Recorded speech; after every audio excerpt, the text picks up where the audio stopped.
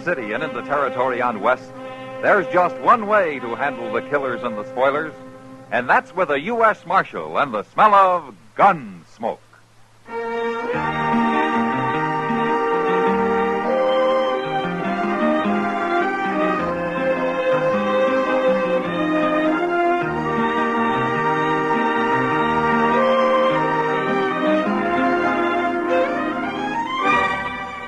Gunsmoke, starring William Conrad.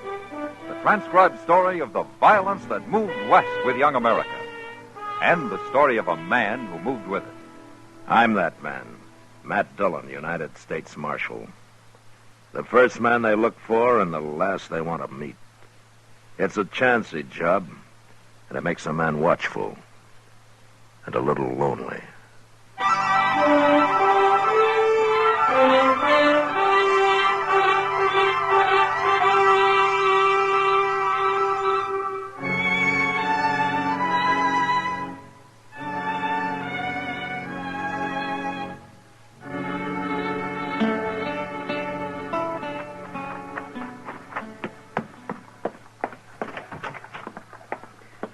Dillon, I got a telegraph for you.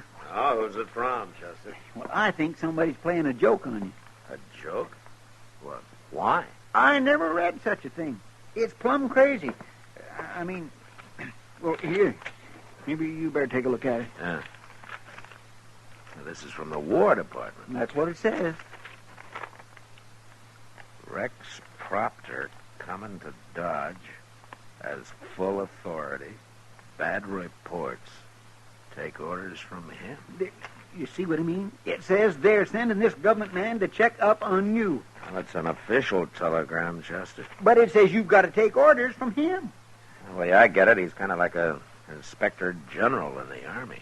But what do they mean they got bad reports about Dodge? Things is getting out of hand. Well, Chester, Dodge isn't the most orderly community in the United States. I don't like it, Mr. Dillon. I don't like no part of it. Well, we'll know more about it when he gets here tomorrow. It's insult, that's what it is. Now, Chester, maybe this Proctor's a good man. Maybe he knows what he's doing. How could somebody from Washington know anything at all about the frontier? No, sir, Mr. Dillon. You mind what I say. You're making a bad mistake if you even let him get off that train.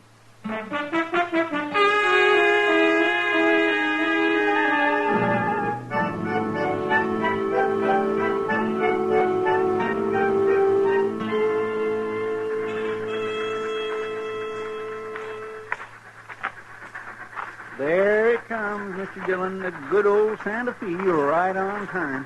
Yeah?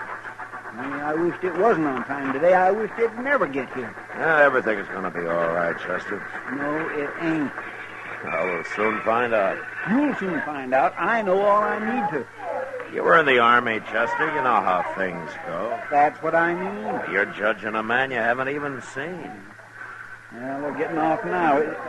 Look, I'll bet that's him. Yeah? With a beaver hat. Look at him. He looks like he takes a bath every single day, Mr. Dillon. Rex Proctor? Yes. How'd you know my name? Oh, I'm Matt Dillon, Mr. Proctor. Oh, yes, of course. Glad to meet you, Marshal Dillon. This is Chester Proudfoot. Proudfoot. I don't believe I was informed of him. Well, that's all right, mister. I never heard of you, neither. You'll be wanting a hotel, Mr. Proctor. I've got you a room at the Dodge House. Well, thank you, Marshal. I'll go there first. I would like to wash up a little. What did I tell you, Mr. Dillon? Never mind, Chester. Then I'll show you the town, Mr. Proctor. No, Marshal. Oh? I'll look the town over alone. I want to be free to form an unbiased opinion of the situation here. I see. I might as well tell you we've had some rather damaging reports about Dodge City. And they all say that Dodge is a pretty rough town, is that it? The government is interested in making the frontier safe, Marshal, safe for everybody. And the impression in Washington is that Dodge hasn't entirely achieved that goal. In Washington? Oh, my You know, I'm going to tell you something, Mr. Proctor. Yes, Marshal? You're right. You're absolutely right about Dodge.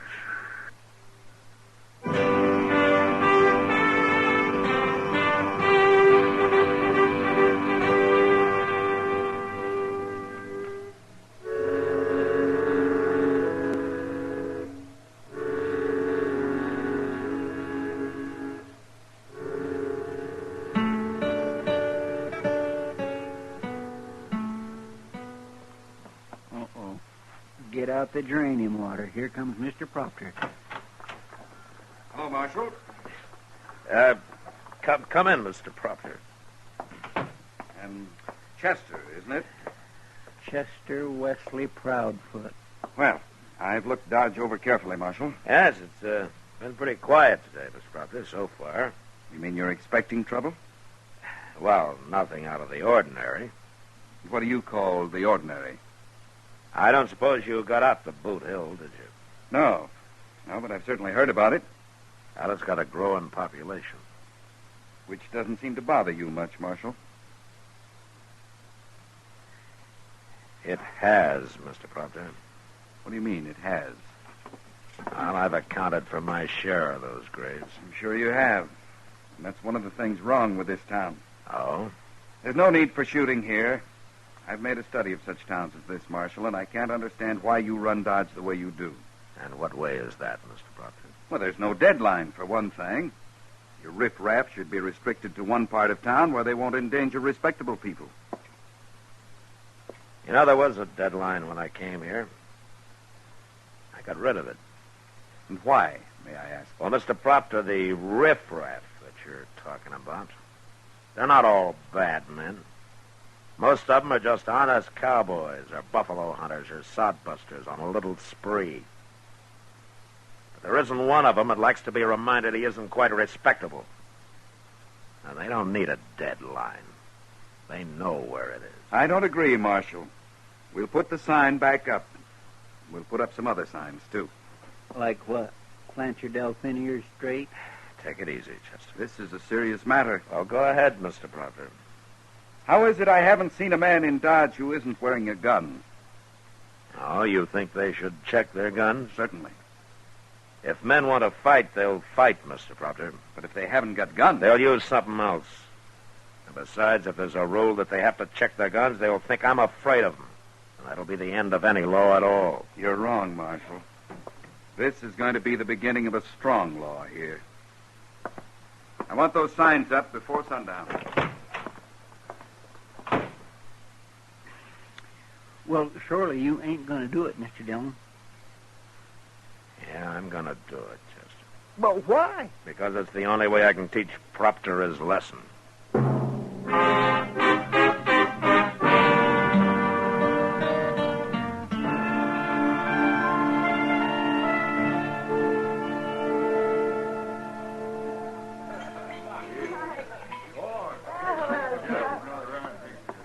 You're not the most popular man in Dodge tonight, Matt. I don't recall I ever was, Kitty. People are saying you've turned into an old maid. Yeah, I know. Oh, because of that idiot Proctor. Look at him over there, staring at everybody like there was bugs. Well, he's trying to do his job, Kitty. The only trouble is he doesn't know how. You really have to do what he tells you, Matt? Well, I'll admit I never ran a town before except on my own terms. Then why do it now? Get out and let Proctor handle it. He thinks he knows everything. I never ran from a fight, Kitty. And it's Proctor I'm fighting now. And the only way I can. Oh, well, maybe you're right, Matt. If you quit now, things will only get a lot worse than they are. Oh, Matt. Yeah, I knew this would happen. He's got a gun.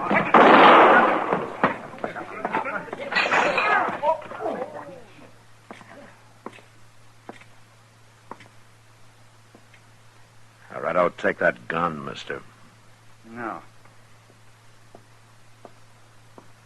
Give it to him, Charlie. I got it. The boy's drunk. He just killed a man, mister. I know that. And what are you standing up for him for? You a friend of his? My name's Stroud, Marshal. I'm trail boss of the TR outfit. And he rides for you? That's right. Well, he murdered an unarmed man, Stroud. He's under arrest. You want me to lock him up, Mr. Dillon? Yeah, take him, Chester. All right, come on with me, fella. Ain't far. Stroud? I don't like to see that, Marshal. Neither do I, Stroud. Well, the other man started it. Charlie didn't know he wasn't armed. He just got into town. He hadn't heard about your new rule against carrying guns. That's a good No. defense, Stroud, but Charlie wasn't wearing a gun belt. He had that six-shooter hidden. He knew. All right, I tried. But I'm telling you, Marshal, that's what comes of trying to disarm the men. I've seen it in other towns. I know. Then you better do something about it, fast.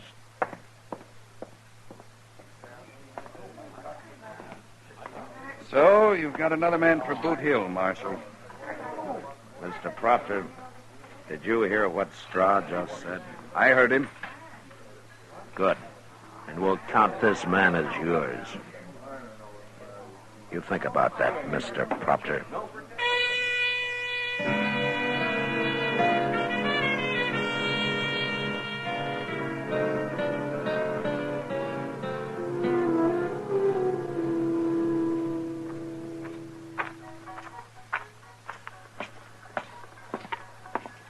Matt!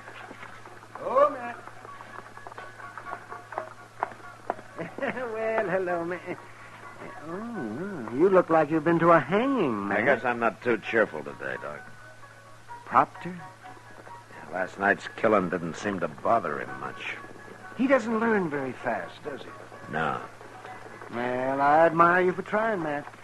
But from what I hear people saying, you're buckling under to this man is making you look mighty foolish in their eyes. They don't work for the government, Doc, and But I do. I've told them that. I've said with a job like yours, you have to take the good with the bad.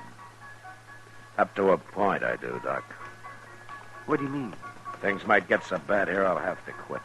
For everybody's sake. Marshal Dillon. It's Proctor.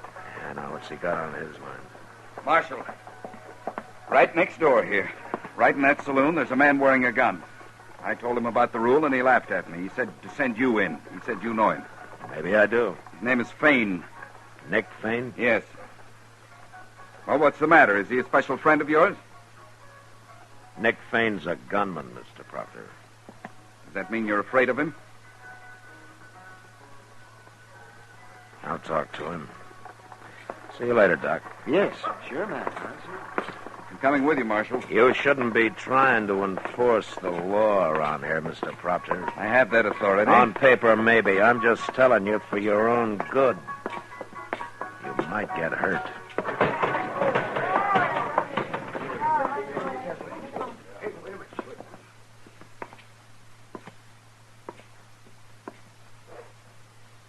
Hello, Fane.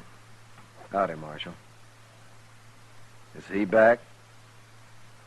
Marshal, what's going on here anyway? Got a new rule about carrying guns, Fane. I know. I saw them signs. Then why are you still wearing them? Mr. Proctor, why don't you shut up and stay out of this? Marshal, did I ever cause any trouble in Dodge? No, Fane, you never did. And I never will. As long as you run this town the way you have. I respect you, Marshal. But a man like me, I got a lot of enemies. I'm not like most men. If I take my gun off, my life wouldn't be worth a nickel. No, I don't think it would. I'm not taking it off, Marshal. Not even if it means fighting you. Is it going to come to that? Mr. Proctor, I'm going to have to make an exception in Fane's case here. You're afraid of him. Don't be a fool, mister. He ain't no more afraid of me than I am of him. You can't make an exception. You break the rule for one man, you have to break it for everybody. It's a bad rule, Mr. Proctor. Can't you see that? Are you going to take this man's gun? No. All right. And I'm sending a telegram to Washington. We need a new marshal in Dodge.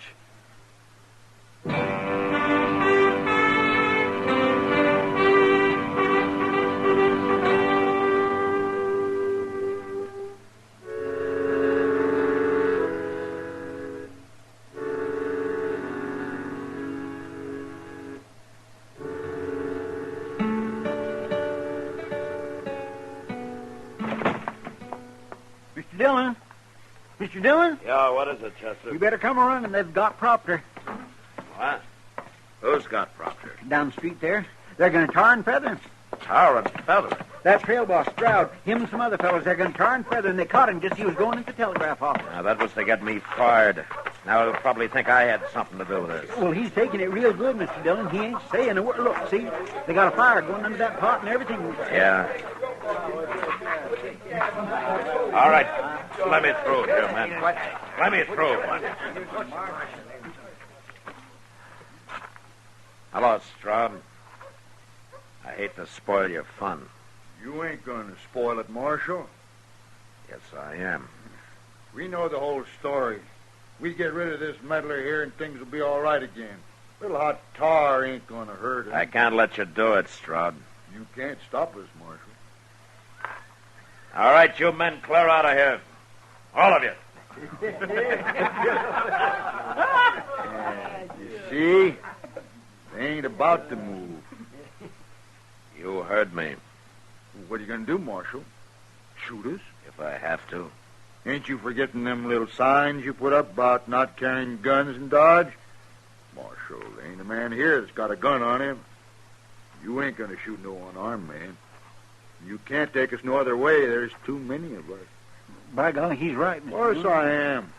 All right, let's get on with the party, boys.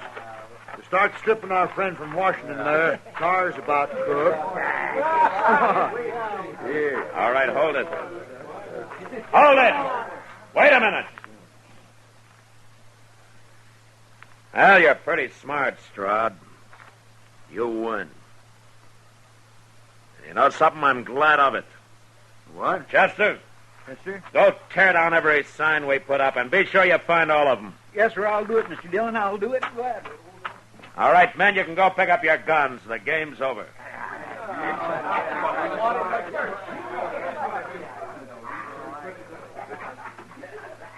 Marshal, Yeah, what, Straub? no hard feelings? You'll get to know me better.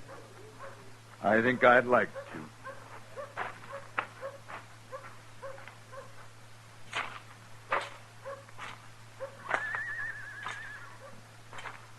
Well, you haven't said much, Mr. Proctor. There was no use in my talking, Marshal. You were taking this tar and feather business pretty well. Man tries to face things as they come. You were facing it like a man. Thank you, Marshal. Coming from you, I consider that a compliment. Coming from me. I've learned my lesson, Marshal. Now I'm going back to Washington and make my report. Well, that's fine. And you'll know how well I've learned it, Marshal, when you get your copy. Oh, thank you, Mr. Proctor. Thank you.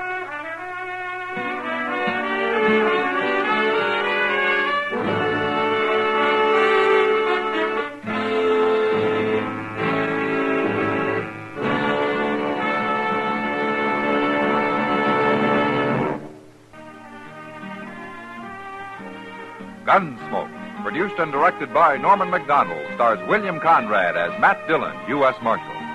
Our story was specially written for Gunsmoke by John Meston, with music composed and conducted by Rex Corey.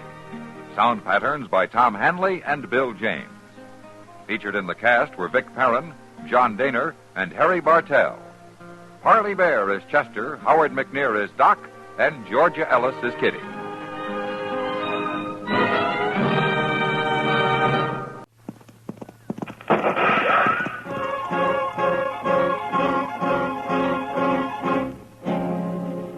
Around Dodge City and in the territory on west, there's just one way to handle the killers and the spoilers, and that's with a U.S. Marshal and the smell of gun smoke.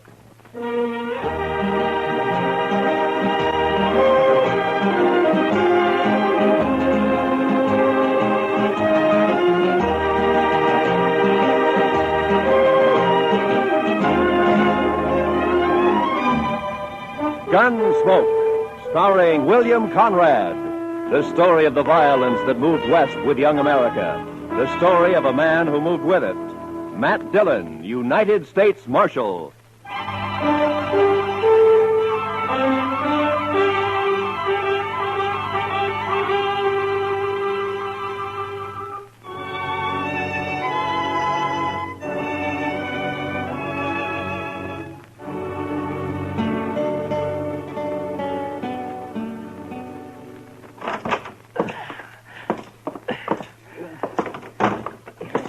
Is he heavy, Matt? Oh, somehow it was easier carrying him up to your office and back down, Doc. Where are you going to put me, Mr. Dillon? Yeah, well, on the couch here, I guess.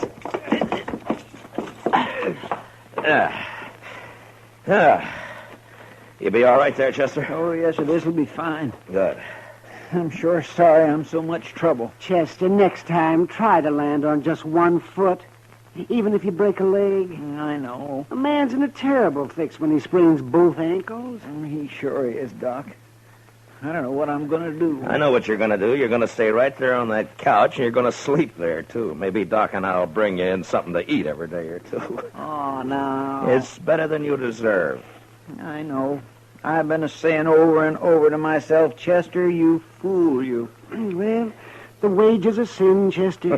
You were lucky to get off as easy as you did. The way I heard it. Come on, Chester. Tell us what really happened, huh? But I did tell you.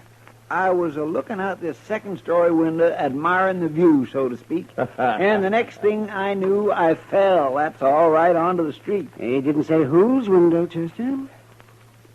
In Texas, Doctor, a gentleman don't mention such things. You ain't in Texas. Well, sometimes I wish I'd never left. Like now? Yes, like now. Many a reputation's been ruined by just such loose talk that you're making, Doc. Never mind Doc, Chester. He's jealous, that's all. Oh, jealous? Putting tracks in a man's yard? Not me. Not by a long shot. Why, no, sir. Oh. Good morning, Marshal. Well, good morning, gentlemen. What can I do for you, gentlemen? There's Chester. Heard about you, Chester. I heard... Never mind what you heard, Torp. Chester just got thrown from a horse, that's all. Yeah. All right. What is it you want here, gentlemen? Yeah. All right, you tell him, Summers. Well, Marshal, it's about tomorrow night. Oh? So what about tomorrow night? Well, you know, it's the roundup. The sale season's over. There'll be 1,000 cowboys celebrating in Dodge. Well, they always do at the end of the season. What about it? Well, there's going to be more of them this year, and there'll be a lot of homesteaders in town, too. It's going to be worse than ever. Well, I expect that. There could be a lot of trouble, Marshal. Yeah, there could be, Summers. Just what is it you want? Well, we've talked it over, and we want you to get a lot of good, tough men together, maybe about 20 of them, and deputize them. That way, there won't be any trouble. That's what you want, is it? Yes, we do. Look, Summers, my job's to keep the peace around here, and I'm going to do it, but I'll do it in my own way. Oh, I know, Marshal. Now, you but... turn 20 deputies loose in that crowd looking for trouble, and they're going to find it. As soon as the wild ones heard about it, they bunch up and shoot it out with every one of them. Why, it'd turn into the worst slaughter Dodge's ever seen. I think that's about the most fool idea I ever heard of. Yeah, no reason for you to talk like that, Marshal. I think it's a good idea. I sure don't want my place wrecked just 'cause you're mule-headed. You're a gambler, Torp. So you can take your chances along with everybody else. Now, if you don't want that, then close your place up tomorrow night. lose all that Texas money? That's not likely. Now, we're not all gamblers, Marshal. They can wreck my dry goods store just as fast as a gambling house once they get started. And it's up to you. That's right. It is up to me. And we're going to leave it that way. Then you won't do anything. I'll do everything I can. I don't know, Marshal. Look, Summers, I know you've got your doubts about me. That's natural. Some people think I'm too lax with Front Street. Some think I'm too severe. But that's the way of it in any town. If a peace officer does his job well, he pleases nobody. Marshal, we didn't come here for a lecture. What did you come for, Torp? Maybe you had in mind to help me pick out those deputies. Is that it? A matter of fact, I could, Marshal. Yeah, sure. In a couple of hours, yours would be the only tables open for play. No, that's not what It's been done before, Torp. Is that true, Torp? We're not going to take his word for anything, are you? I don't know. But anyway, he won't listen to us, so it's his responsibility. Come on, men, let's get out of here. I hope you can handle it, Marshal.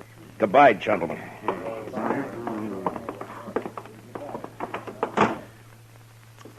That Torp is no good. He is just plain no good, Mr. Dillon. Well, now, I know one man that got skinned at his place, and Torp gave him back $20 so he wouldn't be broke. Oh? Just how much did this man lose, Doc? Oh, well, 500-600, they said. Then he... oh, yeah, I see what you mean, man. I'm sure not going to be much good to you tomorrow night, Mr. Dillon. No, you can watch the jail right here, Chester. I know, but you just got to get somebody to help you out on the street. At least one man, anyway. You can't be everywhere at once. Yeah, by tomorrow night, Dodge will be overrun with trail boys and homesteaders, all looking for satisfaction. No, I wouldn't ask any man to face that. I know a few fellows who'd do it, and so do you, Mr. Dillon. Yeah, maybe, but I wouldn't ask anybody. How many were killed last year, man? I don't remember, Doc. Well, I do. 6, that's what. We buried them all in the saddle blankets, all except one. I remember he didn't even own a blanket. Why, then he was sure out of luck all the way around, wasn't he? Come on, Doc, let's go get some dinner. Huh? All right. We'll bring you a piece of bread, Chester. Maybe. I want a steak. Rare. How come you're so hungry, Chester? Were you in such a hurry to get over there last night you didn't take time for supper? Mr. Dillon, I will answer no more questions about last night, and that is final. Well, we'll bring you something. Yeah, I don't know if we should, though, Matt. A man can think about his sins better on an empty stomach. Close the door, will you?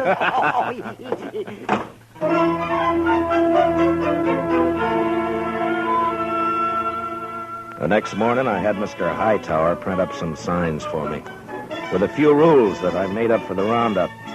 They were fair and reasonable, and I hoped they'd be accepted without question. The principal restrictions were that there was to be no shooting and no reckless riding in the streets. That afternoon, I went from saloon to saloon and left a sign at each one. The Texas Trail was my last stop, and there I sat down with Kitty for a short beer. Town's beginning to fill up, Matt. Yeah, it'll be swamped to the dashboard by dark. You, expect trouble tonight? I always expect trouble, Kitty. Yeah, I know. Matt, I heard something. Yeah? I heard Torp and a few of his men cut cards last night. So?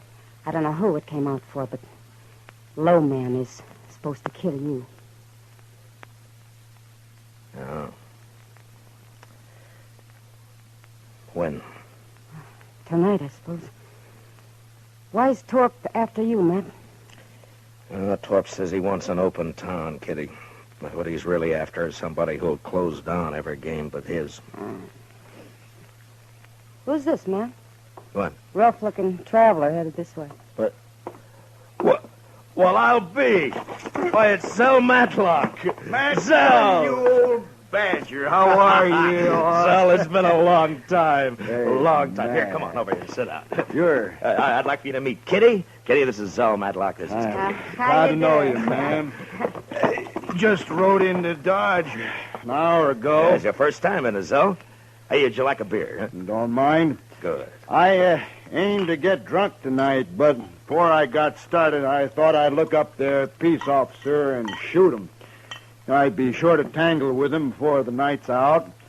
I always figure it's safer to do it sober. So He half means that, Kitty. So I asked around and found out the man's name is Matt Dillon, United States Marshal.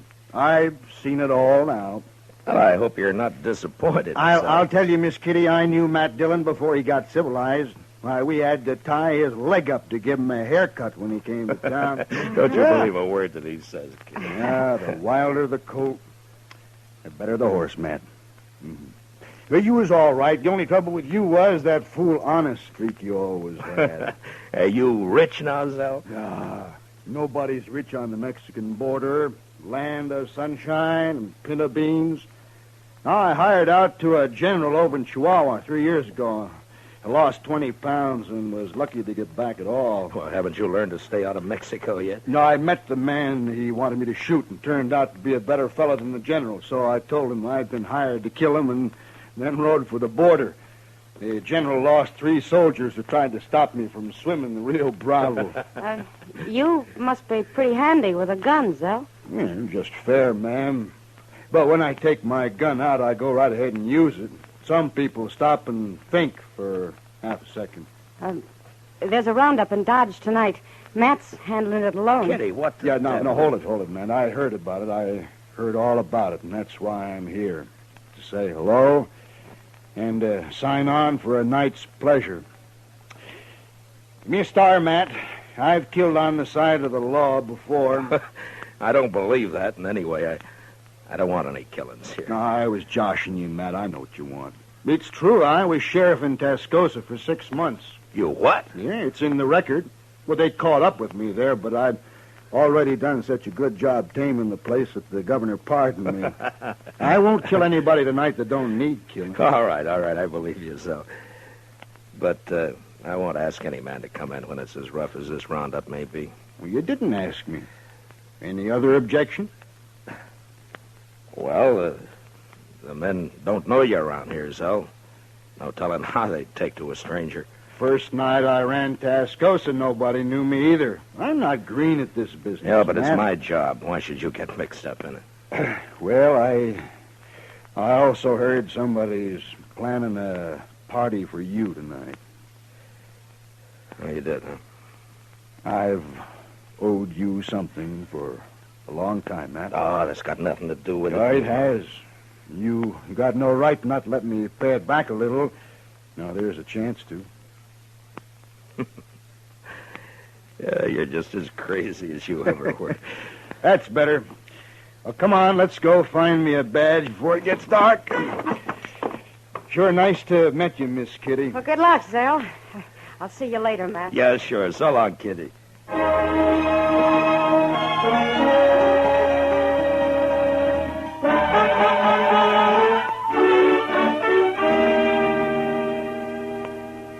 You sure been a long time coming to Dodge, Mr. Matlock. What do you mean, Chester?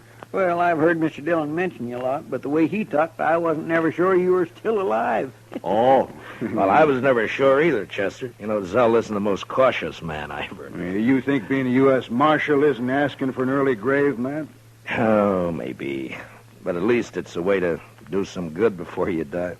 Whether folks think so or not. No, men like Torp, that's all. Oh, no, Chester. Even good men have got a strange twist that makes them suspect any man paid to handle the bad element.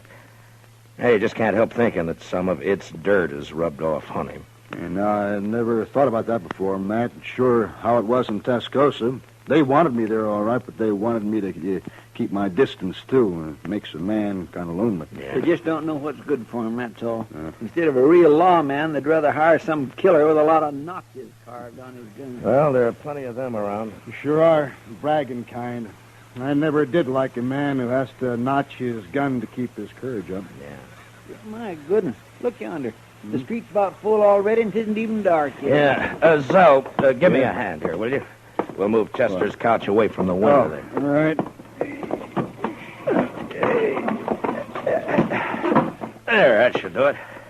Yeah, you'll be safer here, Chester, in case somebody gets it in mind to shoot up the jail. Thank you, Mr. Dillon. I can watch both doors from here. Just hand me my gun belt, if you will. Oh, yeah. There you are. Well, come on, Zell. Chester, I'll get somebody at the Dodge House to fetch you up some supper, huh? Thank you, sir. And good luck, both of you. So long, I Chester. see you, Chester. Now, how will we work it, Matt? I tell you, Zell, you take this side of the street. I'm going up to the Dodge House, and then I'll be on the other side somewhere. All right. Oh, say, you mind if I go back later and get that Spencer carbine of yours? Make a mighty handy club if I don't have to use it any other way. Sure, Zell. Who they got there? That fella on their shoulders. Oh, that's Mr. Hightower. He runs the printing press here. Shall we stop it? Oh, no. They're just carrying him into the Longhorn to make him stand some drinks. Oh. They like Hightower. They won't hurt him. Well, I guess that sort of officially opens this here roundup, huh? Yeah, I guess it does. Well, I'll leave you here, Zell. Yeah, sure. Sure, man. And, Zell, I want to thank you for what you're doing tonight. I ain't done nothing yet, but I'll do plenty if someone shoots you in the back. I can promise that. Yeah. Well, I'll see you later. Sure, Matt.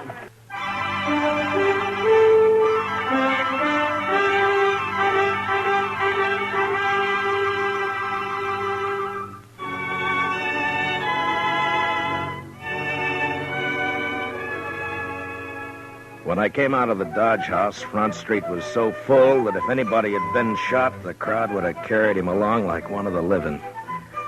I had a feeling that the word was out about Torp and his bunch cutting cards to see who'd make a try for me, and that the crowd knew it and was waiting for it. I stood for a while with my back against Summers' dry goods store. Then I left the street and cut down an alley, thinking to change my position with as much irregularity as possible. I was passing the back door of the Texas Trail when I heard the first shot of the night. I entered the saloon from the rear and made my way into the crowd. It's all right, Marshal. There's no fight. It's not all right, Sam. I made a rule that there'd be no shooting for any reason. All right. Who fired that shot? Oh, it's outside. It was Torp, Marshal. He just took a shot at the moon, that's all. Yeah.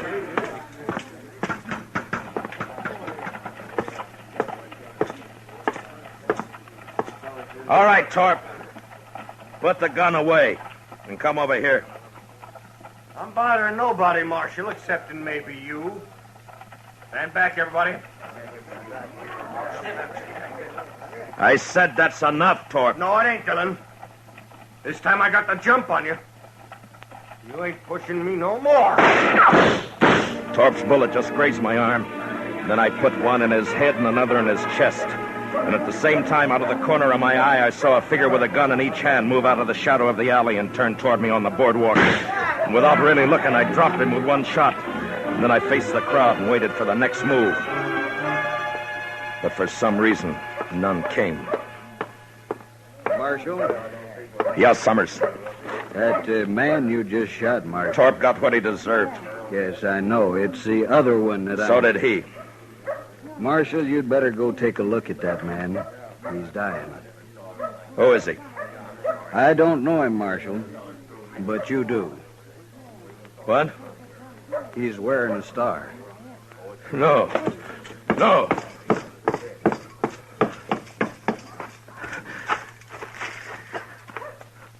Oh, Zell. Zell. Matt, I think that did it. No, Zell. No. It's my fault. I crossed the street a while back. Left the carbine with Chester.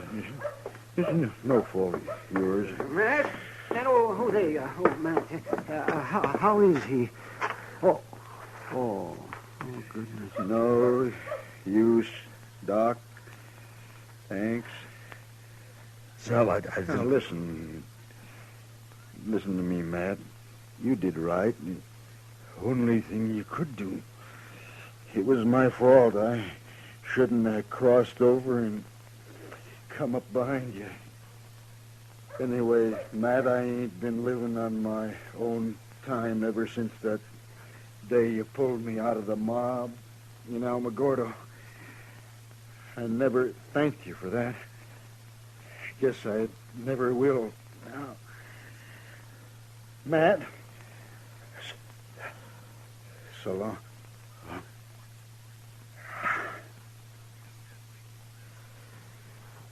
Well, I'll find someone to carry him over to your office, Matt. No. I'll carry him.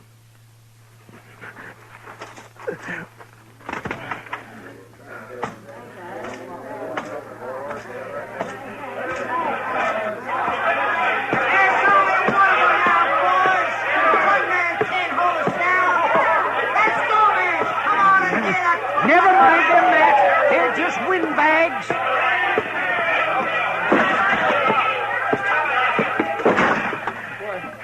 Mr. Dillon, what happened? I heard the shooting. Put a blanket on the floor there, Doc. Yeah, sure. Yeah, spread it out right here. He's dead, Chester. Well, who shot him, sir? I shot him, Chester. I didn't know it was him. I'm sorry, Mr. Dillon. It sounds like they're going to hoorah the town after all, Matt. Sure does. No, they're not. It's going to be kind of hard to stop now, isn't it, Matt? Maybe. You taking a shotgun, Mr. Dillon? Matt, why don't you just let them fight each other? What are you going to do? I'm going to close Front Street. You're going to close... Oh, no, The what? party's over in Dodge. Mr. Dillon, you can't do that. There'll be trouble if I don't. The mob's tasted blood now. They'll shoot you sure as I'm a-laying here. Will they? All right, I can't stop you, but I sure do wish I could go with you. Yeah, Matt, I'll go. Maybe if they see me, they won't be so quick. Thanks, but this isn't your job, either one of you, but thanks.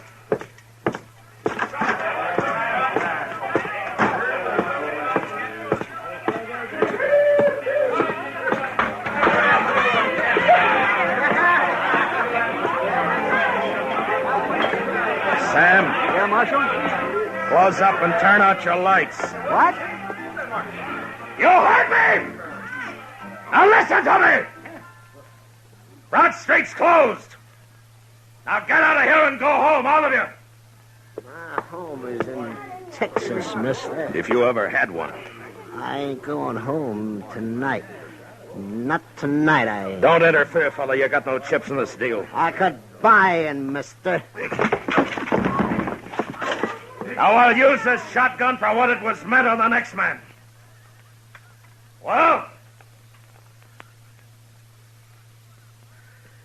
All right, Sam, close it up. Yes, sir.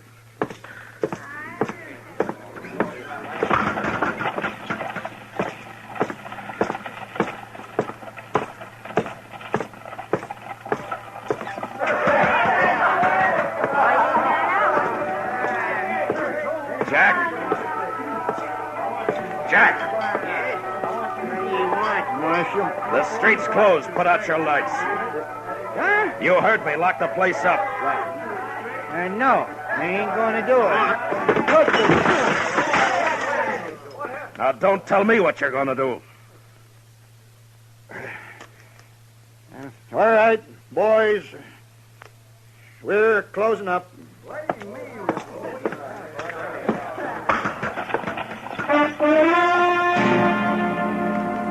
That took care of the Texas Trail and the Longhorn.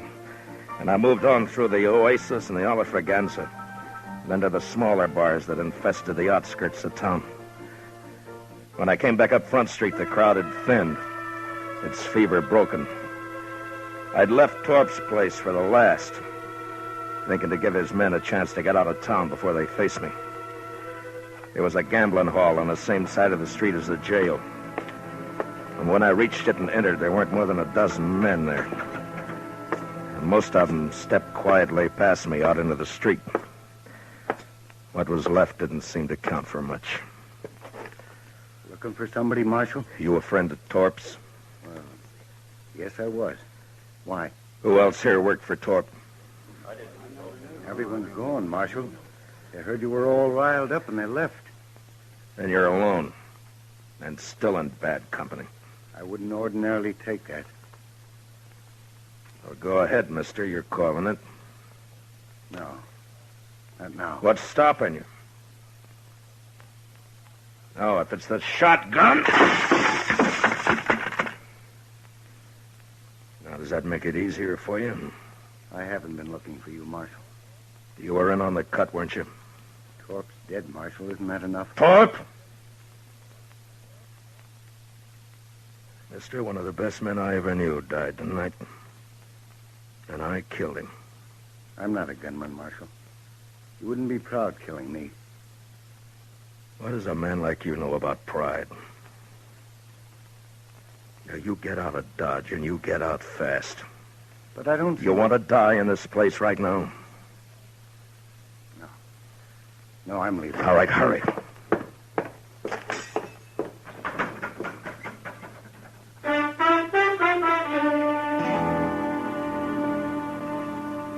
The rest of the night, I walked the dark, empty street alone. And just before dawn, I got a spring wagon and loaded Zell onto it.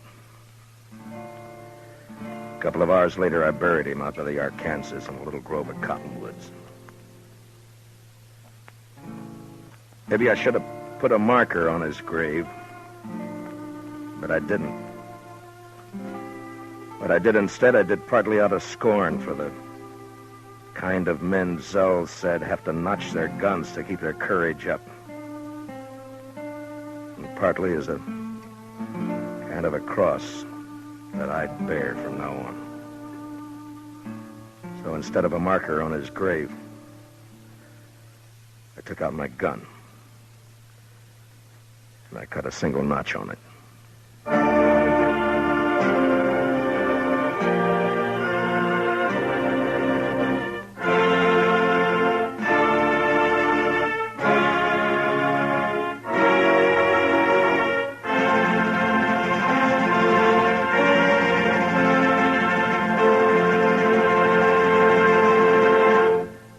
Gunsmoke, under the direction of Norman Macdonald, stars William Conrad as Matt Dillon, U.S. Marshal. Tonight's story was specially written for Gunsmoke by John Meston, with music composed and conducted by Rex Corey.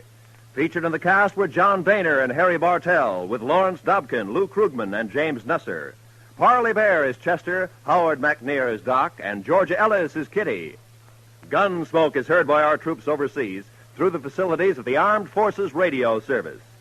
Join us again next week as Matt Dillon, U.S. Marshal, fights to bring law and order out of the wild violence of the West in Gunsmoke.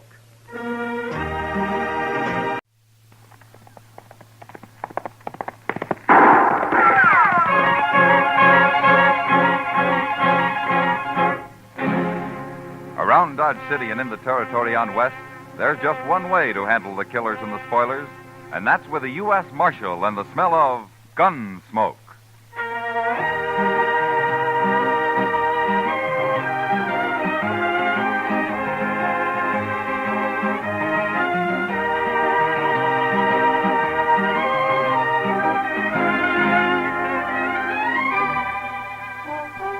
Gunsmoke, starring William Conrad. The story of the violence that moved west with young America. The story of a man who moved with it.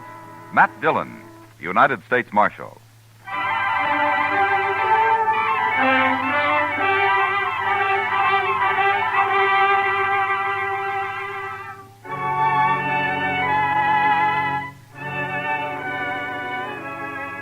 Trouble could start any time in Dodge, but usually it was at night that the men made their play along Front Street, and so ordinarily I was up a good part of the night and did my sleeping in the morning. It was a rare thing for me to be out in the early day, and for some reason it worried Chester.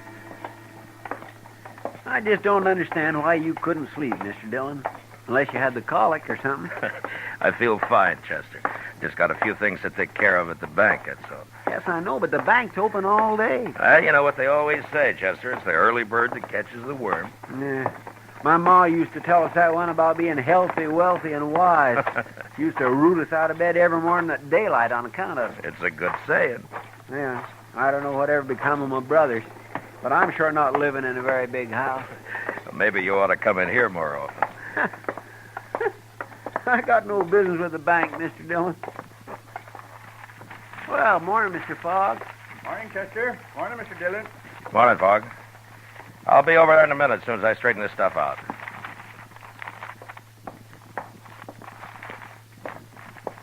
Good morning, Marshal. Good morning, Mr. Pat. You taking money out, Marshal, or putting it in? Neither, Mr. Pat. This is government business. Oh, I see. Who are those men, Marshal? What? I say, who are those men? I never saw him before. That one in the middle holding the envelope, he seemed pretty excited about something. Certainly, sir. What can I do for you? I want a loan of money immediately. Well, we'll do what we can, sir. First of all, how much do you want? $20,000. 20.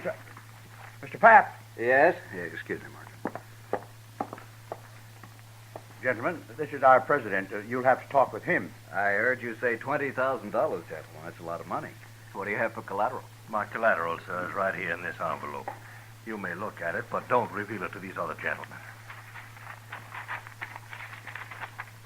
These are playing Don't cards. name them. I'm afraid I don't understand. Well, I've been in a poker game at the Texas Trail all night long. Right now, there's about $40,000 in that pot. There are some good hands out. I've put every cent I have into it already. Now, they've given me just 20 minutes to come up with more money.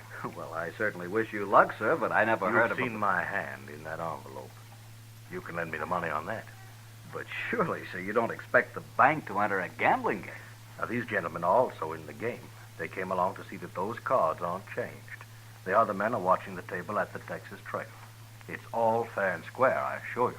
Well, gentlemen, I'll gladly pay you 10% interest, sir. You've only got 5 minutes left, Hook. Come along, gentlemen. We'll step in the back office. Well, now that's about the craziest thing I ever did here. He must have a pretty good hand, Chester. I know, sir, but you don't think Mr. Pap's going to let him have $20,000 on it? It certainly looks that way. Yeah, there we are. I'll take care of this and we'll get out of here. This is government stuff, Fogg. You know what to do with it. Certainly, Mr. Dillon. Now, let me see.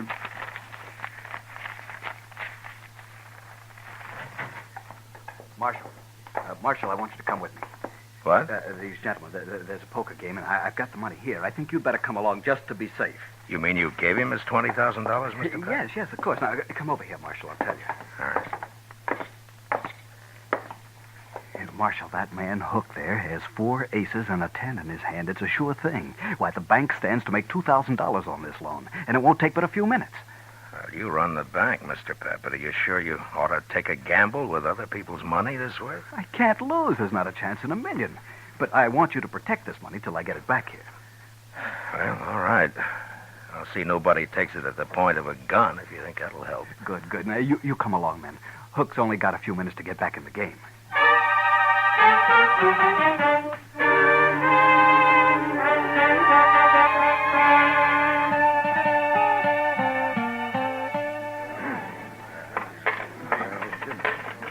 All right, there's my money, Mr. Shaneways.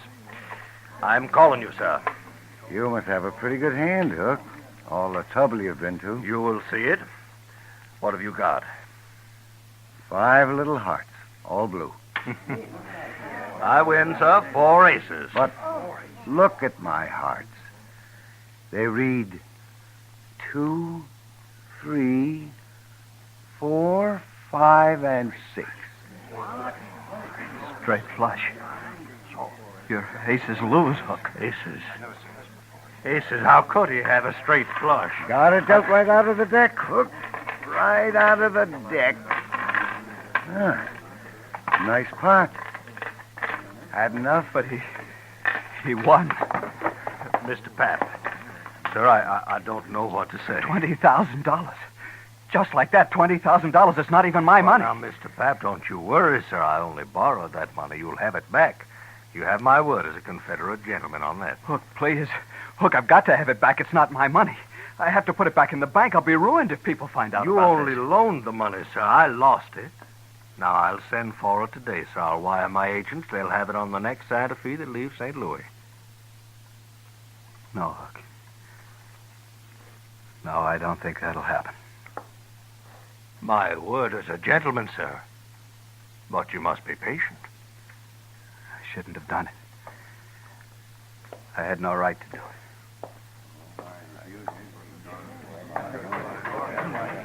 Chester. Yes, sir? Go tell Doc I want to see him. Yes, Mr. Dillon. All right. Everybody. Now listen to me. All of you. Now, I don't want a word said about this to anyone. The bank's important to Dodge, and this could ruin it. Do you understand? We have no reason to spread. All right, then see to it. Or there'll be trouble for all of you. Well, certainly, Marshal. No reason to spread. You all understand.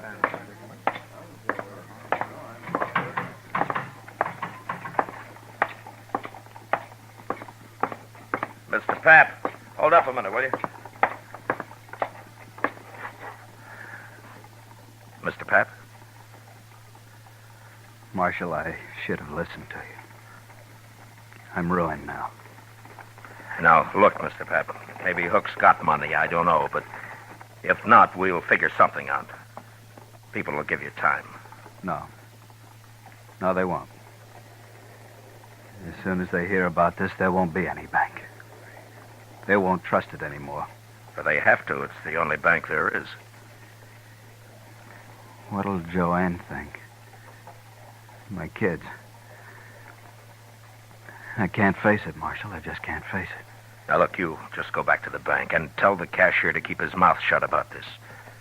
You just got to give it time. Sure, Marshal. I'll go. I'll go.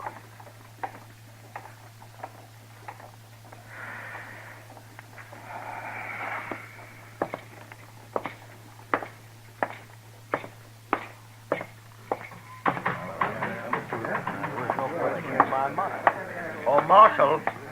Marshal, sir. I am sorry for that man, but he has no reason to worry. I'll send for the money at once. Yeah, you do that, Mr. Hook. Send for the money. Gentlemen, what are your names? My name's Shaneways, Marshal. Now, I'm sorry for that banker, but it's nothing to do with me. I won this money fair, and I'm keeping it. Sure, Mr. Shaneways, of course you are. Who are you, mister? Varden. And I agree with Shaneways. Gambling money's fair money. Nobody is arguing that, Mr. Varden. But remember, gentlemen, what I said. Don't talk about this. Oh, well, hey, Matt. Chester said you wanted me. What's happened? Didn't hear any shooting. Everything's all right, Doc. Oh, well, that's it. Oh, you look familiar. Don't you? I haven't had the pleasure, sir. Oh, well, maybe not. No, I guess not. My mistake. Never mind, Doc. Come on. Yeah. Chester said he'd wait at the office, Matt. Look, Doc, I want you to go over to the bank. Mr. Pap is pretty upset. See what you can do for him, huh? Give him a bromide or something. Sure, Matt. What's wrong with him, anyway? He just lost $20,000 in a poker game. He lost 20... And he wasn't playing. He lent the money on the strength of what looked like a good hand. That man Hook came into the bank for it with the other two. Oh. He brought his cards along and raised the loan that way, huh? What? How did you know? Oh, I heard of it once, Matt. It was down in New Orleans. Oh, that was years ago. Well, what happened? Well, the same thing. Fella got the money and he lost it. That's all. You mean it was fixed between him and the others? Oh, sure, it was fixed all right. Well, how did they find out? Well, the fella that borrowed the money got drunk and he talked and they put him in jail, but the others got away clean. Look, Doc, that gray-haired man you thought you recognized, his name's Hook. Are you sure you never saw him before? Oh, a lot of people look familiar at first glance, man. You know how did you... Look, in New Orleans, you didn't know the men who pulled the trick on the bank, did you? Well, people said that they'd come down on the riverboat. I was doctor on the Tennessee Belle then, but I never met them, not to my knowledge anyway. You recall hearing their names? Well, that was a long time ago, Matt. Look, Doc, those three back there may have just pulled the same thing now. Hook looked familiar to you. Maybe he remembers you, too. Well, he just said he'd never met me, Doc, Matt. he could be lying. Oh, well, sure, but I can't place him. I probably never saw him before. Well, go see what you can do for Pap. He's in pretty bad shape. Oh, sure, Matt. Gamblers were always drifting in and out of Dodge. Some of them were crooked, and some, it had been said, were honest. Ordinarily, it didn't matter much one way or the other. Most men could take care of themselves. But now the bank was involved, and the citizens of Dodge had their faith in that bank, as well as their money. I gave it a lot of thought the next hour or so, and finally I had an idea that seemed like a start anyway. I explained it to Chester, and together we went back to the Texas Trail. Shaneways and Varden were idly cutting cards, and Hook was at the bar talking to Kitty. Hello, Matt. Kitty? Chester? Hi, Miss Kitty. Do you know Mr. Hook? This is Marshal Dillon. We met earlier, Why, Kitty. yes, indeed. This morning? I must have smelled trouble, Kitty. I got up early. You're always smelling trouble, Matt. Yeah. Leave your beer, Hook, and come with me. What for? Just do it. Whatever you say, Marshal. Miss Kitty, I'll be back. Yeah, sure. All right, Varden, Shaneways, get up and follow Chester. What? Is this an arrest? Now, what would I be arresting you for, Mr. Shaneways? What? Nothing. You've no reason. That's right. All right, come on, let's go.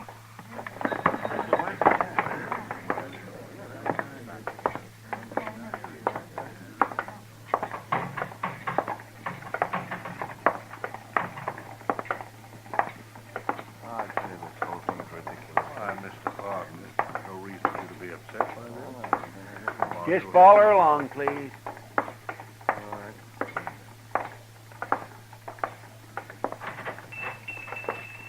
What is the idea of bringing us in here, Marshal? Well, good morning, gentlemen. What can I...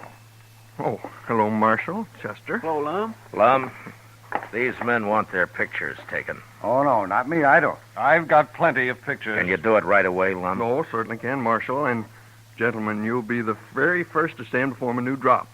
The ancient temples of Greece. It'll lend you dignity and power. What's the idea of this, Marshal? Lum's just going to take your pictures, that's all. Oh, Lum, front and side views both, huh? Oh, certainly, Marshal, certainly.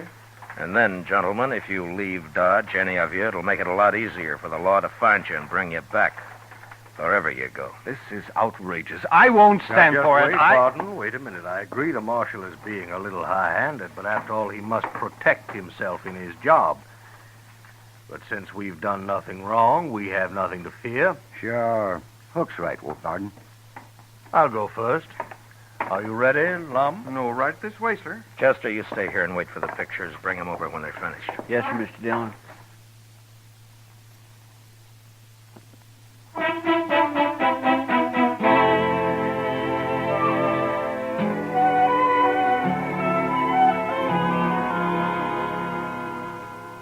Well, I'm a pretty good photographer, Mr. Dillon. Yeah, these aren't bad. Lock them up in the safe, will you, Chester? All right. You think this'll keep them in Dodge, sir? No, not if they really get scared. They're guilty, all right, aren't they, Mr. Dillon? And I can't prove a thing, Chester, one way or the other. Matt. Oh, Matt. Bad news. What, Doc? Well, Mrs. Pap sent for me a little while ago. I just come from there. Oh? Matt, he killed himself. Suicide. Pap? About an hour ago. Why, that poor man. How's Mrs. Pap taking it? Not a tear so far, but I suppose she'll break down later. Neighbor woman's there with her. Yeah. Does she know why he did it, Doc? Well, it seems he told her all about it, and then he went out and he shot himself. There's no stopping it now. The story will be all over town in no time. Well, what are you going to do now, Matt? I don't know, Doc. I just don't know.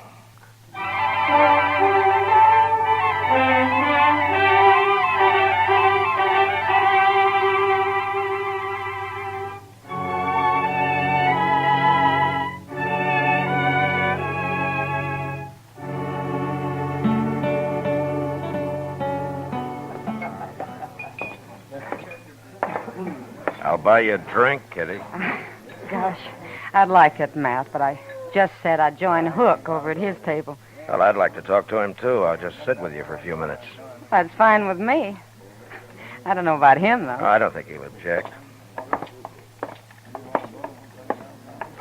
I just have time for a smoke, Mr. Hook. I didn't think you'd mind. Why, no, of course not. You're quite welcome, Marshal. May I buy you a drink? No, thank you. Marshal, I want you to know I sent for that money today, just as I promised. Oh? You're a little late. Late? Mr. Pap shot himself. He did? You mean Mr. Pap, the banker? Yeah. But why, Matt? He would always seem so quiet like. Maybe Mr. Hook will explain it, Kitty. Well, now, Marshal, you can't hold me responsible in any way at all. I didn't say I could, Hook. But you seem kind of nervous about it. Well, naturally, I'm upset. After all, that man did me a great favor. Yeah, sure. But I don't think the people in Dodge are going to like it much when they find out. Tell me something, Mr. Hook. When were you in New Orleans last? New Orleans? Mm-hmm. Well, why do you ask that, Marshal? Just curious. Well, sir, I've never been in New Orleans. Does that answer your question? Yeah, it's good enough. For now. Goodbye, Kitty. I'll drop by later. Sure, Matt. And, Mr. Hook, it still goes about not leaving town. I like it here, Marshal. Yeah. Yeah, you should.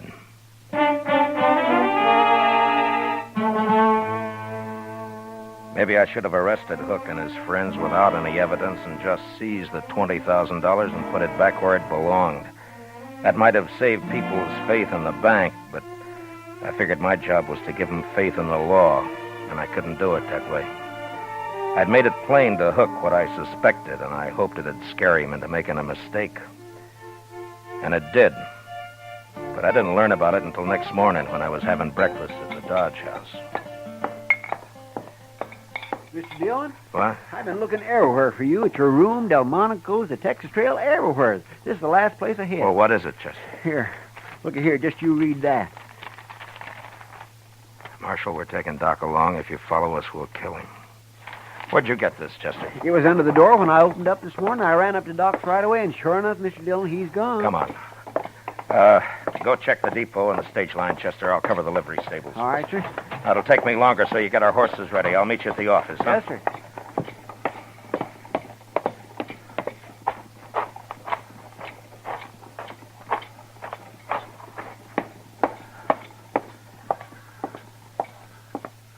Well, it's the marshal. You're out early today. Not early enough, Andy. Yeah? What can I do for you? I want to know if you rented out any horses last night. Well, sure, a few. Why? Did you rent 4 to anybody, 4 in a bunch? Why, yes, I sure did. Be back today, so they said. Who said? Well, strangers to me. Paid me in advance, though. The greenhorn. What time was this, Andy? Oh, it was late. Yeah, it was way after midnight it was. Something wrong? Yeah. Tell me, Andy, what'd they look like? Well, one was an old fellow, gray hair. Didn't give me his name, though. I don't think I got much of a look at the other one. You have any idea which trail they took out of town? Why, no, I don't. One of them said something about St. Louis. But that's not much help, is it? It might be. Well, thanks, Andy. Oh, one thing, Marshal. Yeah. If you're riding after them, those horses, they got just crowbaits. I didn't figure they could handle anything better. There was nothing to do but take a chance and ride east.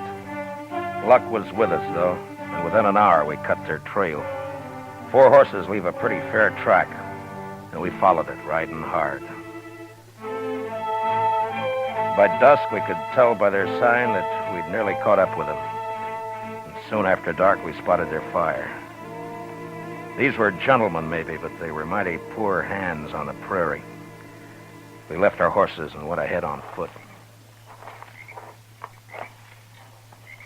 We gonna shoot it out with them, Mr. Dillon? Yeah, we can't chance it, Chester. They'd kill Doc. Now, hold up a minute. That's their horses just ahead. They sure staked them a good piece from camp. Yeah. Lie down, Chester. What'll we do, Mr. Dillon? We just wait. Those men are mighty green at this game. I think we can steal their horses without any trouble at all. Just leave them afoot, huh? Yeah. Now, look, Chester, when we get those horses, I want you to pick up ours and take the whole bunch out of sight. I'm going to crawl into that tall grass just to the left of the fire there and hide until morning. Mr. Dillon, why can't I go with you? Every time we get in trouble, you always send me off alone somewhere. You always do everything alone. Do as I tell you, Chester. Yes, sir. You just wait till you hear gunfire, and then ride in fast and bring all the horses. All right. Good luck.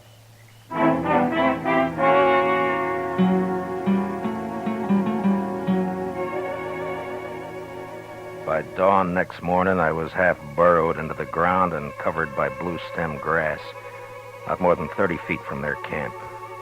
I could hear their talk all right, but I couldn't see them unless they were on their feet.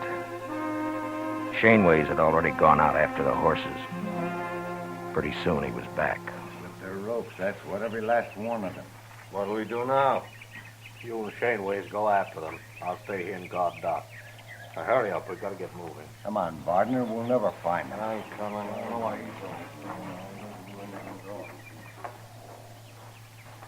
you can have this country, Doc. I don't know why you ever left that soft berth you had on the Tennessee Belle. Well, I didn't have to leave it. That's more than you can say about New Orleans. More talk like that, you'll get your throat slashed like a fat shoat, Doc. Oh, spoken like a true gentleman, Hook. Or whatever your name is. You know, if you hadn't talked so much in the first place, you wouldn't be where you are now. Oh, you're a fool, Hook. I might have seen you somewhere, but I sure couldn't connect you with that New Orleans business. Anyway, you're giving yourself away now. Just how? Don't you know there wasn't a thing the law could do until you ran? Oh, you'll be caught now for sure, yeah. Oh, I doubt it. Why don't you untie my hands? I can't eat this way. You'll manage. I let Hook and Doc wrangle on till I figured the other two men had walked about a half a mile from camp. And then I waited till Hook had his back to me, and I stood up slowly and moved quietly forward. Doc saw me and almost spoiled the game, but he caught himself in time and then started another argument with Hook. I was about 15 feet away when Doc suddenly kicked the coffee pot off the fire and all over Hook's legs. And then I moved.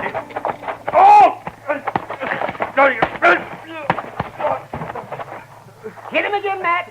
He can stand it. No, that's enough. All right, get up, Hook. Oh, Marshal, easy now. Don't shoot. Get Doc untied and be quick about it. Yes, get me untied and think about it. Yeah. Oh, that feels better. Oh, Hook, if I weren't a professional man, I'd punch you right in the eye. Never mind, Doc. Here, put his gun in your belt. Yeah, I'm just mad enough. I'd like to have an excuse to use this. Matt, what are you doing? You'll see. Matt! Why, you'll have them back here in no time. I got a surprise for Hook, but he's not going to like it much. Huh? Oh, Where they got the money, Doc? He in that saddlebag, right over there. The yellow. All right, get it, will you, quick?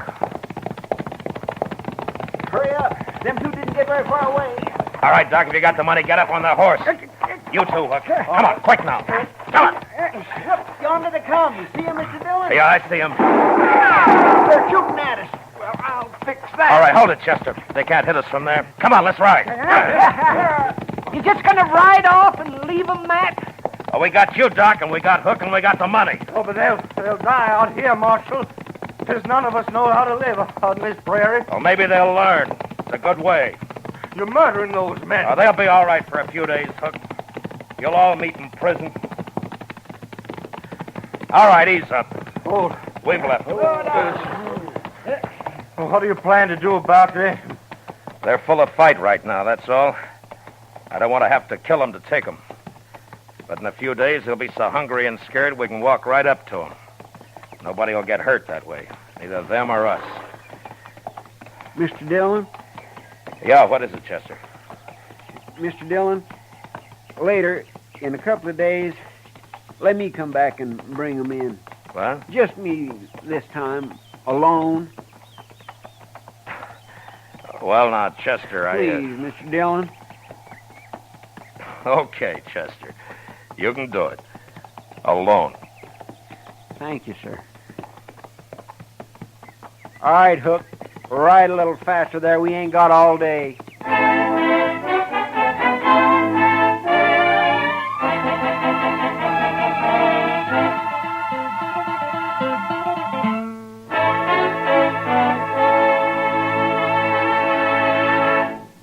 Gunsmoke, under the direction of Norman MacDonald, stars William Conrad as Matt Dillon, U.S. Marshal. Tonight's story was especially written for Gunsmoke by John Meston, with music composed and conducted by Rex Corey. Featured in the cast were Lawrence Dobkin, Harry Bartell, Ralph Moody, James Nusser, Joe Cranston, Paul Dubov, and Peter Leeds. Parley Bear as Chester, Howard McNear as Doc, and Georgia Ellis as Kitty. Gunsmoke is heard by our troops overseas through the facilities of the Armed Forces Radio Service. Join us again next week as Matt Dillon, U.S. Marshal, fights to bring law and order out of the wild violence of the West in Gunsmoke.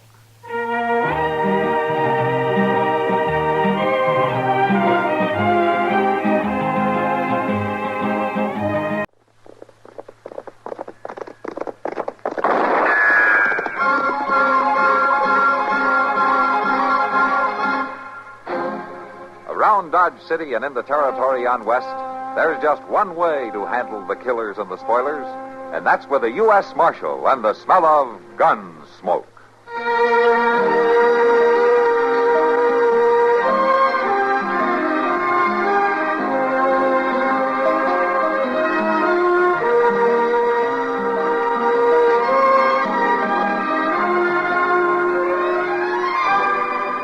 Gunsmoke, starring William Conrad, the story of the violence that moved west with young America. and the story of a man who moved with it. I'm that man, Matt Dillon, United States Marshal. The first man they look for and the last they want to meet. It's a chancy job, and it makes a man watchful and a little lonely.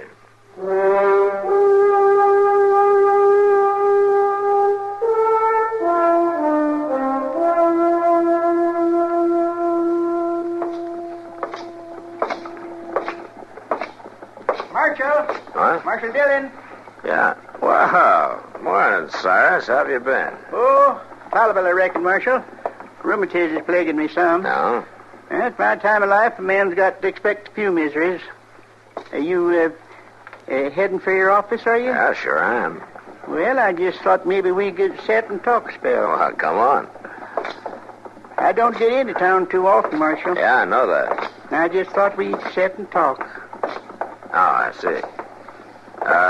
Things all right out at the farm? Oh, yes, same as usual. Farming don't change much.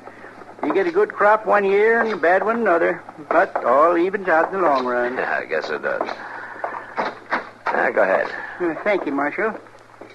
Oh, morning, Mr. Dillon. Chester, you know Cyrus here, don't you? Sure. How are you, Mr. Hudson? Fine, Chester. My land, I didn't hardly recognize you at first. We don't see you in town very often. No, the place keeps me pretty well tied down. Have a chair, Cyrus. Oh, thank you, Marshal.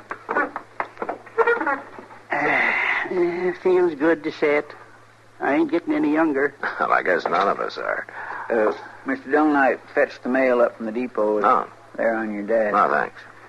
Wasn't nothing important, though. I'll look at it later.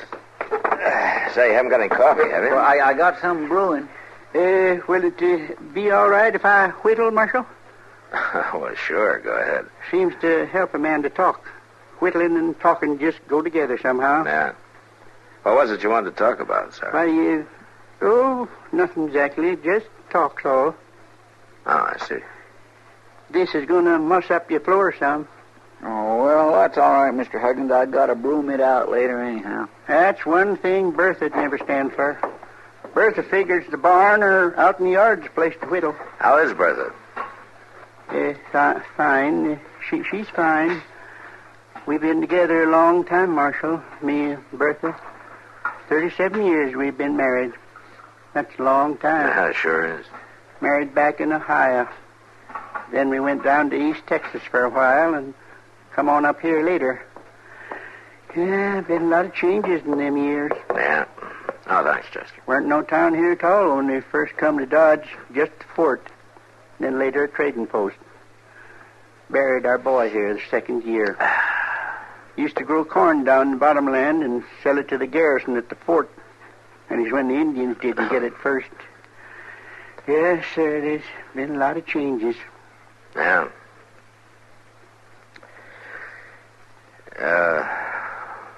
Cyrus, you didn't come clear into town just to sit and talk about the old days, did you? Why, I don't know what you mean, Marshal. I think you do.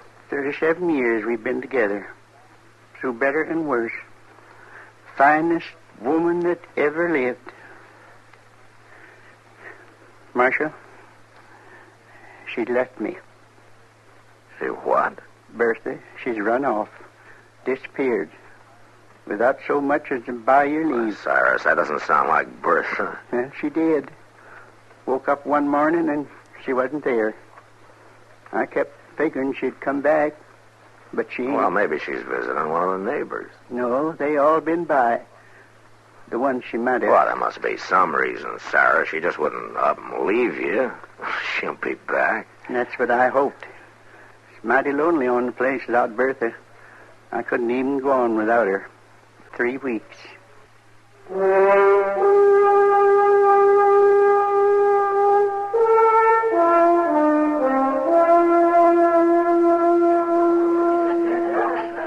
Now, just take it easy, mister. Come on. How about another little drink, sweetheart? No, have a bite now. You'll have to excuse me. Yeah, don't be like that, sweetheart. Sorry, but a friend of mine just came in. Well, I'm a friend of yours, too, ain't I? That's one way of putting it. See you later, mister. Hey, now, I've been spending good money on you. Evening, Matt. How are you, Kitty? You here to talk, drink, enforce the law, or propose marriage? Well, talk will do, I guess. Well, let's sit down. Where you been for the last 2 days? Trying to find a woman. Well, in that case, Matt. No. This is a particular woman. I'm fairly particular at times. Well, you're not 60 years old, though. Good of you to notice. And your name's not Bertha Huggins.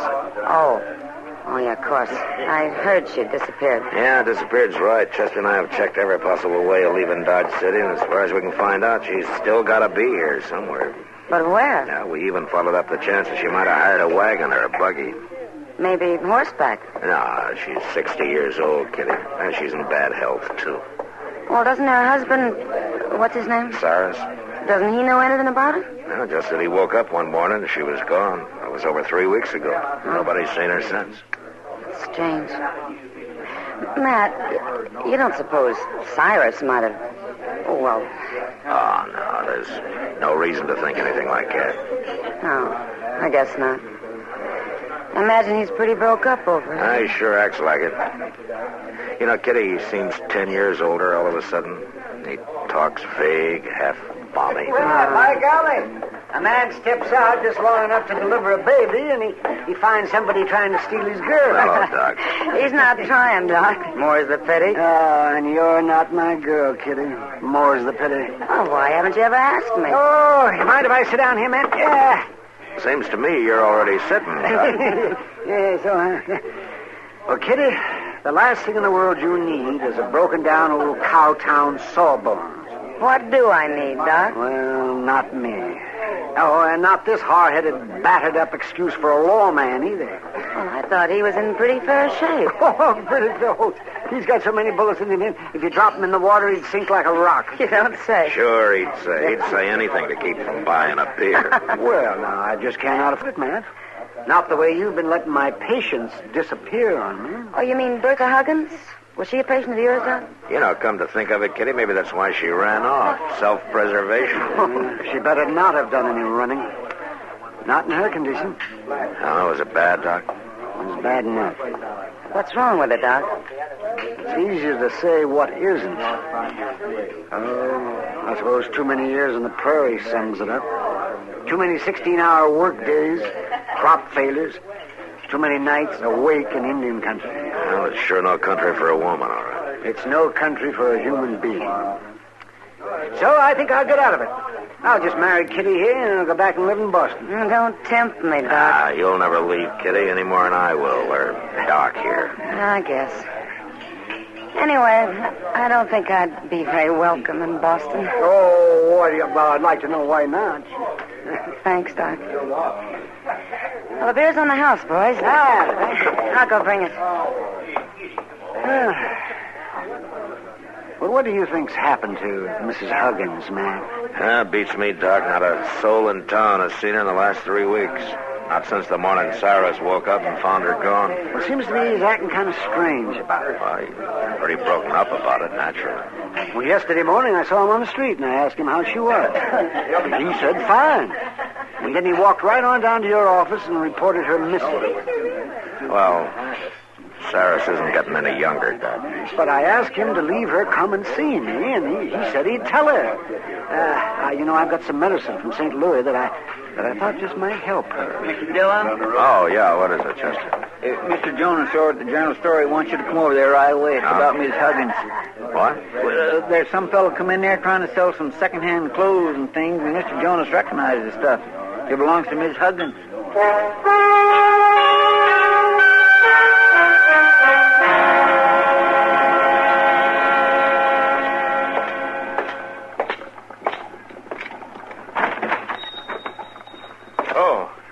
Marshal. Right glad to see you. I am for a fact. Is that him, Mr. Jonas? Yeah, standing there by the stove. He's getting restless, too. Had a hard time keeping him here. Well, I'll see what he's up to. Careful, Marshal. He's wearing a gun under his coat. So am I. Evening, stranger. Howdy. You're new in town, aren't you? Just going through. Now, when'd you get here? I ain't sure that's any of your business, mister. I'm Matt Dillon. I'm a U.S. Marshal. That make you any more sure? I didn't know you was a lawman. When did you hit Dodge? Just today. You got no reason to jump me. I haven't yet. What's your name? Hody Peel. Look, I ain't done nothing. And you got nothing to worry about. Just stand still, Hody. Yeah. What'd you take my gun for? Might save us both a little trouble. I ain't gonna stand for this, Marshal. I'm a law-abiding citizen with a wife and a family. No? Where are they? We've been camping about 5 miles up the river. I rode into town alone. We've been looking for some land to take up. Homesteader, huh? If I can find a decent piece of land, I am. How long you been camped up there? Around 3 weeks, I guess. Uh-huh.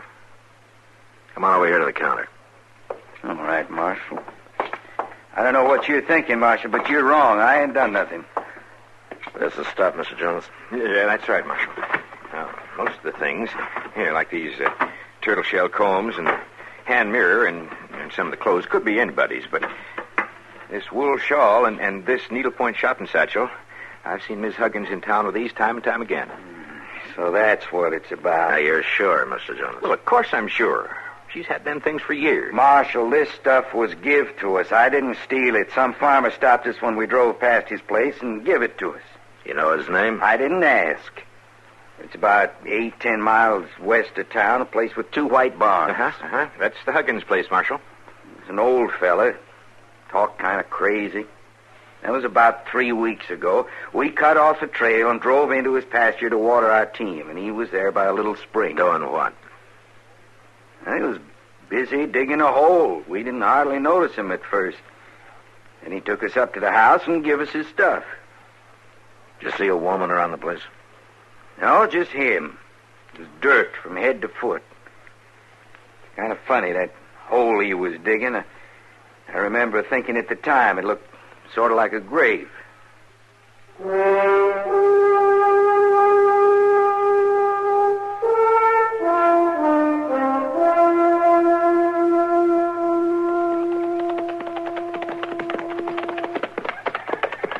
now, this is quite a surprise, Marshal. Morning, sirs. Hi, Mr. Huggins. Oh, can't complain. Come on, get out of them saddles now and rest yourselves. Mighty good to see you. Oh, thanks. Come on up to the house and I'll have Bertha fix you some coffee. What? You'll have Bertha fix coffee? Sure will. Well, she'd be awful upset if she knowed you stopped by and I didn't even bring you up to the house. Well, but your wife's gone, Mr. Huggins. Gone? Well, that's what you told me a couple of days ago. Oh, you must be mistaken, Marshal. Well, you came to my office, Cyrus, and you told me that she was missing, that she'd run off. Why, Bertha wouldn't do a thing like that. We've been together 37 years. Well, then she's here. She's up at the house. No, she's not. But you just said for us... Chester. She went to visit her sister in San Antonio. Oh, I see. I forgot about it. It just slipped my mind for a minute. Cyrus, you got a spring over there in the pasture. I'd like to take a look at it. Well, it's just a spring, Marshal. You mind walking over with us? No, I don't mind. By golly, it's funny about me forgetting Bertha went to visit her sister. Yeah. And you say I come into town a few days ago and told you she'd run off? That's right. Golly, looks like my memory's starting to go on me. Maybe. Funny thing. When it's something that happened way back, I can remember it fine. Like Bertha and me was talking the other day about when we first got married. Remembered it just like it was yesterday. And that was 37 years ago. It's funny. Yeah. Things the last 3 weeks, though, they're kind of clouded over for some reason. When did your wife leave, Cyrus, to go visit her sister? About 3 weeks ago. Well, here's the spring. Yeah. Let's take a look over here. No, I don't want to. Let's go. All right, Marshal.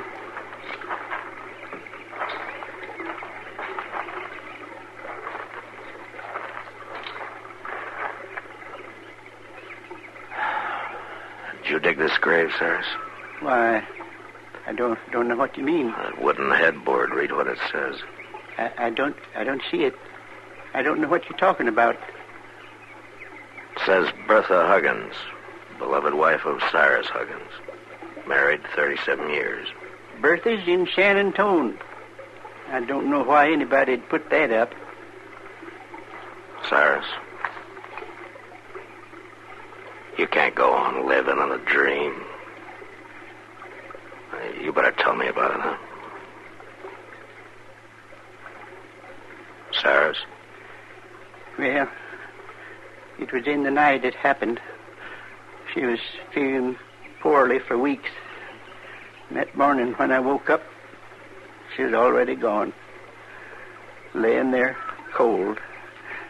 I pretty near went out of my mind, Marshal. So you buried her. You gave away her clothes and things, huh? I started pretending, I guess, like she went off someplace and was coming back. Pretty soon I started believing it. I had to believe it. I couldn't even think of going about without her.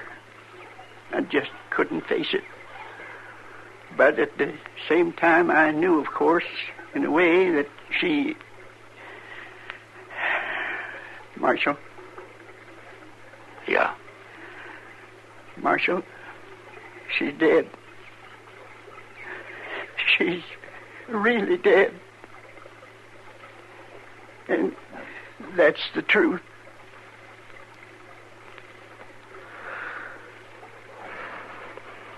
Come on, Chester.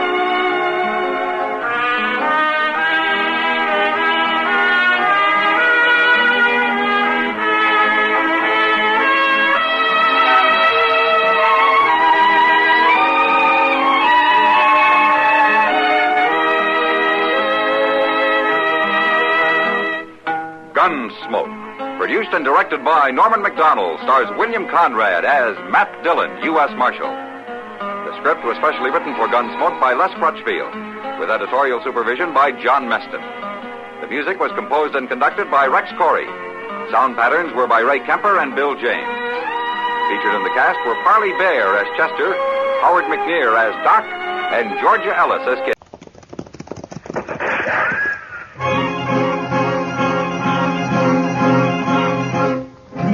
Around Dodge City and in the territory on west, there's just one way to handle the killers and the spoilers, and that's with a U.S. Marshal and the smell of Gunsmoke.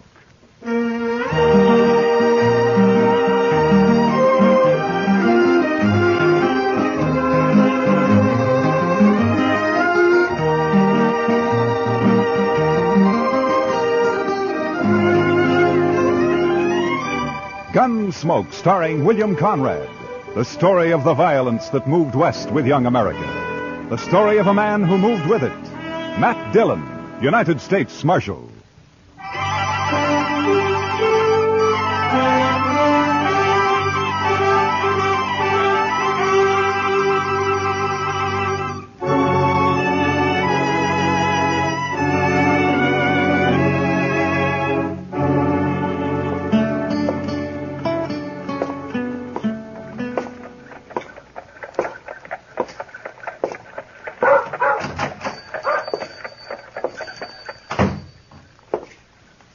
Hello, anyone here? Be right out. I was just in the... Oh, hello, Marshal Dillon. Hello, Ben. How are you? That shipment come in from St. Louis? They came in on the morning train, Marshal. I was going to send the boy over to tell you. What, have you seen it yet? I haven't had a chance to open it up. Here it is. Oh, good. Well, let's see how it looks. Huh? All right. There it is. Prettiest gold watch chain I ever did see. Chester will like that. Yeah. And look at the gleam on that elk's tooth. Yeah. Chester know you're getting this for him? Oh, no. It's by way of a surprise. He thinks he's got a birthday this month sometime. Saturday's about the middle of the month, so I figure it's as good a day as any to give it. Yeah, morning, Miss Tara. Oh, morning, Ben. Marshal Dillon. Morning, Tara. Oh, how beautiful. Is it yours, Marshal? Oh, no. It's for Chester. He's always wanted one. It's lovely. Ben, did my hand mirror arrive? Yeah, came in this morning, Miss Tara. Can I take it now? I don't know why not. It's paid for. Here. Careful now, Miss Tara. Came all the way from Boston, so don't drop it. Oh, I won't. Don't worry. Thanks, Ben. Goodbye. Goodbye, Marshal Dillon. Goodbye, Tara. That's a mighty pretty girl, Ben. Yes, sir. Yeah. She's blossomed out since I saw her last. Well, what owe you, Ben? Oh, be just about $4, Marshal. $4, huh? Yeah. There we are, $4. Thank you, Marshal. And give Chester my regards. I'll do that, Ben.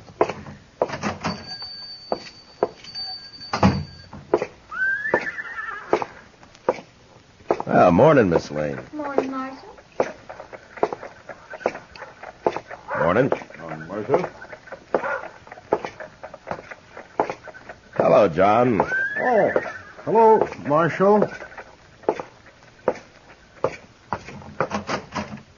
Good morning, Chester. Well, morning, Mr. Dillon. Put this in the safe for me, will you? Yes, sir. How was the auction yesterday? You know, Mr. Dillon, I never did see so many horses and mules. You buy anything? No, sir, Mr. Dillon.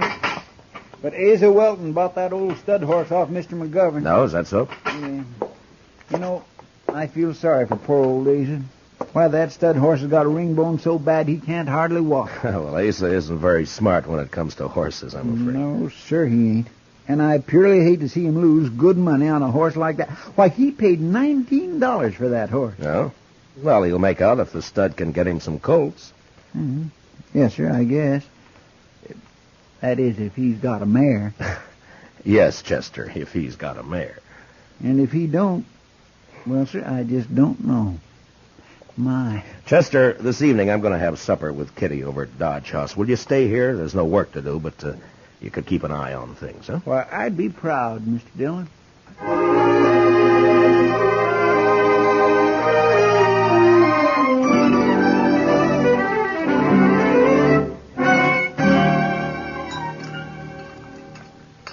More coffee, Kitty? No thanks, Matt. Yeah. You mind if I smoke? Oh, those are the longest cigars I ever saw. Well, if it bothers you, Matt, I will have. 6 nights a week at the Texas Trail, and you think I'd mind one cigar? Go ahead. Okay. Matt. What? There's something been troubling me. Oh? What's that? Well, I wanted to have supper here so we could talk. Well, what is it, Kitty? Almost 4 months ago, you and Chester brought a little girl back into town. Daddy was dead, out in the plains. You brought her back because she couldn't stay out there alone. Well, go on.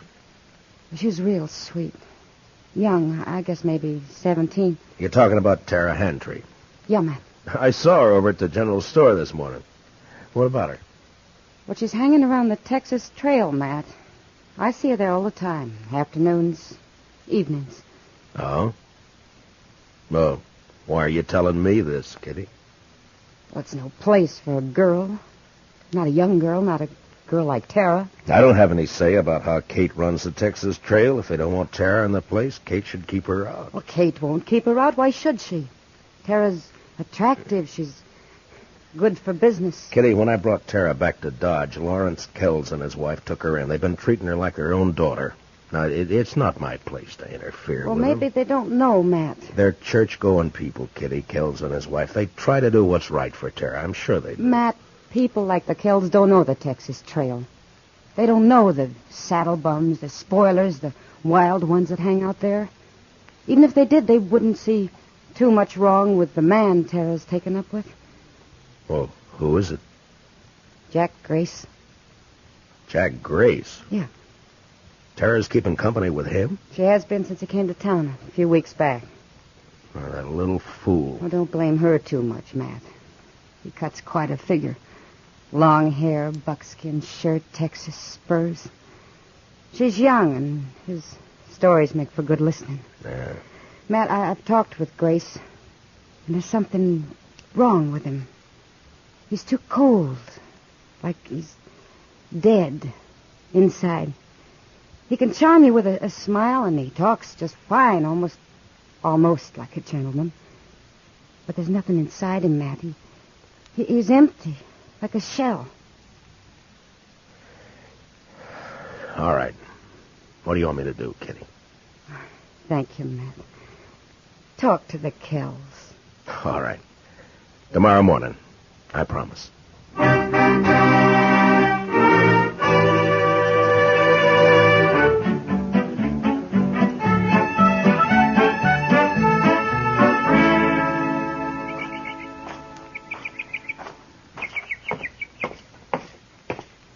Morning, Marshal Dillon.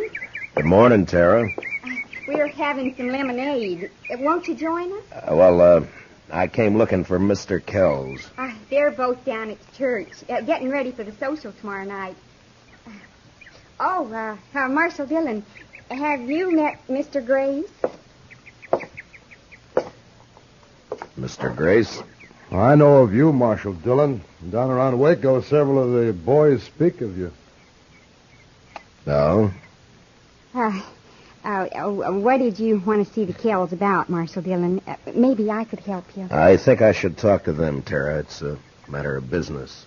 About Mr. Kells' business? The buffalo hides? No. It's another sort of thing. I better come back, Tara. They'll be home later? Well, you know how these church socials take planning. It may be late. Yeah, well, I'll come back then. Sorry you won't join us, Marshal.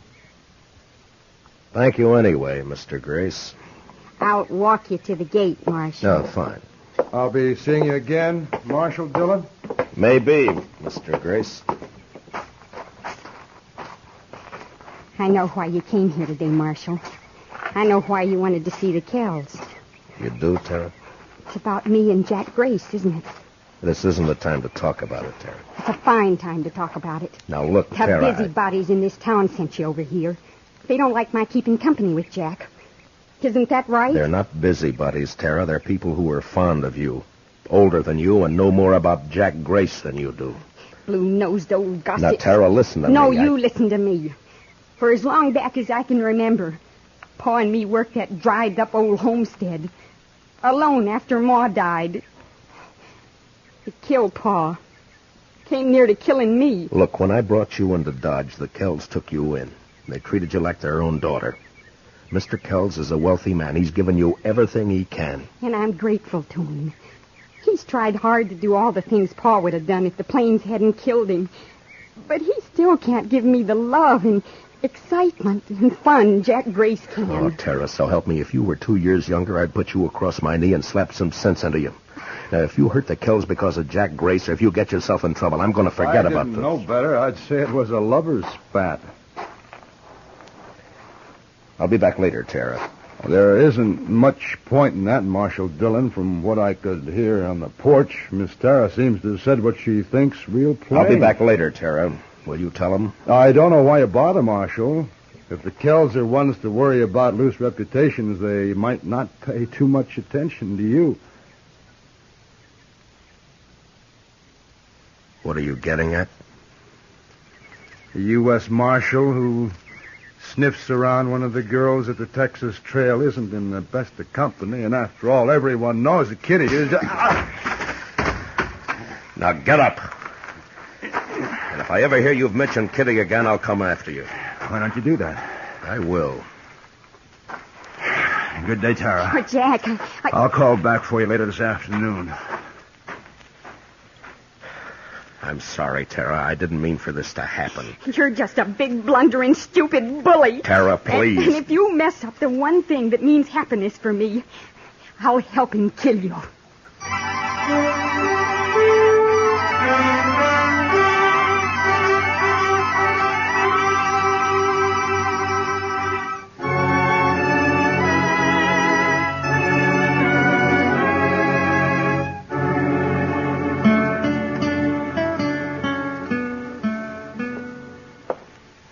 Chester told me you wanted to see me, Mr. Dillon.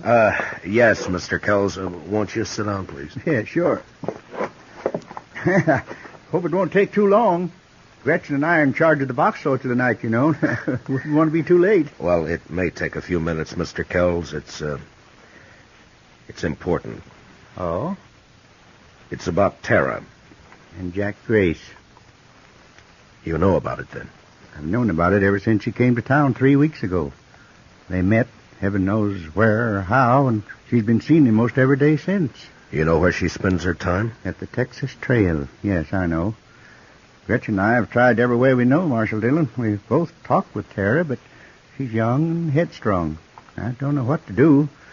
I think she'd run away with him if we interfered again. Mr. Kells, as Marshal, this is no affair of mine, but as someone who's fond of Tara and...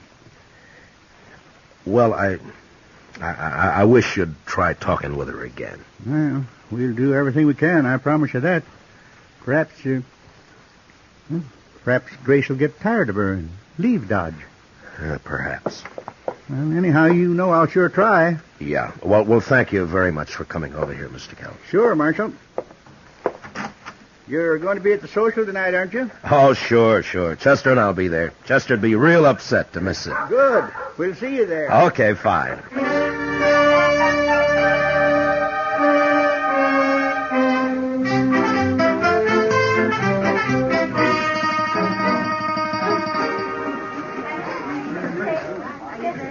Mr. Dillon, this is Miss Honeycutt. How do? Well, I'm proud to know you, ma'am. I bought her supper box. Did you bid on any supper boxes, Mr. Dillon?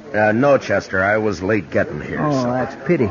Now, what do you do for supper? Oh, I'll make out all right. Well, there's really enough for the three of us, Marshal, if you'd care to join us. Well, thank you, Miss Honeycutt, but I'm looking for Mr. and Ms. Kells. Oh, they're not here yet. The parson was asking for them a few minutes ago.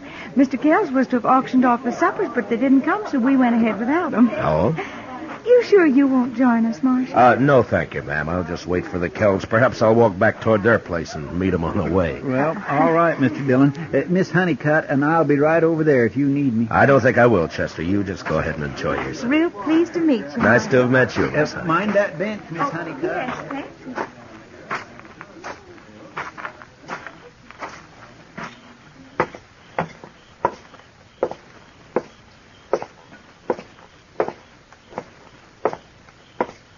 Matt? What? Oh, hello, Kitty. You leaving the party before I get there? No. I was just walking back toward the Kells place. They're not at the social yet, and this might be a good chance to talk to them. Oh, all right if I come with you? Well, sure. I had a talk with Mr. Kells this afternoon. Yeah? Yeah. He knows all about Tara and Grace. Has known for a long time. Well, what's he going to do about it, Matt? He doesn't know what to do. Neither do I, Kitty. Look, Kitty, you're a woman. You know about these things. You don't tell a woman she shouldn't love some man, do you? No. No, you don't. Kells has tried hard. He's done everything he can. Well, he's a wealthy man. He could send her east for a few months on a visit. St. Louis, maybe. To forget Grace? Yeah? Would it do any good? No.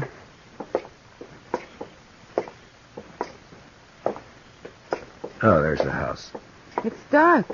Maybe we passed him. No, I don't think so. Here. Okay. Thanks.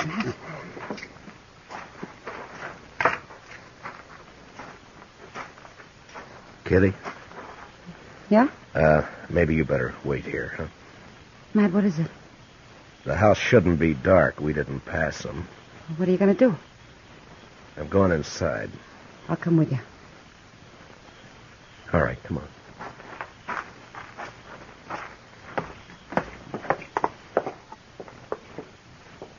The door's open.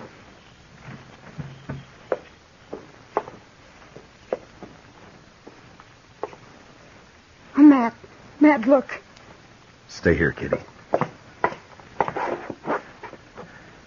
Shot, both of them.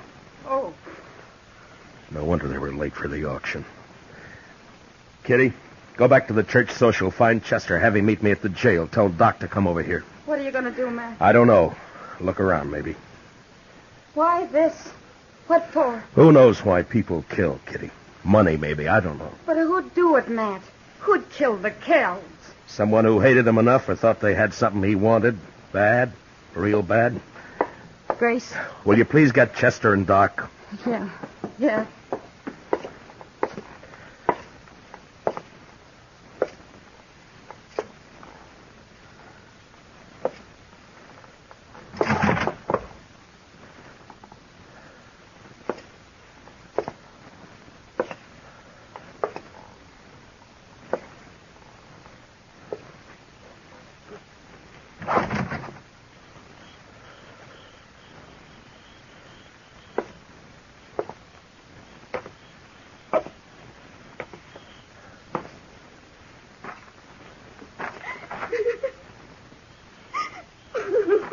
Tara? Tara, are you all right? It's Matt Dillon, Tara. Are you hurt bad? Who did it, Tara? Do you know? Yes. Yes, I know. Well, who was it? Was it Grace? Oh, Matt. Matt. What happened, Tara? Tara. Mr. Kells was waiting for him when Jack came for me. Mr. Kells wanted to talk with Jack, he said, and Well, go on. I don't know. I don't know. I can't help if you don't tell me what happened. But when Jack came, there was an argument. Mr. Kells told Jack to go away, leave me alone.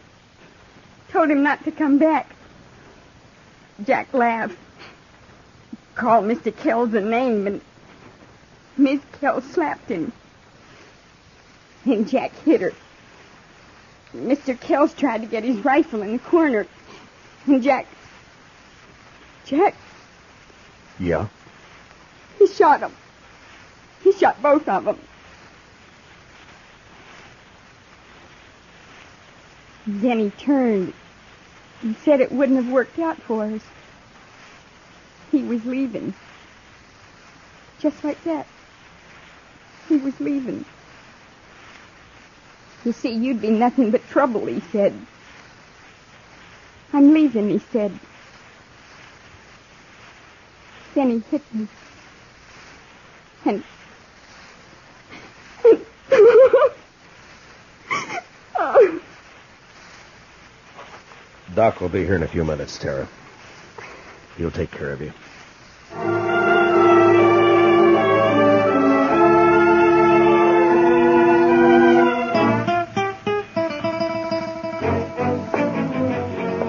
You want me to go with you, Mr. Dillon? No, you stay here. Get me that Winchester, will you? Yes, sir. Here you are. Thank you. How do you figure to trail him at night, Mr. Dillon? I don't. I'm taking a guess, that's all. You know where he's going? Like I say, it's a guess. I won't be back to Texas. He's wanted there.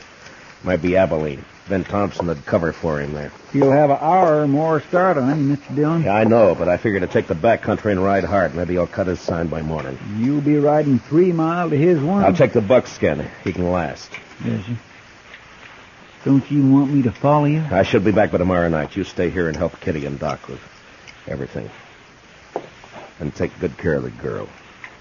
She needs help. Yes, sir. Good luck, Mr. Dillon.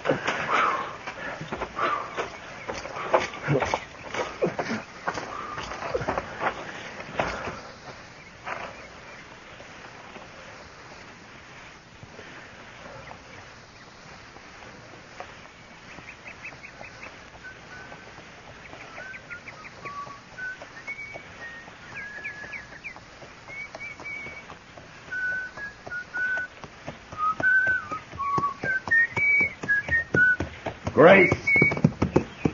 You can't see me. Don't bother to try. Just drop your gun belt. Easy.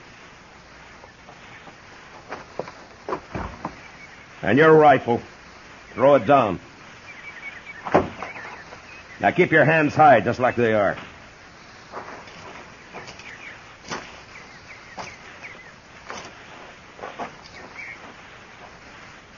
You travel fast, Dillon. I didn't waste time getting to here. I know this country better than you, Grace. Roads aren't always straight. Even so, that buckskin of yours must be quite a piece of horse. He is. We'll be starting back right quick, but meanwhile you just sit tall right where you are. Arms will get tired. Taking me back to jail in Dodge. Well, what do you expect? You murdered 2 people just last night, tried a third. I just hit Tara down. I don't know as I tried to kill her. You must have known I'd come after you.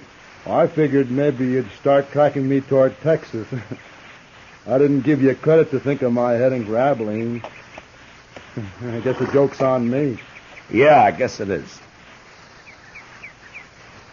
You know, I don't understand what goes on inside you, Grace.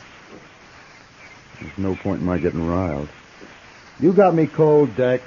Someone told me earlier you were just a shell, that you were empty inside. But by heaven, you are. You're crazy, Grace. Just mean, pure crazy. It's you doing that talking, Marshal. Please yourself. In a way, it's all Tara's fault, I suppose. Well, it wouldn't have worked out anyway, like I told her.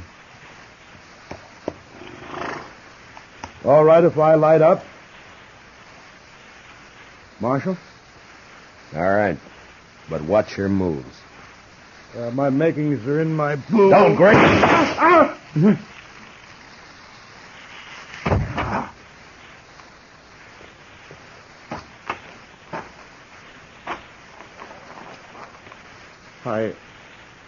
I didn't know Kansas marshals were so fast. A derringer up the sleeves, an old story, Grace. Yeah, but they sure are. Guess I won't go to trial after all. No, maybe not. But you're going back to Dodge. Like they say on the posters. Dead or... Yeah. Dead or alive.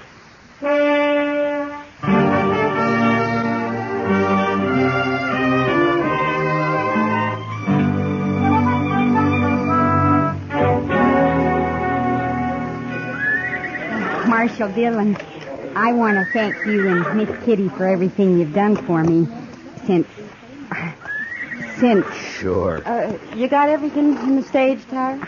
Yes, Miss Kitty. It's a long trip, Tara. You sure you won't change your mind? I think I'll like it back east, and St. Louis won't be as big as all this. Marshal Dillon will be late into Haiti City if I don't get away now. Okay, driver. Well, goodbye, Tara. Good luck. Goodbye.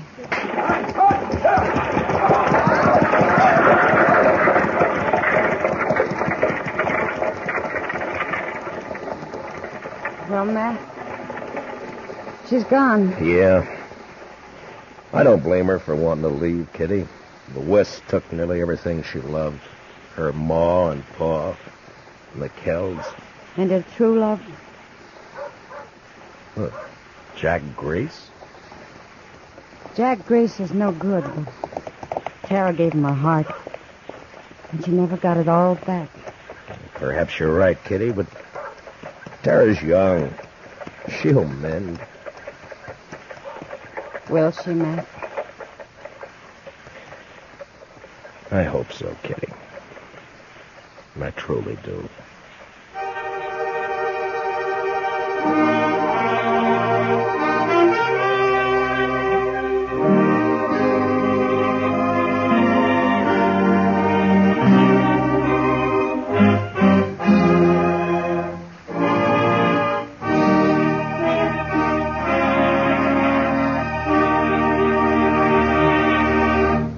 Gunsmoke, under the direction of Norman MacDonald, stars William Conrad as Matt Dillon, U.S. Marshal.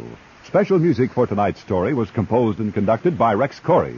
Featured in the cast were Sammy Hill as Tara and John Daner as Jack Grace, with Ralph Moody, Joe Duval, and Vivi Janis, Parley Bear as Chester, and Georgia Ellis as Kitty. Gunsmoke is heard by our troops overseas through the facilities of the Armed Forces Radio Service. Join us again next week as Matt Dillon, U.S. Marshal, fights to bring law and order out of the wild violence of the West in Gunsmoke.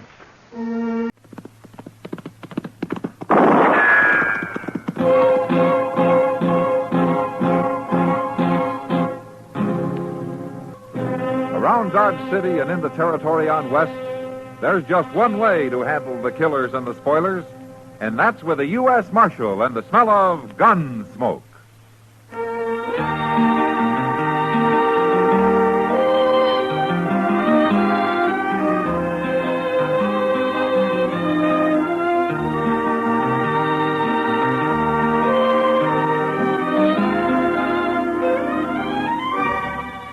Gunsmoke, starring William Conrad. The transcribed story of the violence that moved west with young America. And the story of a man who moved with it. I'm that man. Matt Dillon, United States Marshal. The first man they look for and the last they want to meet. It's a chancy job, and it makes a man watchful. And a little lonely.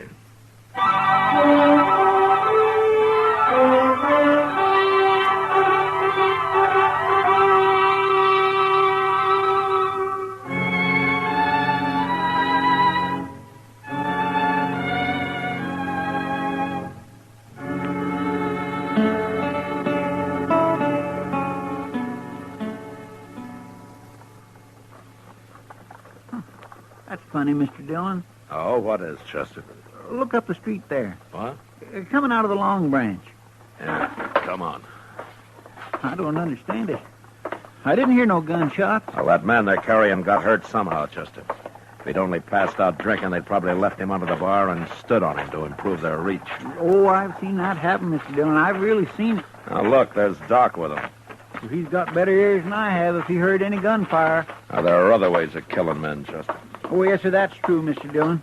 I saw a man killed with a bullwhip once. Oh, that was You bad. men carry him up to my office. The door's open. I'll be along as soon as I talk to the marshal. Okay, take him on.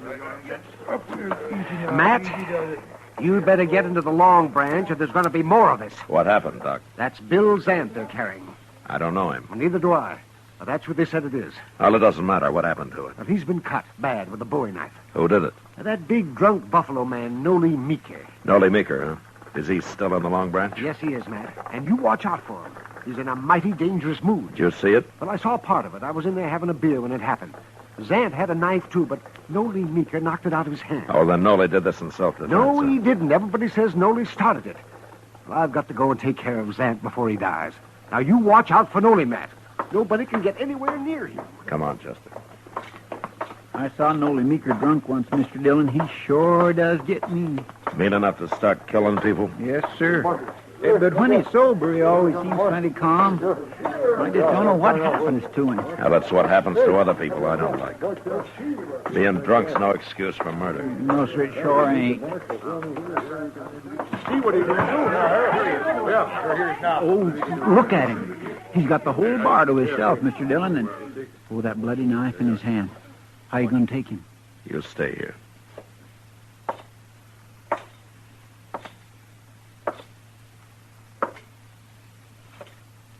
Evening, Noli. Get away from me, Marshal. Why don't you drop the knife, Noli? You're in enough trouble now. I killed Zant, didn't I? I'll kill you next. Zant isn't dead yet, Noli. Then I'm going to have to keep you in jail till we find out if he's going to live. I ain't going to jail. Not if I have to cut me a path all the way out of Dodge. If Zant dies, you murdered him. You're not leaving Dodge. Now, you can't be so drunk you don't understand that. Come on, Marshal, let's fight. What, my six-gun against your bowie knife? You wouldn't have a chance, Noli.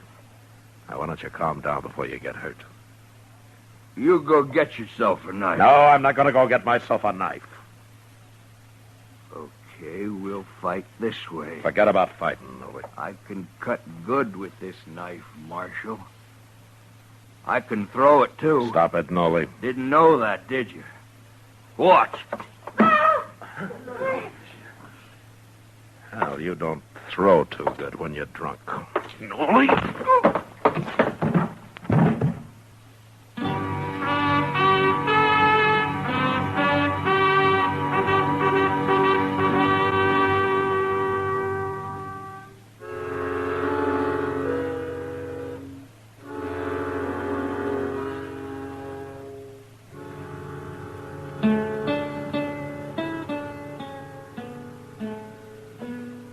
Feel pretty good today, do you, Nolly?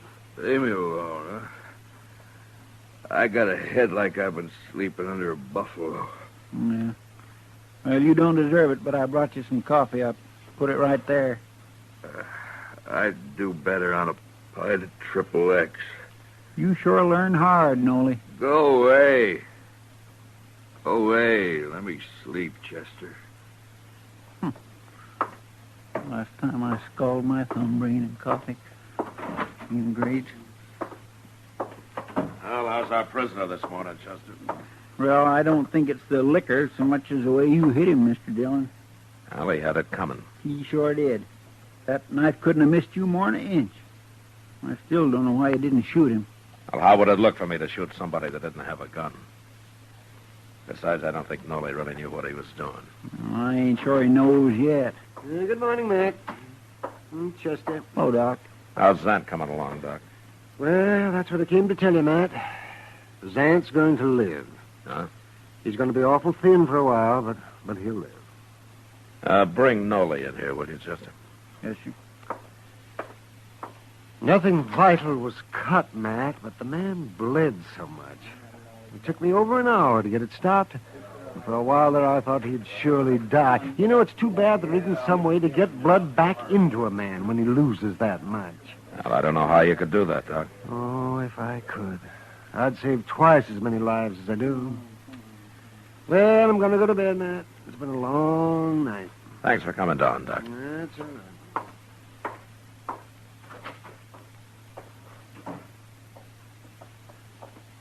Quit complaining about sleep, Nolly. You just escaped years and years of it, whole centuries. I'll take that on any time, Chester. What'd you want, Marshal? You sober enough now to tell me why you took your knife to Zant last night, Nolly? Personal matter? Well, maybe you better tell me whether it's personal or not. I'm not going to turn you loose to go stab him again. Turn me loose? You didn't kill Zant. He's going to live. Now, what were you fighting about? A woman? Is that all? You got something against women, Marshal? That's not what I meant. I've known you for a long time, Nolan. You never seemed like the kind of a man who'd try to kill somebody over a woman.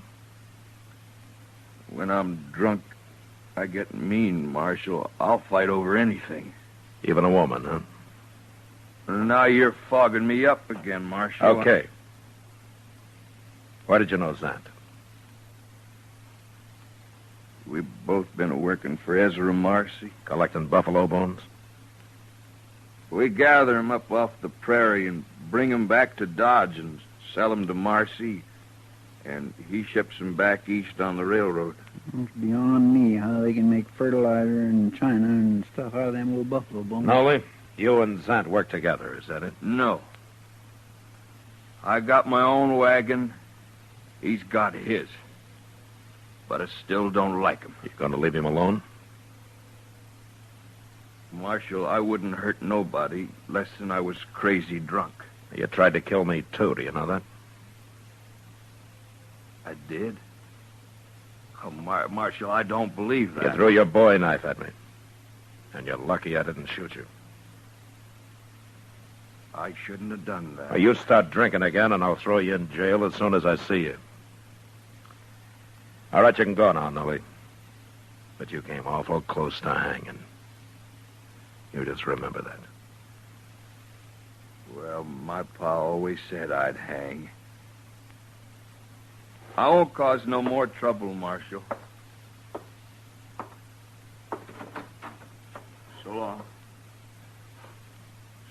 Chester. Goodbye, Nolly. Mr. Dillon, you believe that about them fighting over a woman? Oh, there might be more to it than that, Chester. Why don't you ask Zan about it? Well, if Nolly's lying, Zant will lie, too. But whatever they were fighting about, I doubt that it's over. He hurt Zant too bad for that.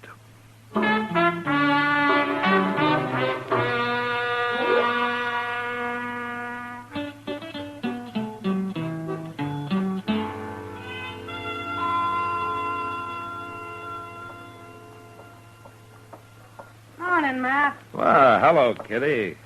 You waiting for the stage to come in? No, I just got tired sitting in my office. That's a funny thing about your job. No? You're either doing nothing, sitting in your office, or standing around the plaza like some bum. Or you're the most violent man in Kansas. Well, it's a good thing I don't get paid for the job, isn't it? You'd starve. Oh, hello, Marshal. Hello, John. But still, nobody could ever pay me enough to go against Nolly Meeker and his knife the way you did a couple of weeks ago. Well, I could have shot him, Kitty. No, you couldn't. Not you. It's just what'll get you hurt someday, Matt. Or worse. Look, Kitty, I'll die when my time comes, just like everybody else. Matt, I'll feel better when I get some breakfast. Oh, haven't you eaten yet? I don't get up as early as some people. I'll go with you, Kitty. I could Good. use a cup of coffee myself.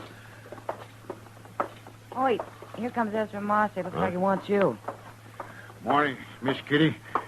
Marshal. Oh, Marcy. Marcy. I got a job for you, Marshal. Oh? I wish I'd never made a deal with them men. Neither one of them. You mean Sant and Nolly Meeker? Them. They've been complaining and fighting more than they've been gathering buffalo bones for me. Oh, why don't you deal with somebody else? Most men would rather hunt for hides than bones, Marshal. It pays better. I buy both, so it don't matter to me, but even so, Zant ain't been much use since Nolly cut him up. Now he ain't no use at all. Why not? Nolly's got a shack down past the Opera House at the edge of town, Marshal. Let's go ask him. He got drunk again last night. I thought you were talking about Zant. It's about Zant I want to talk to Nolly. Oh, why do you need me? Nolly killed him, Marshal. What? Zant was due in with a wagon load of bones this morning, and he was late. So I rode up the river to look for him. And I found him, sitting on his wagon with a hole through him like a Sharp's 50 would make. You think Nolly did it? Well, Nolly tried to kill him before, didn't he? And he come in with a load of bones yesterday, and I paid him off, and he went and got drunk. Of course Nolly killed him. Does Nolly have a Sharp's 50? He used to be a hide hunter until he got tired of it. And it was a Sharps that killed Santa. Anybody can tell that. Yeah, I guess they could. That Nolly Meeker's a murderer, Marshal. You go arrest him. Did you leave Zant at the river, Marcy? Oh, I ain't gonna bury him. Come along and show me where he is. All right, I'll send somebody out to bury him, but let's go find Nolly. I don't want no murderer to get away. I'll talk to Nolly later. No, we'll get him first. We're going to the river, Marcy. Now.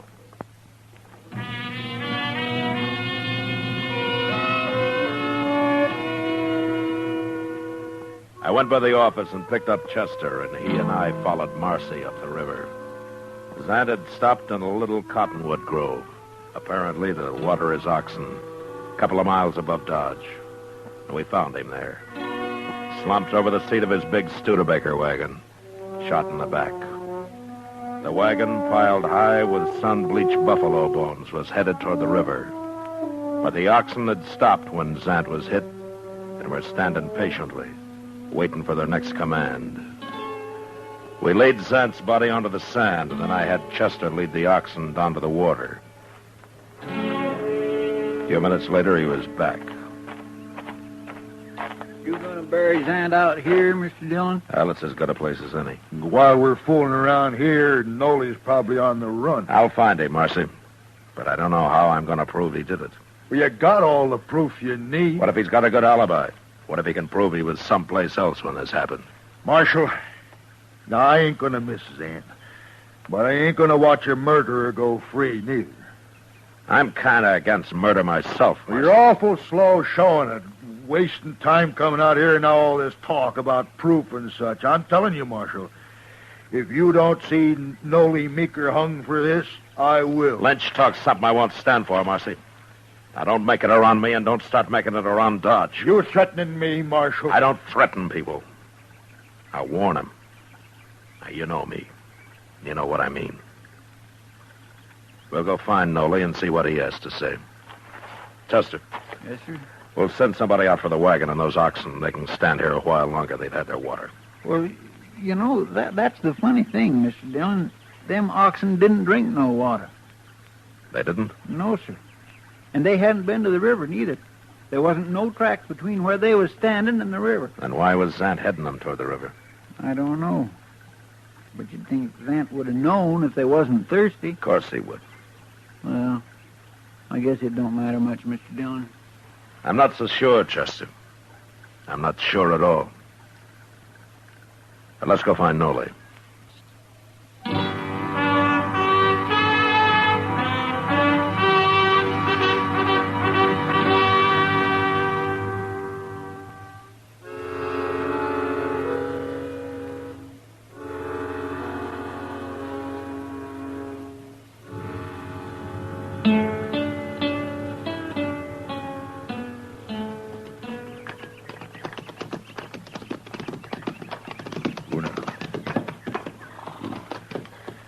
This is it, Marshal, right here. I just hope Noli ain't awake and watching us out of one of them cracks.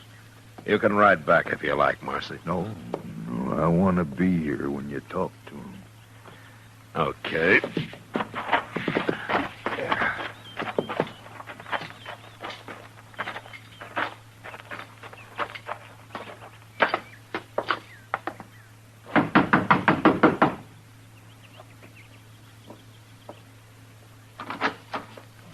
I want to talk to you, Noli.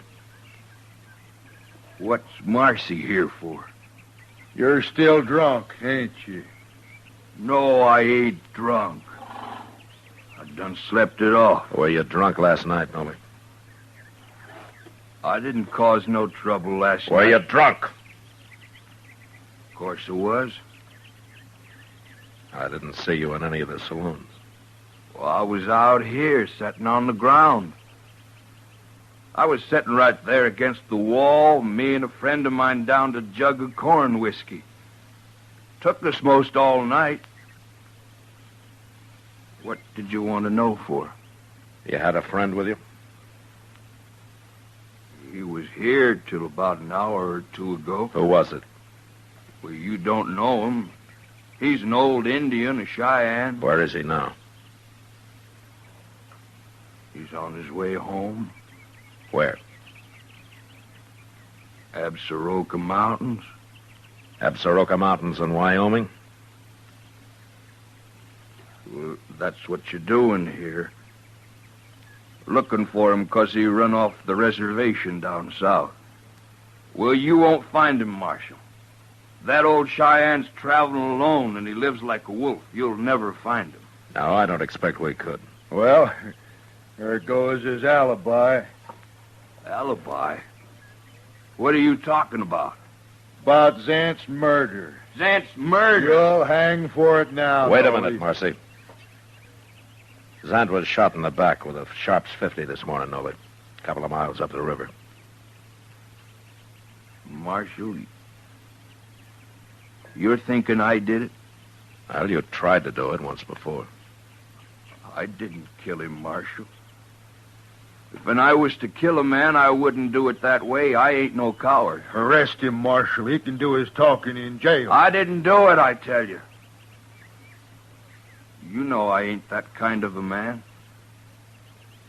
I ain't a good man, but I ain't like that. Okay, Noli.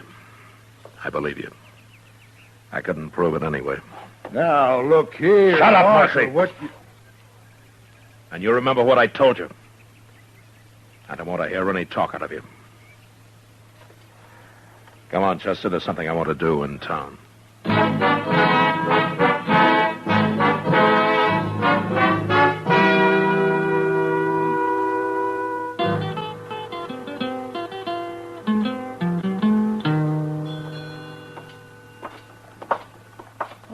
doctor down here to the depot, Mr. Dillon. Well, I want to talk to Sam Vestal, Chester.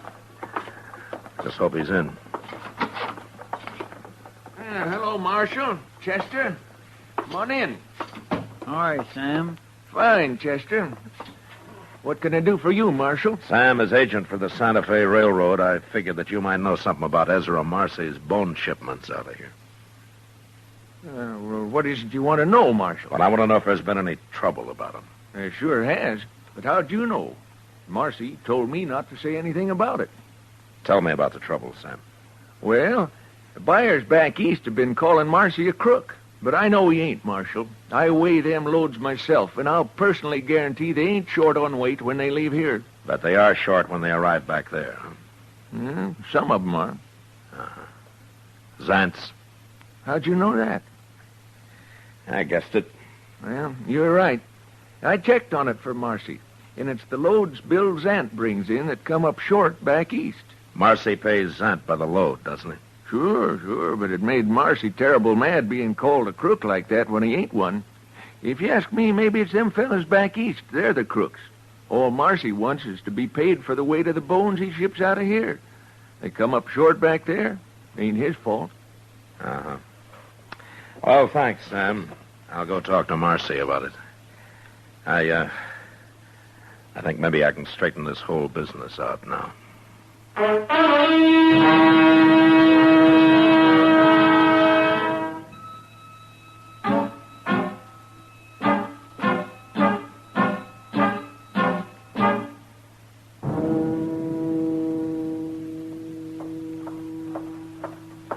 Marcy's coming, Mr. Dillon. I found him in the Texas Trail. You know what he was doing? What, Chester? Stirring up a bunch of men in there about how they got to go get Nolly Meeker.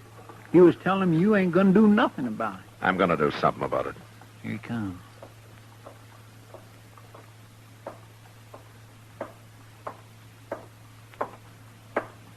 It's no use, Marshal. You can't stop me now.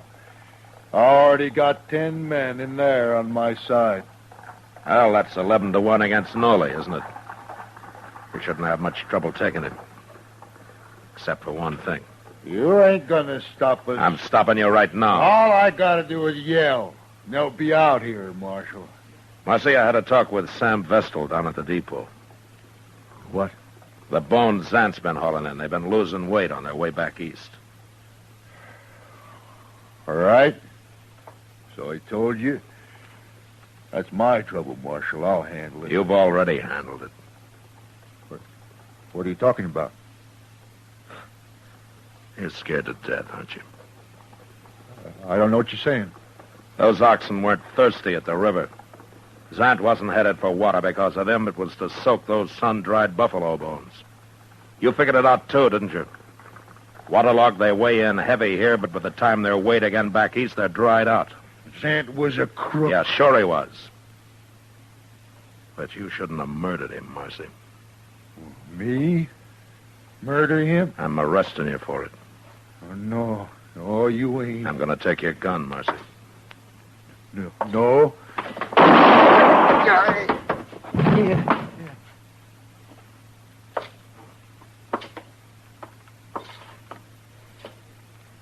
He shouldn't have tried that, Mr. Dillon. He's about the poorest gunfighter I ever saw. Yeah, he was slow, Chester. But he'd have killed me if I'd let him. Why'd you try it?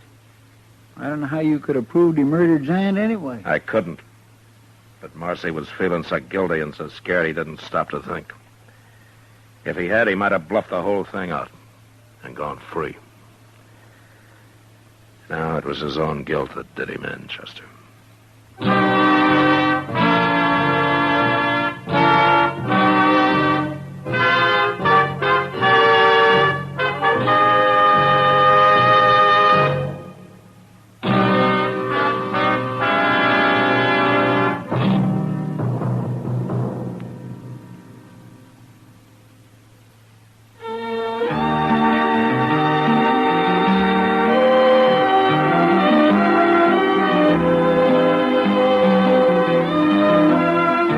Gunsmoke, transcribed under the direction of Norman MacDonald, stars William Conrad as Matt Dillon, U.S. Marshal. Tonight's story was specially written for Gunsmoke by John Meston, with music composed and conducted by Rex Corey. Sound patterns by Bill James and Ray Kemper. Featured in the cast were John Daner, Herb Ellis, and Frank Cady. Marley Bear is Chester, Howard McNear is Doc, and Georgia Ellis is Kitty. Join us again next week as Matt Dillon, U.S. Marshal, fights to bring law and order out of the wild violence of the West in Gunsmoke.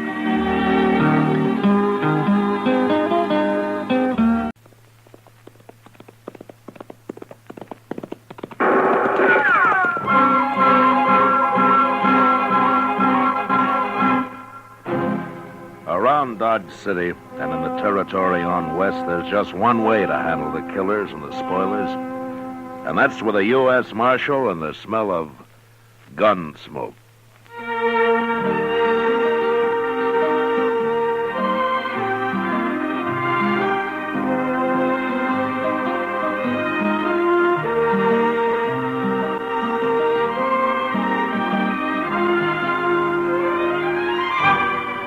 Gunsmoke, the story of the violence that moved west with young America. The story of a man who moved with it. Matt Dillon, United States Marshal. And now, Gunsmoke, starring William Conrad.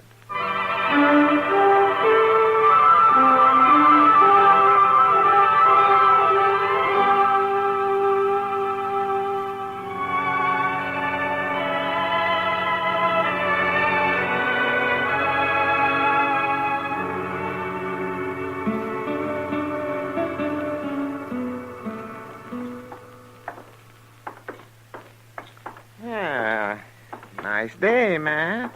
The wind's gone down anyway. It sure was blowing last night. Where were you, Doc? Out at the Caldwell place. Mrs. Caldwell was expecting. Still? There was a false alarm last night. Oh, you ought to get some sleep while you can, Doc. Yes, I know. That's right where I'm headed. Doc Adams. Oh, hello, Roof. I've been looking for you, Doc. Matt, this is Roof Tucker, Sheely Tucker's son. Oh, hello, Roof. We ain't met before, Marshal. No. How's Sheely these days? He's just like ever. But it's Ma I come to get Doc for. Well, what's the matter, Roof? She swallowed a nail, Doc, and it's hurting her bad. Swallowed a nail, does she? How'd she do that?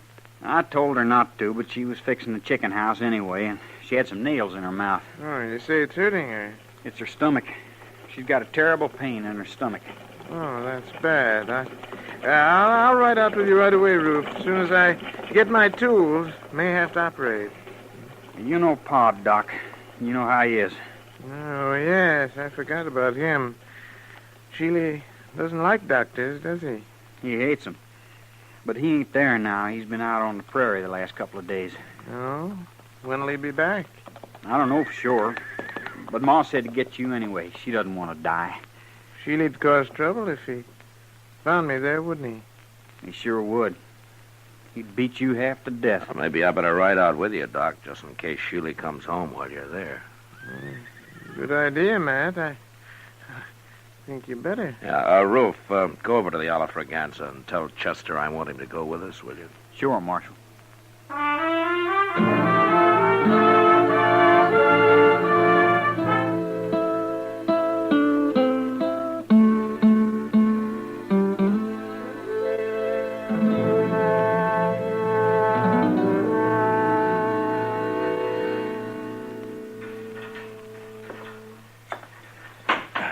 How is she, Mr. Dillon? I don't know, Chester. Doc's still working on her. Well, there's no sign of Sheely anyway. Well, that's some help. What's the matter with a man like that, Mr. Dillon? Hating doctors the way he does? I don't know, Chester. Probably there weren't any doctors around when he was young. And what was good enough for his father is good enough for him. Some fool notion like that, maybe. Sheely always was a mean old cuss, except for his horses. He's always treated horses like they're human. Did you ever notice that? Sheely isn't really a bad man, Chester. He's just ignorant and prejudiced because of his ignorance. If he'd have been here, he'd let Miss Tucker die rather than have Doc operate on her. Yeah, probably. Well, that's bad. To me it is. Maybe if Doc saved him someday, he might get over his ideas. Old Sheely's never had a sick day in his life I know of. Oh, Doc, you all through? Huh? Oh. Yes, I'm all through, Matt. How is she, Doc? Yeah. She's dead. Dead? I guess her heart couldn't take it. I don't know. I had to operate, though. She'd have died sure if I hadn't. Oh, it isn't your fault, Doc. You did all you could. I know, but I always feel maybe if I'd have done it better, things like this wouldn't happen. You're not to blame, Doc. You, want me to tell Roof? Yeah, I've already told him. He's in there with her. Oh, how'd he take it? Yeah, he didn't say a word, Matt. Well, we better be getting back to Dodge, I guess. Yeah, you must be plumb wore out, Doc. Yeah, I am. Doc. Hey? Yes, Ruth. And you too, Marshal. You're going to have to help me. Oh, we'll help you, Roof. What is it? It's about Pa. I don't know what to tell him when he comes back. Hey, that's right. I kind of keep forgetting about him. Just tell him the truth, Roof. Doc tried to save your mother, but he wasn't able to. Nobody could have. You don't know Pa very well, I guess. He just won't stand for it. Well, there's nothing he can do about it now. It's all over. Not for him, it won't be. What do you mean, Ruth? When Pa says a thing, he means it. And he said none of us was ever to go near a doctor. Roof, do you agree with your Pa's thinking? No. And neither did Ma. But we didn't dare cross him when he was around anyway. I'm afraid of him, Marshal. You'll have to stay here and tell him. Yeah, well, I can't stay. I have to get over to the Caldwell place. That baby's due any time now. But you can't go. All right, Roof, all right. I'll stay here till he comes back. Chester, you better ride into town in case anybody's looking for me, huh? All right, sir, Mr. Dillon. Yeah, it's a funny thing how a doctor can lose one life and maybe bring another into the world all on the very same day. Yeah.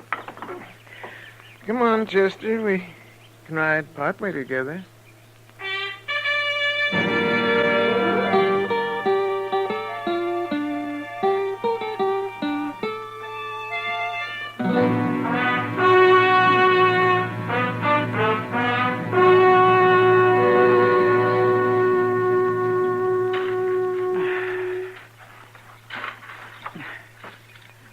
That ought to do it, Roof. I want her buried good, Marshal. How about a cross? You want to put up a cross? I'll let Pa decide that. Oh, my gosh, Marshal. Here he comes now. Yeah, looks like he's been riding pretty hard. Pa always rides hard, but he takes mighty good care of his horses all the same. He's never hurt one yet. I know. Hurry, boy, Oh, there, Marshal. How are you, Sheely? What are you doing out here? What's this? Sheely, your wife died. Ruth and I just finished burying her. She died? Just a few hours ago. We didn't know when you were going to get back, so we went ahead and buried her. What'd she die of? She was holding some nails in her mouth, and she swallowed one of them. Oh. Roof, take this horse into the barn and dry him off. Sure, Pa. Rub him good now. I will, Pa. Don't let him near no water yet. I won't. What are you doing out here, Marshal? I came out with Doc. With who? Doc Adams. He did everything he could to save her life, Sheely. He cut on her, didn't he? He tried to get the nail out, if that's what you mean. She'd have died from it if he hadn't. Cutting on her, that's what killed her. Look, Sheila, your wife was dying, and Doc tried to save her. That's how it happened, no matter what you think. I've got no use for doctors. They're all croakers. That's what my old man called them, croakers. I kind of figured that's where all this came from. Julie, have you ever thought that your old man might have been wrong? Not about them, he wasn't. Hey, how'd Doc get here anyway? Who told him to come? Your wife wanted him. After all the times I've told her to stay away from doctors? I guess she didn't want to die, Sheila. She wanted a chance to live. Yeah, sure. And he come out here and killed her. Poor defenseless woman. Doc Adams will pay for this, Marshal. I'm telling you right now. You lay a hand on Doc, and I'll run you out of the country, Sheila. Maybe it won't be a hand I'll use, Marshal. Try anything like that, and you'll hang for it. I'll find you no matter where you go. He killed my wife with his bungling butchery. He's a murderer. There isn't a man in Kansas who'd believe that. Doc's a pretty valuable citizen around here, Sheila. Not to me, he ain't. It's an eye for an eye, Marshal, like it says in the good book. You even try it, and I'll throw you in jail. I don't try nothing. Then you'll hang. Will I, Marshal?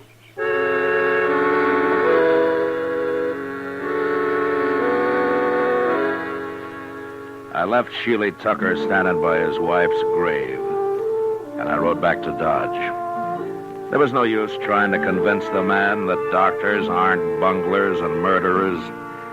I figured he'd have to experience the truth himself somehow. And there wasn't much chance of that, the way things stood. But what really worried me was his threat to get Doc. Ordinarily, Sheely was peaceable enough, but there was no telling what he might do now. Doc stayed at the Caldwell place that night, and the next day, too. I thought he'd be safe there, and I didn't worry about him. Till the next evening. Kitty and I were having supper at the Dodge house. Matt, for a town that lives on the cattle trade, you'd think we'd be able to eat decent steaks. You should have had the prairie chicken, Kitty. It didn't have to walk all the way from Texas. That steak I had got carried. It was too old to walk. I've never eaten prairie chicken, Matt. What's it taste like? Oh, a little chicken and a lot of prairie. If I didn't know you better, I'd say you've been drinking. If I know you, you'll order steak next time anyway. I don't give up easy, Matt. Yeah, I know. Remember it, then. Sure. You don't know much about women, do you, Matt? Well, I'm learning. Yeah. But at the pace you've set, I'll be in my grave before you're out of first grade. Well, it took me 10 years to learn how to handle a 6-gun. Well, that's the nicest compliment I've had all day. Drink your coffee. I gotta get out of here. Yes, sir, Mr. Dillon. Oh, here's Doc. Hello, Matt. Kitty. How's Mrs. Caldwell, Doc? Yeah, gave birth to a 12-pound boy this afternoon. Ah, that's fine. Yes. That's not what I came to talk about, Matt. Somebody tried to shoot me on the way back from the Caldwell place. What? Who was it, Doc? Yeah, I didn't see him, and since I didn't have a gun, I rode straight ahead. Fast. Where did this happen? Yeah, about a mile the other side of the grove. I should have come out and ridden back with you, Doc. You should have, huh? Well, then, you know something about this? Yeah. Sheely Tucker, huh? He came back after you and Chester had left, Doc. He made some threats. Yes, I might have known it. But I'm not going to be a target for Sheely every time I go on a call in the country. I'm going out and see him, Matt. We'll have this out face to face. I don't think you can change his mind, Doc, but I'll go with you. And if he admits shooting at you this afternoon, I'll bring him back to jail. Maybe I'll bring him back anyway. Well, I should hope so. People around here'd be in an awful fix without Doc. Well, then there's me too, Kitty. Oh, sure, Doc. I was thinking of you. We'll ride out in the morning, Doc. Yeah, good.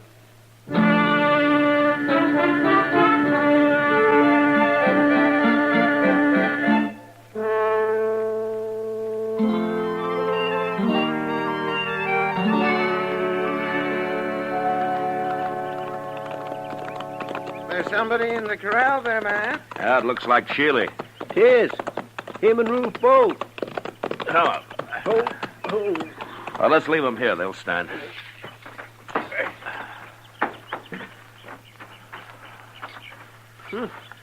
I got a horse tied down in there, Mr. Dillon. He's down, Chester, but he isn't tied. No, by golly, he ain't. Oh, say, look at that. Yeah, broke his leg. Now, that's too bad. Oh, here we are. Doc, I'll go first in case Sheila gets excited. Oh, all right, man. Yeah. Go ahead, I'll close it.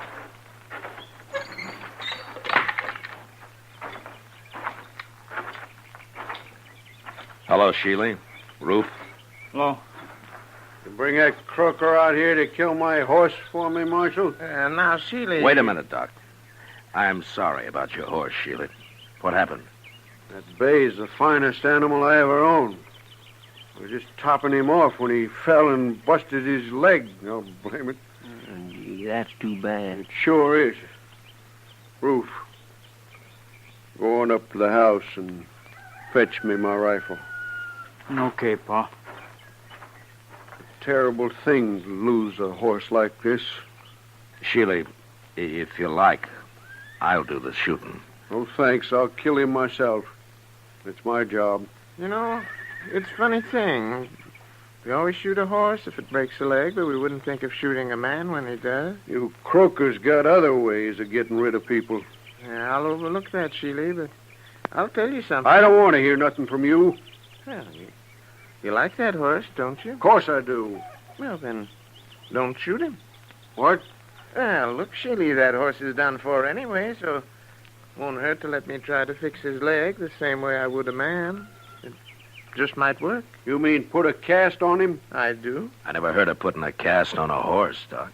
Yeah, neither have I. It's crazy. I don't like it. It's up to you, Sheila. Well, I wouldn't have let you near my wife if I'd been here. Why should I let you fool with my horse? All right, Sheila. Shoot your horse. Then I'm taking you back to Dodge. What for? You're going to jail for trying to kill Doc yesterday. At least that's what Doc told me. Yeah, now, Matt, I didn't exactly Shut up, say... Doc. I ain't going to jail. I can't... Yes, you are. Unless maybe Doc changes his mind about charging you with attempted murder. Then I couldn't put you in jail. Oh? Yeah, no. No, he couldn't then. You know, Sheila, I might get so busy working on this horse, I'd plain forget about everything else. I might even save the animal to boot. Well, make up your mind, Sheila. I gotta get back to Dodge. Well, all right. But you better make it work, Doc. I said I'd try. That's the best I can do. Ever. No matter who the patient is. Okay, Doc, you try. But try real hard, will you? I always do, Sheila. Real hard.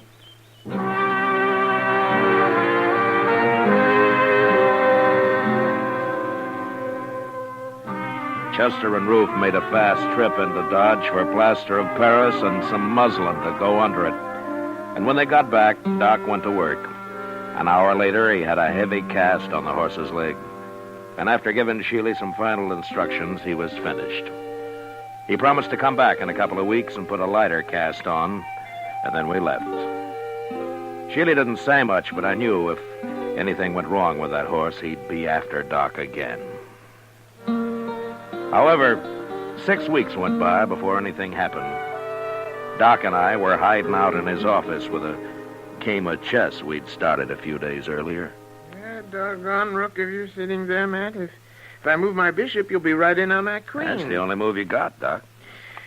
All right. There you are, Matt. See what you can do with it. A couple more of those and I'll get that queen. Doc. Well, hello, Sheila. Doc, I've been looking everywhere for you, blast you. Why'd you put a sign on your door saying you were out? How come you're wearing a gun, Sheila? Man, it'd be a fool not to wear a gun in this town, Marshal. He'd be a worse fool to try to use it. Don't rile me. I'm in a bad enough temper already. What's wrong, Sheila? How's your horse? My horse is tied up right outside, Doc. What? Yeah, I took that second cast off myself. Then I rode him in here. Of course, I took it easy with him, Doc, real easy. And he ain't even limping. Well, what do you know? By heaven, it works. Oh, that's fine, but what are you so heated up about, Sheely? Well, you'd be heated up too, Marshal, if you'd been carrying a rotten tooth in your jaw as long as I have. You mean you're looking for a doctor, Sheely? I'm man enough to admit it, Marshal. Well, now, Sheely, you just sit down right over there, and I'll see what I can do. Okay, Doc. Hey, this is the one right here. Try to get it out, will you? I'll try, Sheely. That's the best I can ever do. Ever. That's good enough for me, Doc.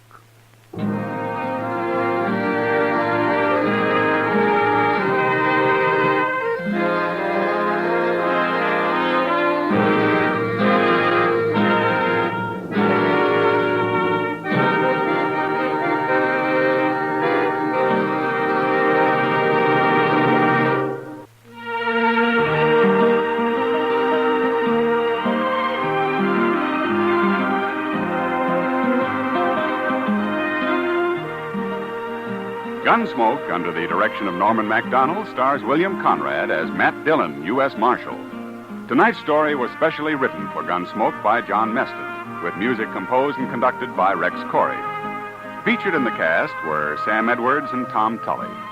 Parley Bear is Chester, Georgia Ellis is Kitty, and tonight Paul Frees played Doc.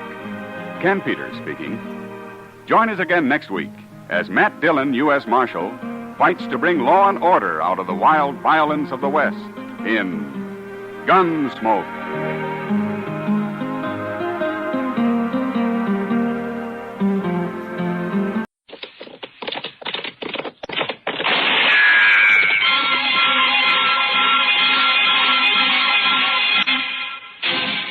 Around Dodge City and into territory on West, there's just one way to handle the killers and the spoilers. And that's with a U.S. Marshal and the smell of Gunsmoke.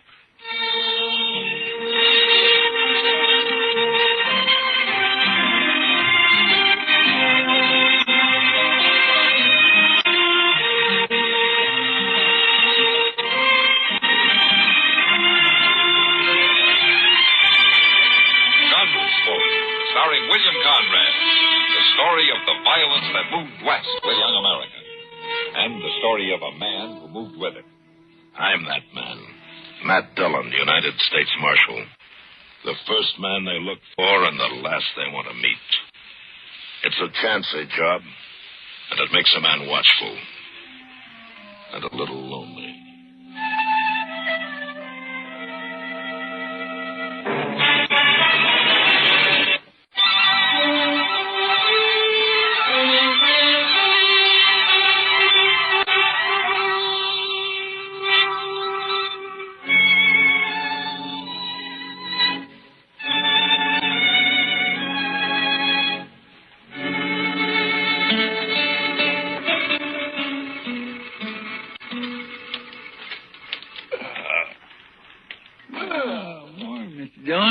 Morning, Chester. Biscuits be done directly. Oh, is the coffee made? That's what I need. It's boiling. I didn't make much, though. Thought I'd better save the water, seeing how we made dry camp. Oh, how come you woke up so early this morning? Oh, I always do that. Soon as it gets daylight, my feet starts to sweat, seems like, and I just naturally got to get up. That's as good a reason as any, I guess. Ah, looks like we got company. What? Where? No, right over there, heading straight for us. Some cowboy, probably. I don't know, he doesn't ride like a cowboy. Well, that's just a kid, Mr. John. Yes, it is, isn't it? Sure does need a haircut. Well, I declare it's a girl. What could she be doing on here? Carrying a rifle, too. Ah, morning, miss. You want to get out and have some coffee with us?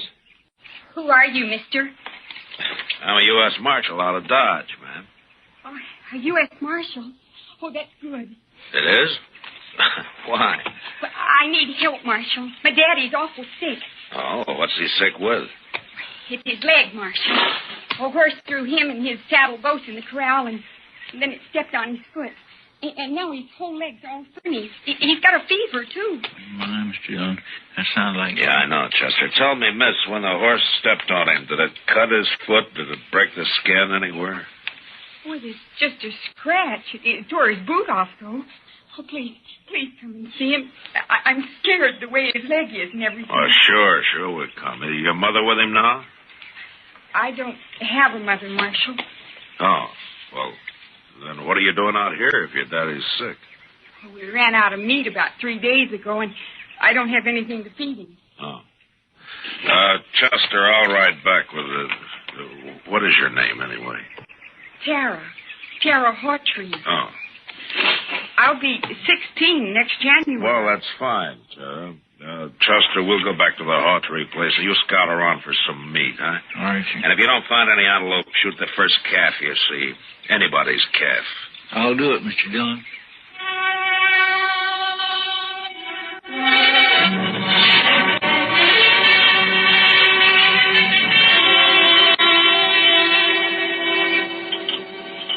Dillon. Yeah, I've heard of you. You're from Dodge, ain't you? Yeah, that's right, sir. Well, Marshal, ain't feeling so good. My foot don't hurt me no more, but my leg's all sort of, well, it ain't pretty. Oh, Daddy. I don't know much about these things, Mr. Hawtree, but maybe I better take a look at it anyway. Sure, Marshal. There she is. Yeah, all right, you can cover it up. I was in the war, Marshal. I know what gangrene is. Guess you do, too. Yeah. Well, the first thing, Mr. Hawtree, a friend of mine's out getting you some meat, and then we'll load you into your wagon. Oh, Ben took the wagon. What? Ben Walling. He took the wagon when Daddy got hurt. He said he'd find a doctor and bring him back. Well, who's Ben Walling? He's been sort of working here, Marshal. I should have run him off long ago. That's what. Well, where is he? Where'd he take the wagon? Was he going to find a doctor around here anyway? The closest doctor's in Dodge I know of. But I couldn't get to him anyway. Tell me, Mr. Hawtree, when did this happen? About 6 days ago, Marshal. Ben left the day after. Oh, do you think he's coming back? He come back here, and me not able to get around. I don't know what I'll do. I ought to take a bullwhip to him. A bullwhip. Now, take it easy, Mr. Hawtree. Take it easy. He won't cause any trouble, so don't you get all worked up about it. Tara, let's let him get some rest, huh? All right, sir. Now, we'll have some food for you real soon, Mr. Hawtree. I ain't very hungry. Tara, what's he so riled up about this Ben Walling for? What's between them? Oh, it's nothing, Marshal. Daddy's sick, and that's all. Oh? Look, Tara, you trust me, don't you? Daddy hates Ben because Ben likes me. Oh, I see. He even wanted to marry me. He said he would. How do you feel about Ben? Do you like him? Well, it's time I had a man and all that, but I'm afraid of Ben, Marshal. It's like there's something wrong with him. He's always sneaking around when you don't expect him. It makes me uneasy like. Marshal? Yeah? I'm awful glad you're here.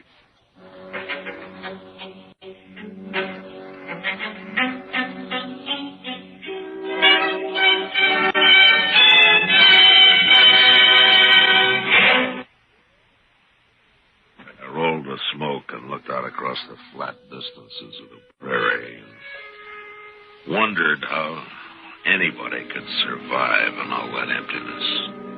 Hawtree lying on his bed back there in the house, he wouldn't survive. The prairie had got to him, all right. And Tara, what could she do out here in this endless land of grass? Well, I was glad to get my mind off it when Chester rode in with an antelope across his saddle. We hung it on the corral and dressed it and took a hind quarter into Tara, and we went back outside and sat out on the porch.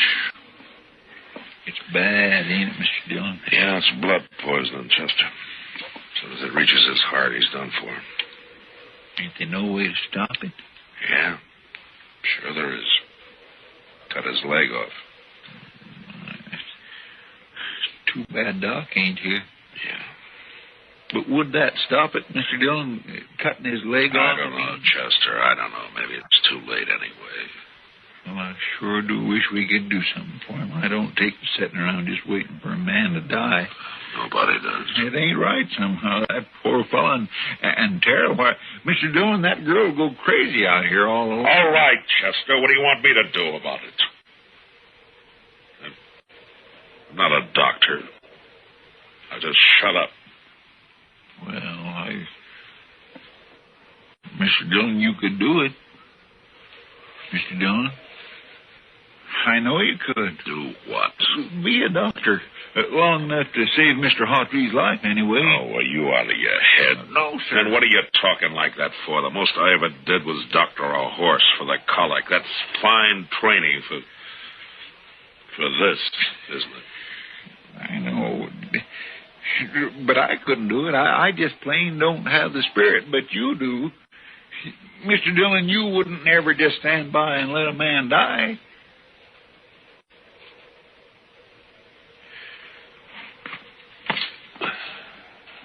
Let's go talk to him, Chester.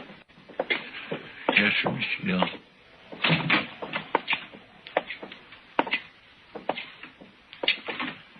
Daddy's fever's worse, Marshal. I'm going to get some more water. Mr. Hawtrey, how do you feel? I don't feel much, Marshal. Outside of burning up. I've been trying to tell Tara that I can't last long with blood poisoning, and she just got to figure on it. That's what I came in to talk to you about, man. I guess you know the only thing that'll give you a chance. I know. But I couldn't ask any man to do that. You didn't ask me. It's up to you, Mr. Hawtrey. I'll try it if you're willing. If it was just me, I wouldn't do it, but I can't leave Tara alone. Not if I can help it, I can't. You're a brave man. Oh, Marshal. I just don't have any choice. Come on. Let's get it over with. Have you got any liquor in the house? Yeah, there's a jug of corn out in the kitchen. Chester, go get it, will you? And tell Tara to start boiling a lot of water. I'll talk to her in a few minutes. I'll be right back. Now, Mr. Hawtrey, tell me everything you know about this. Huh? Yeah. First, I'll tell you what you need. There's a straight iron out by the corral somewhere. Yeah. You can heat it in the main room fireplace. All right, fine. Now what else? Yeah. Tara will find some cloth for bandages. And the rest of the stuff you can get in the kitchen. The only thing worrying me is what we'll use to tie off the arteries with. Plain thread won't hold. Well, maybe some thin strips of rawhide. No. So they soak through. Gotta have something. Wait a minute. I think I know what'll work. What about horsehair? Huh? Yeah, that's it, Marshal. Pull it off the tail. It'll work fine. Here's the jug, Mr. Hawtrey, and I brought you a cup, too. Pour me some. I want to get good and drunk. Here you are. Thanks.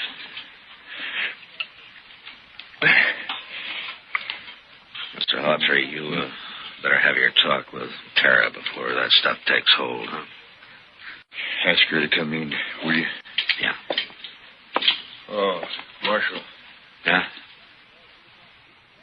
I'll try to make it easy for you.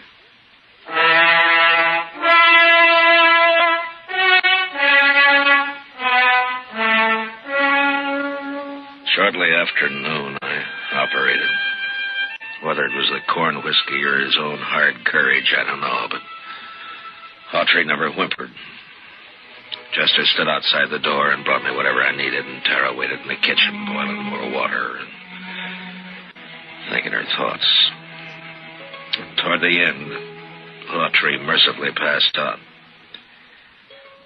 I finished and left the house for a breath of air. I'd done everything I could, and I just hoped that I'd done it right. That's where it beats me, Mr. Dillon, how he just lays in there so quiet and peaceful. It's only been 4 or 5 hours, Chester. The liquor hasn't worn off yet. Well, he drunk up nearly the whole jug. He needed it. Hey, Mr. Dillon, look yonder. What? Somebody coming with a wagon. Yeah. It's probably that Ben Walling they were talking about. Wonder what he's got to say for himself. Now, you'll think of something, Chester. His kind always does. You recognize him? No, I don't. You? No, I never saw him before.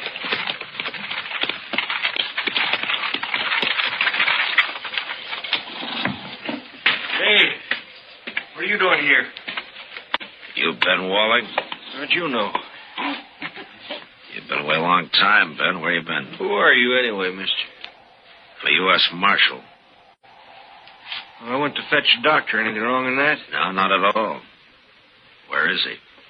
Well, first night, them horses run away. I've been chasing them ever since. Didn't catch them till this morning. I see.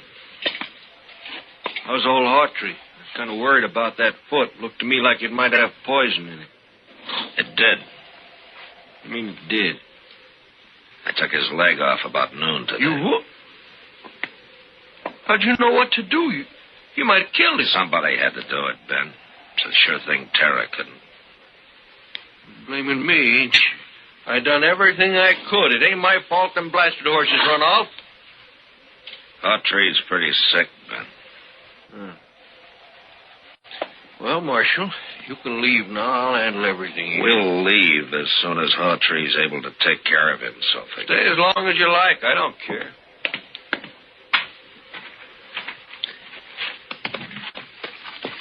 Mr. Dillon? Yeah. I think that cussed Ben's a no good liar. You see that saddle over there, Chester? Oh, well, that belongs to Mr. Hawtrey. Yeah, I know. I looked at it this noon. Somebody cut the cinch strap on it. But no wonder that bronc bucked him and the saddle off both. Do you think Tara did it? It was Ben, wasn't it? You figured the old man would get hurt, maybe killed. But why? So he'd have a free hand with Tara. Miserable low-down. Mr. Dillon, let me rest him. No, not yet, Chester. There's plenty of time. All right. I'll wait.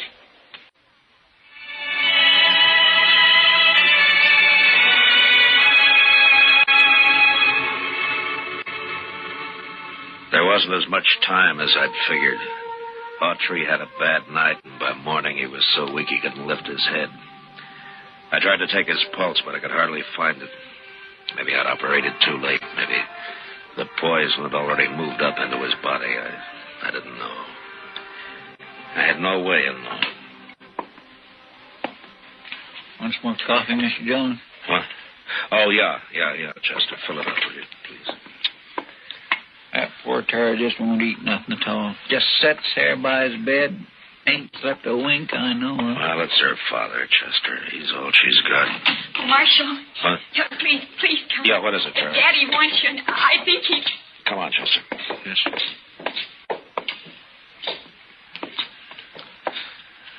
It's Matt Dillon, Mr. Hawtrey. Marshal, I'm gonna die. Oh, Daddy. Daddy, please. Tara, don't leave her here. Ben Walling, he's no good. Now, don't you worry about Ben Walling, Mr. Hawtrey. I promise you that he won't get anywhere near Tara, now or ever. Tara can't stay here alone. It's a bad way to die. Not knowing. Mr. Hawtrey. Not knowing. Mr. Hawtrey, Yeah. I want you to listen to me. I'll take care of Tara. I'll see that she's all right. I'll see that she's cared for. Now, I promise you that. You hear me? I thank you, Marshal. I sure thank you. Where's Tara? Oh, Daddy, I'm right here. Daddy, please. Tara. Come on, Chester.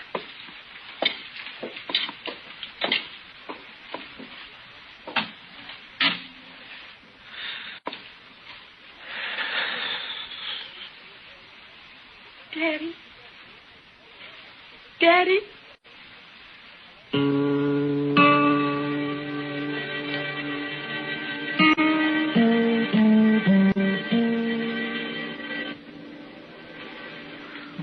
I wish Tara'd come out of that house. I don't like it. Her in there and just breaking her heart. Give her a little time, Chester. She'll be all right. Don't move a finger, either one of you.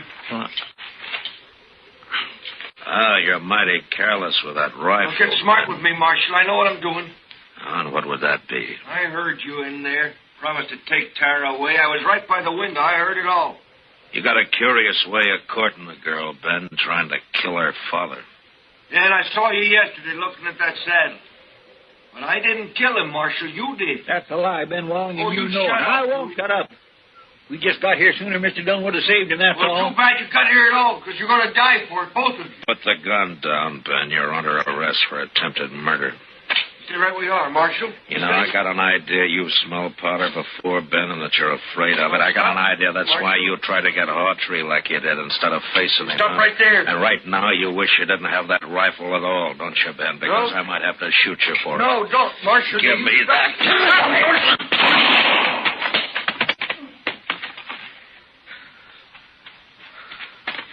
You all right, Mr. Dillon? I didn't even try, Chester. The rifle went off when I knocked it aside, that's all. He was scared to death. Well, I didn't feel exactly comfortable. Tie him up and keep an eye on him, huh? I'll go see Tara. Late that evening, we buried Hawtree out on the prairie, out in back of the little homestead that would die now, too, and fall apart without him. The next morning, we loaded up everything we could get into the wagon, and with Tara beside me, we started off for Dodge. Ben Walling never said a word. Chester led his horse, and they rode along ahead of us. I had plenty of time to tell Tara all about Dodge, and how that there were some good people there, and how we'd find her a home and a family. She just sat there, tight-lipped. Didn't say much. She never once looked back.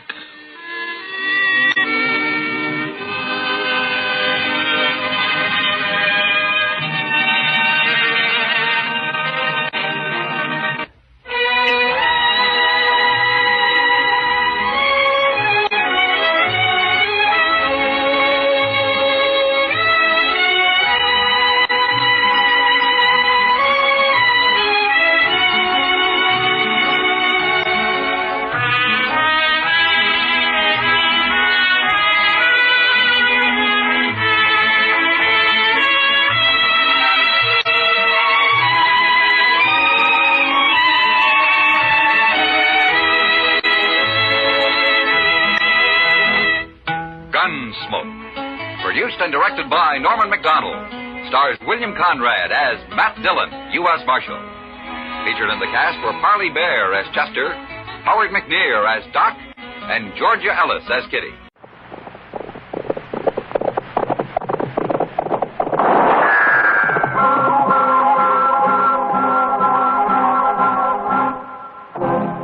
Around Dodge City and in the territory on West, there's just one way to handle the killers and the spoilers, and that's with a U.S. Marshal and the smell of Gunsmoke.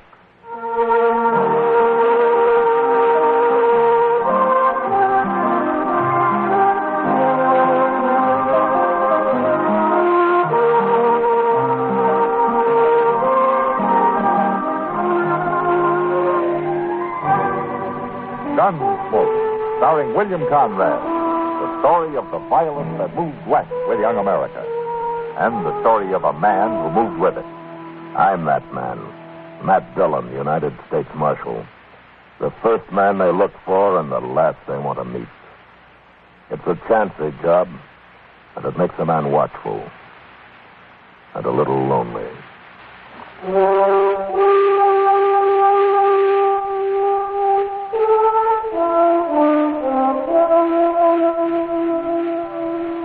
Chester and I were 30 miles from Dodge when we ran into the buffalo hunters' camp. We'd been holed up for 2 days in a deserted sod hut, taking cover from one of the worst blizzards in years. But it was over now, and a warm, dry chinook blew out of the west, down off the Rockies and across the prairie into Kansas. It was Chester who first saw the camp, a pile of buffalo hides half covered with snow, and the skeleton of a wagon, its canvas torn and shredded by the blizzard. The camp was silent as we rode up and got down.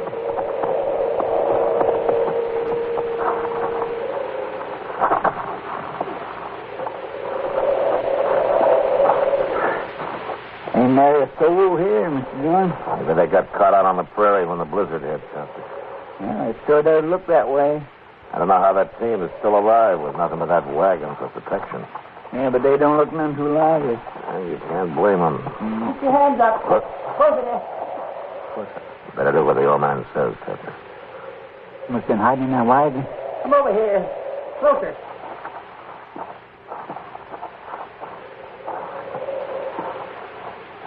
This your camp, mister? Of course it's my camp. Now you two drop them guns. Well, we got our hands up. Isn't that enough? You do what I say. I ain't taking no chances. I ain't going to get left here again. What? You're going to hitch up that team and you're going to take me into Dodge. You ain't running off like Jed Larner. Well, who's Jed Larner? He was my skinner. Well, why did he leave you? Yeah, he seen that blizzard coming. He didn't want to take any chances, so he rode off.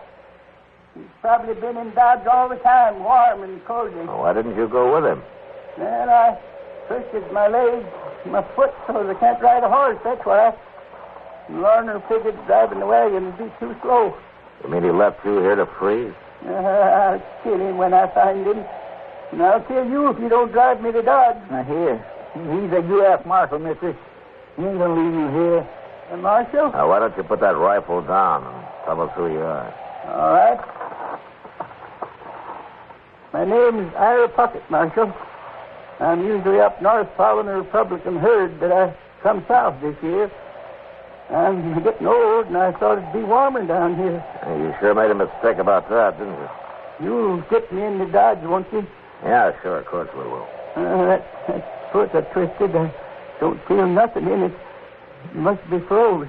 Yeah, it could be. I'll kill Jed Larner for this. Now, you forget about that, Pucket. I'm not taking you back to Dodge just so you can hang. I'll forget it till I find him.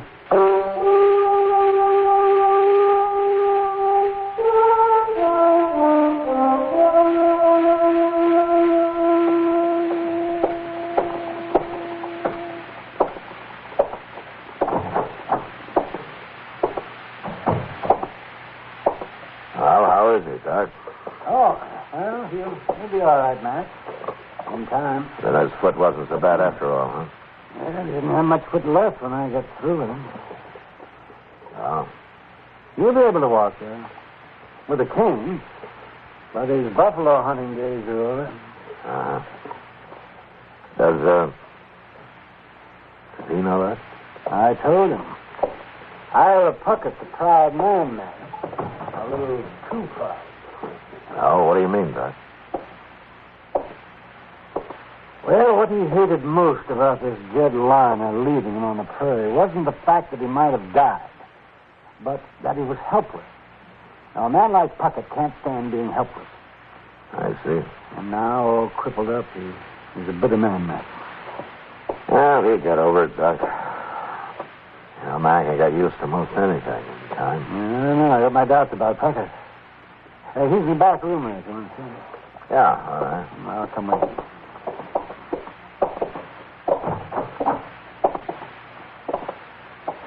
Hello, Pucket. Marshal? Well, how you feeling? Yes. Doc tell you what he done to me? Yeah. He ruined my foot. I saved your life, Pucket. And I ain't sure I'm grateful, Doc. You're going to be all right, Pucket. You'll be able to get around. Yeah, like old woman. What am I going to do for a living? I ain't one of you city people. I live off the country. I always have. I'm a man, not a dude. You'll get used to town life. And, besides, you'll find men here, too. Yeah, but what kind of men? Walking around all flickered up, parting their hair in the middle and bowing to the ladies. Ain't one of them could do half the things I've done. Well, I was living with Comanches when most of them were sniveling in their mother's apron. I know. But you'll find something to do. I'll help you. You will, huh? Sure. Then help me find Jed Larner. Bring him in here so that I can kill him with my bare hands. What does he look like, Pucket? Oh, he's tall, black hair. Got a big scar running across one eye and halfway down his right cheek. Good. I'll try to find him. And if I do, I'll run him out of town before you get to him. I can't even trust you, can I? Not when you want to murder a man. I told you I didn't bring you in so that you could hang. The next few weeks, I kept a sharp eye out for Jed Larner, but he must have headed for some other part of the country. Anyway, he never showed up in Dodge. That time passed, and Ira Pucket was able to get around a little bit. First with the help of crutches, and then finally with a cane. But it was obvious that his hunting days were over. And that alone seemed to shame him. And then one night, his pride really got a blow. I was at the Long Branch having a beer with Kitty when it happened. Oh, this is a great way to start the new year, Matt. Oh, what do you mean, Kitty? Well, last year I was hoping maybe I'd be in San Francisco by now. San Francisco? Yeah. You never told me. What would you have done about it? Nothing, I guess. But, why San Francisco? No blizzard, no dust, no cowboys. Yeah, but they got fog. And all those sailors and miners aren't any more gentle than these cowboys, you know? Yeah, I know. Imagine going to dinner in a carriage, eating off a tablecloth, dancing on a hardwood floor. You know, I think you're spoiled, Kitty. How could I get spoiled? Here in Dodge City? You know, I always... What's the matter, man?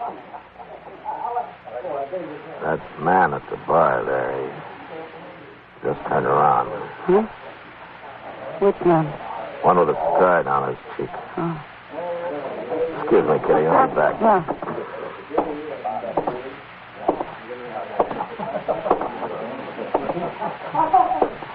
Oh. Evening, Marshal. Evening. Before you staring at me, Marshal. Your name's Jed Larner.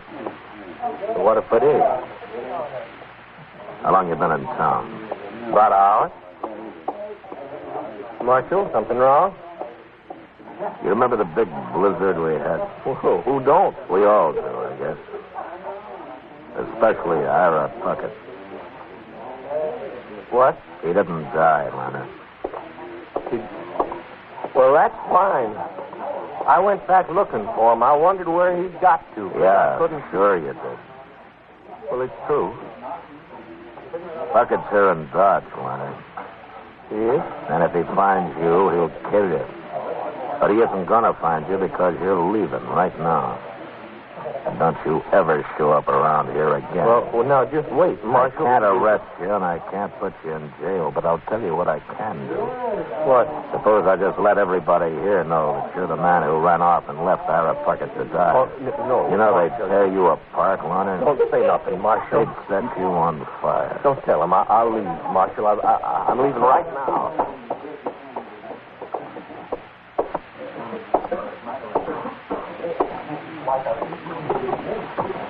Well, we got rid of him in a hurry. Well, I just saved him from being shot. And Ira Pucket for hanging for it, Kitty. Oh, that was Jed Larner. Uh-huh. He's the one that ought to hang. Ah, he didn't mean to kill the old man, Kitty. What's the difference? Well, Legally, there's some, I guess. Enough to give Ira a kickback? It's sure hard to argue with, isn't it? Why? Because I think so? Why don't we talk about San Francisco some more? I changed my mind. I think I'll go to New York. Master Dillon? Got a Pucket now. Yeah. He looks awful mad. Good thing he isn't armed. He can always find a gun, can he?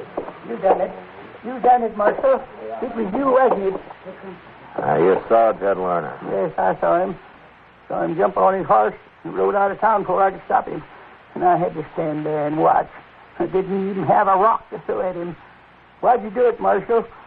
I'll tell you why I did it. I wanted to save you from hanging. I'd rather hang than live this way.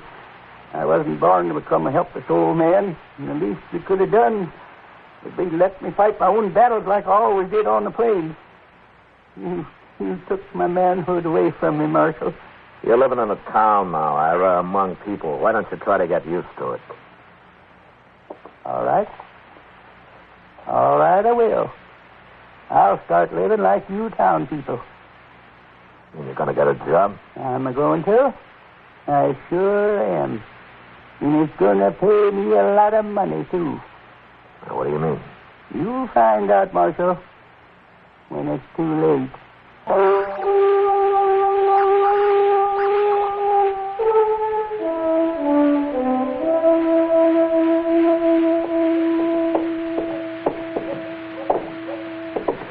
My, but ain't it a nice morning, Mr. Dillon?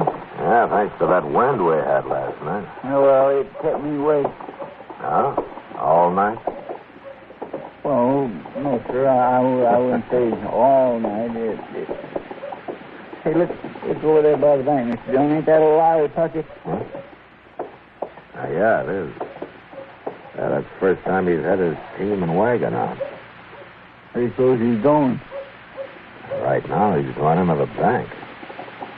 What's he carrying that shotgun for? He can't go hunting in the bank. Oh, yes, he can, Chester. Come on. Well, Mr. Dillon, you don't even say old Pucket's going to hold that bank up. Well, he said last night he's going to start living like town people, get a job, and make himself a lot of money. This could be his idea of how to do it. Yeah, he sure couldn't have no worry to carry that shotgun in there, could he? Here, you going in after him, Mr. Dillon? Yeah. Yeah, but he's got a shotgun. Chester, look. You take his wagon and team off somewhere and lead him out around the back of the bank, out of sight. And maybe we can handle it without a shooting. Go on. All right.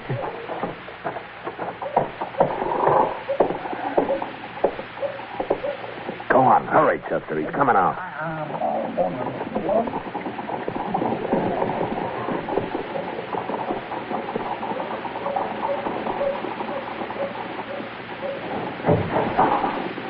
Come on out, Pucket. Marshal. I'm not stopping you. You better not try it. I can shoot with one hand, Marshal. Sure. Don't you try to follow me, neither. Hey, wait a minute. Where's my wagon? Where's my team? You're in a bad fix, aren't you? Somebody stole them. I can't get away without my team. No, you can't, Pucket. So you might as well give up. You done it. You're behind this, Marshal. You gonna shoot me? Why shouldn't I? Because you're in enough trouble already, and shooting me won't help a bit. You're trapped, and there isn't a thing you can do about it. Now, why don't you use your head, Ira? All right. Here. There's the money. Now, you bring my outfit back. I ain't going to go to jail, Marshal. Like I said, shooting me isn't going to help you. And I'm not going to do a thing about your outfit. You think you've outsmarted me, don't you? Give it up, Ira. You're licked. Yeah,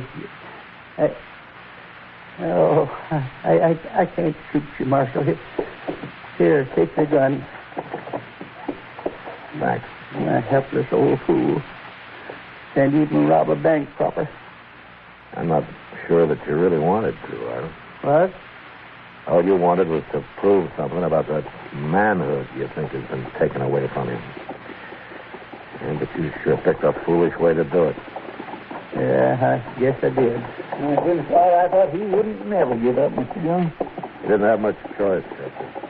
Only take him on over to jail? Oh, no. I can't stand jail. Please, Marshal. Yeah, I'll lock him up, Chester, and I'll return this money. I have a talk with Mr. Bodkin. I'll be over later.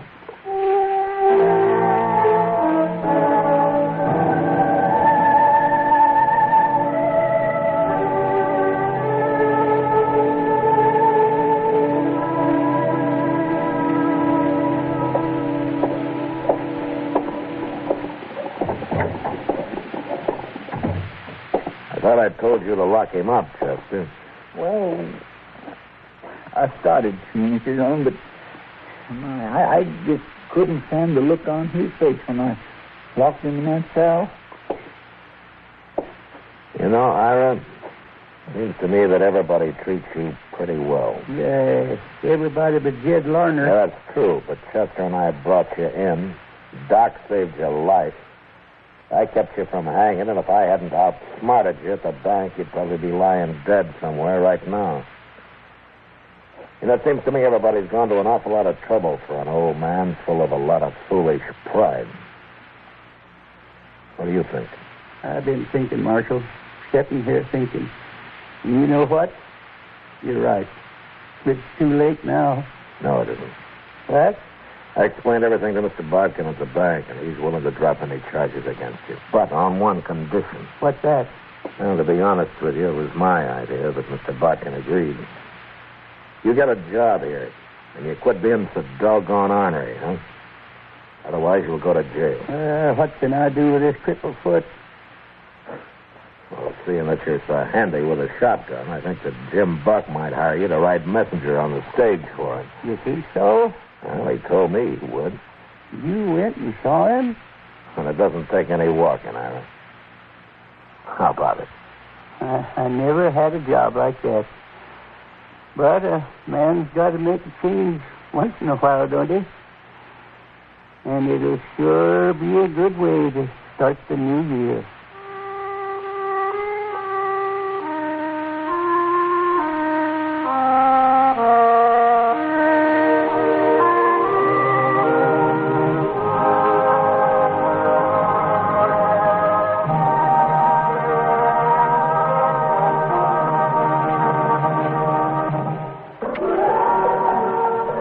Gunsmoke. Produced and directed by Norman McDonald, stars William Conrad as Matt Dillon, U.S. Marshal. The story was specially written for Gunsmoke by John Meston. Featured in the cast were Ralph Moody and Lawrence Dobkin. Harley Bear is Chester, Howard McNear is Doc, and Georgia Ellis is Kitty.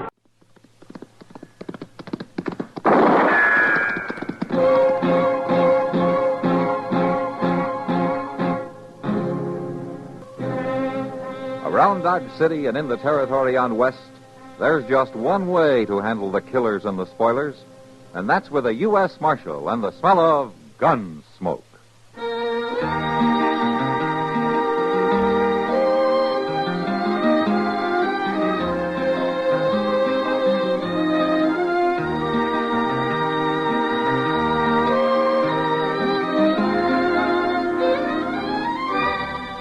Gunsmoke, starring William Conrad. The story of the violence that moved west with young America. And the story of a man who moved with it.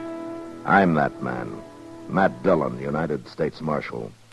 The first man they look for and the last they want to meet. It's a chancy job, and it makes a man watchful. And a little lonely.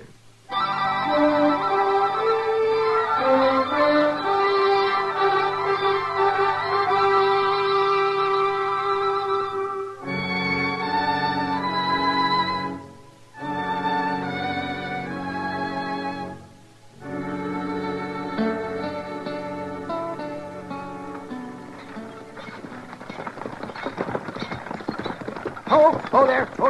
Matt, wait a second. Now, you blasted team. I want to talk to you, Matt, if I ever get this confounded team to stop it. Whoa! Are you driving that buggy, Doc, or you're just being tucked? Oh, this blasted team. They got mouths of solid iron. They're probably trying to run away from that squeaky wheel. You know, grease that thing, you're going to twist off a spindle one of these days. It'll last as long as I will. Oh, say, Matt, I just drove in from Meadow Flats. Oh? Well, every man to his own pleasure. I It always wasn't say. pleasure, confound it. Now I got something that'll wipe that grin off your face, too. That's all? Yes. Burke Reese and that ornery boy of his. They've been kicking up their heels again. Oh? Who are they after this time? Pezzy Neller and his wife. They've got that homestead, next to the Reeses. Yeah, I know the place. What happened? Well, it seems Burke Reese and his boy kind of hoorah'd him a little bit last night. They burnt one of Pezzy's chicken houses and fired off a few shots, and Pezzy's acting real funny about it. How do you mean? Well, he didn't want me to say anything about it. He claims he doesn't want any trouble. Doc, with Burke Reese after him, he's already got trouble.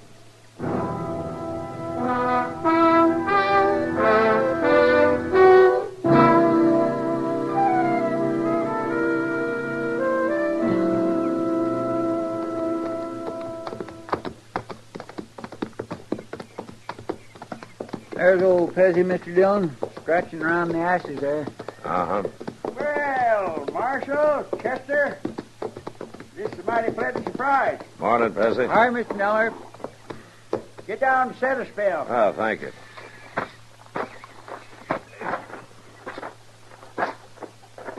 Cora's got some coffee on. Be ready directly. Oh, fine. We could do some. Oh, looks like you might have had a little trouble out here last night, Pezzy.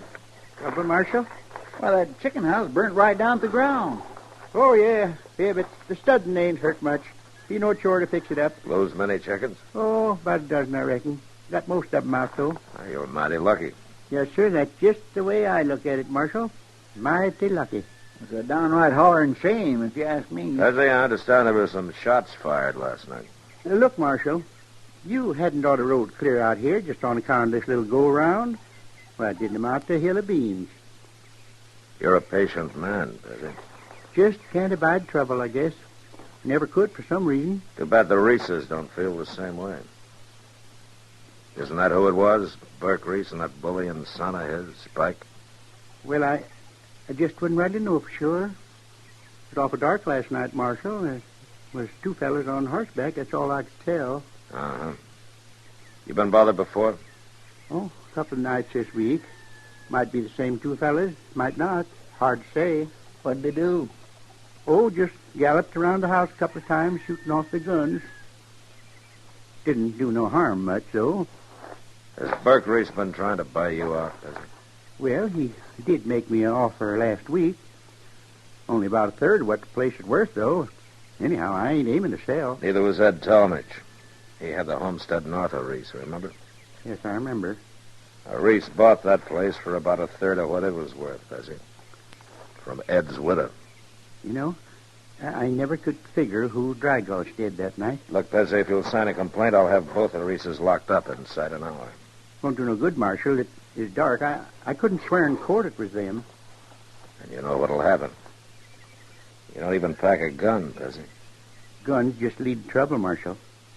I'm a mild sort of man, I reckon, and a believer in nature. Like with their herd of cattle. Storm comes up, they just turn their tails to the wind and wait it out. A man can learn a whole lot from animals. Sure he can, Pezzy. But Burke Reese learned his from a mountain lion.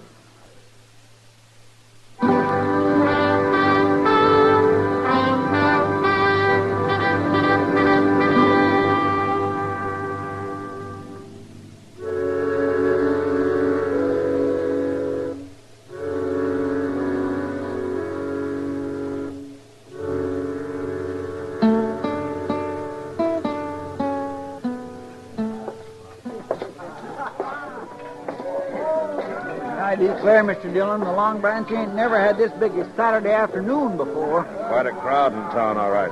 I don't even think we can get up the bar. Oh, we edge along the side here. Well, maybe I can do it empty, but it's sure going to be a tight squeeze, ooching out full of beer. You get that full, Chester, and I'll leave you here. Imagine you in here in daylight.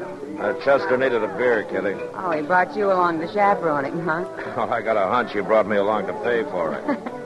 How you been? No complaints. Look at this crowd. You ever see such a mob? Yeah, from the looks of things, the fights will be starting even before dark. Yeah. Want to have a beer with us? No, thanks. It's too early for me. But if you're around about 3 a.m., I'll have some supper with you. Sounds good. Try to make it. Well, he seems happy enough. That's old Bert Reese, Mr. Dillon. Yeah. And Spike along with him. Now, there's a pair that's due for hanging. They're overdue, Kitty. Well, howdy there, Marshal. Mighty nice to find you on the job.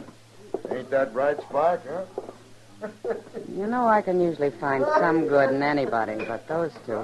Especially after they murdered Ed Talmadge last year. There was no evidence, Kitty. No witnesses. Well, all right, Matt, but everybody knew they did it. Yeah, but the law has to go on proof, or it stops being the law. But people are afraid of them, Matt. They're afraid even to go into court and tell what they know. Matt? No? Matt, come here. Just a minute, Doc. Come on, Chester. Let's see what he wants. I'll talk to you later, Kitty. Don't forget, Matt. Supper at 3. Yeah.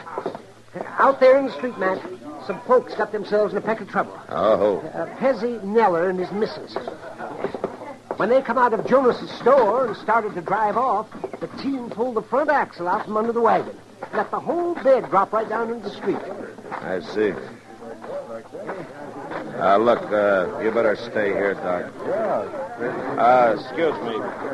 Would you let me through here, please? Stand up. Excuse me, please.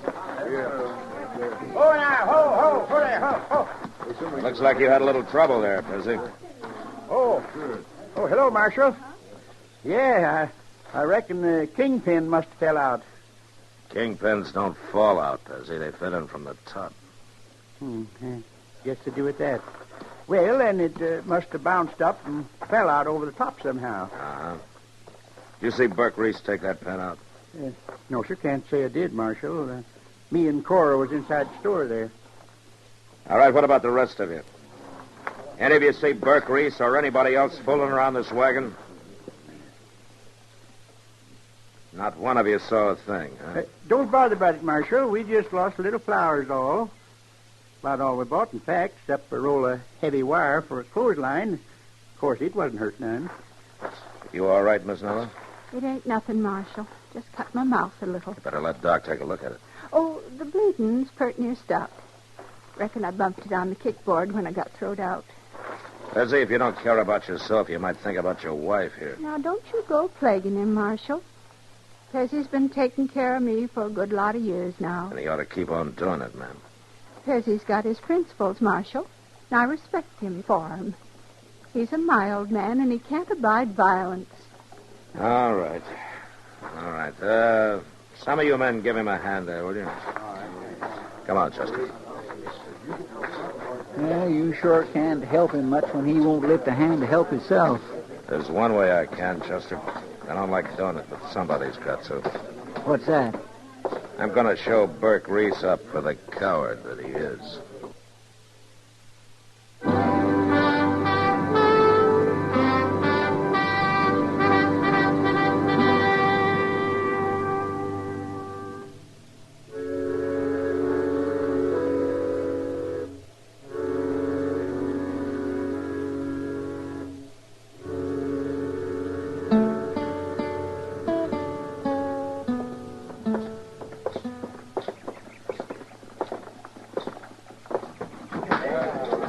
There they are, Mr. Dillon, sitting over there at the poker table. All right, Chester, you move on down there by the end of the bar. Just keep them off my back, that's all. All right, sir. But you watch him, Mr. Dillon, make him be awful mean. What's the trouble out there, Matt? I didn't hear any shooting. Later, Kitty. Right now, you better stay clear. Matt, where are you going?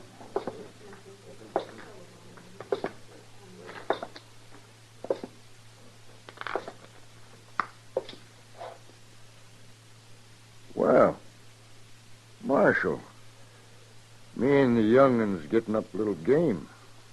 Like to sit in, would you? Reese, you're a filthy murdering coward.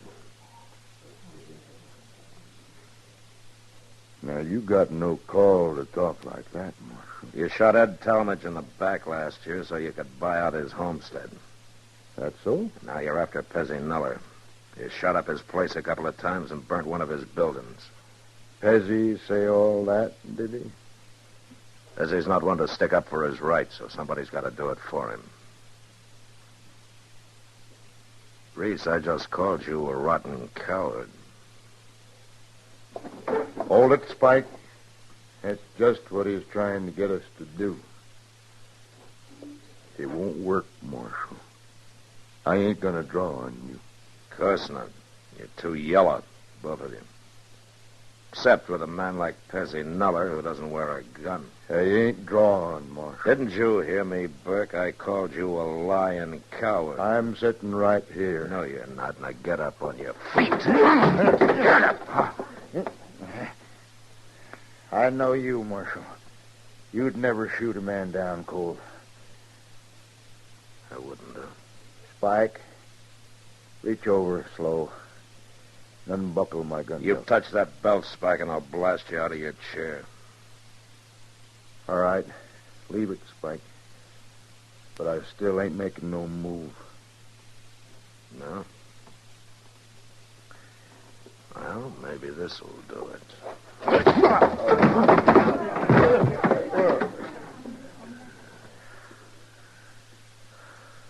All right, what about it, Reese? I'm staying right here on the floor, Marshal. You sit tight, Spike.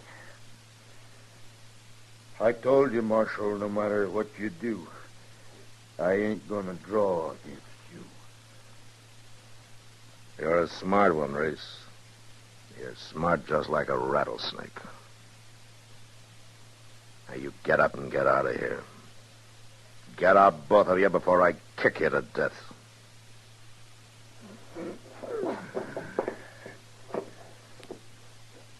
Come on, Spike.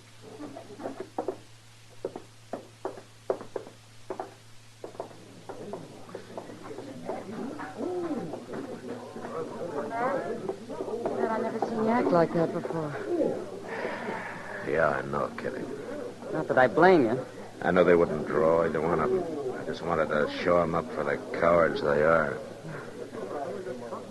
Well, now I'm afraid there's only one more thing I can do for Pezzy Nuller.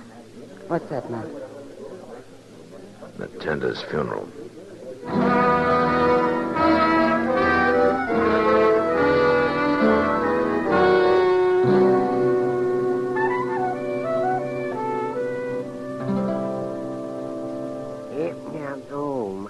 Old Chester, this is the worst coffee I ever tasted. I drunk better than embalming fluid. Well, you kept your mouth shut, Doctor, after you'd swallowed 3 whole cups. Well, no wonder my throat was still paralyzed from the first swallow. Well, you're sure losing a lot of sass for being paralyzed in the neck. You want some more, Mr. Dillon? No, not right now, Chester. By Jim, you complain about it, Doc, but I notice you always come hot-footing over here first thing when you wake up. It's a trial by torture, Chester. If I can live through Chester's coffee, I can face anything the day brings. Well, forevermore, what do you know? Yeah? What is it, Chester? Pezzy Nuller, coming down the street there in his wagon. No? Well, Matt, how do you figure a man like that? He doesn't want any trouble, he says. He can't abide violence. He don't even realize he's on borrowed time. I guess not, Doc. All he was worrying about yesterday afternoon was getting back home and putting up a clothesline for the missus. Just a couple of babes in a forest of wolves. He stopped right out in front here, Mr. Dillon. Marshal Dillon. Now, let's see what he wants. Morning, Pezzy. You're up early, aren't you? Reckon I am at that, Marshal. Oh, hello, Doc. Mighty glad to find you here. There's something wrong?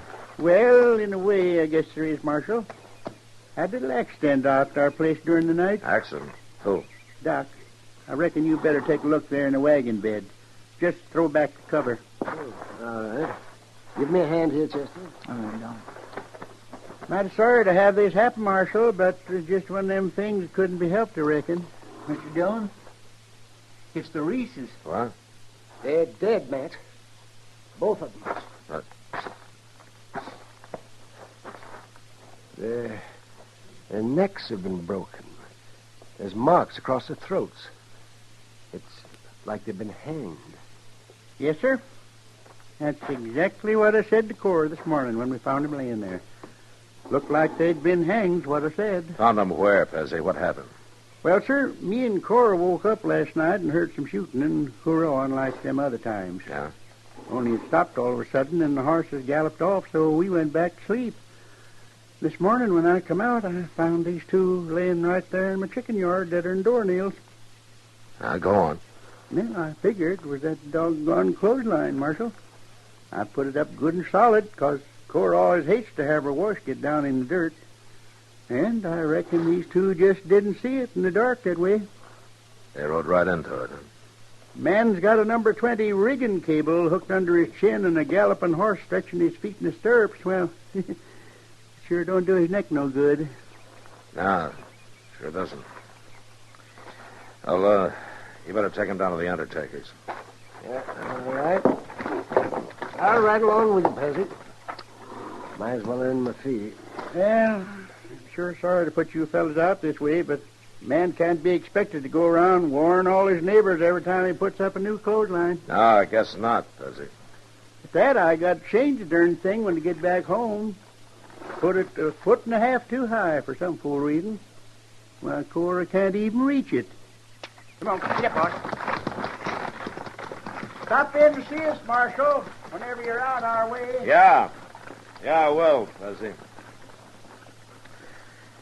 Well, Chester, never sell a mild man short. Well, you said them Reeses was overdue for hanging, Mr. Dillon. Yeah.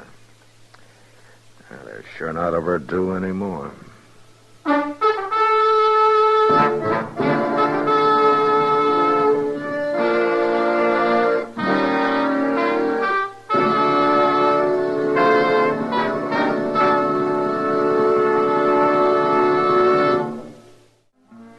Gunsmoke. Produced and directed by Norman McDonald, stars William Conrad as Matt Dillon, U.S. Marshal. The story was specially written for Gunsmoke by Les Crutchfield, with editorial supervision by John Meston. The music was composed and conducted by Rex Corey. Sound patterns by Ray Kemper and Tom Hanley. Featured in the cast were Ralph Moody, John Daner, and Helen Cleve. Harley Bear is Chester, Howard McNear is Doc, and Georgia Ellis is Kitty.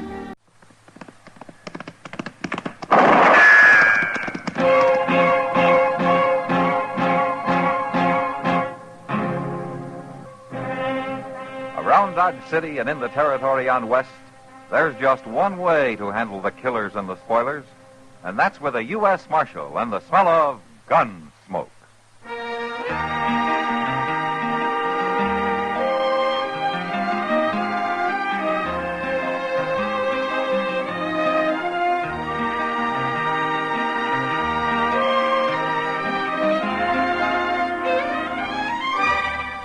Gunsmoke, starring William Conrad. The story of the violence that moved west with young America. And the story of a man who moved with it. I'm that man, Matt Dillon, United States Marshal. The first man they look for and the last they want to meet. It's a chancy job, and it makes a man watchful and a little lonely.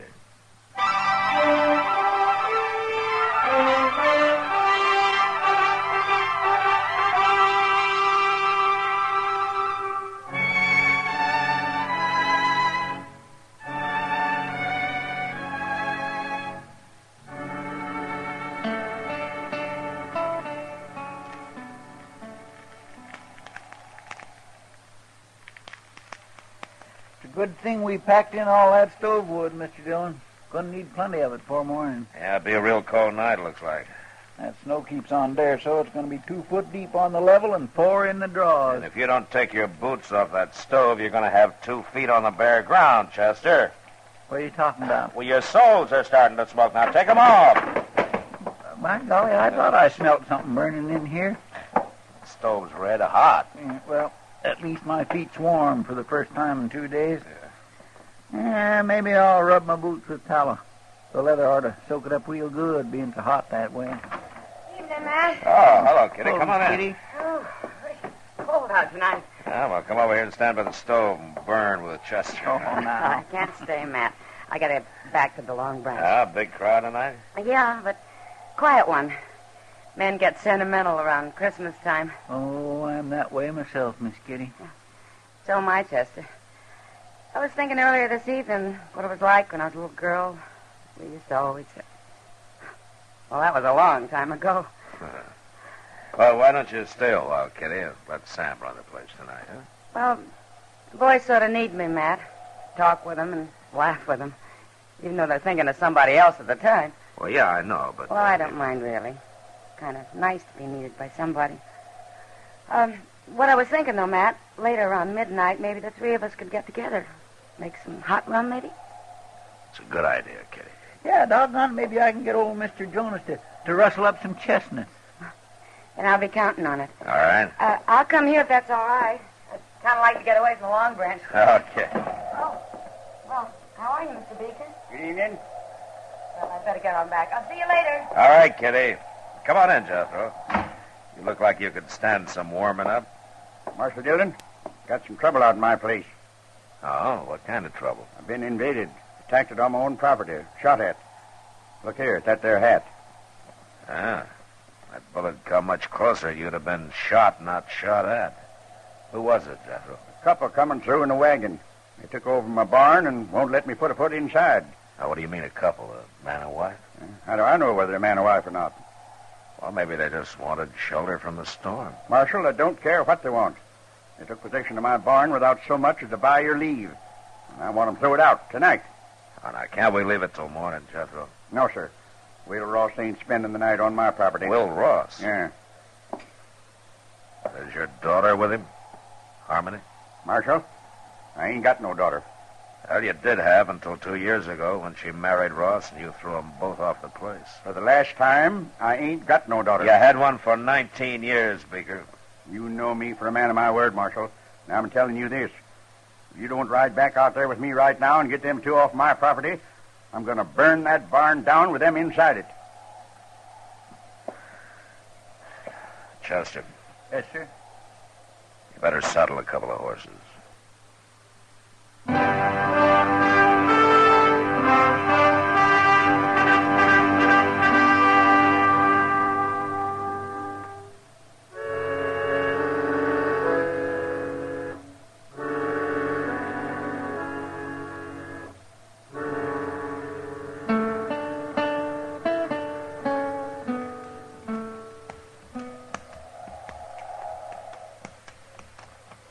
I don't see any wagons, Jethro.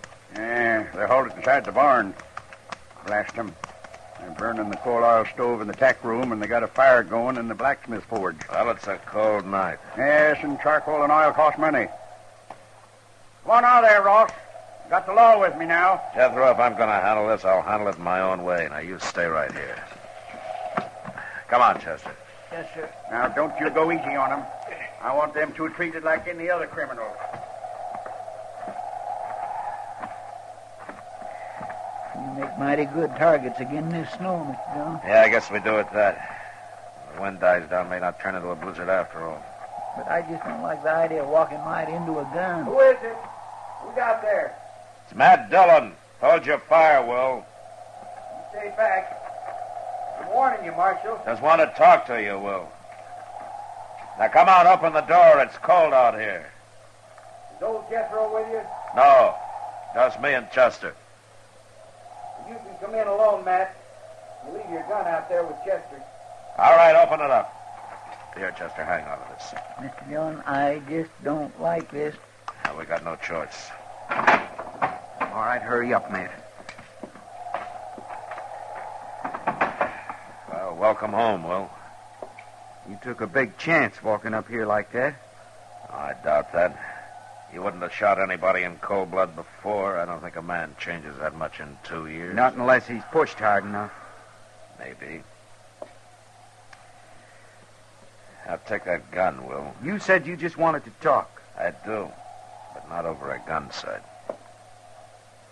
Now, hand it over. No, now stay back, Matt. No! Like I said, Will, a man doesn't change that much. No, I guess not. I wouldn't even have shot old Jethro. I figured that. We didn't aim to stop here, Marshal. We was trying to make Dodge, and the storm come down on us. A man takes shelter where he can. I wouldn't even ask him for a drink of water. Not after the way he treated us when we got married. But we didn't have no choice. Where's Harmony, Will? She's in the tack room. It's warmer there. I made up a bed for her with some straw and some blankets. A bed? You better go talk to her, Marshal. She'll be right glad to see you after all this time. All right. Chester. Yes, sir? Come on in. I'll be right back. All right, sir. How you been making out, Will?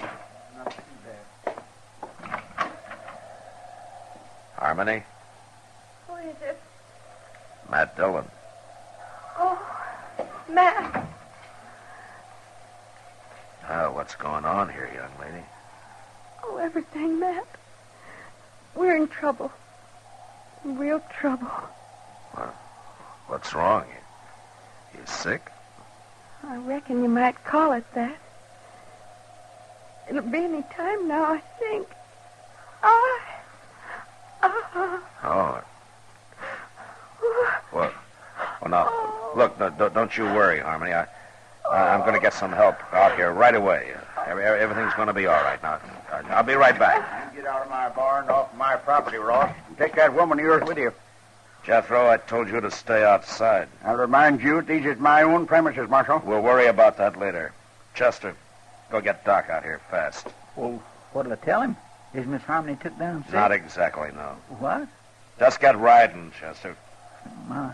Yes, sir.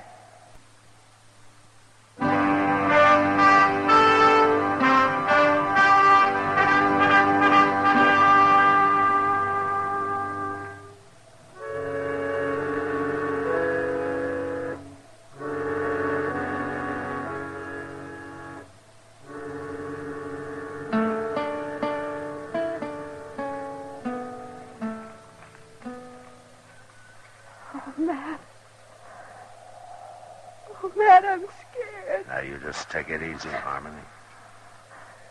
Now, Will and Chester are going to be back any minute now. And they'll have Doc with them. Why don't they hurry? Don't worry, it won't be much longer. They've got to hurry.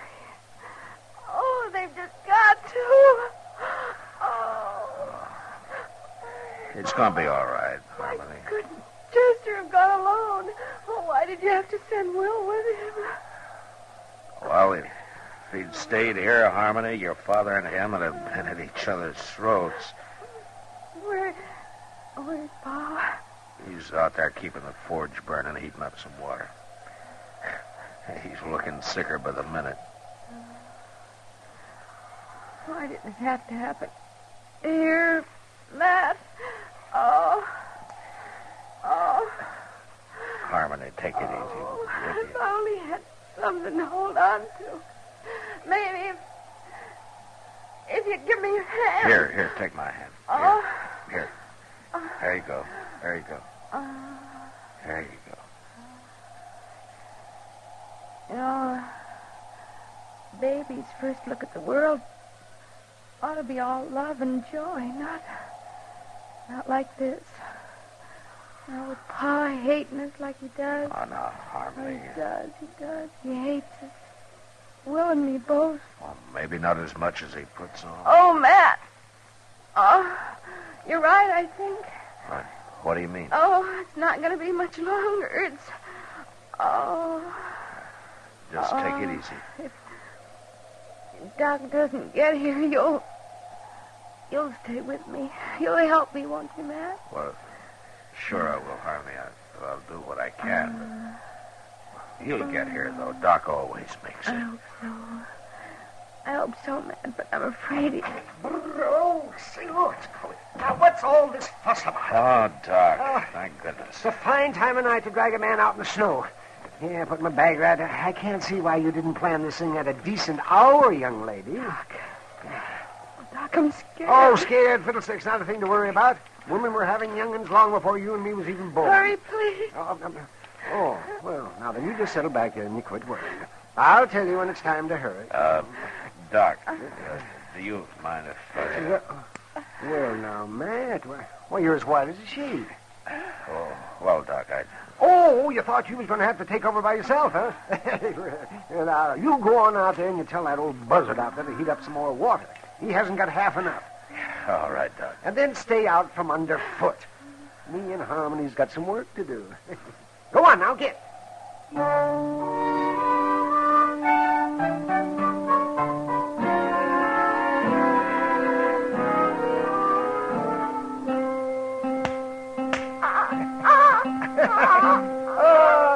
Howdy, young fella. Welcome to the world.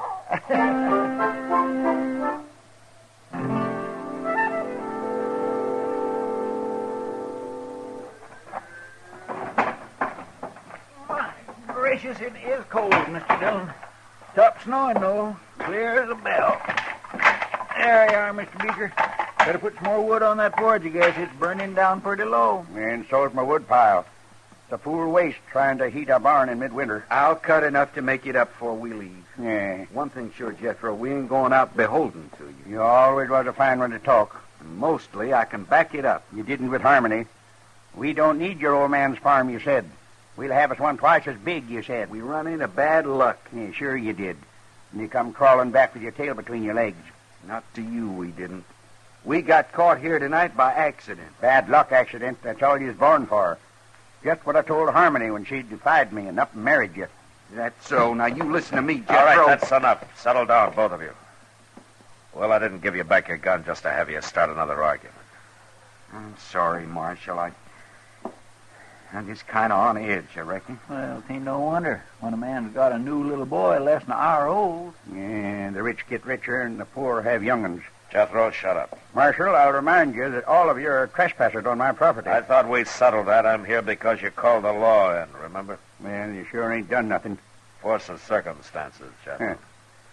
Now, they'll leave as soon as your daughter's able to. You can count on that. I ain't got no daughter, Marshal. Well, anyway, while they're here, you're going to keep the peace. And ain't no law against talking. There is if the talk leads to violence. And just remember that Harmony and Will don't like putting up with you any better than you like putting up with them. Real high and mighty, ain't they? And without a ruff over their heads. A lot of folks might figure that makes you look worse than them. Now, what kind of talk is that, Marshal? Well, with a ranch this size, a big house on it, and a man your age trying to work it all by himself while his own kin roam the countryside. Some folks might figure a man like that's got a lot of meanness in him. I told her what to expect if she married this feller. A man might tell somebody most anything when he's mad, Jethro. But it's plain stubbornness that makes him stick to it afterward. And they come sneaking into my barn like bandits, Marshal. Didn't even knock on my door. Now you're saying I ought to go crawling to them. I didn't tell you what you ought to do. Well, it comes to that, though, and I ain't doing it. Don't worry, Jethro. We don't want no part of your ranch. And it ain't being offered to you. I worked mighty hard to make this place look like what it is. A little peace and quiet out here wouldn't do the patient any harm, you know. How is she, Doc? Is she going to be all right? She's fine. And so's the young'un. She'll live to have a dozen more, and he'll grow up and probably come to a bad end. Like being a marshal or a country doctor. Oh, now, young lady, I'll be back in the morning. You get yourself some sleep. All right, Doc. But would you tell my pa that... If you got any telling to do, you do it yourself. Pa? Pa? Well, answer her, you old coot. She's talking to you. Yes? What is it? Pa? Would you come in here and say howdy to your grandson? Grandson? Did she say my grandson? Of course he's your grandson. Well, I hadn't thought of that. My grandson. Now, wait a minute. I don't know, Jethro. You just got through claiming you didn't even have a daughter. Confound it, Marshal. You're trying to put words in my mouth. Of course I got a daughter. And a grandson. And as fine a boy as you could ask for. Will. What? Well, I'd be much obliged to you if we could shake hands and kind of forget about things. Well, I can't see no reason not to, Jethro. Yeah, good. Good. Now, come on, Will. Let's look him over. By golly, a grandson. Oh, look at him, the crazy old fool. Young'un's born every day. It's nothing to get all worked up about. Who you fooling, Doc? Huh? Nobody. Well, what are we going to do?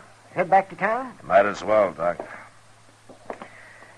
You know, they'll probably have some ups and downs yet, but I guess the four of them will be able to work it out now. They'll spoil that kid rotten.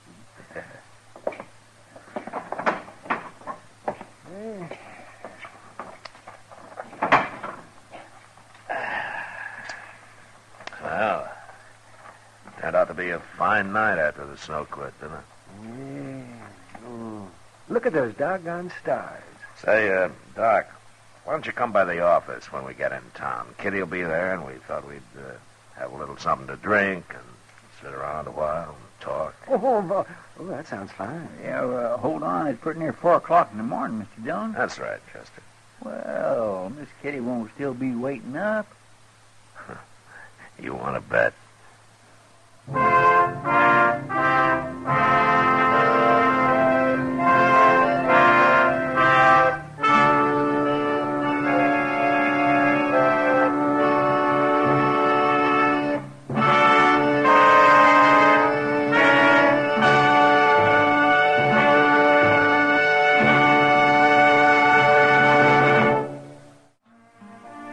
Gunsmoke.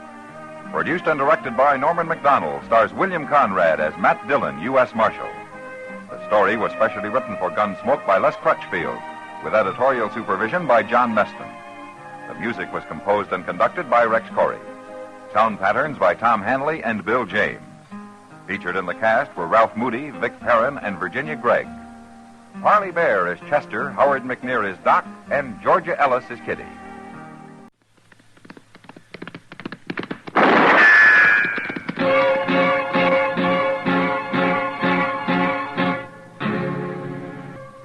Around Dodge City and in the territory on West, there's just one way to handle the killers and the spoilers, and that's with a U.S. Marshal and the smell of Gunsmoke.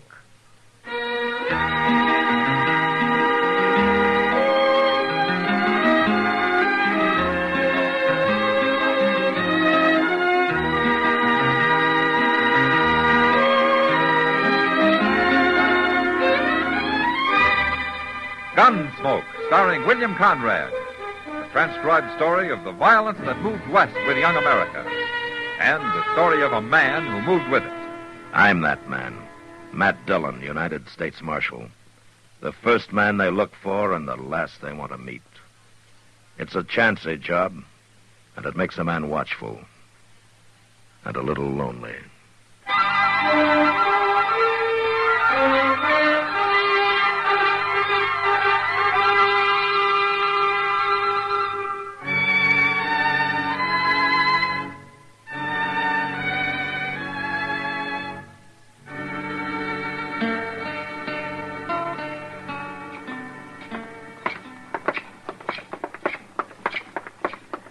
Go ahead, Chester. Oh, thank you. Yes, sir. Well, say, who's that new girl Miss Kitty's over there with? I don't know, Chester. Let's go meet her. Well, I'll come over there in a few minutes, Mr. Dillon. I got to give Sam some money back I borrowed off of him. Okay. Ain't much. Just a little. I'll be there. Hello, Matt. Hello, Kitty. Marshal Dillon, Bella Grant. How do you do, Bella? I'm pleased to know you, Marshal. Won't you sit down? Oh, thank you. Yeah, I will. Matt, Bella's been here almost a week. Oh? Mm-hmm. Well, Kitty, you see, I've been awful busy lately. You and, sure have. Yeah. How do you like Dodge, Bella? Well, aside from the heat and dust, I like it fine, Marshal. Heat and dust is about all there is to Dodge, Bella. Not quite all, Kitty. What? Oh, Jerry Cass again. I'll see you later, Bella. You don't mind. Would it matter? Kitty's always joking me, Marshal. Yeah, she bears watching that way. Goodbye, Bella. Bye. Tell me something, Kitty. Huh? Isn't it a rare thing to see Jerry Cass in town here? Oh, he's been coming in lately. Oh, since his pa died, huh? Well, that was 3 months ago. It's the last week he's changed his ways. Ah, Bella? He's real sweet on her, Matt. Well, she seems to feel the same way about it. Well, he's a nice boy, but she's running it, if you ask me. He never had a chance once she started after him. Well, I guess Jerry's never known much about women, Kitty, being raised by his pa and all. Well, he's going to learn now. Shut up. I've told you for the last time. Who's that? I don't know. I never saw him before. Now get away from her and stay away from her. Starting trouble with Jerry, Matt. Yeah. Oh, he knocked him down. You stay here, Kitty. You didn't have to hit him. You'll be the next one I hit. No, she won't, mister. You looking for trouble, too? Seems to me I found it without looking. You sure have.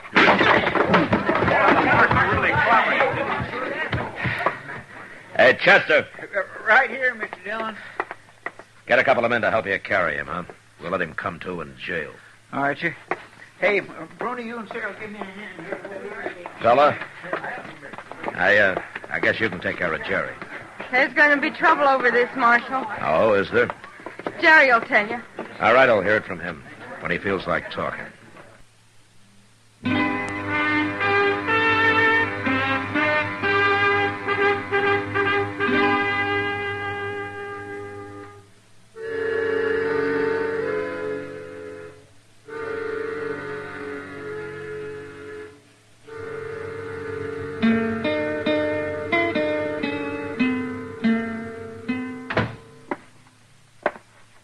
That fellow claims he don't like being in jail, Mr. Dillon. Well, I can't blame him for that, Chester. He says he didn't know you was the marshal. What would he have done if he had known? Try to shoot me? I didn't ask him that. In fact, I didn't feel much like talking to him anymore. Uh-huh. In fact, I was getting pretty sick and tired of his sassy remarks. Oh, hello, Jerry. Oh, Chester. Marshal. Well, I guess he didn't hurt you very much, Jerry. I never thought he was going to hit me. Kind of took me by surprise. It sure did. Marshal, I was wondering if you'd let him out of jail now. Oh? So you can go finish the fight somewhere? No. I don't want to fight him. I want to be friends with him. It's hard, but I want to try everything I can. Why, Jerry? Who is he? Why, it's Briscoe. Briscoe? Briscoe Cass, Marshal. What? My brother. Don't you know him? Your brother? I never knew you had a brother. Yeah, he come back last week. I thought you must have run into him around town somewhere. Well, I haven't till tonight. Well, what do you mean he came back last week? Well, you see, Briscoe left home now on to, 15 years ago, Marshal. He's been living in St. Louis. But when he heard Pa died, I guess he figured his kid brother needed looking after. But I don't. I can take care of myself. Chester. Yes, sir. Go turn Briscoe loose, will you? All right, sir. I'm going on 25 now, Marshal. And I've always worked hard on that ranch. I wouldn't do nothing wrong there or anyplace else. Does Briscoe think you're doing something wrong? Oh, I shouldn't be complaining to you. It ain't your trouble. Here he is, Mr. Dillon. Go on ahead, Briscoe. Hello, Briscoe. Why didn't you say you was a marshal? Well, I guess I figured we'd talked long enough, Briscoe. That's no answer. Maybe I don't aim to give you an answer. I don't think you and me are going to get along too well. Men that act like you always find it hard to get along. I don't want no trouble with you. You don't have to have it. No. I guess you're right. This kid here's got me all riled up. Him and that dance hall girl. There's nothing wrong with Bella. You mean she's pretty? Sure, she's pretty. I told you 100 times she's pretty. She's smart. She's a fine girl, the wonder of the world. But she works in a saloon. Well, what's wrong with that? No brother of mine's going to hang around a saloon girl. Maybe she won't be a saloon girl for long. Jerry, I'll see you dead before I see you marry that girl. You can push me only so far, Briscoe. Because I've tried to be friendly with you don't mean I'm afraid of you. I'll kill you first. Listen up, Briscoe. Now, I've heard all of this talk I want. You two get out of here and settle this at home, but you settle it without gunplay or one of you'll end up on a rope. Now, is that clear? It ain't me that's looking for a fight, Marshal. Then you're old enough to figure out some other way of handling it, Jerry. This is a family affair, and I'm not mixing in it. Unless I'm forced to. And then I'll mix real fast. Is that clear, Briscoe? I'll straighten them out, Marshal. There won't be any trouble.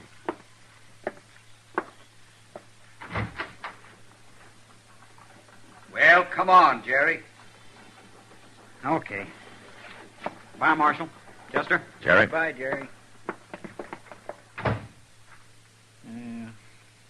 I I declare I can't figure that Briscoe, Mr. Dillon. Jerry hasn't got him figured either, Chester. What do you mean? I'm not sure myself, but he's playing a game of some kind. And from what I've seen of him, you can depend on its being no good.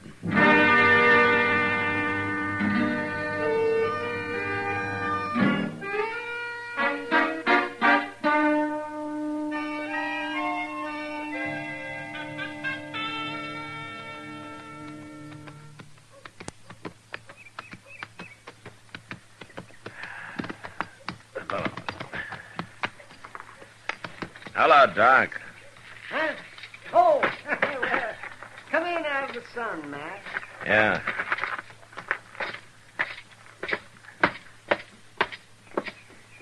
This is no day to be out riding horseback, Mac. I can't pick and choose when I have to work, Doc. Work, he says. What work you been doing? Well, I've ridden 30 miles since dawn. That's it. Get shot at? No. Shoot anybody?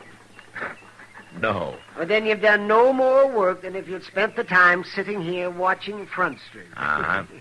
You've been here all morning, I suppose. Well, I'm just settling my dinner. Oh, I ate awful heavy this noon. Not me. I don't have that problem.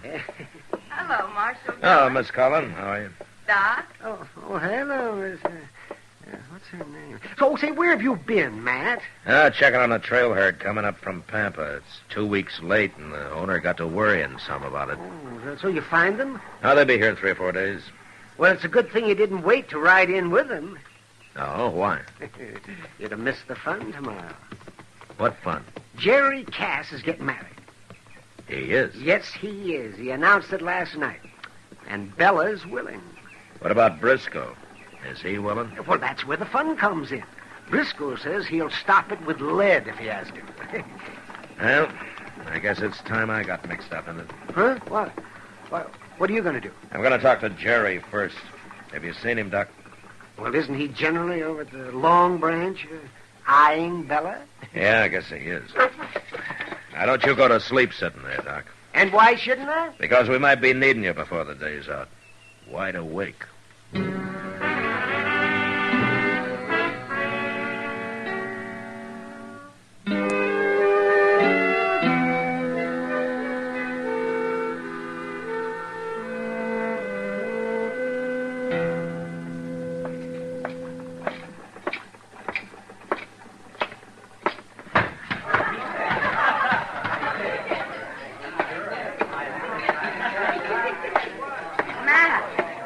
Well, you look like you've been herding buffalo. Oh, you know where I can get a job doing it? Everybody's always looking for a different job than the one he's got. Yeah, maybe you're right, Kitty. Well, of course I am. But you didn't come in here to talk about that. No, guess I didn't. Kitty, I'm looking for Jerry Cass. Oh. Well, he was here. He said he'd be back in a little while. Uh-huh. I don't see Bella around anywhere. She's over at the rooming house. She won't be in for another hour. Are you expecting trouble, Matt? Well, I hear most everybody is. You know what I think? No, what? I think if Briscoe had left Jerry alone, he'd never have asked Bella to marry him. But the way things are stacked up now, he's going to go through with it whether he really wants to or not. Well, that may be, Kitty. Here he is. Oh, Marshal. How are you, Jerry? Right now, I'm kind of mixed up. Well, what's the trouble, Jerry? I've been over talking to Bella, Kitty. You know what she's saying now? No, what? She says she ain't going to marry me unless I quit the ranch and move back east somewhere. Oh, no. She wants to live where it's more civilized, she says. Jerry, she decided this kind of on the sudden, didn't she? She sure did. Well, how come she waited till now? I don't know, Marshal. But I like that ranch. I don't want to leave it. What would I do back east anyway? Well, what did you tell her? What could I tell her? She's got her mind made up. It's tomorrow we're getting married, Marshal. I'll lose her now. I don't know what I'll do. Where's Briscoe, Jerry? I don't know and I don't care, as long as he stays away from me. Marshal, I just don't understand it. Why should Bella suddenly start talking like this? Look, Jerry, I want you to wait here. What? I got an idea. Maybe I can find out what this is all about.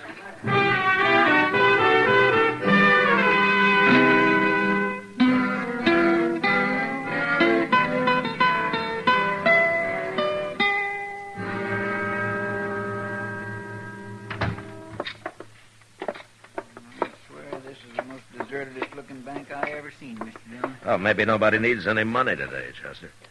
That ain't altogether true. Look, you wait out here, will you? Mr. Bodkin might handle easier if I go it alone. All right, sir.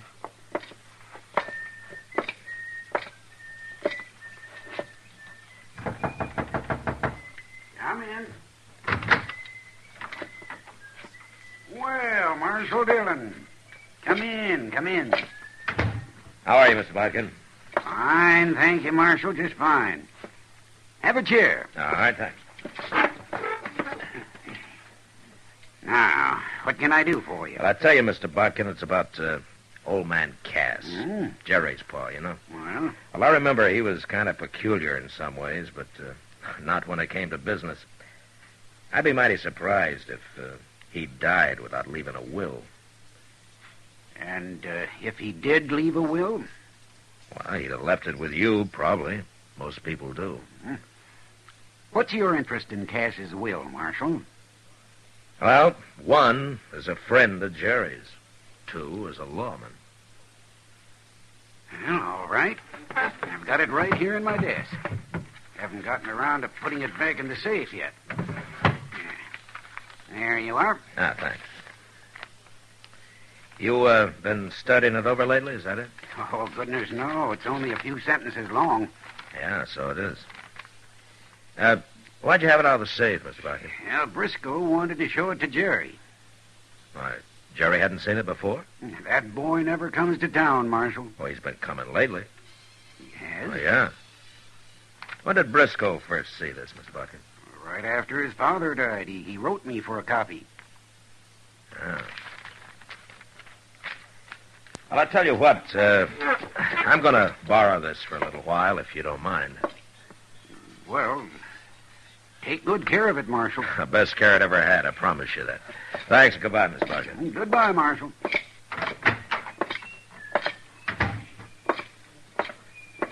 Come on, Chester. Well, you find out what you wanted, Mr. Dillon? Yeah, I sure did. Well, good. Look, I'm going to see Bella. I want you to pick up Jerry Cass over at the Long Branch and bring him over to her room. You understand? All right, sir. I'll get him.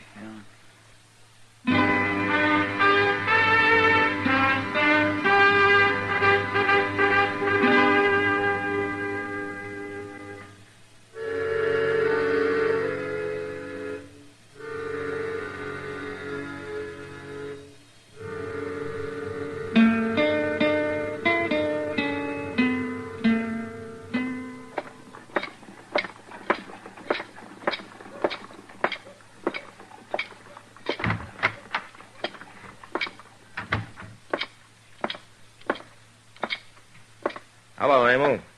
Oh. Yes, sir, Marshal Dillon? Can you tell me what room Bella Grant's in? 23, Marshal, right at the top of the stairs. 23. 20. Okay, thank you.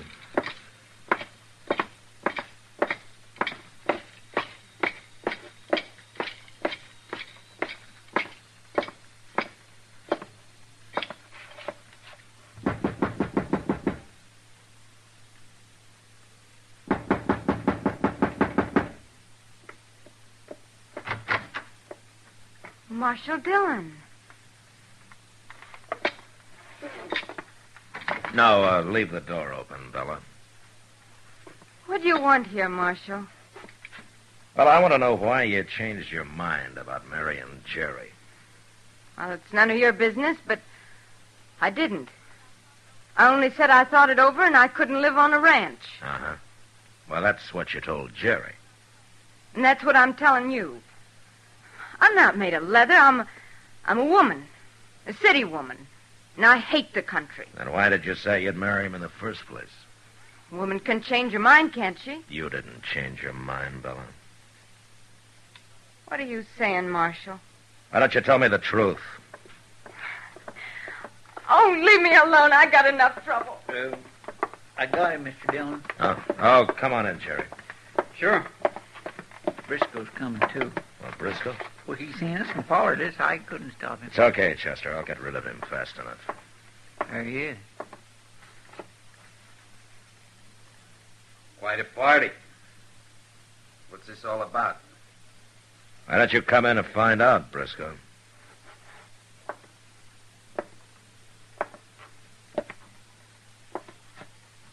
What are you up to, Marshal? You a preacher on the side? You're going to marry him yourself? Quit bluffing, Briscoe. What? It didn't work. You're all through. What are you talking about? There'd be a shooting if I told you. Now, Chester, you spend a lot of time at the depot. How soon can Briscoe get out of town? Well, the Santa Fe pulls out at 2:30, Mr. Dillon. 2:30, huh? Now, you just got time to make it, Briscoe. Are you crazy? Oh, Jerry. What? Here. What's this? I don't want you to open it yet. It's your Pa's will. Pa's will? I never seen this. Where'd you get that, Mark? I borrowed it from Mr. Bodkin. Well, Briscoe? He's lying, Jerry. It ain't Pa's will at all.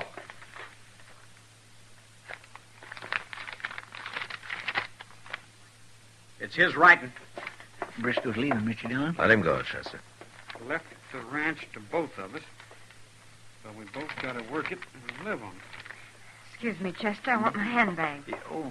Why, sure, Belle. And if either of us leaves for longer than 4 months, he loses his share to the other. Bella, where you going? You stay here, Jerry. I'll be back. Bella! Never mind her, Jerry. You're staying here. Why? What for? You read the will. If either of you leaves that ranch for more than 4 months, he loses his share in it. That's what Briscoe was trying to get you to do, go back east with Bella. What are you saying? He didn't even want me to marry her. He only acted like that because he knew it'd prod you into doing it. And also it'd make him look innocent later, after he got you a share. I'll kill him. I'll kill him. No, you stay in here till he's on that train. Let me get out of here, Marshal. I'm going after him. No. That's Bella. Come on. It's Bella. He shot her. And he got shot, too. Look at him. Bella. Bella. Briscoe's dead, Mr. Dillon. She got him plumb center. Bella. You hurt bad? He was no good. No good at all. Why'd you do it, Bella?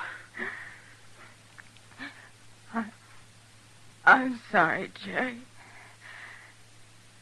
You're a nice kid. I'm sorry I had to hurt you. He got me into it. He brought me here. I wanted to get out after I met you. He said he'd kill me if I tried. Oh, Bella. He killed me anyway.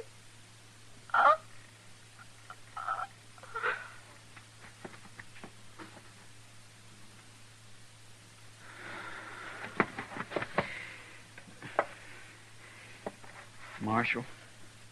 Yeah, Jerry. You had it all figured, didn't you?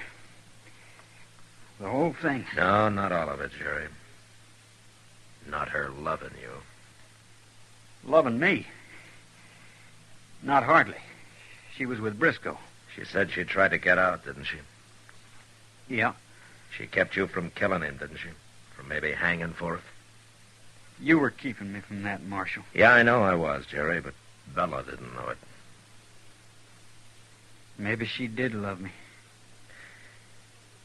Well, it cost her her life.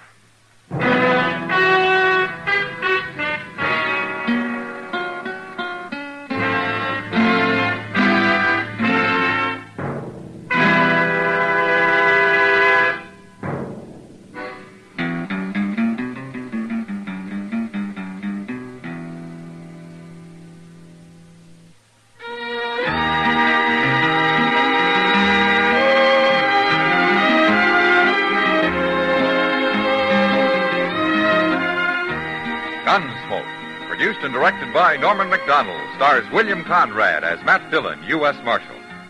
Our story was specially written for Gunsmoke by John Meston, with music composed and conducted by Rex Corey. Sound patterns by Tom Hanley and Bill James. Featured in the cast were Sam Edwards, Virginia Christine, Vic Perrin, and Joe Duvall. Harley Bear is Chester, Howard McNear is Doc, and Georgia Ellis is Kitty.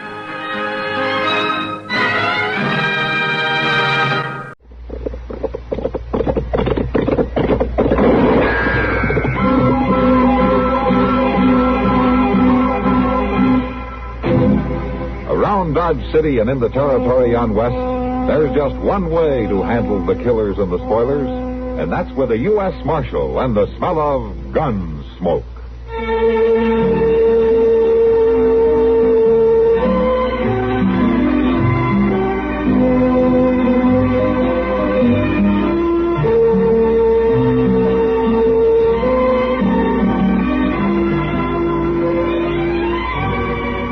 Gunsmoke, starring William Conrad, the story of the violence that moved west with young America, and the story of a man who moved with it. I'm that man, Matt Dillon, United States Marshal. The first man they look for and the last they want to meet. It's a chancy job, and it makes a man watchful and a little lonely.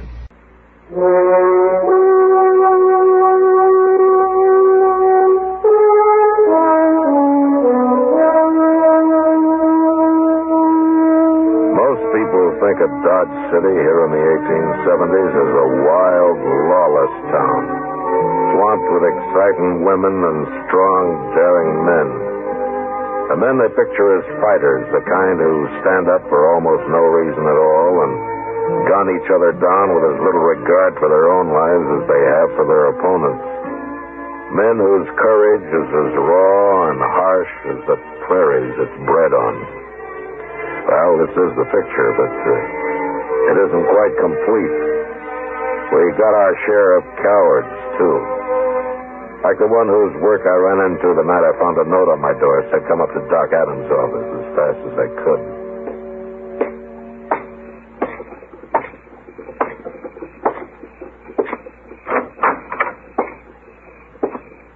Doc's in the back room, Mr. Dillon. What's the trouble, Chester? Well, he's got Jack Massey in there. Jack Massey? You know, that cowboy who looks you up whenever he comes to town, you remember him? He always comes into the office and sits around and talks. Oh, yeah, the red-headed fellow, you mean. What's he doing up here? What's wrong? Here's Doc. You better ask him. Hello, Matt. Doc? Well, he's dead. Oh, that poor fellow. As soon as I saw him, I knew he couldn't make it. Not with a hole like that. Well, what happened, Doc? Somebody shot him, Matt. Oh? We don't know. I was coming down the street, Mr. Dillon, and I heard a shot, and I run in and found him laying there on the floor, right where he fell out of the chair. Fell out of what chair? Yours. Mine? Yes, sir, down in the office. He was waiting for you, I guess, and somebody must have sneaked in the back way and shot him. But why? He was shot in the back. So? Well, he was sitting in your chair, and we noticed he was wearing a hat just like the one you wear. And also, he's about the same size as you. Somebody's out to kill you, Matt. To kill you the easy way.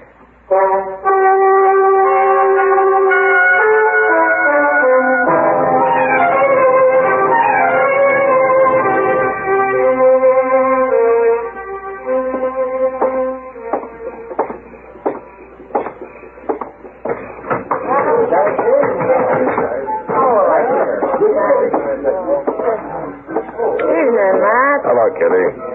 Sit down. Yeah, thanks. Well, what brings you into the Long Branch this time of night? Just looking around. There are a lot of men at the bar over there. Think you can pick him out? What? The man who thought he shot you tonight. Oh. News travels fast, huh? I heard somebody was after you 2 days ago. You did? I figured it's a talk. Didn't anybody tell you about it? Well, I haven't been around much the last couple of days, Kitty. But even so, it isn't the kind of talk people feel easy about passing on. To me, that is, anyway. I guess not. You know who started it? Mm-hmm. Who? He did. Who's he? Coming this way. What's that, Evie? What's he doing in Dodge? Gotta drop around more often, Matt. He's been banking faro here 3 or 4 days now. But did Sam hire him? Yeah? He's been doing fine, too. Evie always was a smart gambler. Well, hello, Marshal. Miss Kitty. Ed? Hello, Evie. You mind if I sit down? No, go ahead. Thanks. I've been meaning to come to see you, Marshal. Oh, is that so? Yeah, I heard about the shooting tonight. It seems most everybody has. I know something about it, Marshal. Would you like to hear it? Tell me. Well, a couple of nights ago, I went out back to breathe a little fresh air. I was standing out there in the dark around the corner in the alley. And I heard a couple of men come out. They couldn't see me, I couldn't see them, but I heard one of them tell the other he was going to shoot Marshal Dillon. Shoot him any way he could.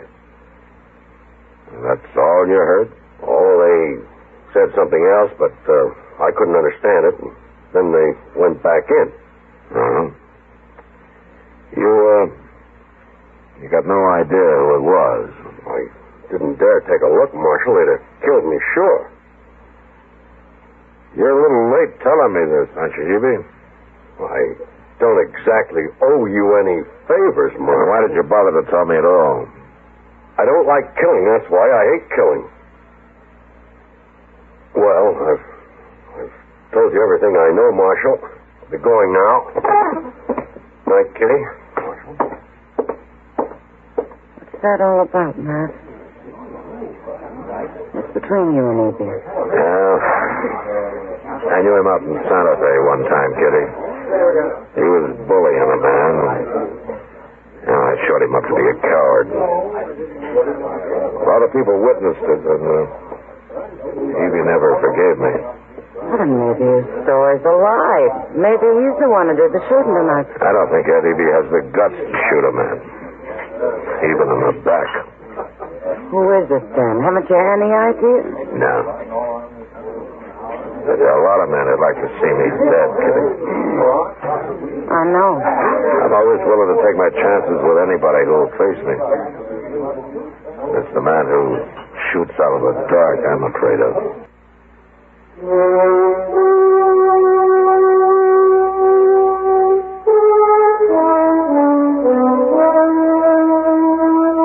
Nobody wants to die.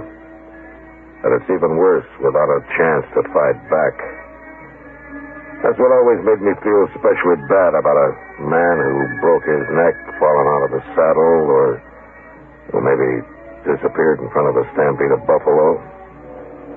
Or who, like Jack Massey, sitting at my desk, had to take a bullet in the back. No, that's not dying. That's being slaughtered like a hog in a pen. It robs a man of everything he's lived for. Well, sir, I tell you, if I was in your boots, Mr. Jones, I'd hie me out onto the prairie for a spell. You would, huh? You bet I would. Out there, you can see a man coming a mile off.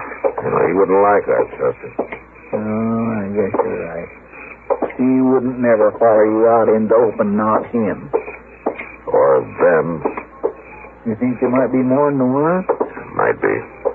Well, doggone it, Mr. Jones, why don't you hire some men to hang around as sort of a bodyguard for you? Then nobody wouldn't dare try ambush. The sooner they try, the better, Chester. Get it over with one way or the other. Well, I wish I was as cool about it as you. I'm not cool, Chester.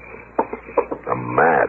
You sure got a funny way of showing it. Now, if I was mad, I'd be hopping around like a bronc with a burr under its tail. I'd be a slaunching and a slavering with foam on my mouth and blood. Look out. He's up there in the alley. Yeah, I'm going after him. Well, I'm going with you. Oh, you stay here.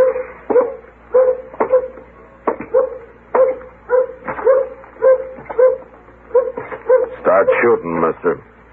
You start shooting while you got a chance. I sure will. I'll shoot you. I'll shoot you good. That's what I'm going to do, shoot you. All right, drop the gun.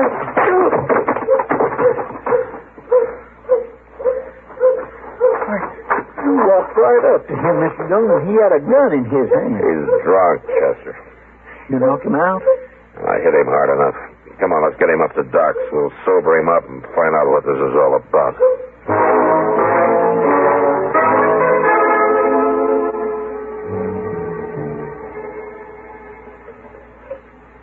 Here's your coffee. Don't put that cup down yet, fella. Not before you drink every drop of coffee in it. I'm drowning in coffee, Doc. Come on, drink it.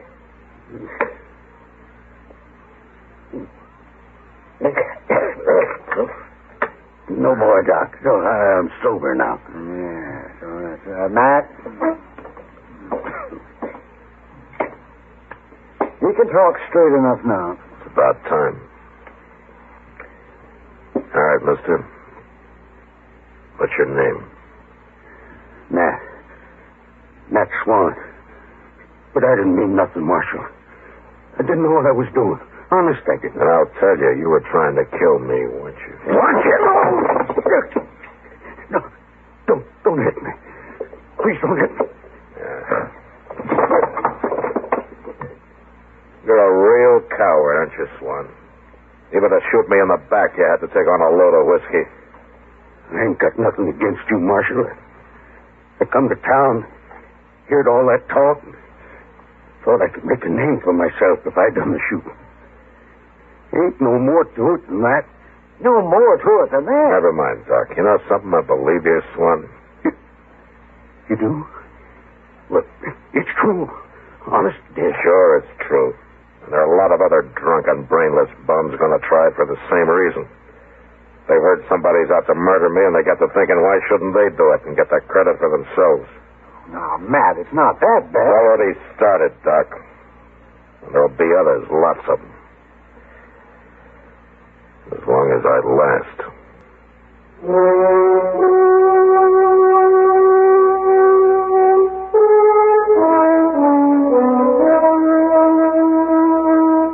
Chester and I rode Matt Swan down to the Arkansas and told him to get his horse across and keep going. I guess he thought I was about to shoot him the way he rode off, all hunkered up in the saddle, trying to look small. I was pretty sure he'd never show up in Dodge again. There was one less glory hunter to deal with.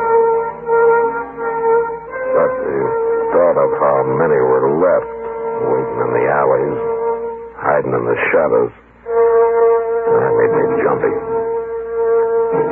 I didn't realize how bad off I was until we got back to town, rode into the stable.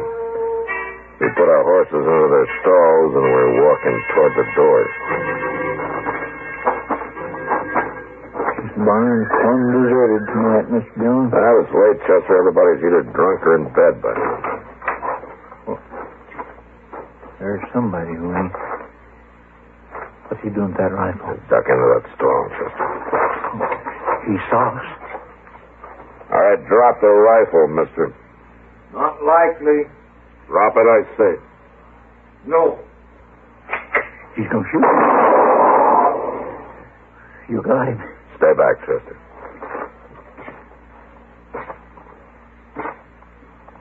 Don't shoot. Don't shoot again, mister.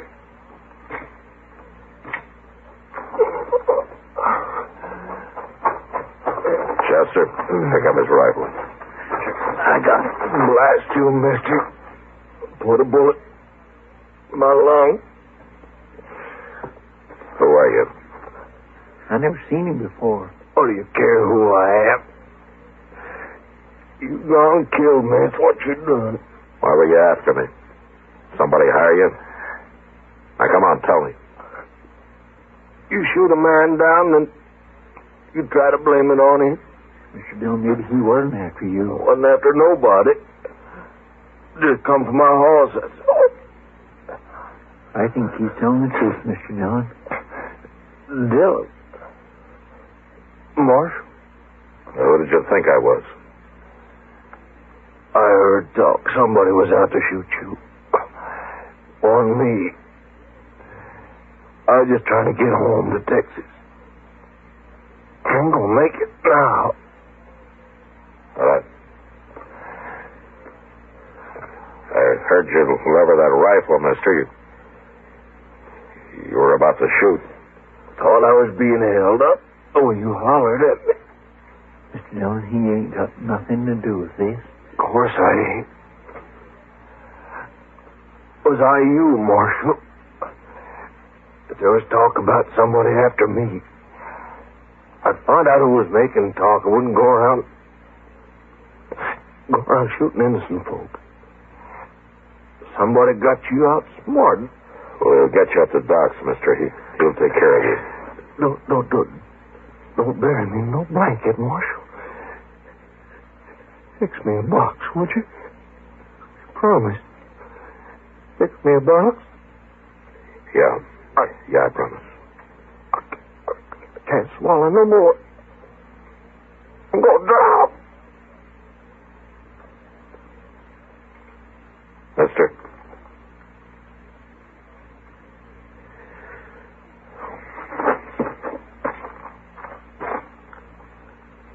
Oh, Chester, I just killed an innocent man. Well, he'd have shot you if you hadn't. We don't even know his name. We'll find him a box. We'll fix him up a real good one. Yes, sir. And I'm going to do something else, he said. What's that? I've been outsmarted. He was right. But I know what I'm doing now.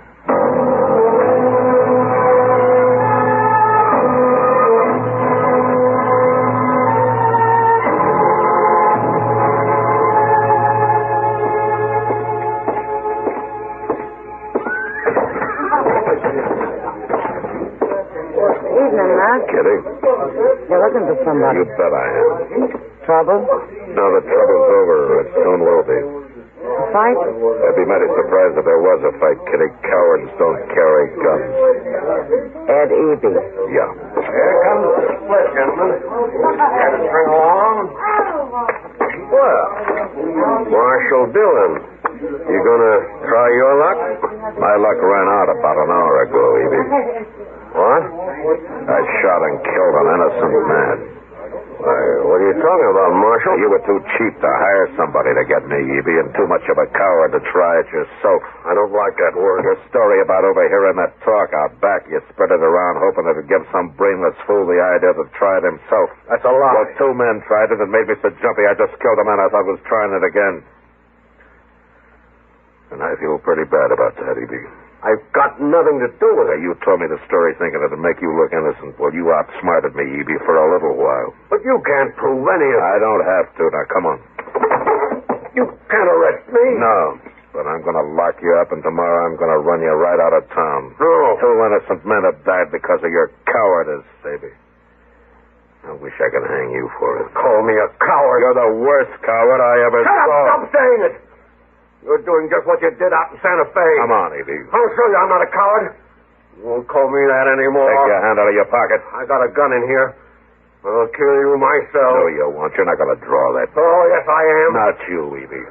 I'll do it. Just keep talking, Evie. Just keep talking. I'll do it. I'll kill you.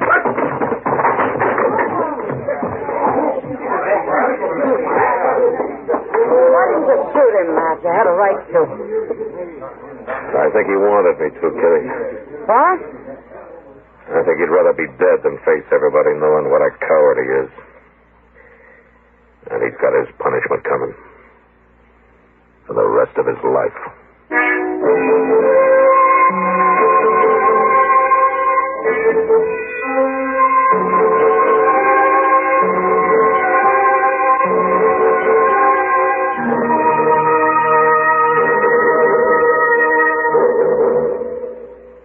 Gunsmoke. Produced and directed by Norman McDonald, stars William Conrad as Matt Dillon, U.S. Marshal. The story was specially written for Gunsmoke by John Meston. Featured in the cast were Joseph Kearns, Jack Moyles, and Lawrence Dobkin. Farley Bear is Chester, Howard McNear is Doc, and Georgia Ellis.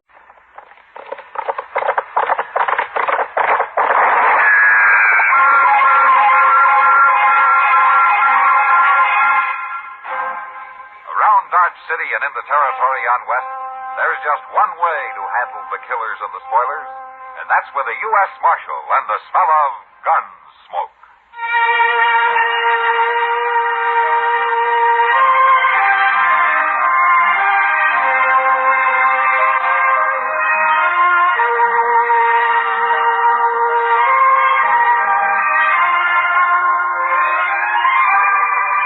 Gunsmoke, starring William Conrad, the story of the violence that moved west with young America, and the story of a man who moved with it.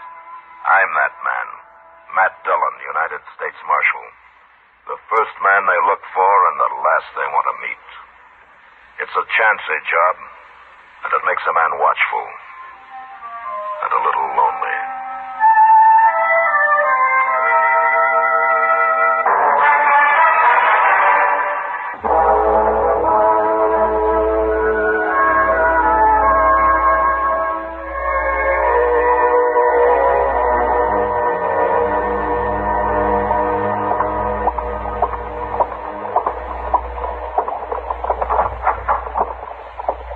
Good morning, Matt. Hello, Doc. Yeah. You had breakfast yet? I'm waiting for Chester to get back from the depot. Somebody told him there was a telegram down there for me. There's a telegram here. Uh-oh. You should have left it there, Matt. No? A telegram usually means somebody's coming to Dodge looking for you, or that you got to go somewhere and look for them. Either way, it spells trouble. Well, if it wasn't for trouble, Doc, I wouldn't have a job. Well, then you ought to quit. It's a poor thing when a man has to make a living off of other people's troubles. Uh-huh. Tell me something, Doc. How long has it been since anybody came up to you and told you how good they were feeling? You know, I hadn't thought about that. I guess we are pretty much alike after all, man. Uh-oh. Chester? Yeah, I got it, Mr. What are you looking so glum about, Chester? What does it say? You better read it yourself. Kindly private line. Huh? U.S. Marshal, Dodge City, Kansas. Coming to get married. Noon train. Saturday. Meet me. I'm Mavis McLeod. Oh, Mavis McLeod, eh? Oh, that's a right pretty name, Matt. She pretty too? Mr. Dillon, you really gonna get married? Oh, you're pretty foxy, Matt, keeping us so quiet. Now, wait a minute, you two. If you're all through talking, I'll tell you something. Oh, now, quiet now, Chester. Don't say anything. Listen to important news. I'm listening. All right. Now, this may be kind of a shock to you, but well, as my two closest friends, I wanted you to be the first to know. Yeah, Mr. Dillon, yeah? Doc? Yes. Chester? I'm not about to get married, and what's more, I never heard of any Mavis McLeod. Well, but she still might be pretty. I don't care if she looks like Lily Langtree. But, Mr. Dillon, ain't you even gonna meet her? Yeah, I'm gonna meet her, but right now, let's go get some breakfast and talk about something else.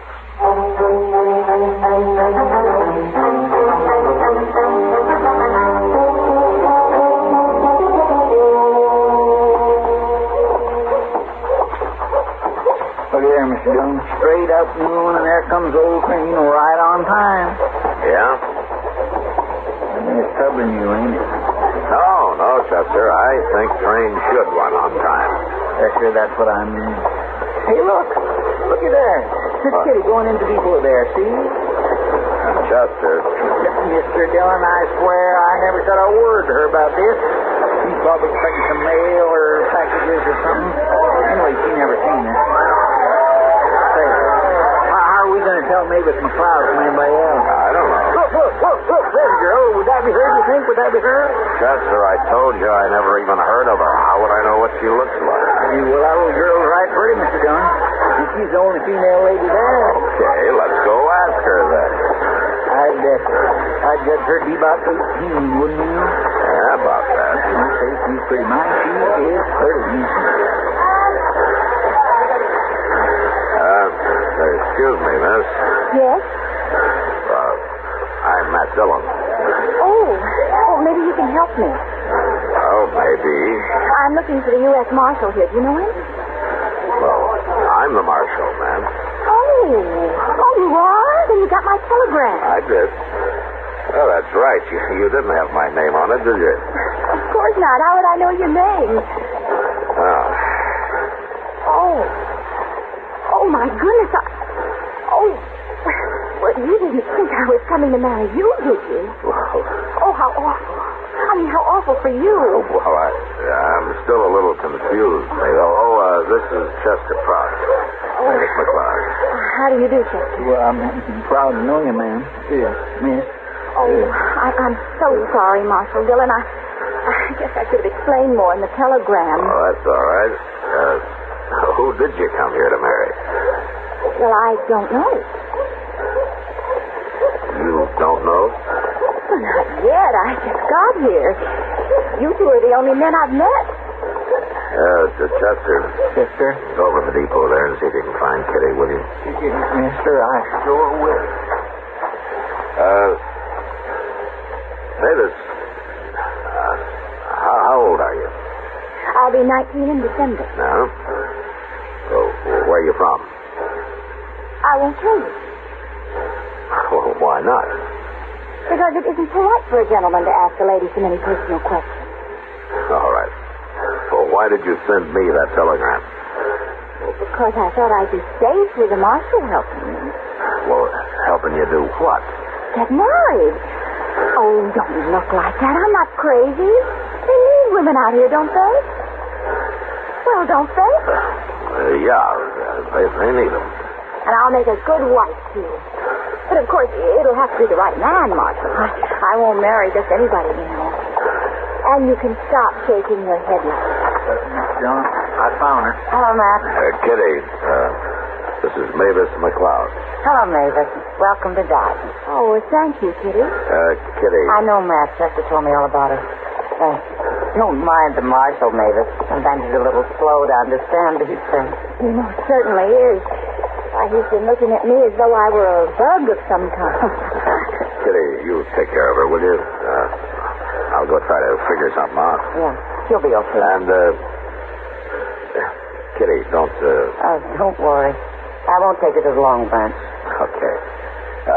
You let me know if you need anything, Mavis. Besides the husband, I mean.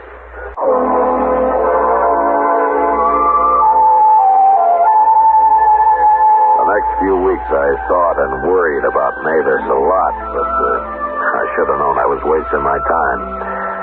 She met a young fellow called Barney Wales, and 3 days later they got married. Kitty called it love at first sight, but anyway, I knew Barney, and he was a sober, hard-working cowboy who'd started a little spread of his own not far from Dodge. It was a good match, and it looked like they were going to make out fine.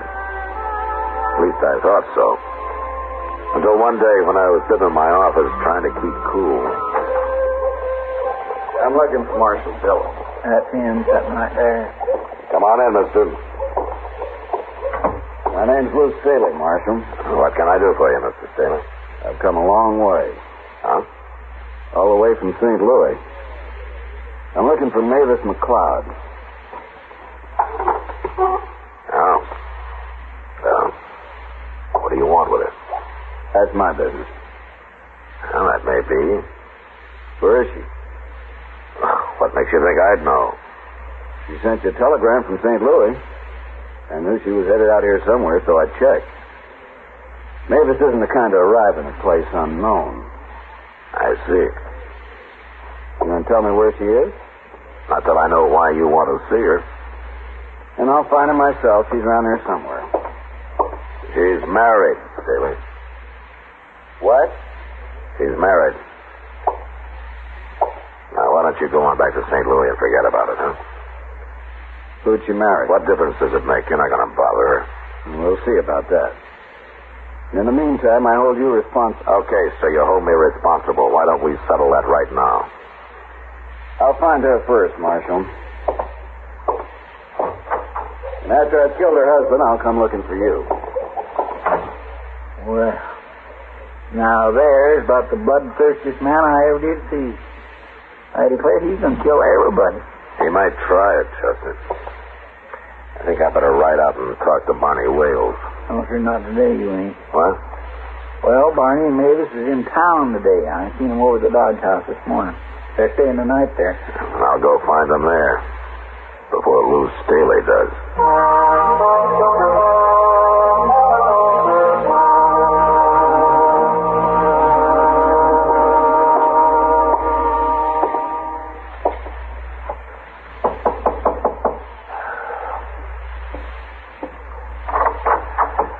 Hello, Barney. Marshal Dillon. Well, come on in. Hey, Mavis, it's the Marshal.